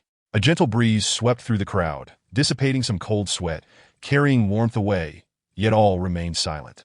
Gazing at Wu Fei alongside Hu Tianxiao, the whole scene fell into a hushed stillness. Sha Hai roared, "Since everyone has no objections, why are we still standing here? Call out for Brother Fei." "Brother Fei," came a voice from the back, yearning for attention. "Brother Fei." The first call was faint, the latter strong and vibrant. The brothers and sisters of the Qinglong society laughed, as did those from the women on the sides, for after such an effortless victory, if they did not smile, they would surely be unwell. Wu Fei scanned the area, and for reasons unknown, his gaze lingered on the trees above for a few seconds. The many sworn brothers and sisters he spotted quickly crouched low, fearing he would suddenly notice them, a chill spreading through the crowd. In the trees, Nen Gongxue stood still, seemingly unafraid of Wu Fei. Zhou Yong suddenly exclaimed, "Damn, the woman and Hu Tianxiao have both allied with the Qinglong society. Brother Fei is so formidable. What am I still doing here? I might as well join him." A slap resounded against the back of his head, and Wang Jie scolded in a hushed tone, "Join." Join? Join your grandmother. You idiot, there are still 2 vicious tigers around. Joining them now would be a dead end. Yes, what you say is wise. My dear, Zhou Yong quickly replied, clearly intimidated by her fierce demeanor. Wu Fei addressed Sha Hai and Guyu. Let us head to the palace and gather everyone. Yes. Brother Fei. Guyu, this person is in your hands.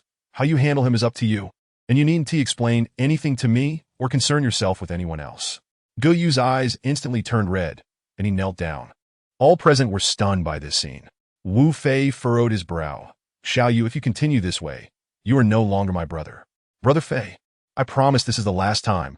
It won't happen again. Wu Fei nodded, assisting Guyu to rise, while Wang Fan took Hu Tianxiao away to keep watch. At this moment, Hu Tianxiao no longer possessed his former calm demeanor. He looked at Guyu, who appeared ready to devour him, filled with regret.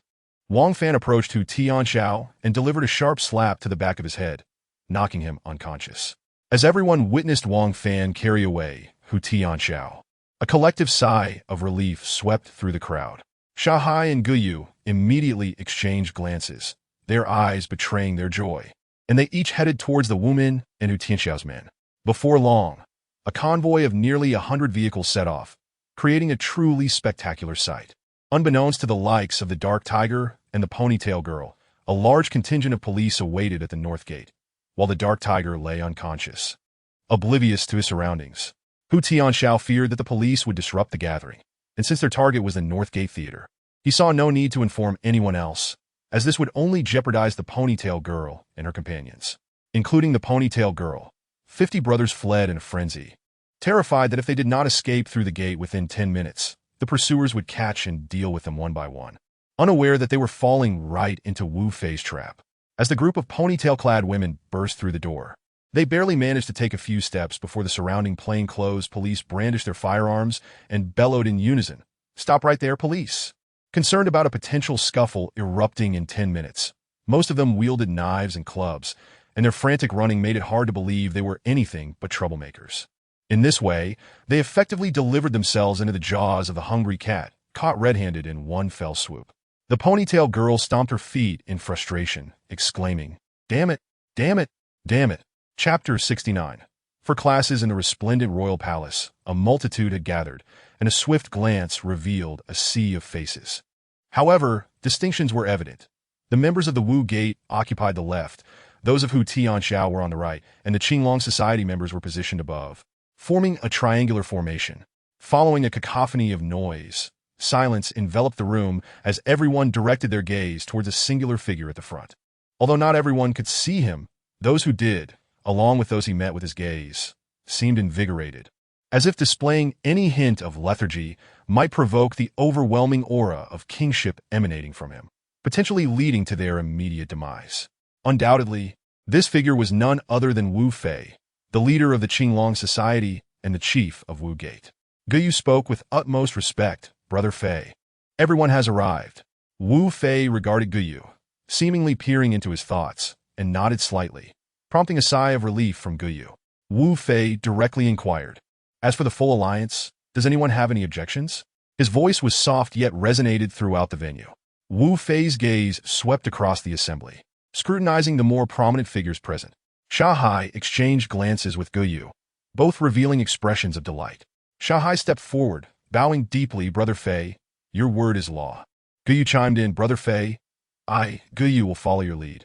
Wu Fei casually nodded, his attention falling upon Yi Hao and Lu Hu from Wu Gate. After a brief exchange of meaningful glances, the seriousness on their faces faded gradually, as if they had reached an understanding. "Yi Hao similet, stitting. My brothers, and I trust Brother Fei. We will heed your counsel." Lu Hu proclaimed with conviction. All of Lu Hu's brothers stand united behind Brother Fei. His piercing gaze swept over his comrades, who instantly straightened up, their expressions reflecting a steely resolve to risk their lives if necessary. Finally, Wu Fei gestured for Wang Fan to come forward and address the assembly. "This is Wang Fan, the head of my Qinglong Guard. The Hu Tianxiao members will be entrusted to the Qinglong Guard. Does anyone have any objections?" "Boss, that is unacceptable. We are your personal guard, and we will not leave your side." Wu Fei kicked Wang Fan lightly, exclaiming, "Damn it, you are all trained by me. If you can defeat me, then you are free to ignore my orders. But what? Enough of this chit-chat. Is there anyone else with objections? Seeing no one dissent, Wu Fei nodded. Since there are no objections, it is settled. Now, regarding the alliance name, does anyone have issues with calling it the Qinglong Society? Shahai promptly stepped forward, suggesting, Brother Fei, I believe it would be better to rename it the Qinglong Gang. The Qinglong Gang? Yihao chuckled. Brother Fei, why not settle on that name? Wu Fei glanced at Lu Hu and Wang Fan. The Qinglong Gang? Lu Hu agreed with a smile. Since everyone is in favor of this name, let us not waste time. I hereby announce that from this moment forth, our alliance will be known as the Qinglong Gang, Wu Fei declared, his smile sweeping across the crowd. Cheers erupted from the assembly, with some unable to contain their excitement. Wu Fei scanned the room once more, and in an instant, silence returned. He stated, without rules, chaos ensues. Every country has its laws, and every alliance its regulations. Earlier in the car, I contemplated that we should categorize the Qinglong Gang into 4 ranks. First, the Guild Master, who may lead up to 500 brothers. Next, the Hall Master, who can command between 500 and 1,000. Below that is the Gang Master, who oversees 1,000 to 10,000. And finally, the Alliance Master, who possesses the authority to make all decisions for the alliance, akin to the supreme leader of a collective. Does anyone have anything to say? Shahai was the first to commend Brother Fei. This hierarchy is straightforward and clear. Guild Master, Hall Master, Gang Master, Alliance Master. 4 levels that are easy to comprehend and advantageous for the future development of the Qinglong Gang. Wu Fei turned to Guyu, who immediately beamed, Brother Fei, I wholeheartedly support this. Wu Fei then scanned the others. Yihao affirmed, I agree. I have no objections.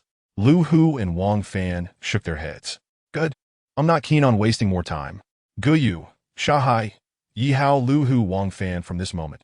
You 5 will serve as the gang masters of the Qinglong Gang. Wu Qi, Tan Yin, Yang Feng, Yong, Li Huan, and Shueli. You 6 will be the hall masters. Another wave of joy surged through the crowd, creating a ripple of excitement. Wang Fan was utterly taken aback by Wu Fei's decision to bestow upon him the position of gang master. Thank you. Wang Fan felt immense gratitude towards Wu Fei. Wu Fei responded with a smile. Shifting the topic, Wang Fan, regarding our dealings with the other 2 tigers, informed the brothers not to concern themselves, to spare them the turmoil of being caught in the middle. Wang Fan trembled slightly, taken aback that Wu Fei had considered this for him. He pondered the dismal scene that would ensue should they clash with the Longhu Gate, where former members of Longhu would inevitably find themselves in a conflict. Brother Fei, I. At that moment, he found himself at a loss for words. Yes, Wu Fei encouraged him with a smile, continuing, in the future, each suborganization will have its primary and secondary tasks. Guyu, you will oversee finances. All alliance fees and expenditures will be managed by you and your subordinates. Understood? Brother Fei, Guyu promptly replied. Wu Fei turned to Shahai. You will be responsible for maintaining order within the alliance, aside from the gang masters. You have the authority to discipline anyone. Those who commit offenses will be punished by you, while those who achieve merit will also be rewarded by you. With such power in hand, who would not be pleased? Shahai quickly responded, Yes, Brother Fei, I assure you I will not disappoint. Wu Fei nodded. Turning to the remaining 3, Lu Hu, you will train the brothers, ensuring each one can quickly harness their strengths. Yi Hao, you are tasked with recruiting and expanding our influence. You must be well acquainted with the background of every brother who joins the alliance. Wang Fan, you will gather intelligence and place spies, ensuring our brothers are present in every sector of society to obtain the most advantageous information. Yes, Brother Fei. Liu Hu, Yihao, and Wang Fan responded with enthusiasm. Wu Fei smiled lightly, realizing that matters were progressing even more smoothly than he had anticipated. With arrangements nearly complete, he was disinclined to squander more time, addressing the assembly. As for the selection of hall masters and guild masters, let the 5 gang masters make those decisions. Everyone, do your best. Yes, Brother Fei. Nearly 10,000 voices echoed in unison, including the 5 gang masters. As dusk fell upon the villa, a blue taxi screeched to a halt. The door swung open, revealing a slender leg clad in long boots. In the next moment, a graceful figure emerged from the taxi. It was Nangong Shui. She wore a short denim jacket over a pure black Mickey Mouse long shirt, paired with knee-length ripped denim shorts that accentuated her long, slender legs, encased in black lace stockings, leading seamlessly into her long boots, creating an alluring silhouette. After paying the taxi driver, Nangong Shui slung a travel bag over her shoulder and made her way toward the villa. The melodious chime of the doorbell echoed softly, prompting Jin Wei, who was tidying clothes on the balcony, to hastily place them on the sofa and step outside to open the door. "Why, it's you?" Upon seeing Nangong Shui, Jin Wei immediately recognized her. Nangong Shui flashed a mischievous smile. "Wei Wei, am I disturbing you?" "Not at all." Jin Wei gave her a once-over, recalling something, and smiled. "Come in and have a seat." "All right," Nangong Shui replied cheerfully, stepping into the villa. "This villa is truly spacious. It's quite decent. Residing here is indeed quite delightful."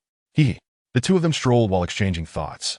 "By the way, I must express my gratitude to you for your bravery in saving our lives last time. I truly cannot fathom what our condition would be now without your intervention." "No need for thanks." Suddenly, Nangong Shui inquired with a smile. "Wei Wei, may I rent a place here? There are indeed vacant rooms, but the decision rests with Wu Fei, so we must wait for his return to seek his approval. Being the well-behaved child that I am, he surely wouldn't drive me away, would he?" Jin Wei reassured her. "Do not worry. If he refuses to rent to you, I will speak on your behalf to ensure he consents to your stay." "Truly, I appreciate your kindness, Wei Wei." Jin Wei's eyes sparkled with delight. Upon entering the hall, Jin Wei smiled. "Please take a seat and rest. I shall pour you a cup of warm tea to soothe your throat." "All right." Nangong Shui casually found a sofa to sit on, her gaze fixated on Jin Wei's busy silhouette illuminated by the setting sun, making it difficult for her to look away. She smiled and said, "Wei Wei, you are truly beautiful." Jin Wei looked up at her, and with a smile, her fair face revealed bright eyes and pearly teeth, possessing an allure that could capture a man's soul with just one smile. Outside, a car slowly approached. It was Wu Fei returning with Zhou Li. Wu Fei parked the car in the spacious lot and got out, taking Zhou Li's hand as they walked inside. As Wu Fei glanced at Jin Wei, an inexplicable restlessness stirred within him. She wore a flowing, pure white long shirt that accentuated her curves above, while her ultra-short athletic shorts revealed most of her thighs, making her appear enchanting and alluring. Jin Wei took Zhou Li's hand and cheerfully exclaimed, "Wu Fei, look who has arrived." "Who's here?" Wu Fei furrowed his brow slightly and quickly entered the hall. Beneath the fading sunlight, Nangong Shui stood up, her figure elegantly poised, offering Wu Fei a long-lost smile. "You are back." Wu Fei halted abruptly, his expression instantly turning cold, and immediately directed his gaze towards Jin Wei and Zhou Li. "Wei Wei, you two go to your room first. I have matters to discuss with her." Jin Wei noticed Wu Fei's unusual demeanor and, glancing at Nangong Shui, quickly realized that there might be some underlying tension between them. The two women smiled and said, "Let's go to the room." Seeing them nod obediently, they intertwined their hands and walked away. Wu Fei approached Nangong Shui, coldly stating, "Leave here immediately." "Why?" Nangong Shui asked, her face filled with confusion. "Let's talk, just go." Wu Fei's expression grew even colder. Nangong Shui's eyes narrowed. "Are you afraid I will harm them?" Chapter 70. The Two Tigers at the Door. Nangong Shui shook her head and laughed. "Haha, I never expected such a powerful warrior would have moments of fear." Her delicate face turned serious. "If I wanted to harm them, I wouldn't need to move in. I could do so regardless. So, you may rest assured, not only will I not harm them, but I will also protect them." Her smile grew more radiant. "You should know that being with you is extremely dangerous, and they are nothing but ordinary women. Can you guarantee that they will always be safe? Whether they are safe or not is none of your concern. Leave now or what? Or you will kill me." Nangong Shui stepped forward, pressing her soft body against Wu Fei's chest, her gaze fierce. Wu Fei's starry eyes gradually grew serious, yet he felt an unexpected tenderness in his chest. Nangong Shui let out a bitter laugh. "You won't kill me. If you were going to, you would have done so already. But why haven't you? You annihilated my entire clan, but allowed me to live. Could it be?" As she pondered, her bitter smile deepened. "Is it because of your promise to that woman?" Wu Fei remained silent. Nangong Shui shook her head and shouted, "What exactly did that woman do to you that you were so utterly devoted to her?" Wu Fei exhaled, grabbing her bag from the sofa and tossing it toward her chest. "Leave now, and never appear before me again." "Wu Fei, come here for a moment." Suddenly, Jin Wei's voice rang out from her room. Nangong Shui's expression changed slightly as she turned to glance at the room. Wu Fei ignored her, slipping into the room. Jin Wei promptly shut the door and glared at Wu Fei. Wu Fei, how can you be so cruel as to drive her away? After all, she is our savior. In Jin Wei's room, a delightful fragrance permeated the air, and Wu Fei's gaze fixated on her enchanting face and enticing lips, stirring a sense of restlessness within him. With so many rooms available, what harm would it be to rent one to her? Wu Fei, what are you really thinking? Are you afraid she will bring trouble? Jin Wei's face reflected confusion, her expression tinged with anger. Wu Fei smirked, taking advantage of her momentary daze, and pressed a kiss on her lips. Silence enveloped the room for 2 seconds. Wu Feiyu. Jin Wei staggered back a few steps, her fair face flushed with color. Wei, for that sweet kiss. I will listen to you just this once. Wu Fei grinned with satisfaction as he opened the door and turned back to smile at her. Jin Wei was taken aback. What else do you want? Wei, your lips are truly delightful. Wu Fei, exuding playful mischief, swaggered away while Jin Wei stood there, bewildered and amused. In the hall, Nangong Shui crossed her arms defiantly, insisting, I will not leave, unless you kill me or allow me to kill you. Very well, I shall kill you. At this, Wu Fei's temper flared. He grabbed a fruit knife from the table and strode forward. Nangong Shui gasped you. What of it? Wu Fei pressed the knife against her neck. Give me a satisfactory reason, or not only will you not stay here, but I shall also sever one of your ears. He placed the knife against one of her ears. You! Nangong Shui was taken aback, having assumed Wu Fei would not dare to harm her. The unexpected turn left her startled. If he truly did cut off one of her ears, she would become a one-eared monster. Speak! Wu Fei's expression turned icy again. All right. Nangong Shui's beautiful face hardened. The reason is that our issues remain unresolved, so I must pursue you relentlessly. That reason is insufficient. Wu Fei prepared to slice off her ear. Wait! Nangong Shui exclaimed in shock. Do they not need a bodyguard? I would rather be their protector. Wu Fei merely sought to intimidate her. Seeing her agree, he lowered the fruit knife, smiling. Very well, you shall protect them from now on. If anything happens to them, I will not only cut off your ear, but also take your nose. Nangong Shui felt both anger and fear, yet dared not voice her outrage. After a while, she regained some composure. Can you tell me how you knew about the birthmark on my chest? Wu Fei did not answer, turning to walk back to his room, his silhouette proud yet solitary, primarily ignoring her. In Jixing Province, at the colorful flag Grand Hotel, a porcelain bowl shattered loudly on the floor as a tall, slender man resembling a bamboo pole slammed his fist on the table, exclaiming, Damn it, this is infuriating.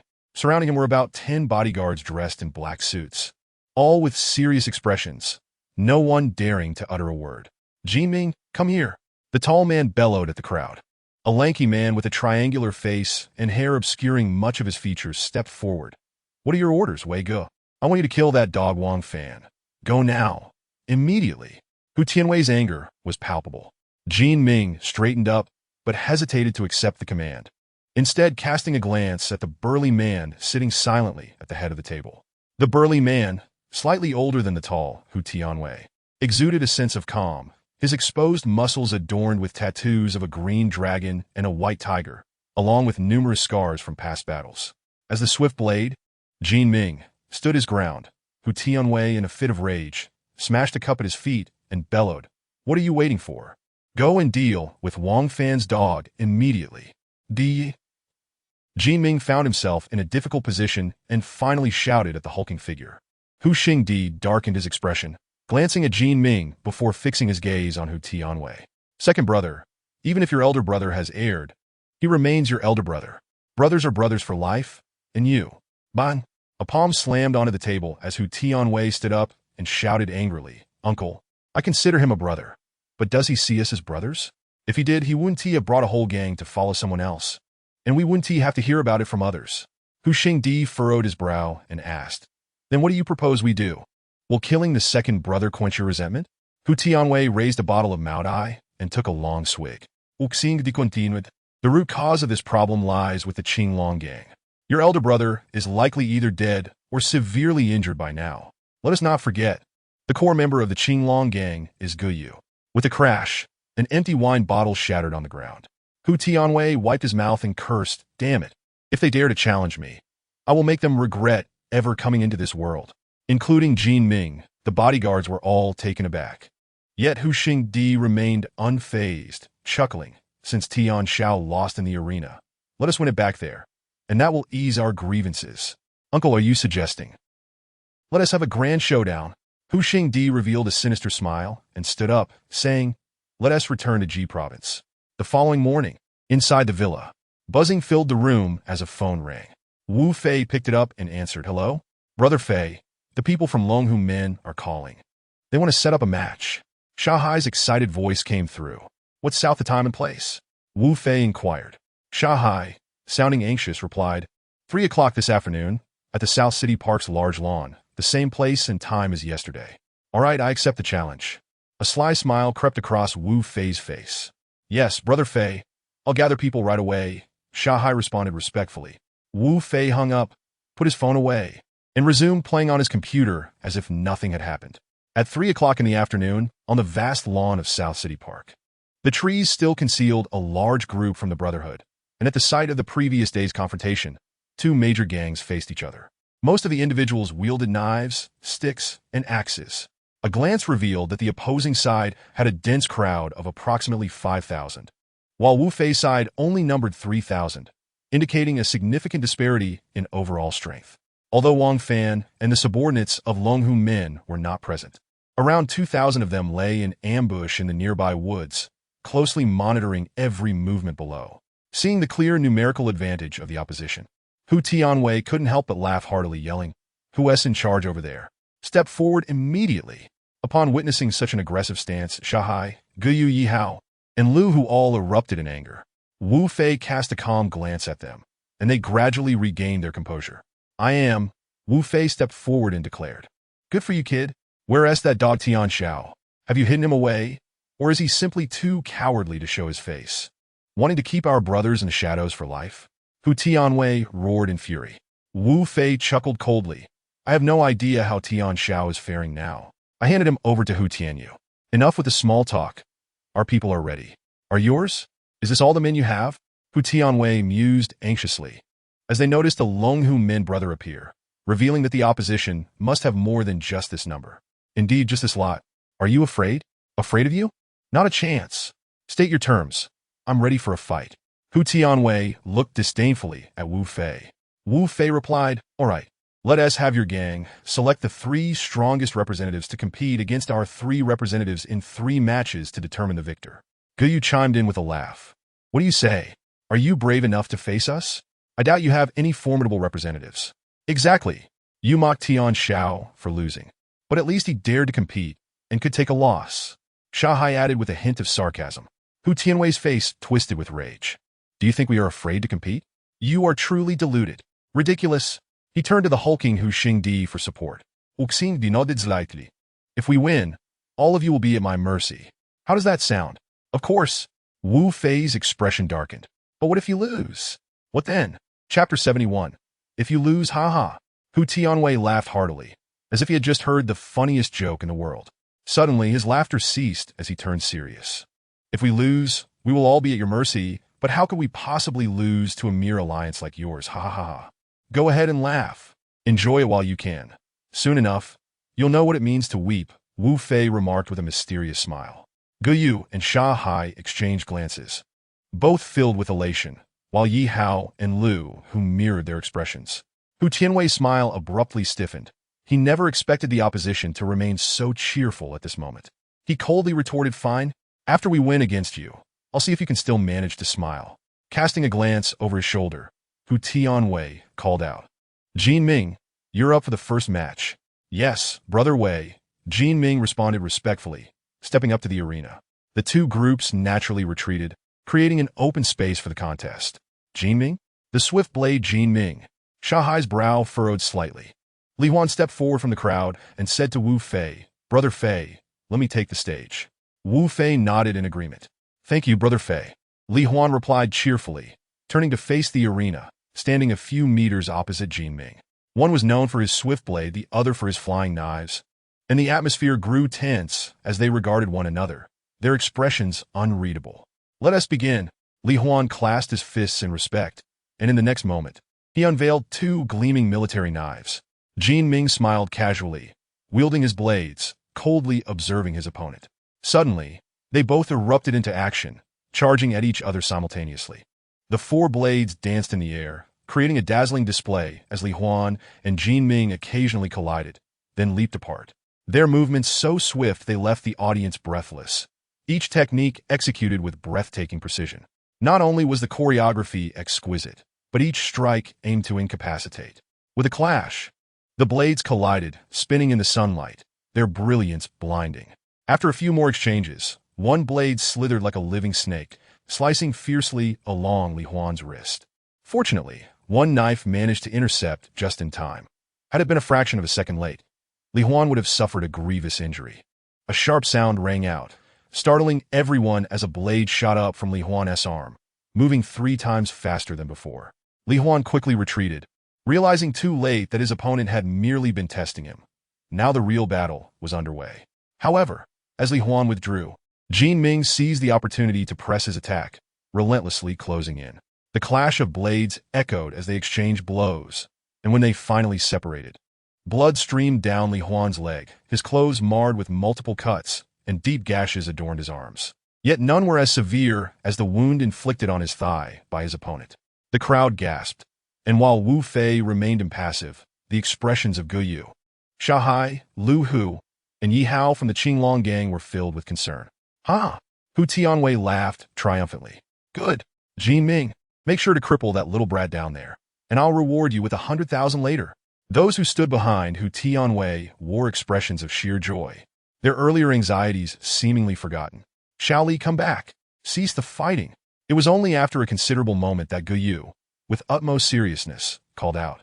Blood had already stained a significant portion of Li Huan's attire, and the gashes on his arms continued to ooze crimson. If this bleeding persisted, death would be inevitable. "No, brother Yu, I have not yet lost," Li Huan replied with a faint smile, though as he turned his face, the onlookers could see it had turned as pale as parchment, with only a fierce glimmer in his eyes revealing his tenacity. "Jin Ming, make your move," Hu Tianwei barked, his face darkened with rage. Simultaneously, Li Huan and the swift knife-wielding Jin Ming sprang into action. With a whoosh, a knife sliced through the air, a flash of white light shooting forth as they faced each other. Despite Jin Ming's remarkable speed with his blades, he could not evade the sudden projectile hurled by Li Huan. A sharp crack echoed as Li Huan and Jin Ming narrowly missed colliding, blood gushing forth. But this time it was from Jin Ming, who now bore a wound on his chest, neither too large nor too small, but enough to induce horror. The knife had plunged deep into his chest before being swiftly withdrawn. Anyone would find such an experience excruciating. Jin Ming was finally shaken, clutching his chest in a panic, his face a mask of terror. "If you receive prompt medical attention, you may yet survive. Delay, and your life is forfeit," Li Huan said, a hint of satisfaction in his tone, swaying unsteadily on his feet, nearly collapsing, yet he continued to resist with all his might. This move had drained him of nearly all his strength. If his opponent did not fall, he would surely be the one to succumb. "Help! Help me!" Jin Ming staggered towards Hu Tianwei, gripped by a profound sense of dread as he realized his life was ebbing away, blood seeping through his fingers despite his desperate attempts to stem the flow. Hu Tianwei's expression turned frigid, and in a flash, he lunged towards Jin Ming, ready to deliver a kick, but was halted by Hu Xingdi's sudden shout. "Tianwei, what are you doing?" Hu Tianwei paused mid-motion, his leg raised but not yet unleashed. Hu Xingdi cast a glance behind him. "What are you all waiting for? Hurry, assist him."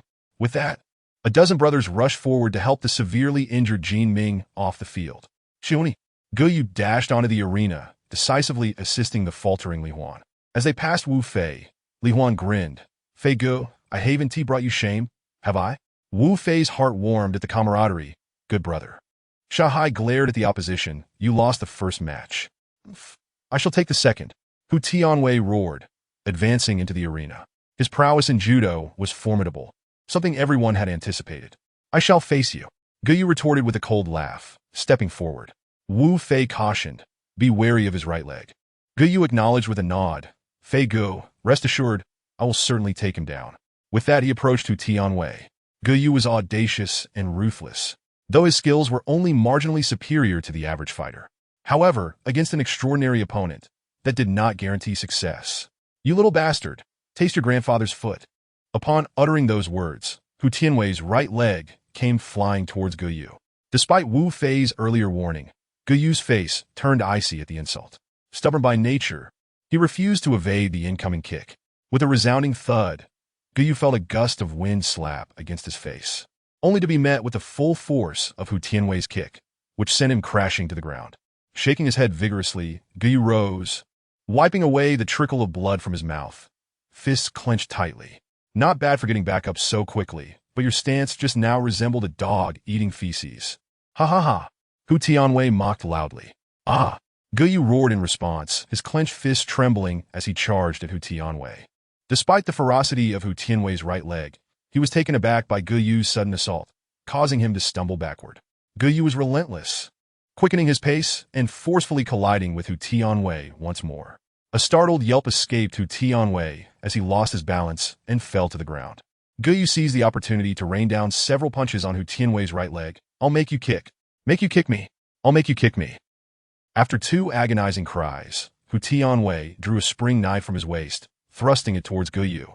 Rather than flinch, Ge Yu caught the sharp blade with his bare hand. The two locked in a stalemate, blood oozing from his palm.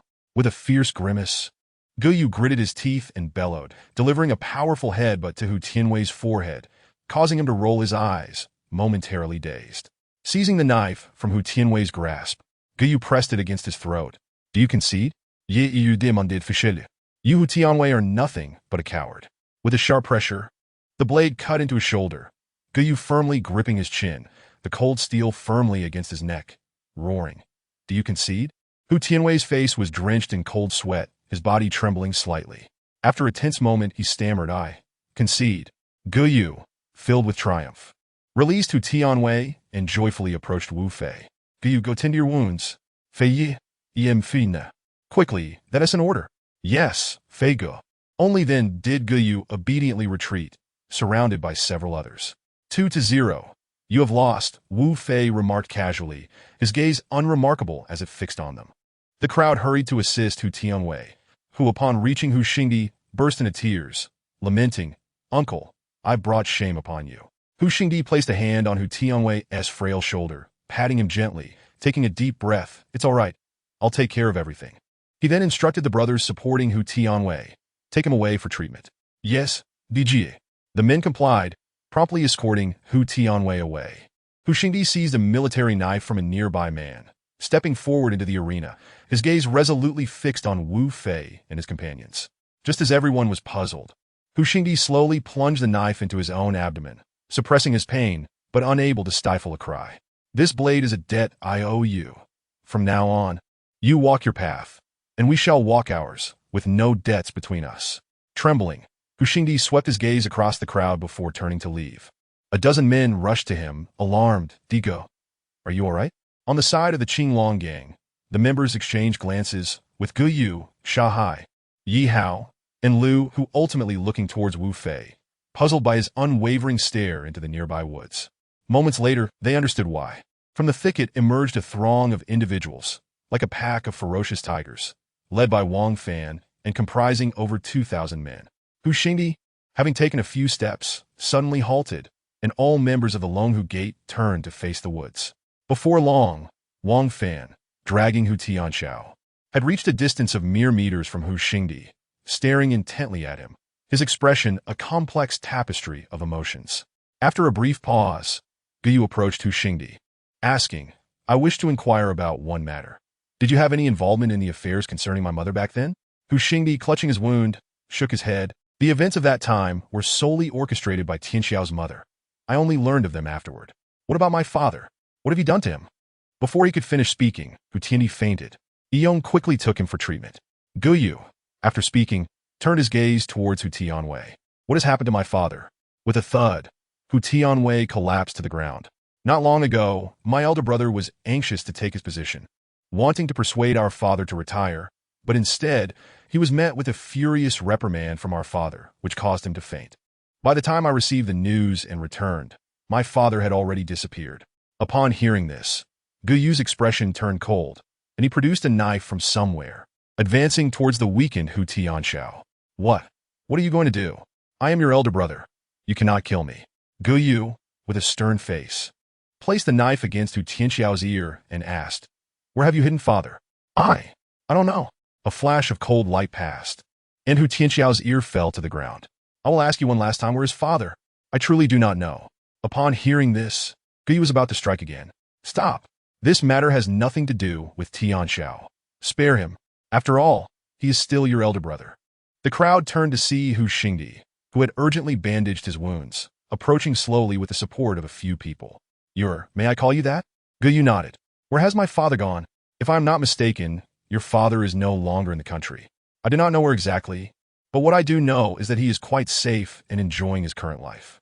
Gu Yu fell silent for a moment, then looked at Hu Xingdi and said, "Uncle, consider joining Fiji. Although we currently dominate a region, our influence is merely the tip of the iceberg on a national or global scale." Gu Yu looked at Wu Fei and continued, "Please believe me, in this new alliance, you will still be a sovereign power, with all that rightfully belongs to you intact. Yet, our collective strength will be magnified by 1 or 2 times." Wu Fei quickly stepped forward, followed closely by Wang Fan, Shahai, Yihao, Lu Hu, and others. Wu Fei looked at Hu Xingdi and said, "I admire your courage in self-harming earlier. If you would honor me, we could embark on a grand venture together. Our strength will not merely represent a small city, but rather encompass an entire nation, even the world. Do you really have such confidence?" Hu Xingdi gritted his teeth, covering his wound. The pain above was no jest. "Or are you merely indulging in wishful thinking?" He wore a face full of derision. Wu Fei smiled dismissively and suddenly leaned close to whisper something in his ear. Hu Xingdi's expression changed dramatically, his eyes widening as he gazed at Wu Fei, his face gradually trembling. At that moment, he looked at Wu Fei as if he were a monster, completely forgetting the pain in his abdomen. "Are you truly?" "Yes." Wu Fei nodded indifferently, and as a cold aura radiated from him, the atmosphere around them seemed to drop several degrees. "I have been blind, never realizing that today here, I could actually." Hu Xingdi was so overwhelmed he almost knelt, while those around him stared in disbelief, entirely unaware of what Wu Fei had whispered to him to elicit such a response. Those familiar with Wu Fei immediately sensed his deepening mystery. Those who did not know him were left utterly baffled, unable to grasp what he could say that would compel a senior figure like Di to lower himself. "So, Di, are you considering joining forces and conquering the world together?" Wu Fei supported him, preventing him from kneeling, and asked with a smile. Hu Xingdi, however, was filled with excitement. "Bing, just call me by my name. I am Wu Fei." Wu Fei quickly interrupted. Hu Xingdi immediately understood, nodded with a smile. "Fiji, I never expected to have the honor of meeting you today. This is truly." The more excited he became, the more pain he felt in his abdomen. "Uncle, no need to be so formal." Wu Fei smiled. "Fiji, you must never call me Di. I cannot bear that title." Hu Xingdi grew anxious. "What are you saying?" A large question mark appeared on Hu Tianwei's forehead. Wang Fan, Gu Yu, Shahai, and others looked on in confusion, worried they might miss something significant. Hu Xingdi glanced at Wu Fei, who smiled and gently shook his head. Hu Xingdi immediately understood and, with his cunning nature, nodded slightly, turning to Hu Tianwei and saying to the brothers, "From now on, we will follow Fiji." "Huh? What?" Hu Tianwei was left utterly dumbfounded. Hu Xingdi shot him a glance. "Do I need to repeat myself? We are following Fiji. Do you understand?" He then looked at Wu Fei with utmost respect, holding his abdomen. "Fiji, I truly." Wu Fei immediately understood. "Shahai, help Di to rest." "Yes, Fiji."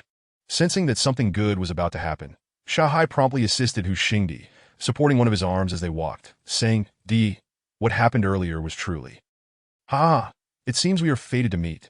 Hu Xingdi's laughter instantly dissolved the animosity and awkwardness between them, prompting many others to join in the laughter. Hu Tianwei watched in disbelief as his uncle, Hu Xingdi, was led away by Shahai and the others, his mind unable to comprehend the situation. Glancing at Wu Fei, before he could grasp what was happening, Wu Fei turned, his cold gaze meeting his. "What? Do you not need to announce this to your people?" Hu Tianwei felt a chill run down his spine, an unsettling fear emanating from within. Not understanding why the person's gaze before him was so fearsome, he stammered, "Brothers, from now on, we of the Longhu sect will collaborate with the Qinglong gang." "Huh?" Some were nearly frightened by his words. Gu Yu forcefully patted him on the shoulder. Threatening. What collaboration? Can you speak a bit louder? You? Hu Tianwei's face paled in horror, as if faced with a formidable enemy, and he immediately jumped back. Ha ha! Seeing him so comical, everyone, including Wu Fei, Guyu, Yi Hao, Lu Hu, and others, burst into laughter. Hu Tianwei quickly corrected himself. Brothers, from now on, we of the Longhu sect are mingling with the Qinglong gang. Upon hearing this, the entire venue erupted in commotion, with some rejoicing while others were dismayed. However, the 2,000 men who had come with Wang Fan gradually arrived, and after some exchanges, everyone began to shift from worry to joy. In the woods, a large group of people stood below, utterly stunned, the atmosphere thick with silence, influenced by the crowd below. Zhou Yong exclaimed, "What on earth is this Fij? How does he possess such commanding power?" Everyone present shared similar sentiments, having witnessed in just 2 days how Wu Fei effortlessly led the team to conquer the formidable Longhu sect. Shen Tue Lei cautiously glanced at Nangong Shui. "You said he is a god of war? Is that true?" Nangong Shui shook her head with a smile. "How would I know? Why don't you ask him yourself?" She shot him a look. Shen Tue Lei dared not inquire further, but his mind brimmed with doubt as his gaze fixated on Wu Fei below. As the crowd prepared to celebrate, Wang Jie suddenly slapped Zhou Yong on the back of his head. "You idiot! You were always saying to follow Fij. And now they are about to leave. What are you still doing here? Hurry and lead the brothers to join him." This single statement jolted Zhou Yong awake, his eyes brightening. Right? How could I forget such an important matter? In a moment of inspiration, he embraced Wang Jie's voluptuous figure and showered her with fervent kisses on her vividly painted lips, inciting strong disdain from those around. "Wife, I love you. I love you. I love you. My wife is the best. Get lost, you bastard," Wang Jie exclaimed, shoving him away. Yet her face was alight with joy, unable to contain her laughter. Zhou Yong then shouted to everyone, "Brothers, sisters, everyone, stand up and charge with me." With a resounding roar, the throngs of people at the scene abruptly rose, hastily following the direction in which Zhou Yong had fled. Soon, the entire mangrove forest fell into an eerie silence, devoid of any presence, except for Nangong Shui, who stood elegantly gazing downwards. Everyone else had departed the scene with remarkable speed. With a sudden exclamation from Fij, his voice resonated like thunder, and almost immediately, a large crowd surged down the mountainside like a raging torrent, unstoppable and formidable. The onlookers turned their faces, displaying a sense of heightened vigilance, their expressions cautious as they gripped their weapons tightly. Fij's urgent call, akin to a fierce storm, echoed in their ears, invigorating their spirits. Wu Fei had already discovered their lurking presence in the woods yesterday, which led him to instruct Wang Fan to position men on the opposite side of the mangrove, preparing for any eventuality. Seeing them approach with vigor, he could only surmise that something fortuitous was about to unfold. "Fij, they!" gasped Guyu and others, astonished yet elated as they looked at Wu Fei. Wu Fei shook his head and smiled. "I do not recognize them." "You don't recognize them?" Guyu and the others were even more taken aback. As the crowd finally reached Wu Fei, Zhou Yong suddenly appeared anxious.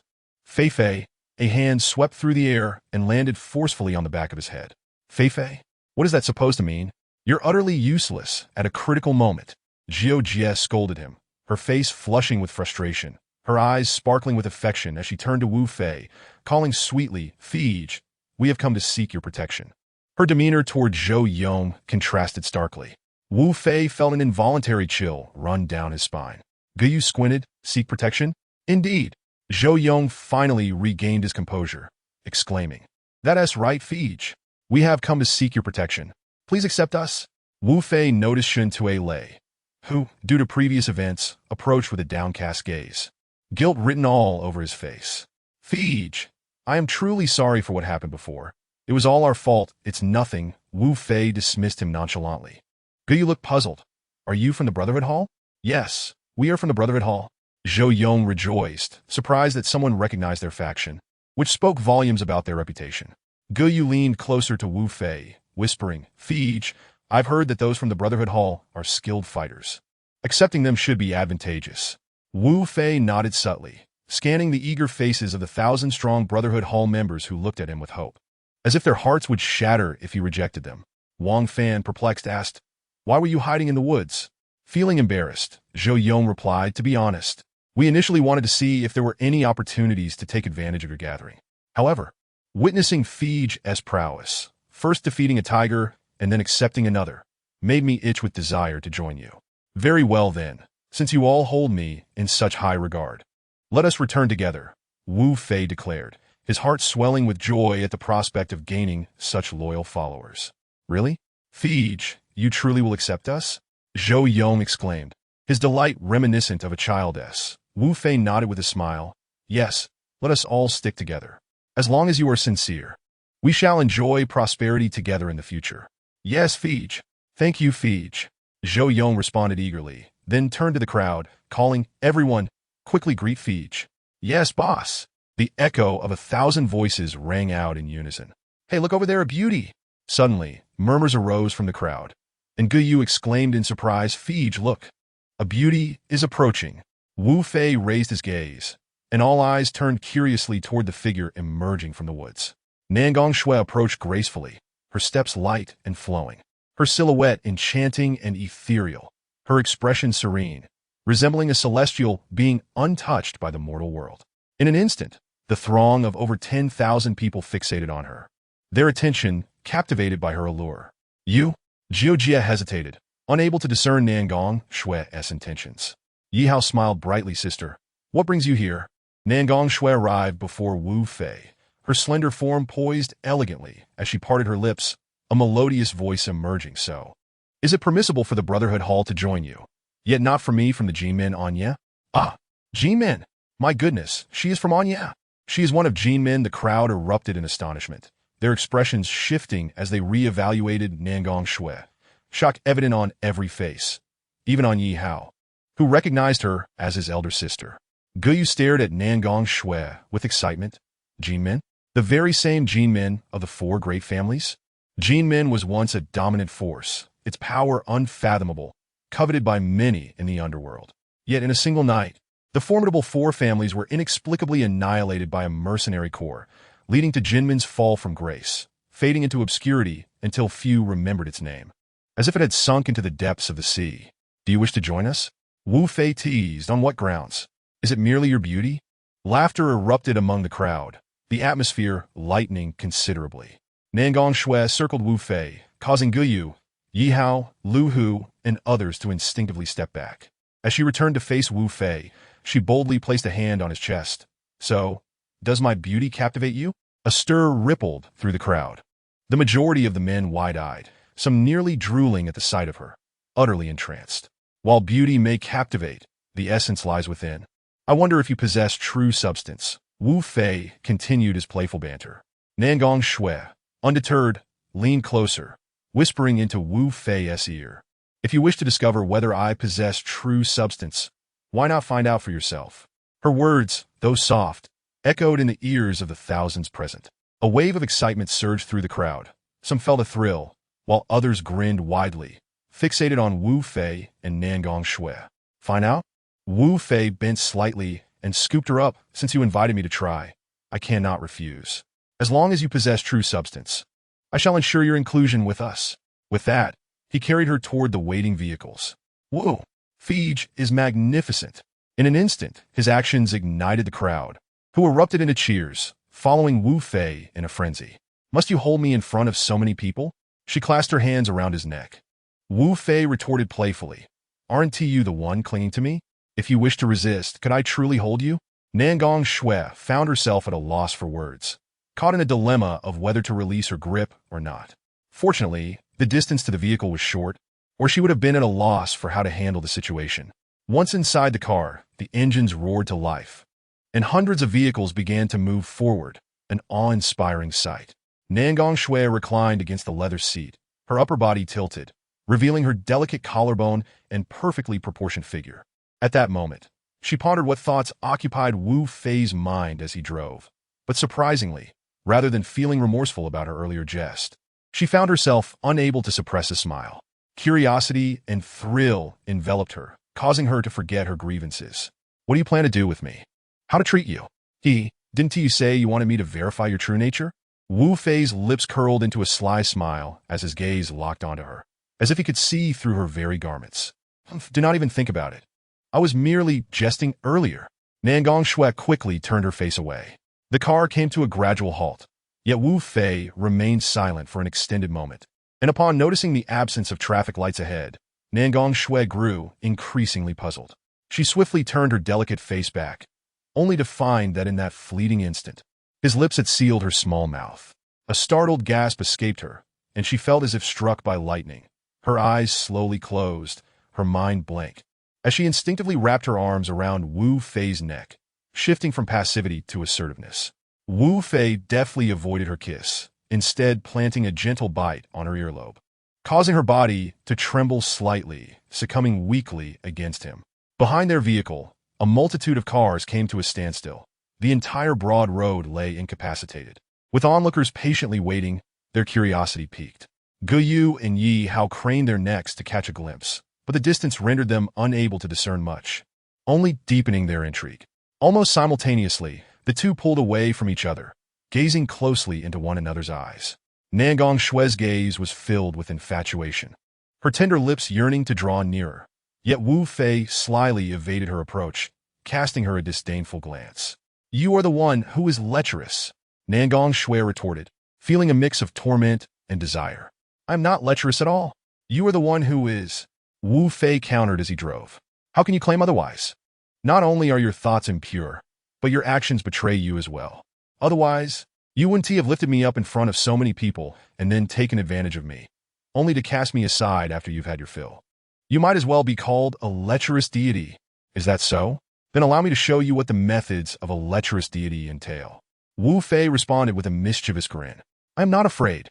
Nangong Shui shot him a sidelong glance, curling her legs and leaning away from him. Yet her gaze would occasionally flit back to him, a mixture of anxiety and anticipation brewing within her. Inside the villa, Nangong Shui tossed and turned, recalling how Wu Fei had boldly teased her in the car that day, kissing and embracing her. Yet despite this, he had not pursued any further advances, nor had he sought her out after their return. Though she was not particularly inclined to share a bed with Wu Fei, she felt utterly defeated by his demeanor, a sense of helplessness and resentment washing over her. Impulsively, she found herself standing before his door, ready to knock, when Jin Wei appeared behind her, clad in a pink nightgown. "Oh, are you here looking for Wu Fei?" she inquired. "Oh no, not at all," Nangong Shui replied, turning on her heel and retreating to her bedroom. Chapter 74. An incident occurs unbeknownst to Nangong Shui.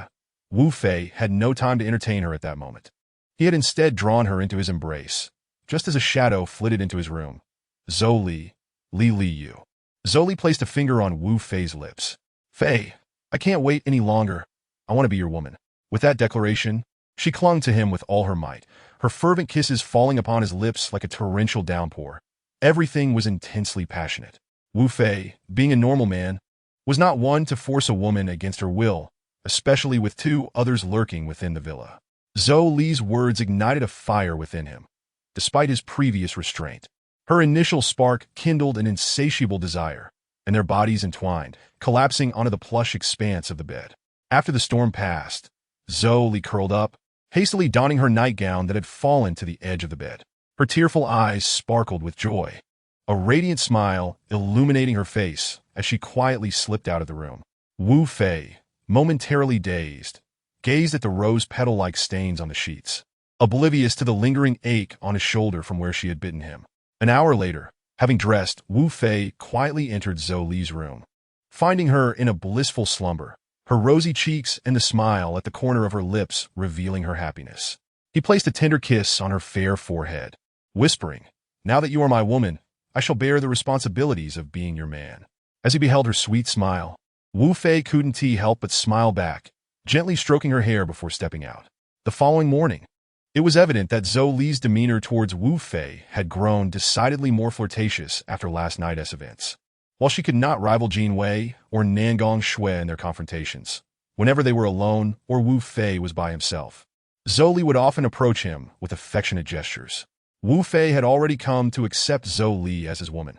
Having crossed that line, kissing and embracing her felt inconsequential. To reject her or exhibit any sign of disdain could lead to dire consequences, at worst, leaving a lasting shadow in Zhou Li's heart, or worse, pushing her towards despair. Thus, Wu Fei believed his actions were justified for Zhou Li's happiness.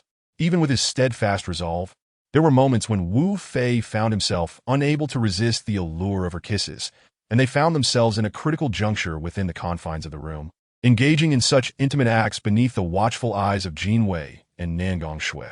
The thrill of secrecy ignited a fervor within them both.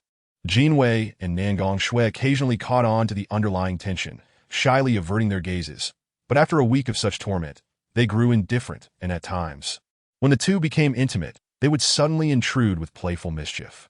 A month passed without incident in the Qinglong gang, and now the underground influence in the eastern district of Kyoto belonged solely to them, with the Huanghemin retreating under pressure from the Huxingdi and Shanghai. Wu Fei lounged on the sofa, an idea striking him suddenly. "Everyone come here.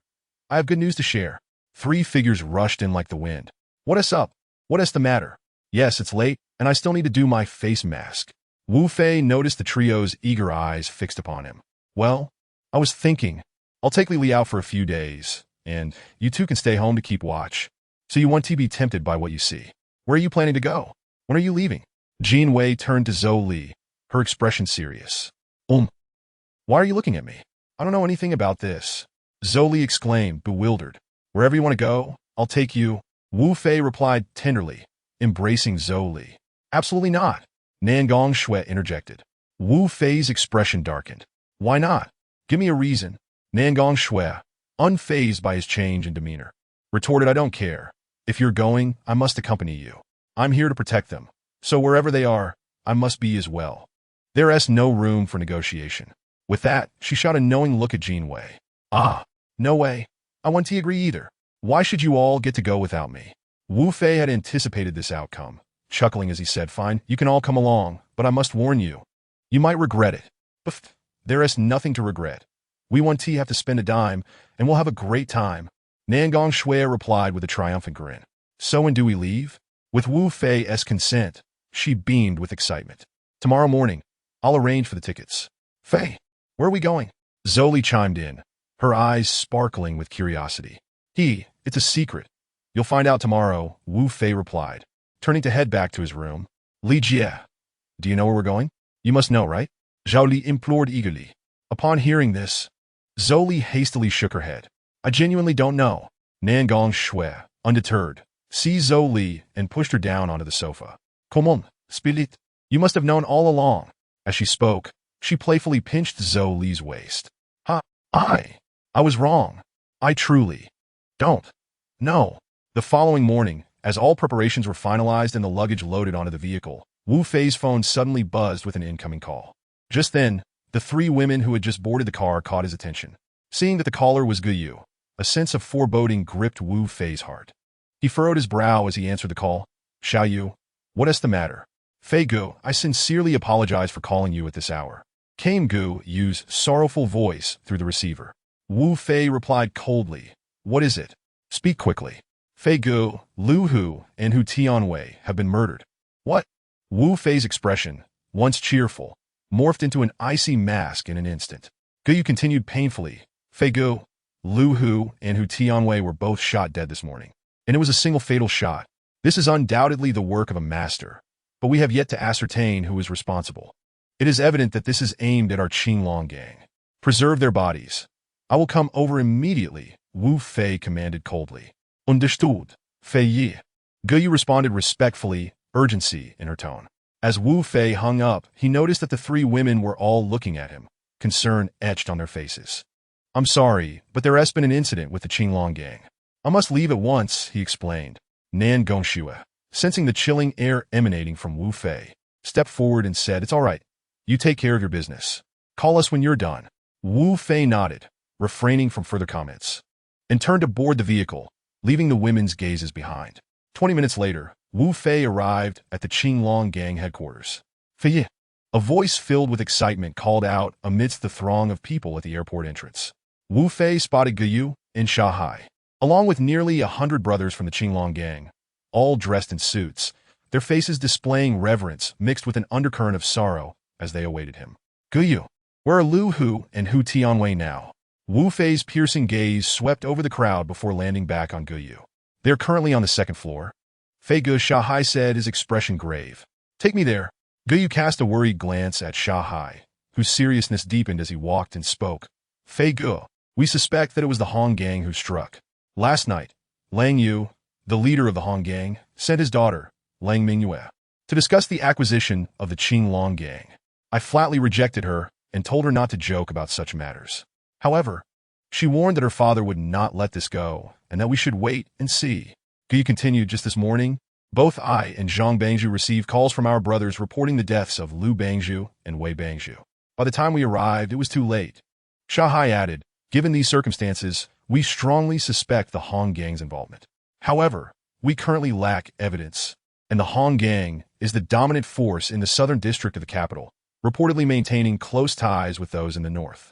Their strength surpasses ours significantly, and despite our suspicions, none dare take action without your permission. Fei Ge. Wu Fei maintained his gaze on them, his eyes growing icy beneath a curtain of hair. Yet he remained silent, leaving his thoughts inscrutable.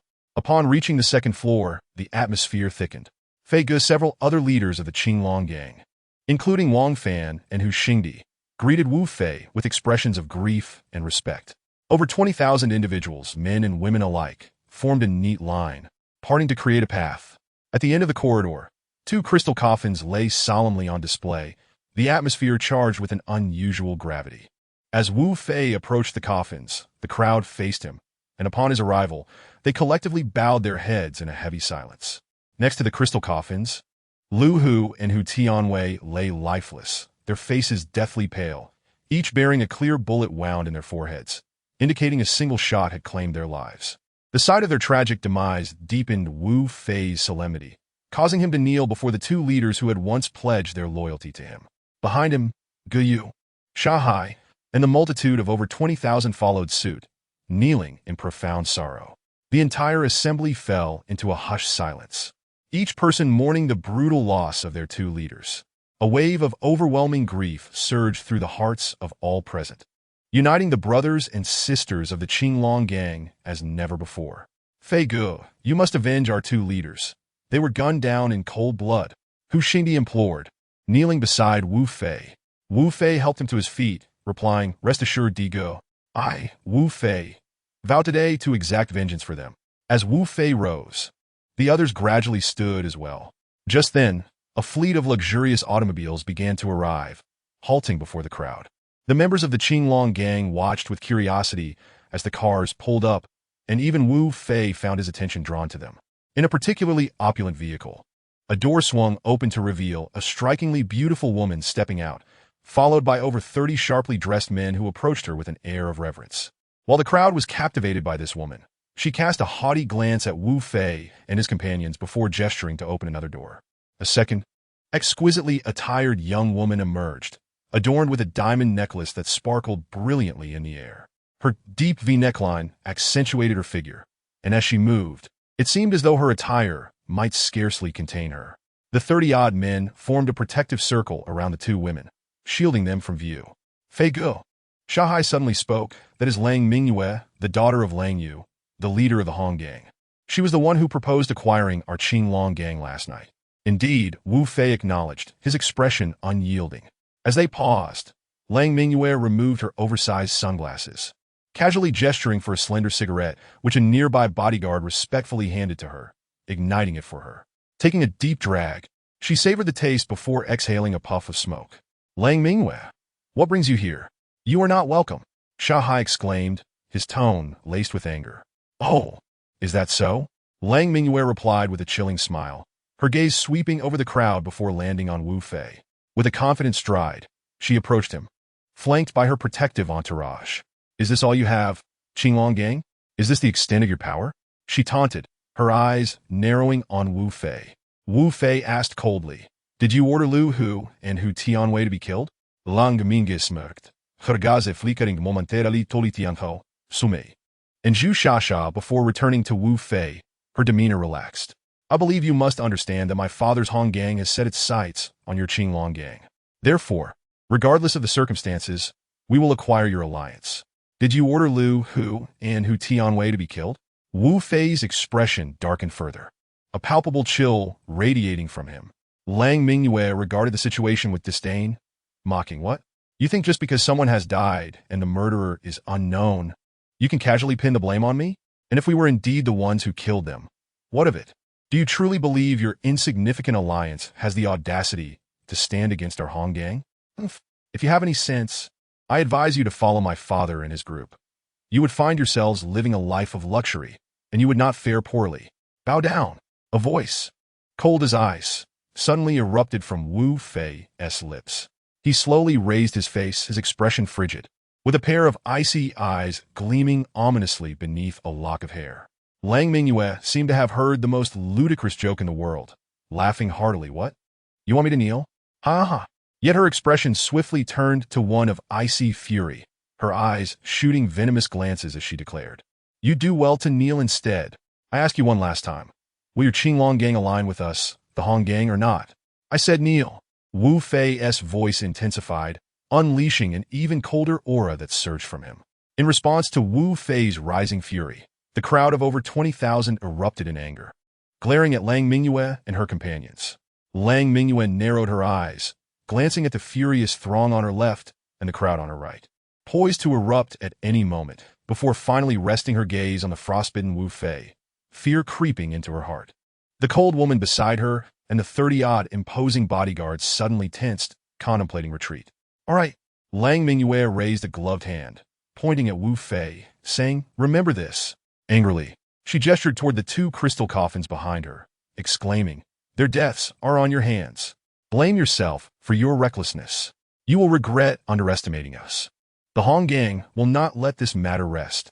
With a disdainful snort, she waved her hand dismissively and turned to leave. "I command you to kneel." Wu Fei suddenly bellowed, unable to contain his agitation as he lunged toward her. "What are you doing?" the cold woman screamed, and simultaneously, 4 bodyguards rushed to attack Wu Fei. Bang! Wu Fei lifted a leg, sending one bodyguard flying.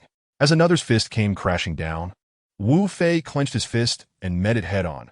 The sound of bones cracking echoed through the air as the bodyguard cried out in pain.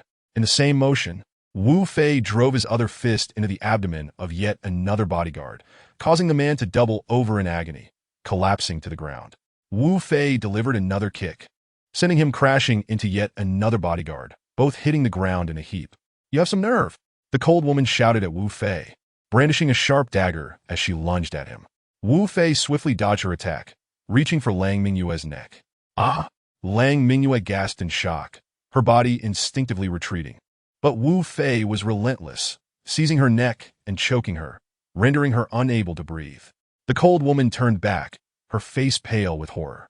The other 30-odd bodyguards drew their guns, pointing their dark barrels at Wu Fei, but in that moment, they appeared anxious and uncertain.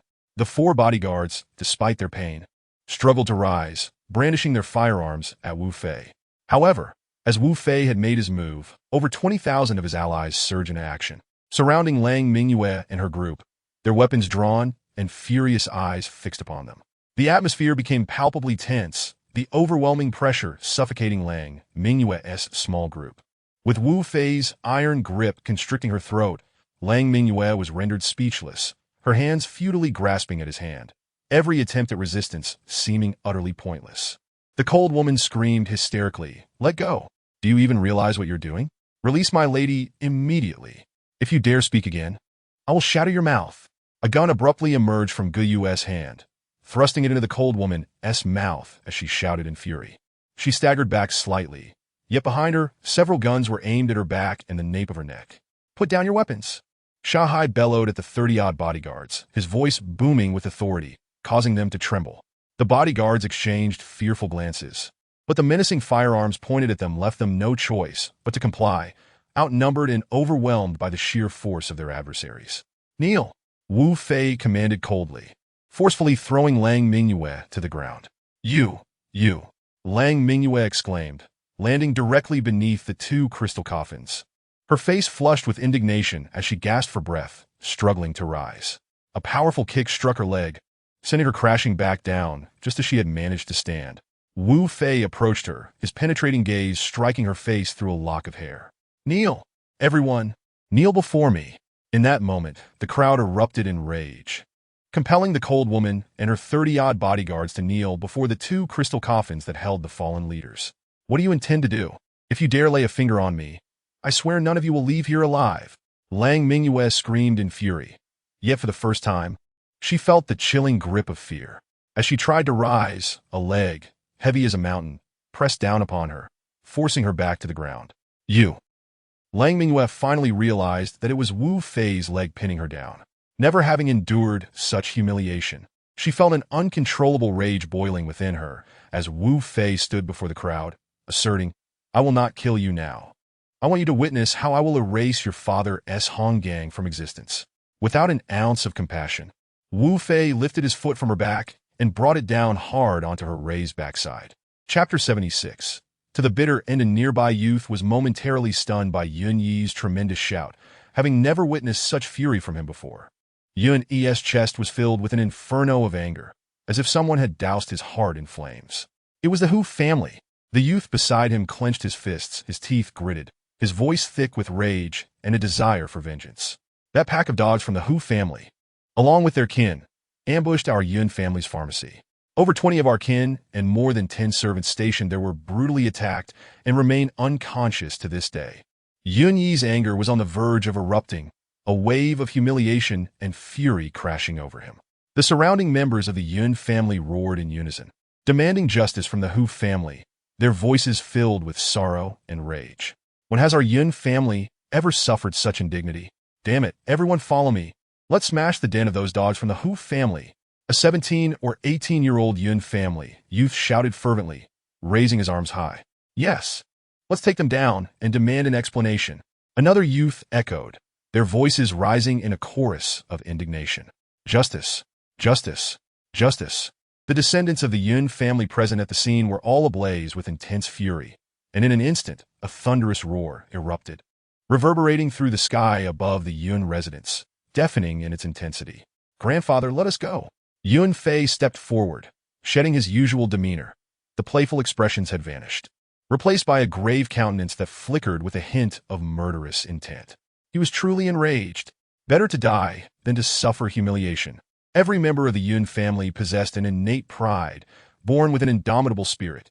This was the legacy that had been passed down through the ages. Head of the family, Yun Wei requests to seek justice.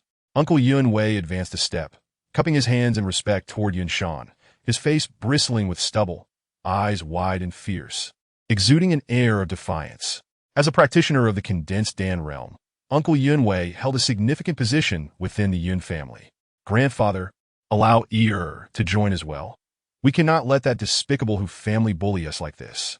If worst comes to worst, we shall fight to the death. Yun Yi's blood surged with fervor, his voice ringing out loudly. Yun Xian quietly stepped forward, his thin lips pressed tightly, eyebrows arched, embodying an aura of coldness. Yun Shan stood silently, his brow furrowed, his voluminous robe billowing without wind. You cannot go. It is too dangerous. Yun Shan finally spoke, his voice slow and deliberate. As the head of the Yun family, I must accompany you. At that moment, his aura surged dramatically, his commanding voice penetrating the ears of everyone present. I, Yun Shan, vow that if the Hu family does not provide us with a satisfactory explanation, we shall repay them in kind, an eye for an eye, a blood debt repaid in blood, making them repay 100-fold. With Yun Shan's proclamation, the blood of the crowd surged with fervor. This was tantamount to declaring war on the Hu family. Yet, had the Yun family ever feared anyone? Death was but a mere consequence. Dignity and honor were far more precious than their lives. Once the flames of passion within their hearts were ignited, the docile lambs would transform into fierce tigers. Sons of the Yun family, follow me to the Hu family to reclaim our justice and restore our pride. Yun Shan raised his hand, shedding the composed demeanor of the Yun family head, turning decisively towards the great gates of the Yun residence. In that moment, he seemed to return to a bygone era of youthful bravado, casting aside the present seriousness of his role as the family head.